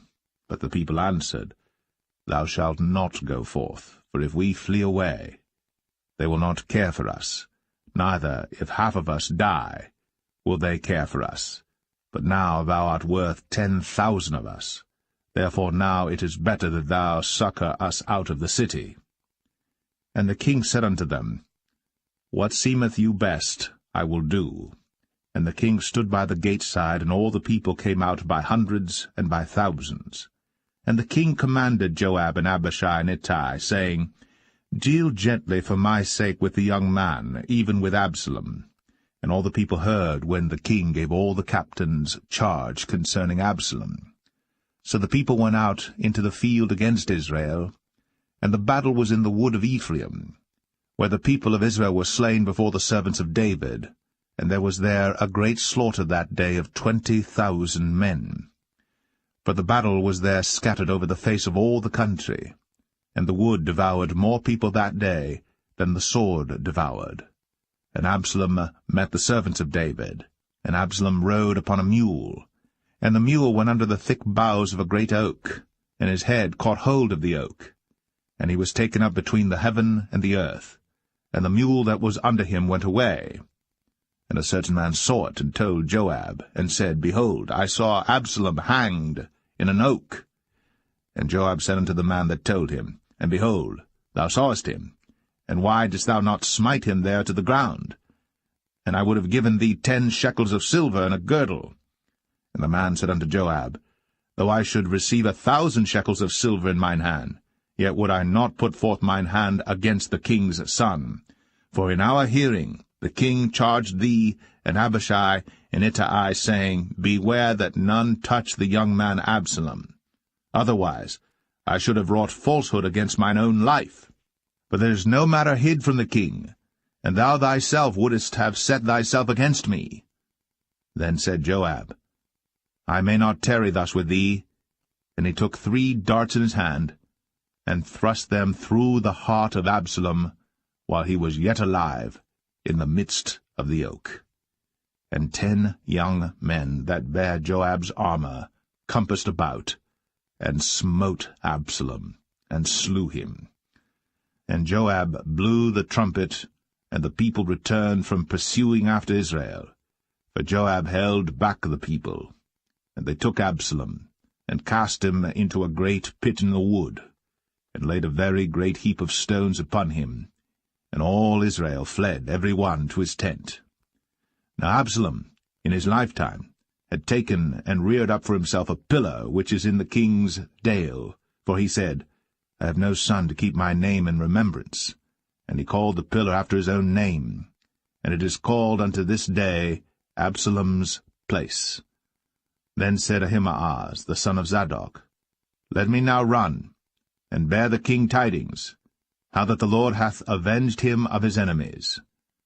And Joab said unto him, Thou shalt not bear tidings this day, but thou shalt bear tidings another day. But this day thou shalt bear no tidings, because the king's son is dead.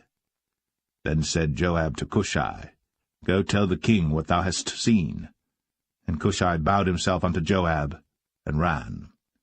Then said Ahimaaz, the son of Zadok, yet again to Joab, But howsoever let me, I pray thee, also run after Cushai.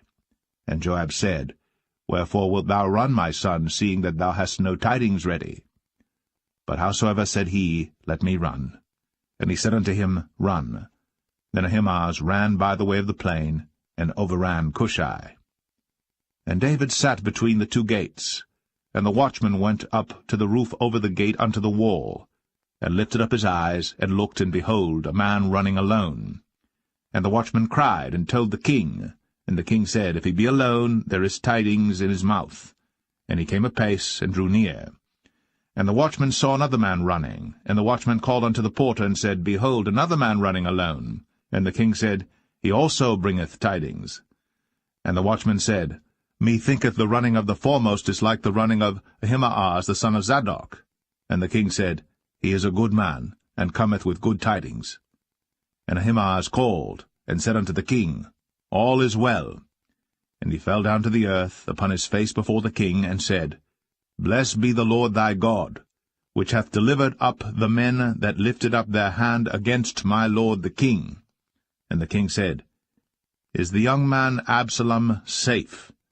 And Ahimaaz answered, When Joab sent the king's servant, and me thy servant, I saw a great tumult, but I knew not what it was. And the king said unto him, Turn aside, and stand here. And he turned aside, and stood still.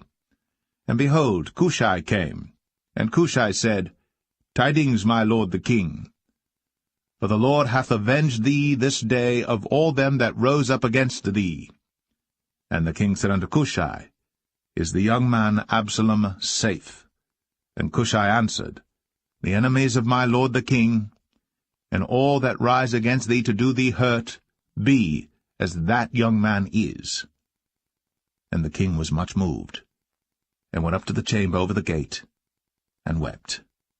And as he went, thus he said, O my son Absalom, my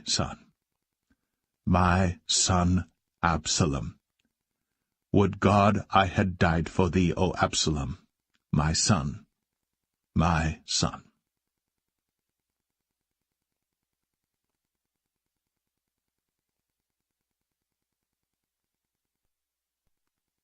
2 Samuel 19. And it was told Joab, Behold, the king weepeth and mourneth for Absalom. And the victory that day was turned into mourning unto all the people, for the people heard say that day how the king was grieved for his son. And the people gat them by stealth that day into the city, as people being ashamed steal away when they flee in battle. But the king covered his face. And the king cried with a loud voice, O my son Absalom! O Absalom, my son, my son!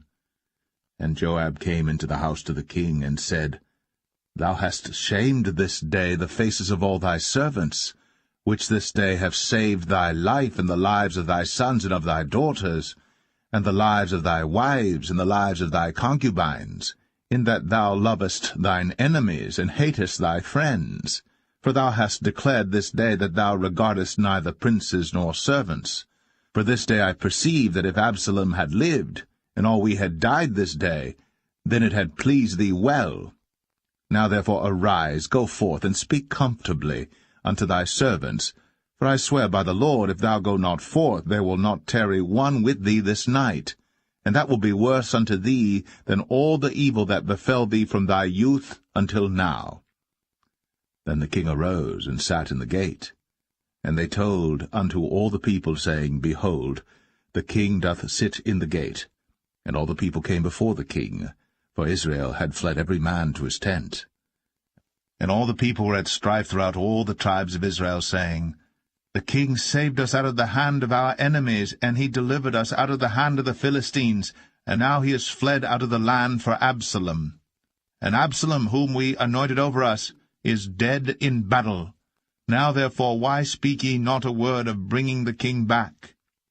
And King David sent to Zadok and to Abiathar the priests, saying, Speak unto the elders of Judah, saying, Why are ye the last to bring the king back to his house, seeing the speech of all Israel is come to the king, even to his house? Ye are my brethren, ye are my bones and my flesh, wherefore then are ye the last to bring back the king? And say ye to Amasa, Art thou not of my bone and of my flesh? God do so to me, and more also, if thou be not captain of the host before me continually in the room of Joab. And he bowed the heart of all the men of Judah, even as the heart of one man, so that they sent this word unto the king, Return thou, and all thy servants. So the king returned, and came to Jordan, and Judah came to Gilgal, to go to meet the king, to conduct the king over Jordan. And Shimei the son of Gera, a Benjamite, which was of Bahurim, hasted and came down with the men of Judah to meet King David.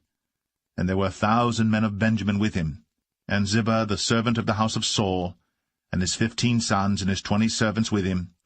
And they went over Jordan before the king. And there went over a ferry boat to carry over the king's household, and to do what he thought good.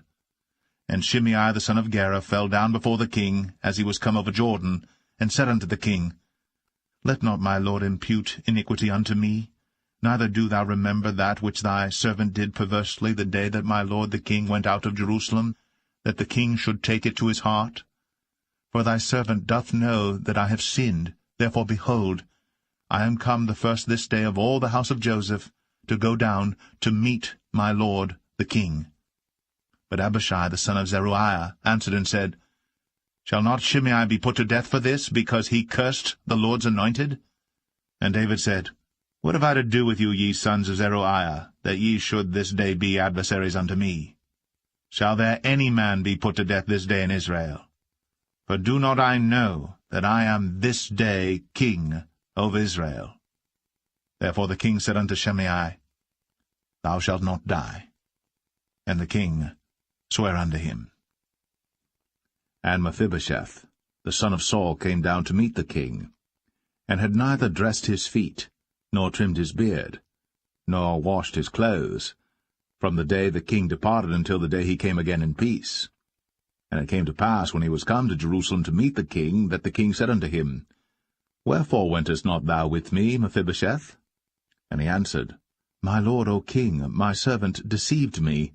For thy servant said, I will saddle me an ass, that I may ride thereon, and go to the king, because thy servant is lame. And he hath slandered thy servant unto my lord the king. But my lord the king is as an angel of God. Do therefore what is good in thine eyes.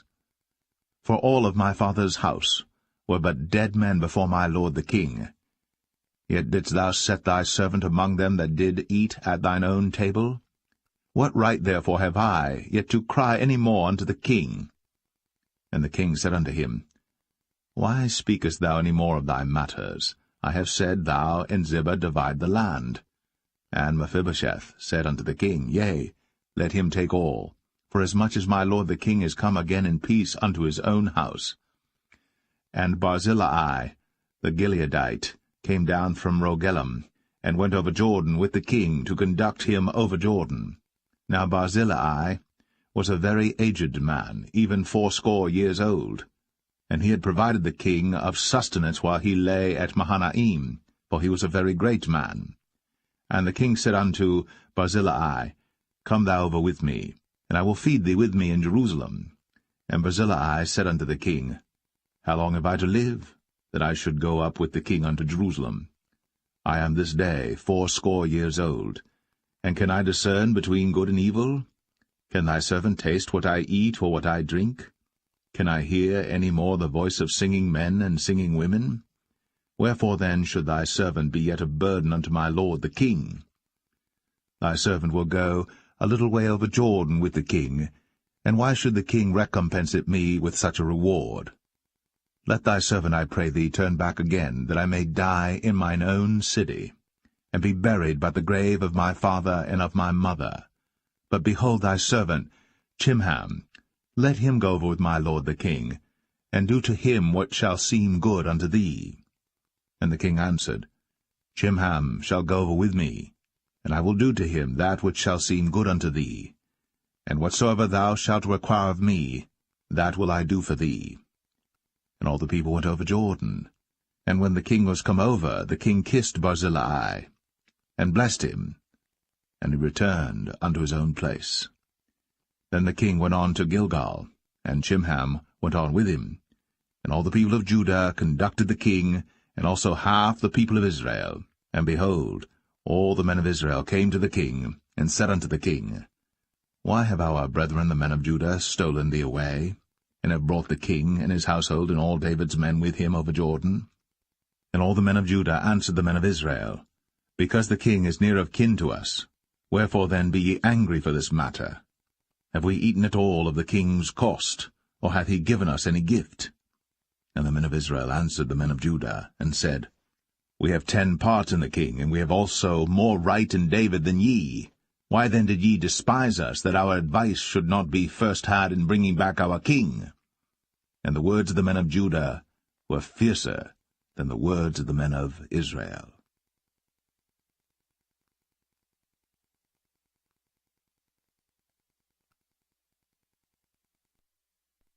2 Samuel 20. And there happened to be there a man of Belial, whose name was Sheba, the son of Bichri, a Benjamite.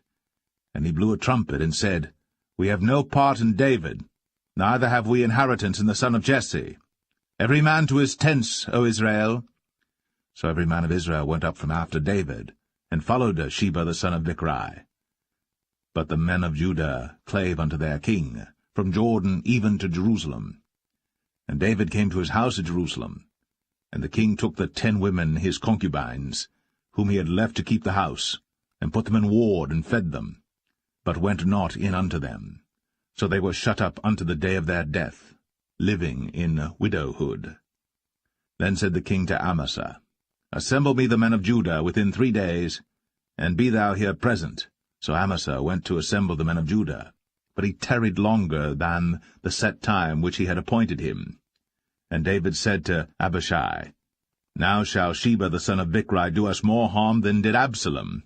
Take thou thy lord's servants, and pursue after him, lest he get him fenced cities and escape us. And there went out after him Joab's men, and the Cherethites and the Pelethites, and all the mighty men, and they went out of Jerusalem, to pursue after Sheba the son of Bichri. When they were at the great stone which is in Gibeon, Amasa went before them, and Joab's garment that he had put on was girded unto him, and upon it a girdle with a sword fastened upon his loins in the sheath thereof. And as he went forth it fell out. And Joab said to Amasa, Art thou in health, my brother? And Joab took Amasa by the beard with the right hand to kiss him. But Amasa took no heed to the sword that was in Joab's hand. So he smote him therewith in the 5th rib, and shed out his bowels to the ground, and struck him not again, and he died.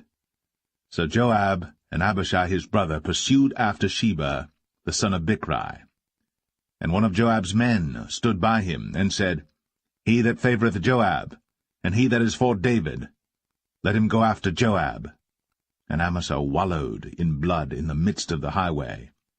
And when the man saw that all the people stood still, he removed Amasa out of the highway into the field, and cast a cloth upon him, when he saw that every one that came by him stood still. When he was removed out of the highway, all the people went on after Joab, to pursue after Sheba the son of Bichri. And he went through all the tribes of Israel unto Abel, and to Bethmachah, and all the Berites, and they were gathered together, and went also after him. And they came and besieged him in Abel of Bethmachah. And they cast up a bank against the city, and it stood in the trench, and all the people that were with Joab battered the wall to throw it down. Then cried a wise woman out of the city, Hear, hear, say, I pray you, unto Joab, Come near hither, that I may speak with thee. And when he was come near unto her, the woman said, Art thou Joab? And he answered, I am he. Then she said unto him, Hear the words of thine handmaid. And he answered, I do hear. Then she spake, saying, They were wont to speak in old time, saying, They shall surely ask counsel at Abel. And so they ended the matter. I am one of them that are peaceable and faithful in Israel. Thou seekest to destroy a city and a mother in Israel. Why wilt thou swallow up the inheritance of the Lord? And Joab answered and said, far be it from me that I should swallow up or destroy.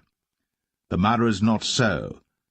But a man of Mount Ephraim, Sheba, the son of Bichri by name, hath lifted up his hand against the king, even against David.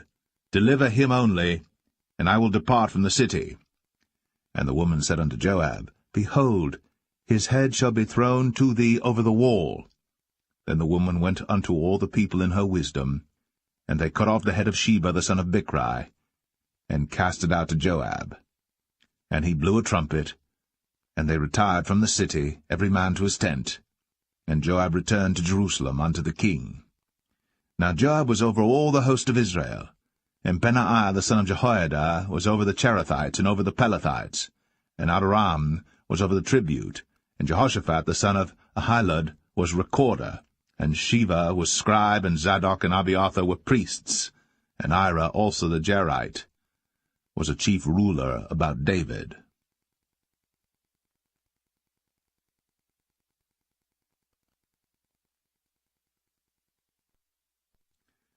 Second Samuel 21. Then there was a famine in the days of David 3 years, year after year. And David inquired of the Lord. And the Lord answered, It is for Saul and for his bloody house, because he slew the Gibeonites. And the king called the Gibeonites, and said unto them, Now the Gibeonites were not of the children of Israel, but of the remnant of the Amorites, and the children of Israel had sworn unto them. And Saul sought to slay them in his zeal to the children of Israel and Judah. Wherefore David said unto the Gibeonites, What shall I do for you? And wherewith shall I make the atonement, that ye may bless the inheritance of the Lord? And the Gibeonites said unto him, We will have no silver nor gold of Saul, nor of his house, neither for us shalt thou kill any man in Israel. And he said, What ye shall say, that will I do for you. And they answered the king, The man that consumed us, and that devised against us, that we should be destroyed from remaining in any of the coasts of Israel. Let 7 men of his sons be delivered unto us, and we will hang them up unto the Lord in Gibeah of Saul, whom the Lord did choose. And the king said, I will give them. But the king spared Mephibosheth, the son of Jonathan the son of Saul, because of the Lord's oath that was between them, between David and Jonathan the son of Saul. But the king took the 2 sons of Rizpah, the daughter of Aiah, whom she bare unto Saul, Armoni and Mephibosheth, and the 5 sons of Michal the daughter of Saul, whom she brought up for Adriel the son of Barzillai the Maholathite. And he delivered them into the hands of the Gibeonites, and they hanged them in the hill before the Lord. And they fell all 7 together, and were put to death in the days of harvest, in the first days, in the beginning of barley harvest. And Rizpah the daughter of Aiah took sackcloth, and spread it for her upon the rock, from the beginning of harvest until water dropped upon them out of heaven, and suffered neither the birds of the air to rest on them by day, nor the beast of the field by night. And it was told David what Rizpah the daughter of Aiah, the concubine of Saul, had done. And David went and took the bones of Saul, and the bones of Jonathan his son, from the men of Jabesh-Gilead, which had stolen them from the street of Bethshan, where the Philistines had hanged them, when the Philistines had slain Saul in Gilboa. And he brought up from thence the bones of Saul, and the bones of Jonathan his son, and they gathered the bones of them that were hanged. And the bones of Saul and Jonathan his son buried they in the country of Benjamin in Zelle, in the sepulchre of Kish his father. And they performed all that the king commanded, and after that God was entreated for the land. Moreover, the Philistines had yet war again with Israel, and David went down, and his servants with him, and fought against the Philistines, and David waxed faint. And Ishbi-Benob, which was of the sons of the giant, the weight of whose spear weighed 300 shekels of brass in weight, he being girded with a new sword, thought to have slain David. But Abishai the son of Zeruiah succoured him, and smote the Philistine, and killed him. Then the men of David sware unto him, saying, Thou shalt go no more out with us to battle, that thou quench not the light of Israel. And it came to pass after this, that there was again a battle with the Philistines at Gob. Then Sibbechai the Hushathite slew Saph, which was of the sons of the giant. And there was again a battle in Gob with the Philistines, where Elhanan the son of Jareh-Oragim, a Bethlehemite, slew the brother of Goliath the Gittite, the staff of whose spear was like a weaver's beam. And there was yet a battle in Gath, where was a man of great stature, that had on every hand 6 fingers, and on every foot 6 toes, 24 in number, and he also was born to the giant. And when he defied Israel, Jonathan the son of Shemaiah, the brother of David, slew him. These 4 were born to the giant in Gath, and fell by the hand of David, and by the hand of his servants.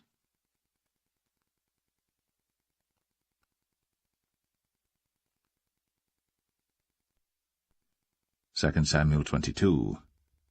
And David spake unto the Lord the words of this song in the day that the Lord had delivered him out of the hand of all his enemies, and out of the hand of Saul. And he said, The Lord is my rock, and my fortress, and my deliverer. The God of my rock, in him will I trust.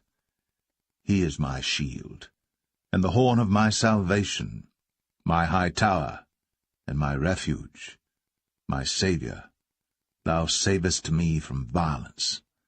I will call on the Lord, who is worthy to be praised. So shall I be saved from mine enemies.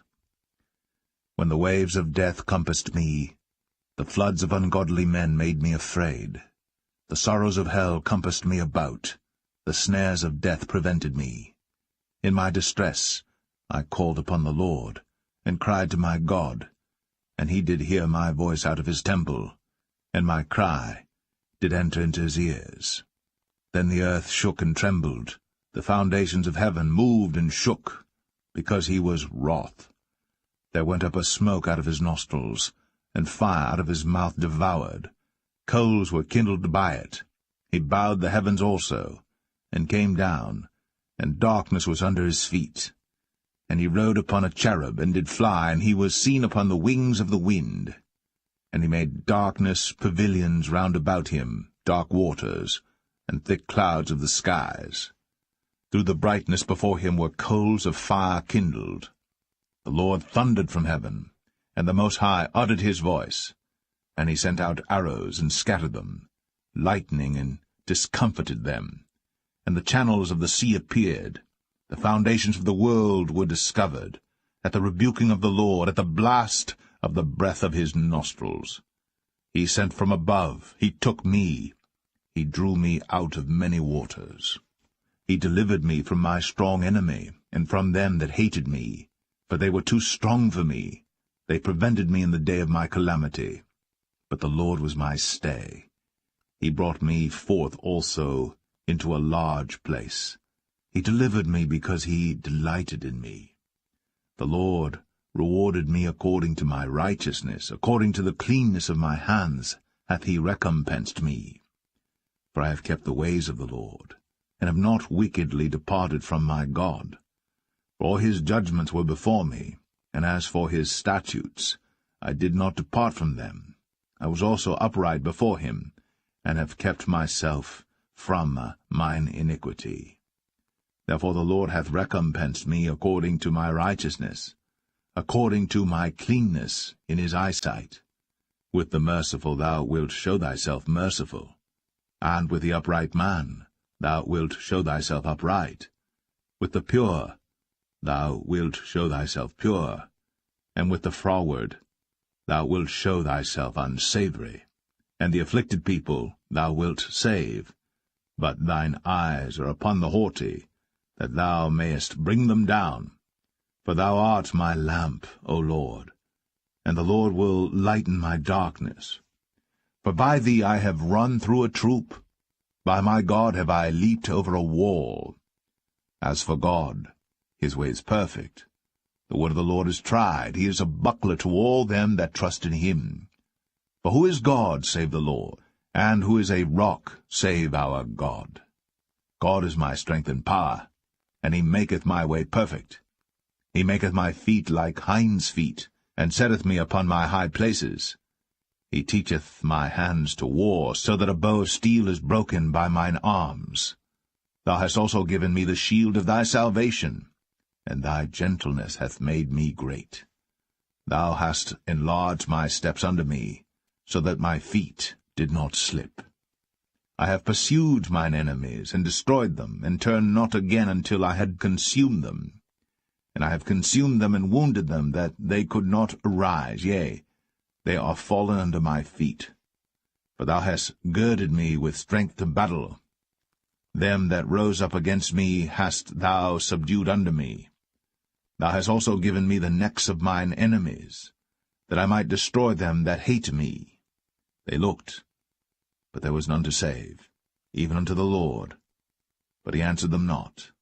Then did I beat them as small as the dust of the earth. I did stamp them as the mire of the street, and did spread them abroad. Thou also hast delivered me from the strivings of my people. Thou hast kept me to be head of the heathen. A people which I knew not shall serve me. Strangers shall submit themselves unto me. As soon as they hear, they shall be obedient unto me. Strangers shall fade away, and they shall be afraid out of their close places.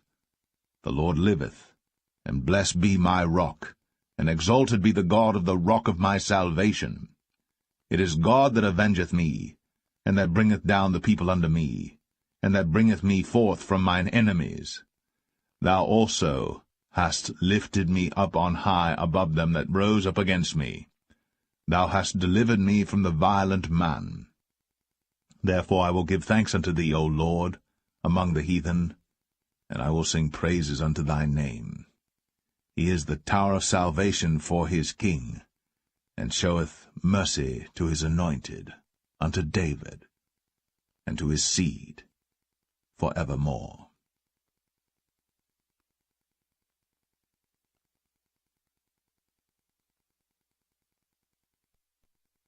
2 Samuel 23. Now these be the last words of David. David the son of Jesse said, and the man who was raised up on high, the anointed of the God of Jacob, and the sweet psalmist of Israel, said, The Spirit of the Lord spake by me, and his word was in my tongue. The God of Israel said, The rock of Israel spake to me, He that ruleth over men must be just, ruling in the fear of God. And he shall be as the light of the morning, when the sun riseth, even a morning without clouds, as the tender grass springing out of the earth by clear shining after rain. Although my house be not so with God, yet he hath made with me an everlasting covenant, ordered in all things and sure. For this is all my salvation and all my desire, although he make it not to grow. But the sons of Belial shall be all of them as thorns thrust away, because they cannot be taken with hands. But the man that shall touch them must be fenced with iron, and the staff of a spear, and they shall be utterly burned with fire in the same place. These be the names of the mighty men whom David had. The Tachmonite, that sat in the seat, chief among the captains. The same was Adino, the Esnite. He lift up his spear against 800, whom he slew at one time. And after him was Eleazar the son of Dodo the Ahohite, one of the 3 mighty men with David, when they defied the Philistines that were there gathered together to battle, and the men of Israel were gone away. He arose, and smote the Philistines until his hand was weary, and his hand clave unto the sword. And the Lord wrought a great victory that day, and the people returned after him only to spoil. And after him was Shammah the son of Agi, the Harahite. And the Philistines were gathered together into a troop, where was a piece of ground full of lentils, and the people fled from the Philistines. But he stood in the midst of the ground, and defended it, and slew the Philistines, and the Lord wrought a great victory. And 3 of the 30 chief went down, and came to David, in the harvest time, unto the cave of Adullam. And the troop of the Philistines pitched in the valley of Rephaim. And David was then in an hold, and the garrison of the Philistines was then in Bethlehem. And David longed, and said, O that one would give me drink of the water of the well of Bethlehem, which is by the gate. And the 3 mighty men brake through the host of the Philistines, and drew water out of the well of Bethlehem that was by the gate, and took it, and brought it to David. Nevertheless he would not drink thereof, but poured it out unto the Lord. And he said, Be it far from me, O Lord, that I should do this. Is not this the blood of the men that went in jeopardy of their lives? Therefore he would not drink it. These things did these 3 mighty men. And Abishai the brother of Joab, the son of Zeruiah, was chief among 3. And he lifted up his spear against 300, and slew them, and had the name among 3. Was he not most honorable of 3? Therefore he was their captain, howbeit he attained not unto the first 3. And Benaiah the son of Jehoiada, the son of a valiant man of Kabzeel, who had done many acts, he slew 2 lion-like men of Moab. He went down also and slew a lion in the midst of a pit in time of snow. And he slew an Egyptian, a goodly man. And the Egyptian had a spear in his hand. But he went down to him with a staff, and plucked the spear out of the Egyptian's hand, and slew him with his own spear. These things did Benaiah the son of Jehoiada, and had the name among 3 mighty men. He was more honorable than the 30, but he attained not to the first 3. And David set him over his guard. Asahel the brother of Joab was one of the 30, Elhanan the son of Dodo of Bethlehem, Shammah the Harodite, Elika the Harodite, Helez the Paltite, Ira the son of Ikesh the Tekoite, Abiezer the Anethathite, Mebunai the Hushathite, Zalman the Ahohite, Maharai the Netophathite, Heleb the son of Baanah, a Netophathite, Ittai the son of Ribai, out of Gibeah of the children of Benjamin, Benaiah the Parathonite, Hiddai of the brooks of Gaash, Abialbon the Arbathite, Asmaveth the Bahamite, Eliabah the Shaalbanite, of the sons of Jashan, Jonathan, Shammah the Hararite, Ahiam the son of Sharah, the Hararite, Eliphalet the son of Ahasbai, the son of the Maacathite, Eliam the son of Ahithophel the Gelonite,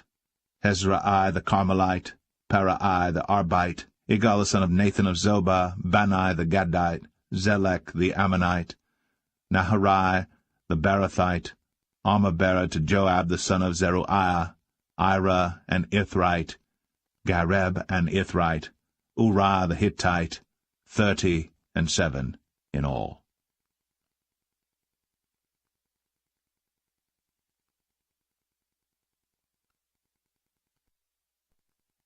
2 Samuel 24.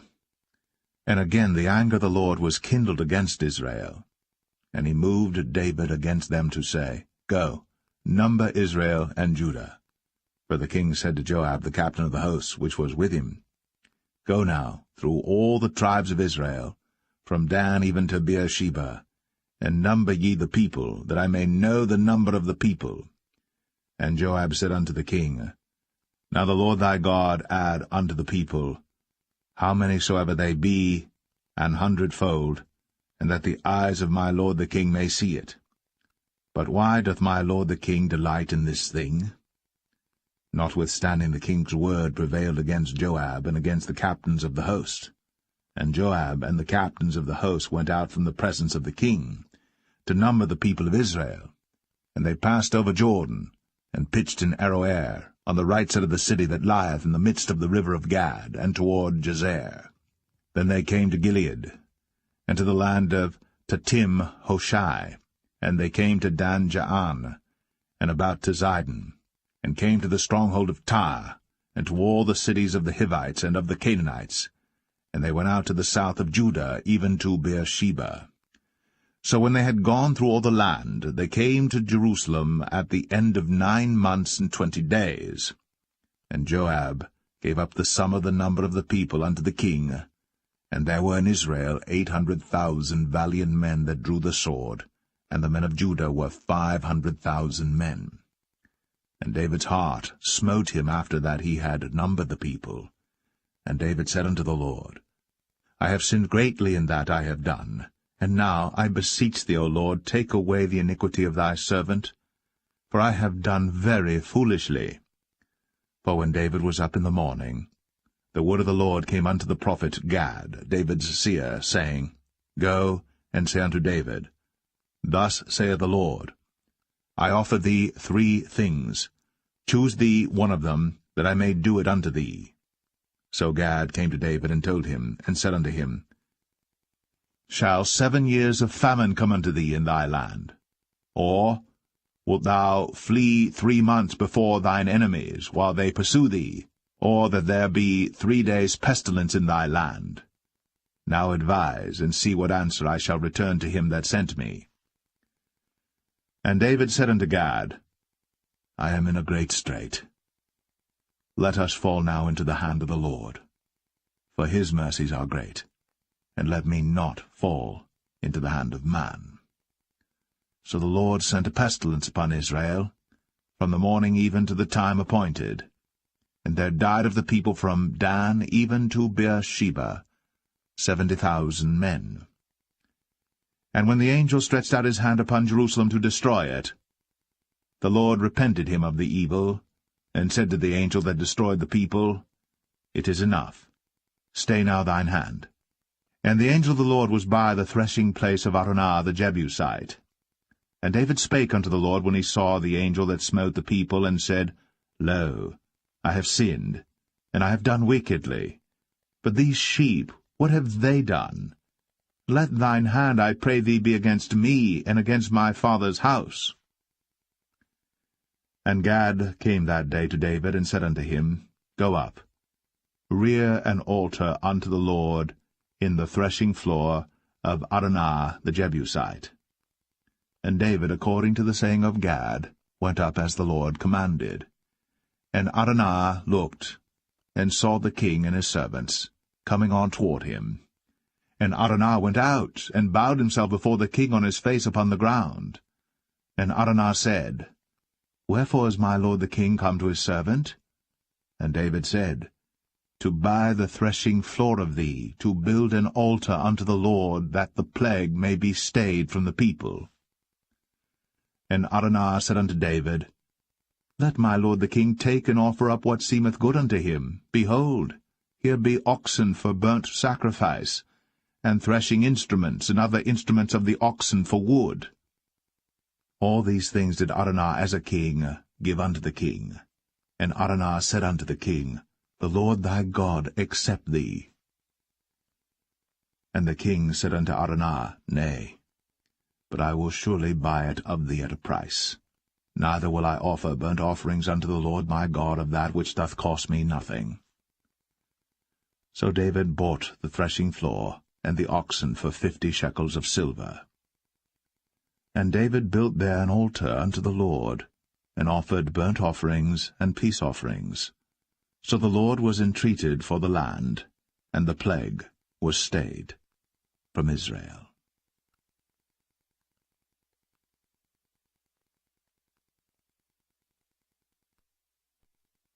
The First Book of Kings, Chapter 1. Now King David was old, and stricken in years, and they covered him with clothes, but he gat no heat. Wherefore his servants said unto him, Let there be sought for my lord the king a young virgin, and let her stand before the king, and let her cherish him, and let her lie in thy bosom, that my lord the king may get heat. So they sought for a fair damsel throughout all the coasts of Israel, and found Abishag, a Shunammite, and brought her to the king. And the damsel was very fair, and cherished the king, and ministered to him. But the king knew her not. Then Adonijah the son of Haggith exalted himself, saying, I will be king. And he prepared him chariots and horsemen, and 50 men to run before him. And his father had not displeased him at any time in saying, Why hast thou done so? And he also was a very goodly man. And his mother bare him after Absalom. And he conferred with Joab the son of Zeruiah, and with Abiathar the priest, and they, following Adonijah, helped him. But Zadok the priest, and Benaiah the son of Jehoiada, and Nathan the prophet, and Shimei, and Rei, and the mighty men which belonged to David, were not with Adonijah. And Adonijah slew sheep and oxen and fat cattle by the stone of Zoheleth, which is by En-Rogel, and called all his brethren the king's sons, and all the men of Judah the king's servants. But Nathan the prophet, and Benaiah, and the mighty men, and Solomon his brother, he called not. Wherefore Nathan spake unto Bathsheba, the mother of Solomon, saying, Hast thou not heard that Adonijah the son of Haggith doth reign, and David our Lord knoweth it not? Now therefore come, let me, I pray thee, give thee counsel, that thou mayest save thine own life, and the life of thy son Solomon. Go and get thee in unto King David, and say unto him, Didst not thou, my lord, O king, swear unto thine handmaid, saying, Assuredly Solomon thy son shall reign after me, and he shall sit upon my throne. Why then doth Adonijah reign? Behold, while thou yet talkest there with the king, I also will come in after thee, and confirm thy words. And Bathsheba went in unto the king into the chamber. And the king was very old, and Abishag the Shunammite ministered unto the king. And Bathsheba bowed, and did obeisance unto the king. And the king said, What wouldst thou? And she said unto him, My lord, thou swearest by the Lord thy God unto thine handmaid, saying, Assuredly Solomon thy son shall reign after me, and he shall sit upon my throne. And now, behold, Adonijah reigneth. And now, my lord the king, thou knowest it not. And he hath slain oxen and fat cattle, and sheep in abundance, and hath called all the sons of the king, and Abiathar the priest, and Joab the captain of the host. But Solomon thy servant hath he not called. And thou, my lord, O king, the eyes of all Israel are upon thee, that thou shouldst tell them who shall sit on the throne of my lord the king after him. Otherwise it shall come to pass, when my lord the king shall sleep with his fathers, that I and my son Solomon shall be counted offenders. And lo, while she yet talked with the king, Nathan the prophet also came in. And they told the king, saying, Behold, Nathan the prophet. And when he was come in before the king, he bowed himself before the king with his face to the ground. And Nathan said, My lord, O king, hast thou said, Adonijah shall reign after me, and he shall sit upon my throne? For he is gone down this day, and hath slain oxen and fat cattle and sheep in abundance, and hath called all the king's sons, and the captains of the host, and Abiathar the priest, and behold, they eat and drink before him, and say, God save King Adonijah. But me, even me thy servant, and Zadok the priest, and Benaiah the son of Jehoiada, and thy servant Solomon hath he not called. Is this thing done by my lord the king? And thou hast not showed it unto thy servant, who should sit on the throne of my lord the king after him? Then King David answered and said, Call me Bathsheba. And she came into the king's presence, and stood before the king.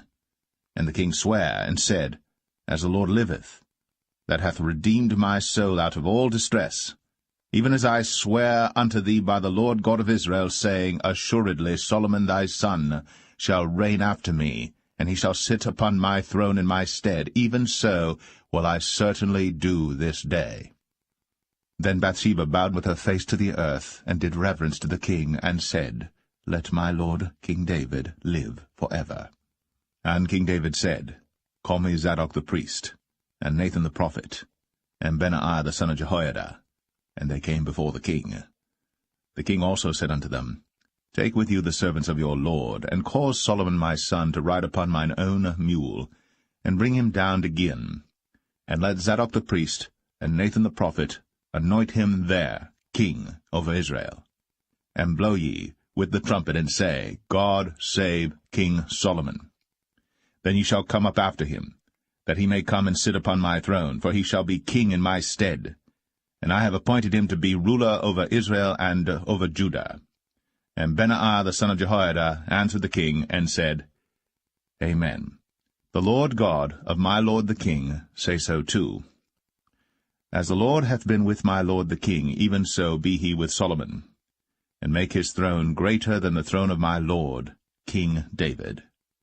So Zadok the priest, and Nathan the prophet, and Benaiah the son of Jehoiada, and the Cherethites, and the Pelethites, went down, and caused Solomon to ride upon King David's mule, and brought him to Gin. And Zadok the priest took an horn of oil out of the tabernacle, and anointed Solomon, and they blew the trumpet. And all the people said, God save King Solomon.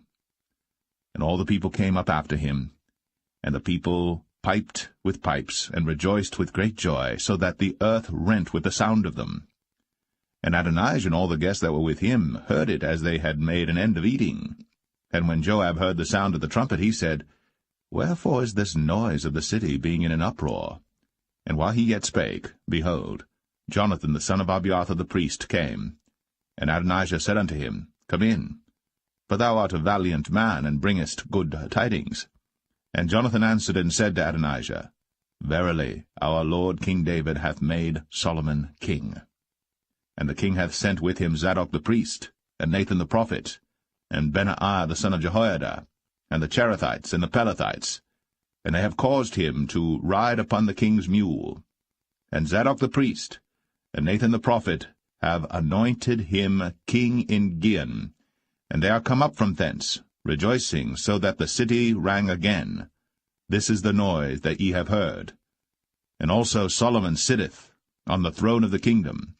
And moreover, the king's servants came to bless our lord King David, saying, God make the name of Solomon better than thy name, and make his throne greater than thy throne.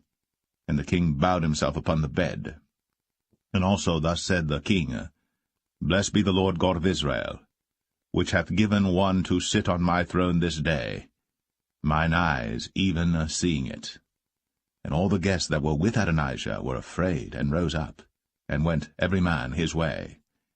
And Adonijah feared because of Solomon, and arose, and went, and caught hold on the horns of the altar. And it was told Solomon, saying, Behold, Adonijah feareth King Solomon, for, lo, he hath caught hold on the horns of the altar, saying, Let King Solomon swear unto me today, that he will not slay his servant with the sword. And Solomon said, If he will show himself a worthy man, there shall not an hair of him fall to the earth. But if wickedness shall be found in him, he shall die. So King Solomon sent, and they brought him down from the altar, and he came, and bowed himself to King Solomon. And Solomon said unto him, Go to thine house.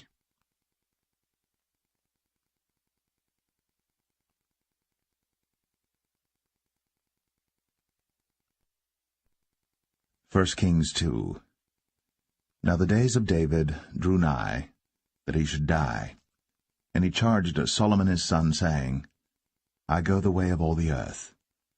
Be thou strong therefore, and show thyself a man, and keep the charge of the Lord thy God, to walk in his ways, to keep his statutes, and his commandments, and his judgments, and his testimonies, as it is written in the law of Moses, that thou mayest prosper in all that thou doest, and whithersoever thou turnest thyself, that the Lord may continue his word which he spake concerning me, saying, If thy children take heed to their way, to walk before me in truth with all their heart and with all their soul, there shall not fail thee, said he, a man on the throne of Israel.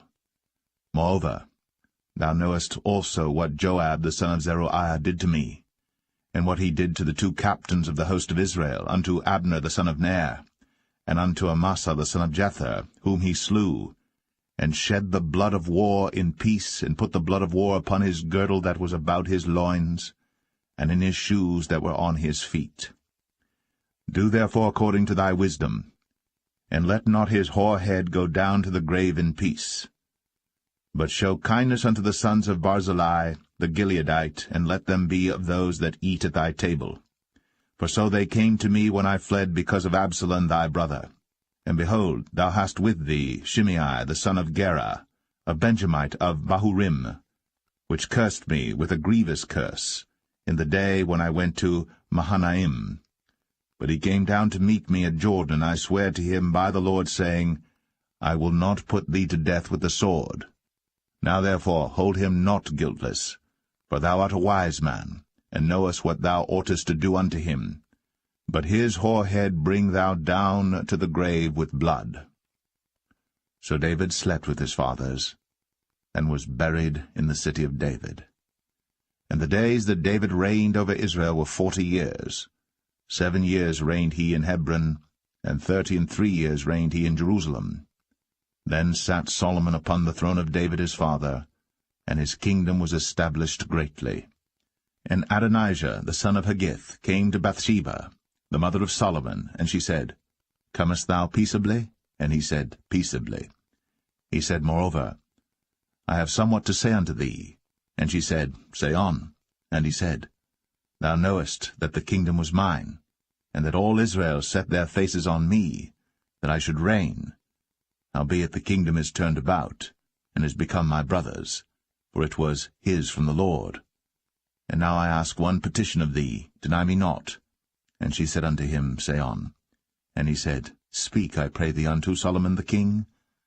For he will not say thee nay, that he give me Abishag the Shunammite to wife. And Bathsheba said, Well, I will speak for thee unto the king.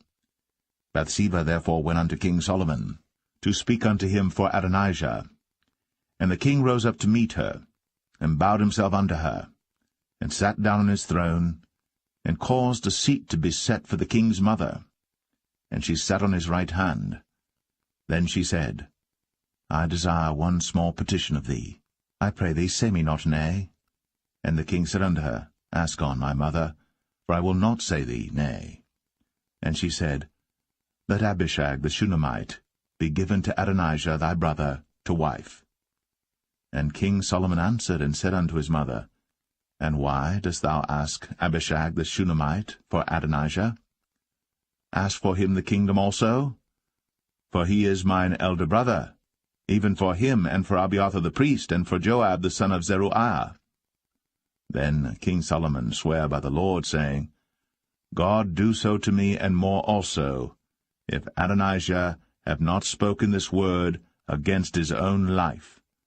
Now therefore, as the Lord liveth, which hath established me, and set me on the throne of David my father, and who hath made me an house, as he promised, Adonijah shall be put to death this day.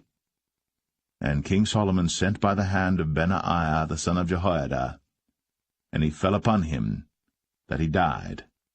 And unto Abiathar the priest said the king, Get thee to Anathoth, unto thine own fields, for thou art worthy of death. But I will not at this time put thee to death, because thou bearest the ark of the Lord God before David my father, and because thou hast been afflicted in all wherein my father was afflicted.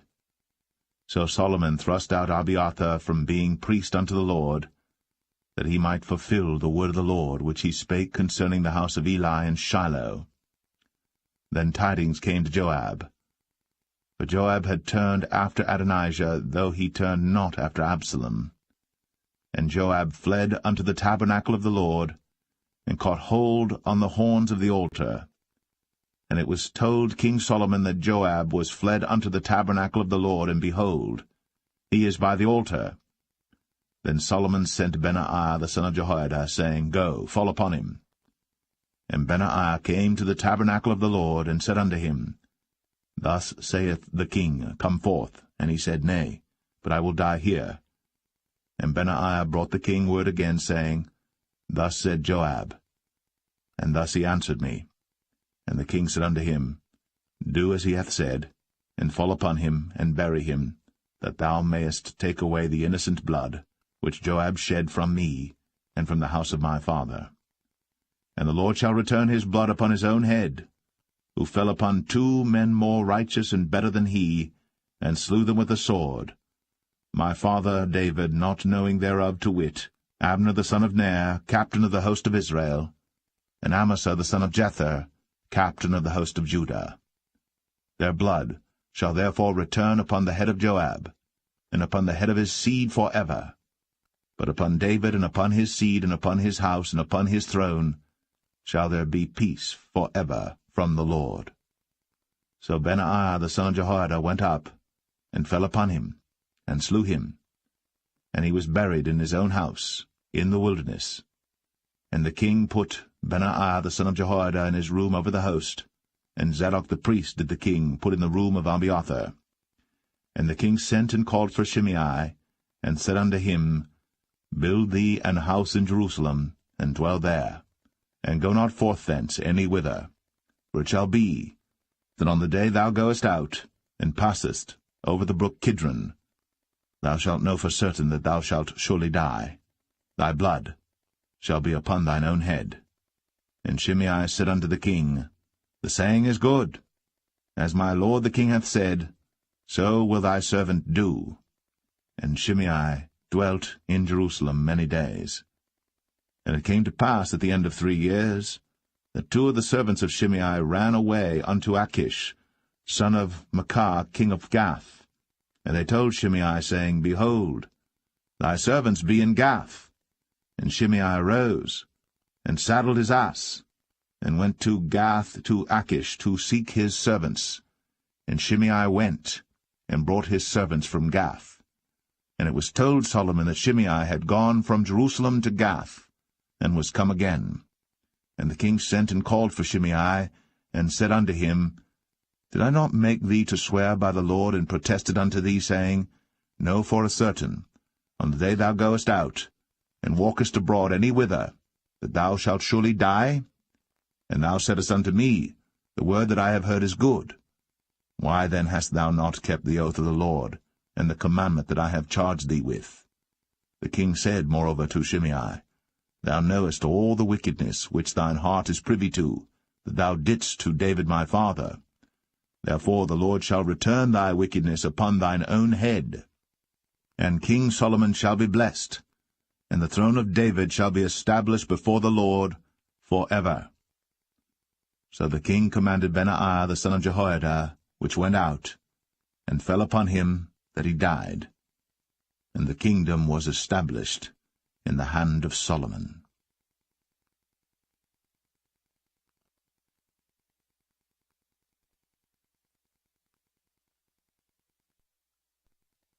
First Kings 3. And Solomon made affinity with Pharaoh king of Egypt, and took Pharaoh's daughter, and brought her into the city of David, until he had made an end of building his own house, and the house of the Lord, and the wall of Jerusalem round about. Only the people sacrificed in high places, because there was no house built unto the name of the Lord, until those days. And Solomon loved the Lord, walking in the statutes of David his father. Only he sacrificed and burnt incense in high places. And the king went to Gibeon to sacrifice there, for that was the great high place. 1,000 burnt offerings did Solomon offer upon that altar. In Gibeon the Lord appeared to Solomon in a dream by night, and God said, Ask what I shall give thee. And Solomon said, Thou hast shown unto thy servant David my father great mercy, according as he walked before thee in truth, and in righteousness, and in uprightness of heart with thee. And thou hast kept for him this great kindness, that thou hast given him a son, to sit on his throne, as it is this day.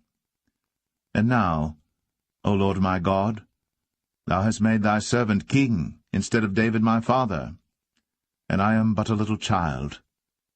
I know not how to go out or come in. And thy servant is in the midst of thy people, which thou hast chosen, a great people, that cannot be numbered nor counted for multitude. Give therefore thy servant an understanding heart to judge thy people, that I may discern between good and bad. For who is able to judge this, thy so great a people? And the speech pleased the Lord, that Solomon had asked this thing. And God said unto him, Because thou hast asked this thing, and hast not asked for thyself long life, neither hast asked riches for thyself, nor hast asked the life of thine enemies, but hast asked for thyself understanding, to discern judgment. Behold, I have done according to thy words. Lo, I have given thee a wise and an understanding heart, so that there was none like thee before thee, neither after thee shall any arise like unto thee. And I have also given thee that which thou hast not asked, both riches and honour, so that there shall not be any among the kings like unto thee all thy days. And if thou wilt walk in my ways, to keep my statutes and my commandments, as thy father David did walk, then I will lengthen thy days. And Solomon awoke, and behold, it was a dream. And he came to Jerusalem, and stood before the ark of the covenant of the Lord, and offered up burnt offerings, and offered peace offerings, and made a feast to all his servants. Then came there 2 women that were harlots unto the king, and stood before him. And the one woman said, O my lord, I and this woman dwell in one house, and I was delivered of a child with her in the house. And it came to pass, the 3rd day after that I was delivered, that this woman was delivered also, and we were together. There was no stranger with us in the house, save we 2 in the house. And this woman's child died in the night, because she overlaid it. And she arose at midnight, and took my son from beside me while thine handmaid slept, and laid it in her bosom, and laid her dead child in my bosom. And when I rose in the morning to give my child suck, behold, it was dead. But when I had considered it in the morning, behold, it was not my son which I did bear. And the other woman said, Nay, but the living is my son, and the dead is thy son. And this said, No, but the dead is thy son, and the living is my son. Thus they spake before the king. Then said the king, The one saith, This is my son that liveth, and thy son is the dead. And the other saith, Nay, but thy son is the dead, and my son is the living. And the king said, Bring me a sword. And they brought a sword before the king. And the king said, Divide the living child in 2, and give half to the one, and half to the other. Then spake the woman, whose the living child was, unto the king. For her bowels yearned upon her son, and she said, O my lord, give her the living child, and in no wise slay it. But the other said, Let it be neither mine nor thine, but divide it. Then the king answered and said, Give her the living child, and in no wise slay it. She is the mother thereof. And all Israel heard of the judgment which the king had judged. And they feared the king, for they saw that the wisdom of God was in him, to do judgment.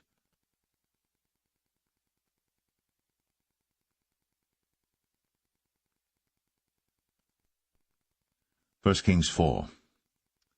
So King Solomon was king over all Israel.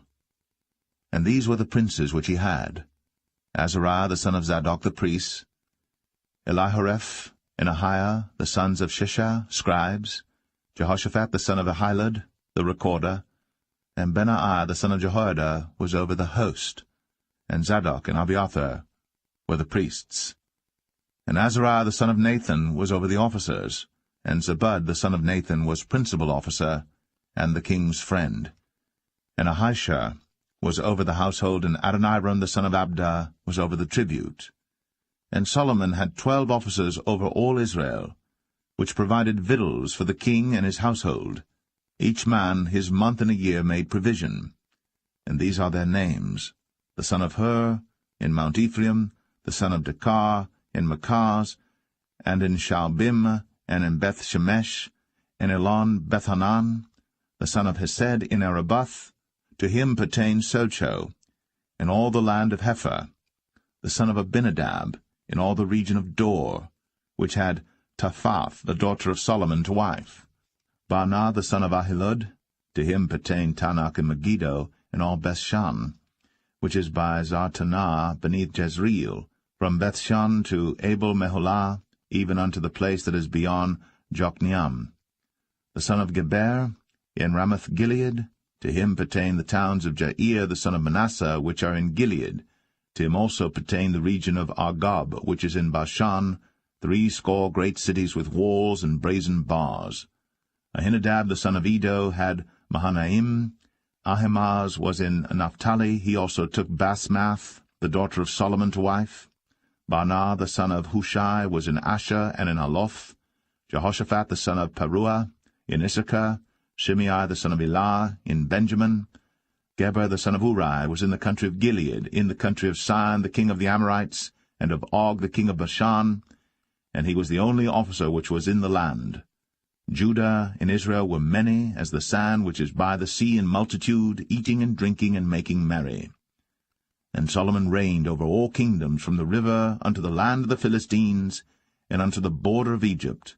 They brought presents, and served Solomon all the days of his life.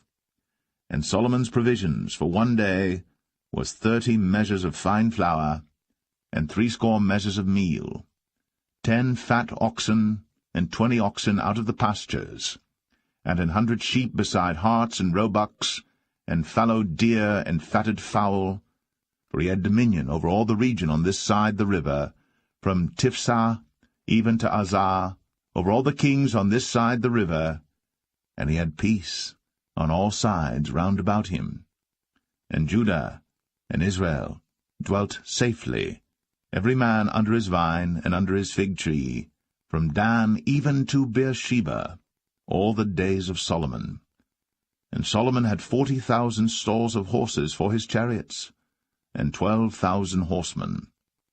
And those officers provided victual for King Solomon, and for all that came unto King Solomon's table, every man in his month, they lacked nothing.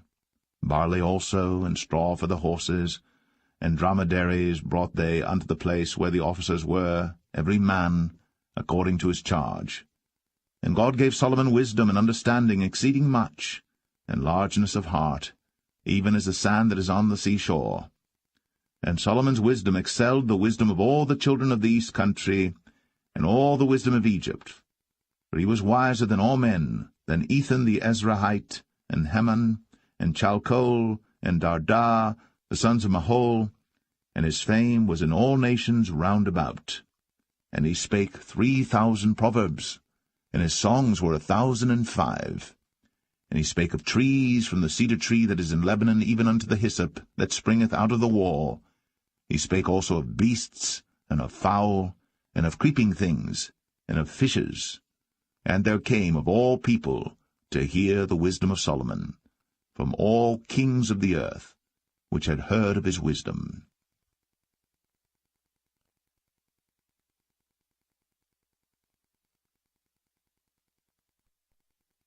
1 Kings 5. And Hiram king of Tyre sent his servants unto Solomon, for he had heard that they had anointed him king in the room of his father, for Hiram was ever a lover of David. And Solomon sent to Hiram, saying, Thou knowest how that David my father could not build an house unto the name of the Lord his God for the wars which were about him on every side, until the Lord put them under the soles of his feet.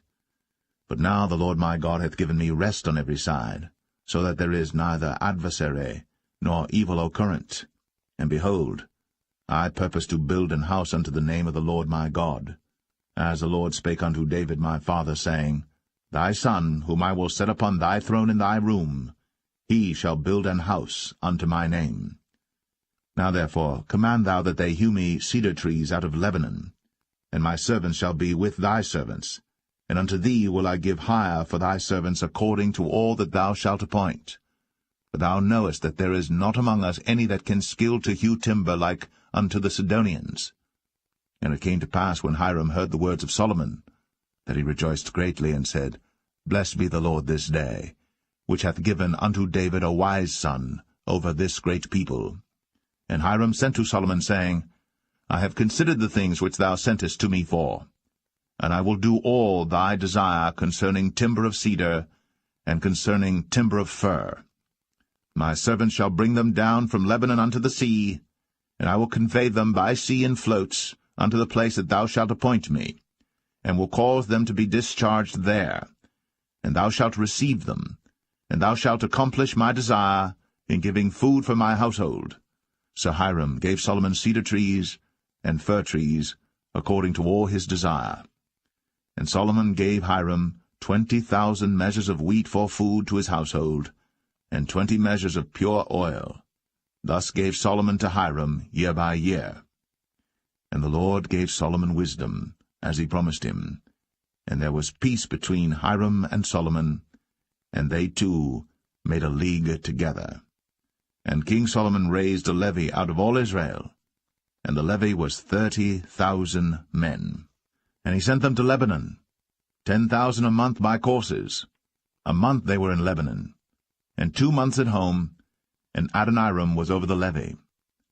And Solomon had 70,000 that bare burdens, and 80,000 hewers in the mountains, beside the chief of Solomon's officers which were over the work, 3,300 which ruled over the people that wrought in the work. And the king commanded, and they brought great stones, costly stones, and hewed stones, to lay the foundation of the house. And Solomon's builders and Hiram's builders did hew them, and the stone squarers, so they prepared timber and stones to build the house.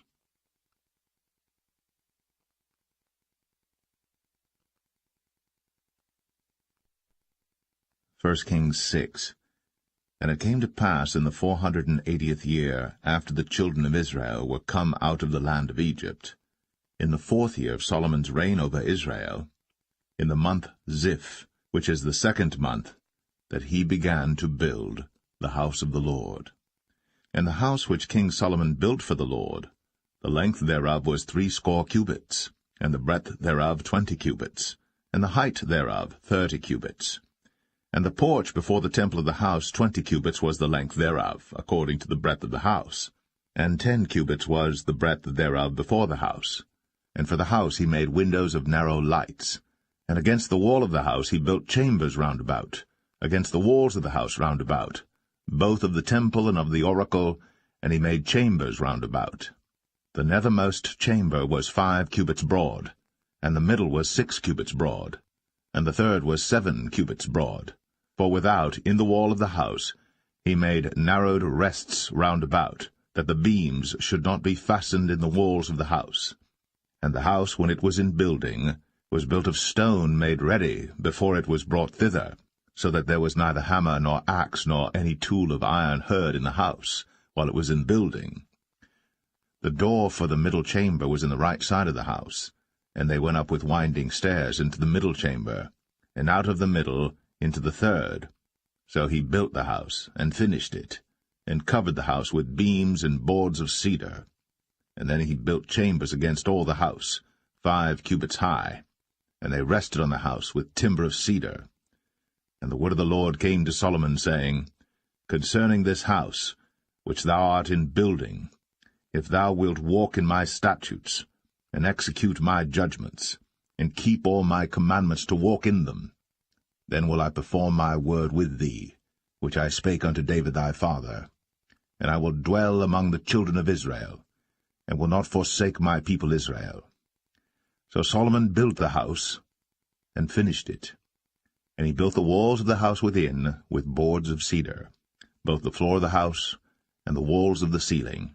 And he covered them on the inside with wood, and covered the floor of the house with planks of fir. And he built 20 cubits on the sides of the house, both the floor and the walls with boards of cedar, even built them for it within, even for the oracle, even for the most holy place. And the house, that is, the temple before it, was 40 cubits long. And the cedar of the house within was carved with knobs and open flowers.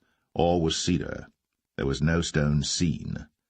And the oracle he prepared in the house within, to set there the ark of the covenant of the Lord.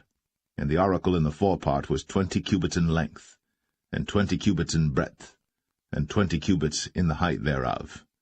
And he overlaid it with pure gold, and so covered the altar which was of cedar. So Solomon overlaid the house within with pure gold, and he made a partition by the chains of gold before the oracle, and he overlaid it with gold. And the whole house he overlaid with gold until he had finished all the house.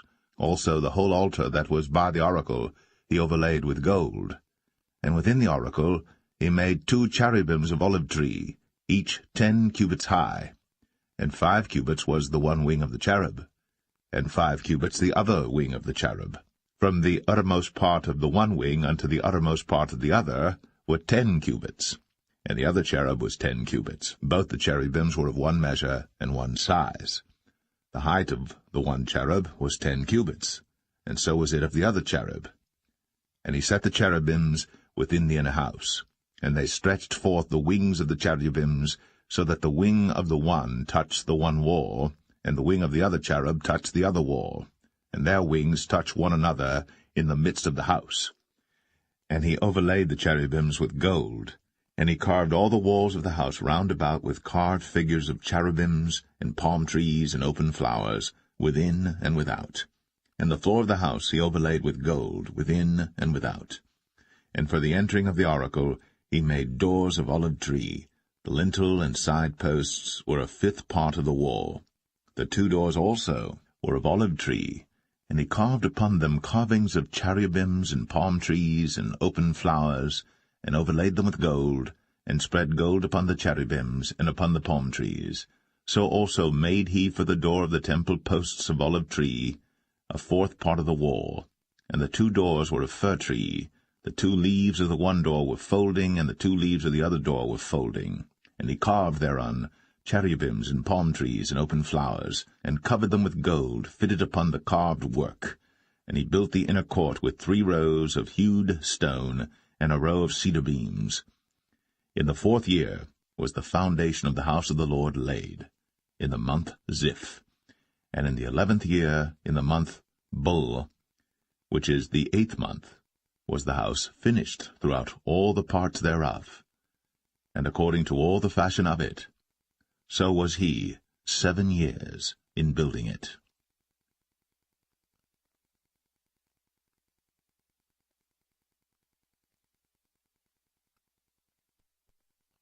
1 Kings 7. But Solomon was building his own house 13 years, and he finished all his house.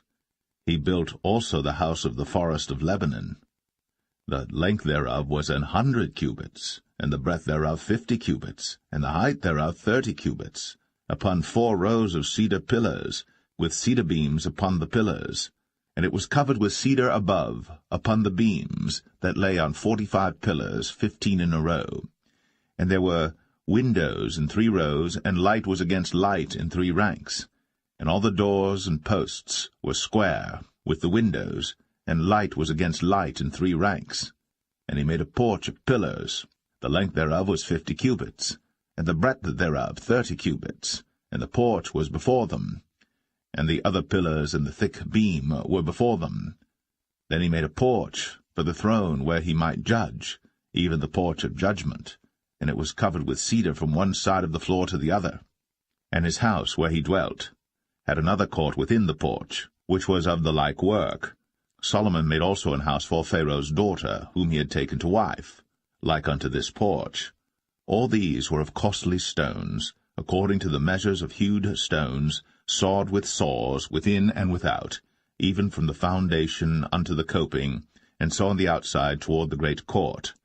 And the foundation was of costly stones, even great stones, stones of 10 cubits, and stones of 8 cubits. And above were costly stones after the measures of hewed stones and cedars. And the great court round about was with 3 rows of hewed stones, and a row of cedar beams, both for the inner court of the house of the Lord, and for the porch of the house. And King Solomon sent and fetched Hiram out of Tyre. He was a widow's son of the tribe of Naphtali, and his father was a man of Tyre, a worker in brass, and he was filled with wisdom and understanding and cunning, to work all works in brass. And he came to King Solomon, and wrought all his work. For he cast 2 pillars of brass of 18 cubits high apiece, and a line of 12 cubits did compass either of them about. And he made 2 chapiters of molten brass, to set upon the tops of the pillars. The height of the one chapiter was 5 cubits, and the height of the other chapiter was 5 cubits. And nets of checker-work, and wreaths of chain-work, for the chapiters which were upon the top of the pillars, 7 for the one chapiter, and 7 for the other chapiter. And he made the pillars, and 2 rows round about upon the one network, to cover the chapiters that were upon the top, with pomegranates. And so did he for the other chapiter. And the chapiters that were upon the top of the pillars were of lily-work in the porch 4 cubits. And the chapiters upon the 2 pillars had pomegranates also above, over against the belly which was by the network. And the pomegranates were 200 in rows round about upon the other chapiter. And he set up the pillars in the porch of the temple. And he set up the right pillar, and called the name thereof Jachin. And he set up the left pillar, and called the name thereof Boaz. And upon the top of the pillars was lily-work. So was the work of the pillars finished. And he made a molten sea, 10 cubits from the one brim to the other. It was round all about, and his height was 5 cubits.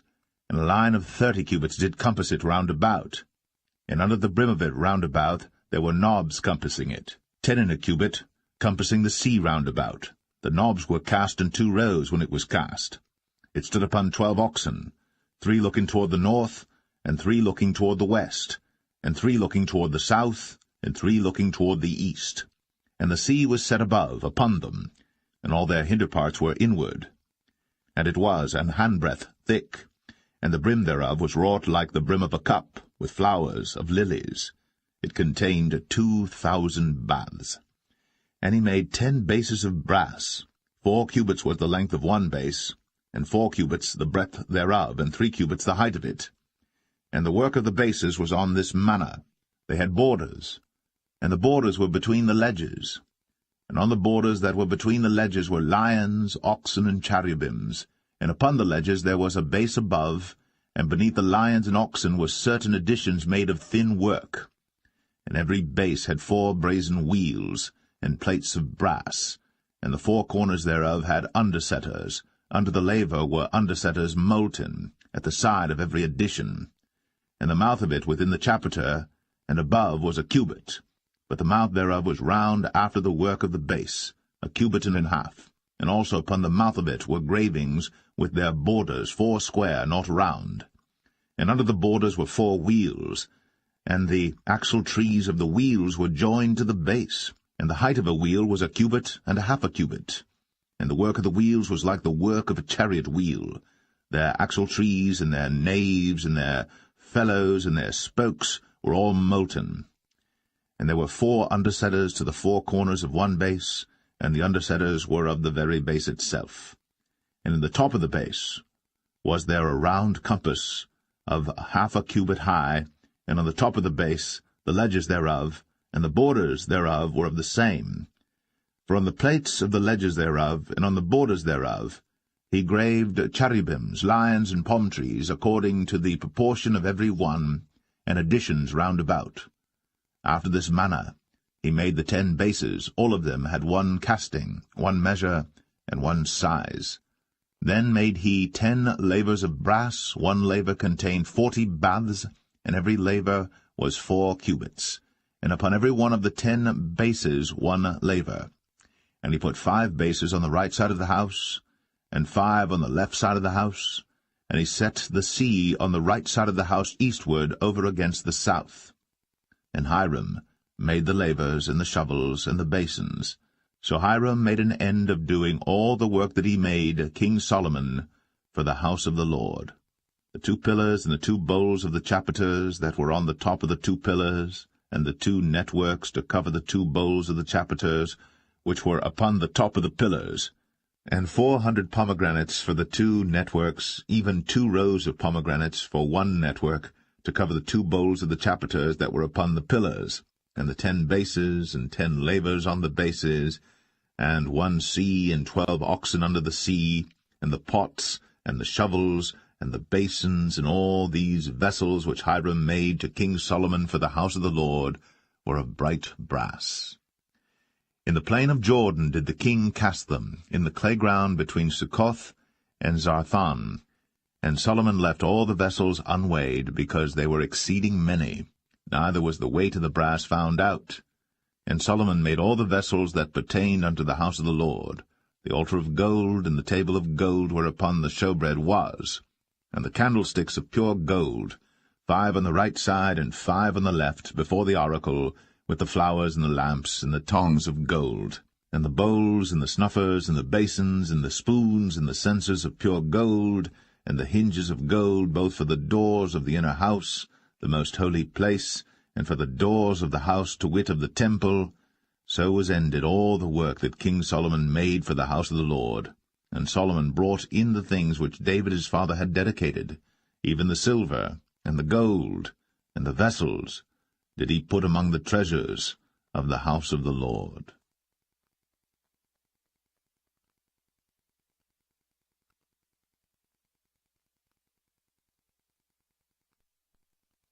1 Kings 8. Then Solomon assembled the elders of Israel, and all the heads of the tribes, the chief of the fathers of the children of Israel, unto King Solomon in Jerusalem, that they might bring up the ark of the covenant of the Lord out of the city of David, which is Zion. And all the men of Israel assembled themselves unto King Solomon at the feast in the month Ethanim, which is the 7th month. And all the elders of Israel came, and the priests took up the ark, and they brought up the ark of the Lord, and the tabernacle of the congregation, and all the holy vessels that were in the tabernacle, even those did the priests and the Levites bring up. And King Solomon, and all the congregation of Israel, that were assembled unto him, were with him before the ark, sacrificing sheep and oxen, that could not be told nor numbered for multitude. And the priests brought in the ark of the covenant of the Lord unto his place, into the oracle of the house, to the most holy place, even under the wings of the cherubims. For the cherubims spread forth their 2 wings over the place of the ark, and the cherubims covered the ark and the staves thereof above. And they drew out the staves, that the ends of the staves were seen out in the holy place before the oracle, and they were not seen without. And there they are unto this day. There was nothing in the ark save the 2 tables of stone, which Moses put there at Horeb, when the Lord made a covenant with the children of Israel, when they came out of the land of Egypt. And it came to pass, when the priests were come out of the holy place, that the cloud filled the house of the Lord, so that the priests could not stand to minister because of the cloud, for the glory of the Lord had filled the house of the Lord. Then spake Solomon, The Lord said that he would dwell in the thick darkness. I have surely built thee an house to dwell in, a settled place for thee to abide in for ever. And the king turned his face about, and blessed all the congregation of Israel.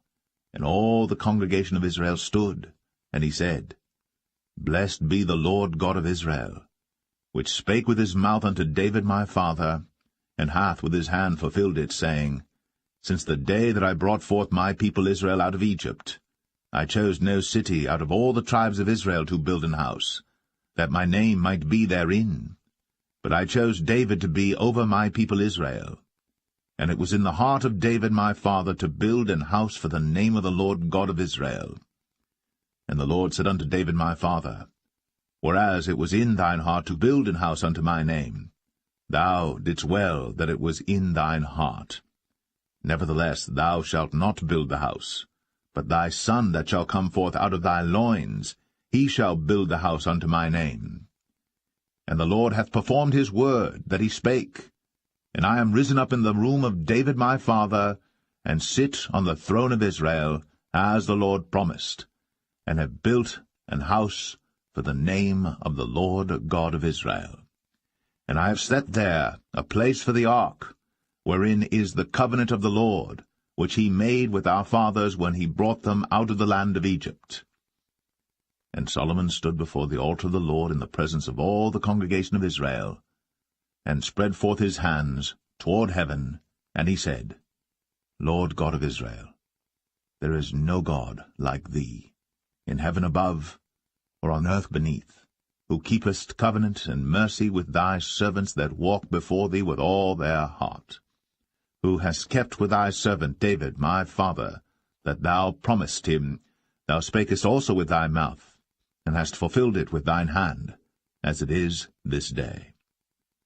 Therefore now, Lord God of Israel, keep with thy servant David my father, that thou promised him, saying, There shall not fail thee a man in my sight to sit on the throne of Israel, so that thy children take heed to their way, that they walk before me as thou hast walked before me.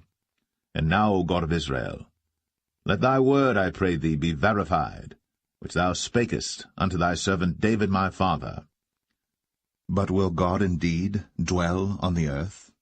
Behold, the heaven, and heaven of heavens cannot contain thee. How much less this house that I have builded? Yet have thou respect unto the prayer of thy servant, and to his supplication, O Lord my God, to hearken unto the cry and to the prayer which thy servant prayeth before thee today, that thine eyes may be open toward this house night and day, even toward the place of which thou hast said, My name shall be there, that thou mayest hearken unto the prayer which thy servant shall make toward this place. And hearken thou to the supplication of thy servant, and of thy people Israel, when they shall pray toward this place. And hear thou in heaven thy dwelling place, and when thou hearest, forgive. If any man trespass against his neighbor, and an oath be laid upon him to cause him to swear, and the oath come before thine altar in this house, then hear thou in heaven, and do and judge thy servants, condemning the wicked, to bring his way upon his head, and justifying the righteous, to give him according to his righteousness. When thy people Israel be smitten down before the enemy, because they have sinned against thee, and shall turn again to thee, and confess thy name, and pray, and make supplication unto thee in this house, then hear thou in heaven, and forgive the sin of thy people Israel, and bring them again unto the land which thou gavest unto their fathers. When heaven is shut up, and there is no rain because they have sinned against thee, if they pray toward this place, and confess thy name, and turn from their sin, when thou afflictest them, then hear thou in heaven, and forgive the sin of thy servants, and of thy people Israel, that thou teach them the good way wherein they should walk, and give rain upon thy land, which thou hast given to thy people for an inheritance.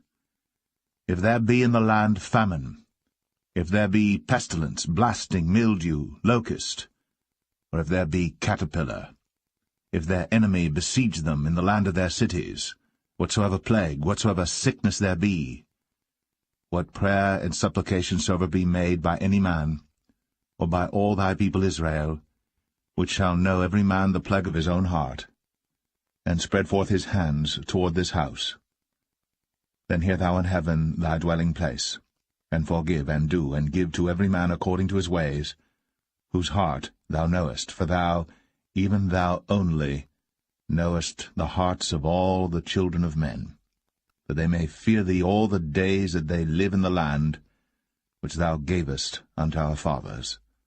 Moreover, concerning a stranger that is not of thy people Israel, but cometh out of a far country for thy name's sake, for they shall hear of thy great name, and of thy strong hand, and of thy stretched out arm, when he shall come and pray toward this house, hear thou in heaven thy dwelling place, and do according to all that the stranger calleth to thee for, that all people of the earth may know thy name, to fear thee, as do thy people Israel, and that they may know that this house which I have builded is called by thy name. If thy people go out to battle against their enemy, whithersoever thou shalt send them, and shall pray unto the Lord toward the city which thou hast chosen, and toward the house that I have built for thy name, then hear thou in heaven their prayer, and their supplication, and maintain their cause. If they sin against thee, for there is no man that sinneth not, and thou be angry with them, and deliver them to the enemy, so that they carry them away captives unto the land of the enemy, far or near.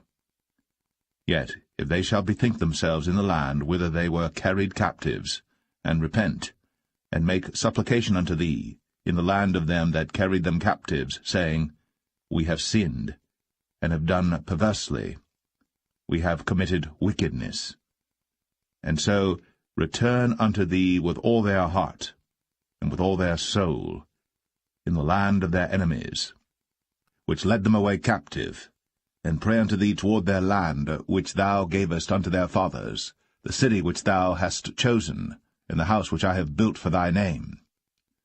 Then hear thou their prayer, and their supplication in heaven thy dwelling place, and maintain their cause, and forgive thy people that have sinned against thee, and all their transgressions wherein they have transgressed against thee, and give them compassion before them who carry them captive, that they may have compassion on them.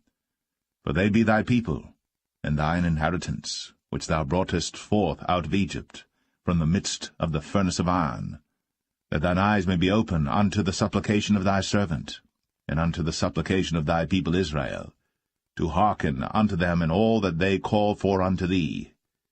For thou didst separate them from among all the people of the earth to be thine inheritance, as thou spakest by the hand of Moses thy servant, when thou broughtest our fathers out of Egypt, O Lord God. And it was so that when Solomon had made an end of praying all this prayer and supplication unto the Lord, he arose from before the altar of the Lord, from kneeling on his knees with his hands spread up to heaven. And he stood, and blessed all the congregation of Israel with a loud voice, saying, Blessed be the Lord, that hath given rest unto his people Israel, according to all that he promised. There hath not failed one word of all his good promise, which he promised by the hand of Moses his servant. The Lord our God be with us, as he was with our fathers. Let him not leave us, nor forsake us, that he may incline our hearts unto him, to walk in all his ways, and to keep his commandments and his statutes and his judgments, which he commanded our fathers.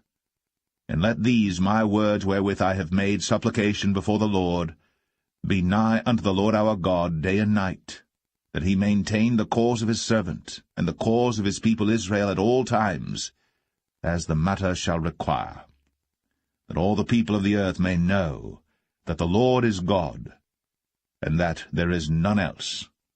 Let your heart therefore be perfect with the Lord our God, to walk in his statutes, and to keep his commandments, as at this day.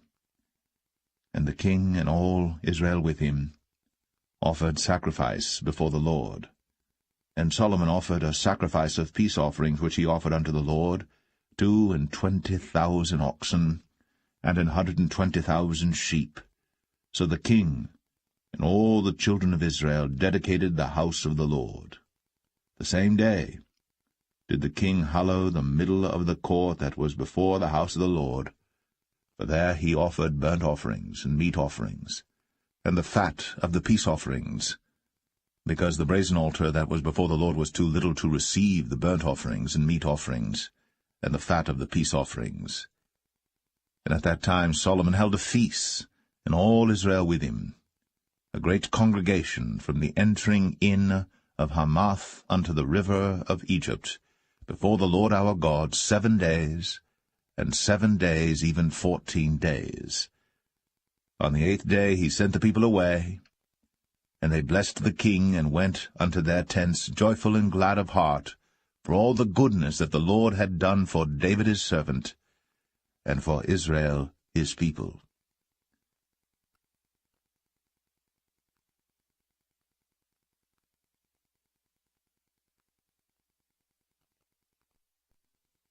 First Kings 9. And it came to pass, when Solomon had finished the building of the house of the Lord, and the king's house, and all Solomon's desire which he was pleased to do, that the Lord appeared to Solomon the second time, as he had appeared unto him at Gibeon. And the Lord said unto him, I have heard thy prayer and thy supplication that thou hast made before me. I have hallowed this house which thou hast built, to put my name there for ever, and mine eyes and mine heart shall be there perpetually. And if thou wilt walk before me, as David thy father walked, in integrity of heart, and in uprightness, to do according to all that I have commanded thee, and wilt keep my statutes and my judgments, then I will establish the throne of thy kingdom upon Israel forever, as I promised to David thy father, saying, There shall not fail thee a man upon the throne of Israel. But if ye shall at all turn from following me, ye or your children, and will not keep my commandments and my statutes which I have set before you, but go and serve other gods, and worship them, then will I cut off Israel out of the land which I have given them, and this house which I have hallowed for my name will I cast out of my sight, and Israel shall be a proverb and a byword among all people. And at this house which is high, every one that passeth by it shall be astonished, and shall hiss, and they shall say, Why hath the Lord done thus unto this land, and to this house? And they shall answer, Because they forsook the Lord their God, who brought forth their fathers out of the land of Egypt, and had taken hold upon other gods, and have worshipped them, and served them. Therefore hath the Lord brought upon them all this evil. And it came to pass at the end of 20 years, when Solomon had built the 2 houses, the house of the Lord, and the king's house. Now Hiram the king of Tyre had furnished Solomon with cedar trees and fir trees, and with gold according to all his desire. That then King Solomon gave Hiram 20 cities in the land of Galilee. And Hiram came out from Tyre to see the cities which Solomon had given him, and they pleased him not. And he said, What cities are these which thou hast given me, my brother? And he called them the land of Cabul unto this day. And Hiram sent to the king 60 talents of gold. And this is the reason of the levy which King Solomon raised, for to build the house of the Lord, and his own house, and Millo, and the wall of Jerusalem, and Hazor, and Megiddo, and Gezer. For Pharaoh king of Egypt had gone up and taken Gezer, and burnt it with fire, and slain the Canaanites that dwelt in the city, and given it for a present unto his daughter Solomon's wife. And Solomon built Gezer, and Beth-horon the nether, and Baalath, and Tadmor in the wilderness in the land, and all the cities of store that Solomon had, and cities for his chariots, and cities for his horsemen, and that which Solomon desired to build in Jerusalem, and in Lebanon, and in all the land of his dominion. And all the people that were left of the Amorites, Hittites, Perizzites, Hivites, and Jebusites, which were not of the children of Israel, their children that were left after them in the land, whom the children of Israel also were not able utterly to destroy, upon those did Solomon levy a tribute of bondservice unto this day. But of the children of Israel did Solomon make no bondmen, but they were men of war, and his servants, and his princes, and his captains, and rulers of his chariots, and his horsemen. These were the chief of the officers that were over Solomon's work, 550, which bare rule over the people that wrought in the work. But Pharaoh's daughter came up out of the city of David unto her house, which Solomon had built for her. Then did he build Millo. And 3 times in a year did Solomon offer burnt offerings and peace offerings upon the altar which he built unto the Lord.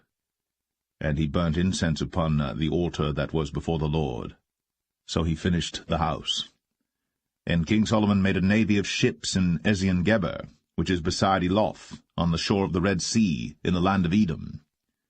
And Hiram sent in the navy his servants, shipmen that had knowledge of the sea, with the servants of Solomon. And they came to Ophir, and fetched from thence gold 420 talents, and brought it to King Solomon.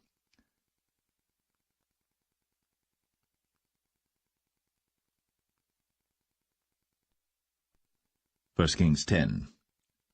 And when the queen of Sheba heard of the fame of Solomon concerning the name of the Lord, she came to prove him with hard questions.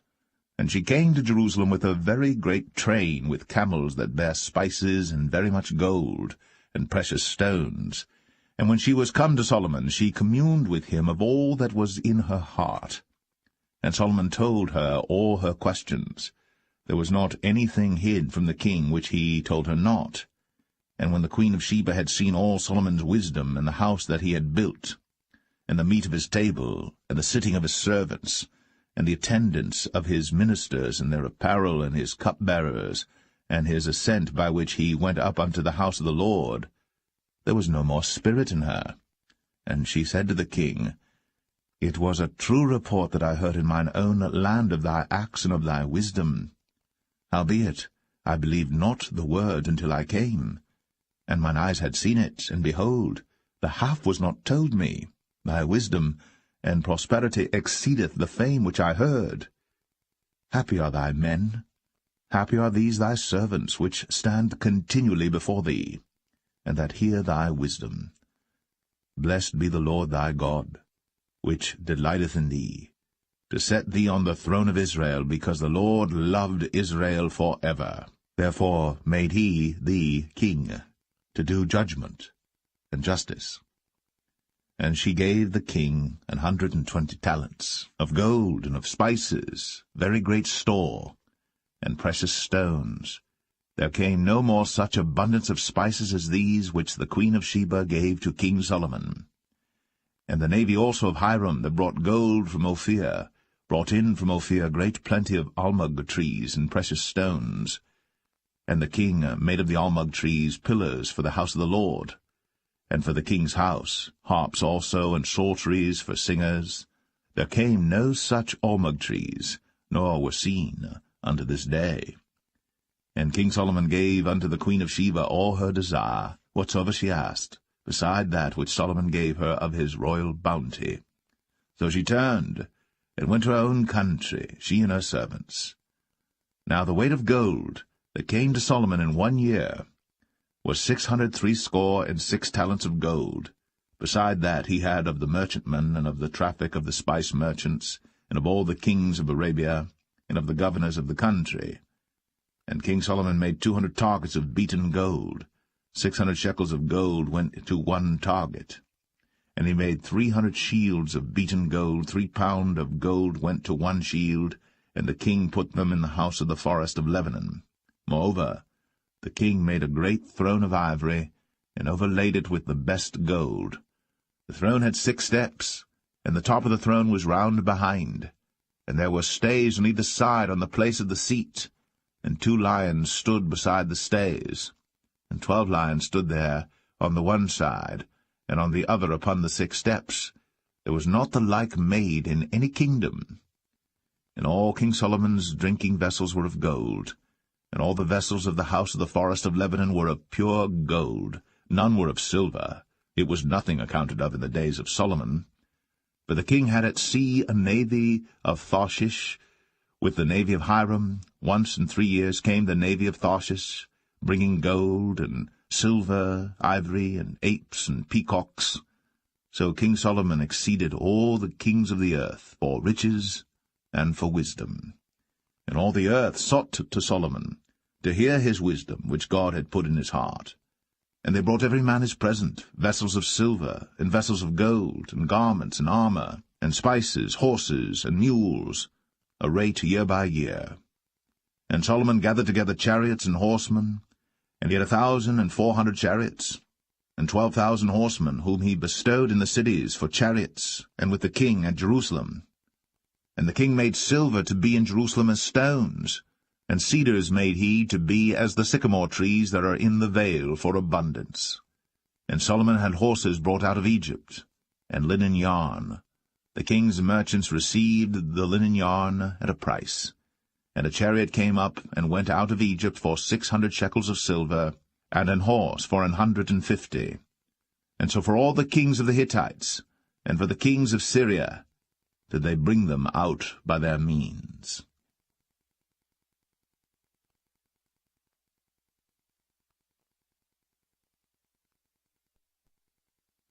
1 Kings 11. But King Solomon loved many strange women, together with the daughter of Pharaoh, women of the Moabites, Ammonites, Edomites, Zidonians, and Hittites. Of the nations concerning which the Lord said unto the children of Israel, Ye shall not go in to them, neither shall they come in unto you, for surely they will turn away your heart after their gods. Solomon clave unto these in love. And he had 700 wives, princesses, and 300 concubines, and his wives turned away his heart. For it came to pass, when Solomon was old, that his wives turned away his heart after other gods. And his heart was not perfect with the Lord his God, as was the heart of David his father. For Solomon went after Ashtoreth, the goddess of the Zidonians, and after Milcom, the abomination of the Ammonites. And Solomon did evil in the sight of the Lord, and went not fully after the Lord, as did David his father. Then did Solomon build an high place for Chemosh, the abomination of Moab, in the hill that is before Jerusalem, and for Molech, the abomination of the children of Ammon. And likewise did he for all his strange wives, which burnt incense, and sacrificed unto their gods. And the Lord was angry with Solomon, because his heart was turned from the Lord God of Israel, which had appeared unto him twice, and had commanded him concerning this thing, that he should not go after other gods. But he kept not that which the Lord commanded. Wherefore the Lord said unto Solomon, Forasmuch as this is done of thee, and thou hast not kept my covenant and my statutes, which I have commanded thee, I will surely rend the kingdom from thee, and will give it to thy servant. Notwithstanding, in thy days, I will not do it for David thy father's sake, but I will rend it out of the hand of thy son. Howbeit, I will not rend away all the kingdom, but will give one tribe to thy son, for David my servant's sake, and for Jerusalem's sake, which I have chosen. And the Lord stirred up an adversary unto Solomon, Hadad the Edomite. He was of the king's seed in Edom. For it came to pass, when David was in Edom, and Joab, the captain of the host, was gone up to bury the slain, after he had smitten every male in Edom. For 6 months did Joab remain there with all Israel, until he had cut off every male in Edom. That Hadad fled, he and certain Edomites of his father's servants with him, to go into Egypt, Hadad being yet a little child. And they arose out of Midian, and came to Paran. And they took men with them out of Paran, and they came to Egypt, unto Pharaoh king of Egypt, which gave him an house, and appointed him victuals, and gave him land. And Hadad found great favour in the sight of Pharaoh, so that he gave him to wife the sister of his own wife, the sister of Tahpenes the queen. And the sister of Tahpenes bare him Genubath his son, whom Tahpenes weaned in Pharaoh's house. And Genubath was in Pharaoh's household among the sons of Pharaoh. And when Hadad heard in Egypt that David slept with his fathers, and that Joab the captain of the host was dead, Hadad said to Pharaoh, Let me depart, that I may go to mine own country. Then Pharaoh said unto him, But what hast thou lacked with me, that, behold, thou seekest to go to thine own country? And he answered, Nothing. Howbeit, let me go in any wise. And God stirred him up another adversary, Rezon the son of Eliadah, which fled from his lord Hadadezer king of Zobah. And he gathered men unto him, and became captain over a band, when David slew them of Zobah. And they went to Damascus, and dwelt therein, and reigned in Damascus. And he was an adversary to Israel all the days of Solomon, beside the mischief that Hadad did. And he abhorred Israel, and reigned over Syria. And Jeroboam the son of Nebat, an Ephrathite of Zeradah, Solomon's servant, whose mother's name was Zeruiah, a widow woman, even he lifted up his hand against the king. And this was the cause that he lifted up his hand against the king. Solomon built Millo, and repaired the breaches of the city of David his father. And the man Jeroboam was a mighty man of valor. And Solomon, seeing the young man that he was industrious, he made him ruler over all the charge of the house of Joseph. And it came to pass at that time, when Jeroboam went out of Jerusalem, that the prophet Ahijah the Shilonite found him in the way, and he had clad himself with a new garment, and they two were alone in the field. And Ahijah caught the new garment that was on him, and rent it in 12 pieces.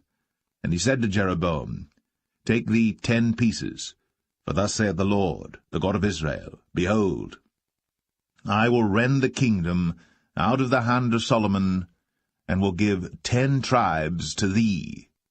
But he shall have 1 tribe for my servant David's sake, and for Jerusalem's sake, the city which I have chosen out of all the tribes of Israel, because that they have forsaken me, and have worshipped Ashtoreth, the goddess of the Zidonians, Chemosh, the god of the Moabites, and Milcom, the god of the children of Ammon, and have not walked in my ways, to do that which is right in mine eyes, and to keep my statutes and my judgments, as did David his father.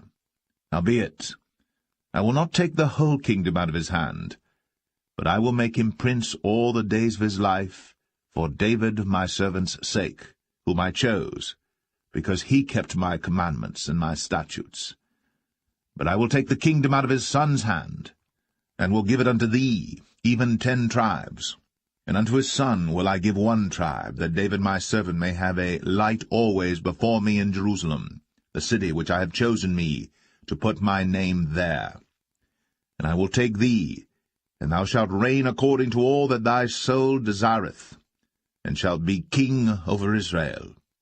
And it shall be, if thou wilt hearken unto all that I command thee, and wilt walk in my ways, and do that is right in my sight, to keep my statutes and my commandments, as David my servant did, that I will be with thee, and build thee a sure house, as I built for David, and will give Israel unto thee. And I will for this afflict the seed of David, but not forever. Solomon sought therefore to kill Jeroboam. And Jeroboam arose and fled into Egypt, unto Shishak king of Egypt, and was in Egypt until the death of Solomon. And the rest of the acts of Solomon, and all that he did, and his wisdom, are they not written in the book of the acts of Solomon? And the time that Solomon reigned in Jerusalem over all Israel was 40 years. And Solomon slept with his fathers, and was buried in the city of David his father. And Rehoboam his son reigned in his stead.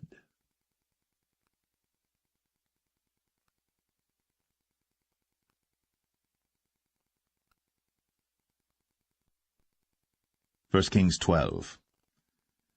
And Rehoboam went to Shechem, for all Israel were come to Shechem to make him king. And it came to pass, when Jeroboam the son of Nebat, who was yet in Egypt, heard of it, for he was fled from the presence of King Solomon, and Jeroboam dwelt in Egypt, that they sent and called him. And Jeroboam and all the congregation of Israel came and spake unto Rehoboam, saying, Thy father made our yoke grievous. Now therefore make thou the grievous service of thy father, and his heavy yoke which he put upon us lighter, and we will serve thee. And he said unto them, Depart yet for 3 days, then come again to me. And the people departed. And King Rehoboam consulted with the old men that stood before Solomon his father while he yet lived, and said, How do ye advise that I may answer this people? And they spake unto him, saying, If thou wilt be a servant unto this people this day, and wilt serve them, and answer them, and speak good words to them, then they will be thy servants forever. But he forsook the counsel of the old men which they had given him, and consulted with the young men that were grown up with him, and which stood before him. And he said unto them, What counsel give ye that we may answer this people who have spoken to me, saying, Make the yoke which thy father did put upon us lighter? And the young men that were grown up with him spake unto him, saying, Thus shalt thou speak unto this people that spake unto thee, saying, Thy father made our yoke heavy, but make thou it lighter unto us. Thus shalt thou say unto them, My little finger shall be thicker than my father's loins, And now, whereas my father delayed you with a heavy yoke, I will add to your yoke. My father hath chastised you with whips, but I will chastise you with scorpions. So Jeroboam and all the people came to Rehoboam the 3rd day, as the king had appointed, saying, Come to me again the 3rd day. And the king answered the people roughly, and forsook the old men's counsel that they gave him, and spake to them after the counsel of the young men, saying, My father made your yoke heavy, and I will add to your yoke.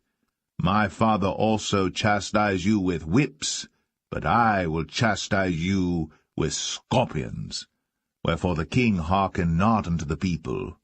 For the cause was from the Lord, that he might perform his saying, which the Lord spake by Ahijah the Shilonite unto Jeroboam the son of Nebat. So when all Israel saw that the king hearkened not unto them, the people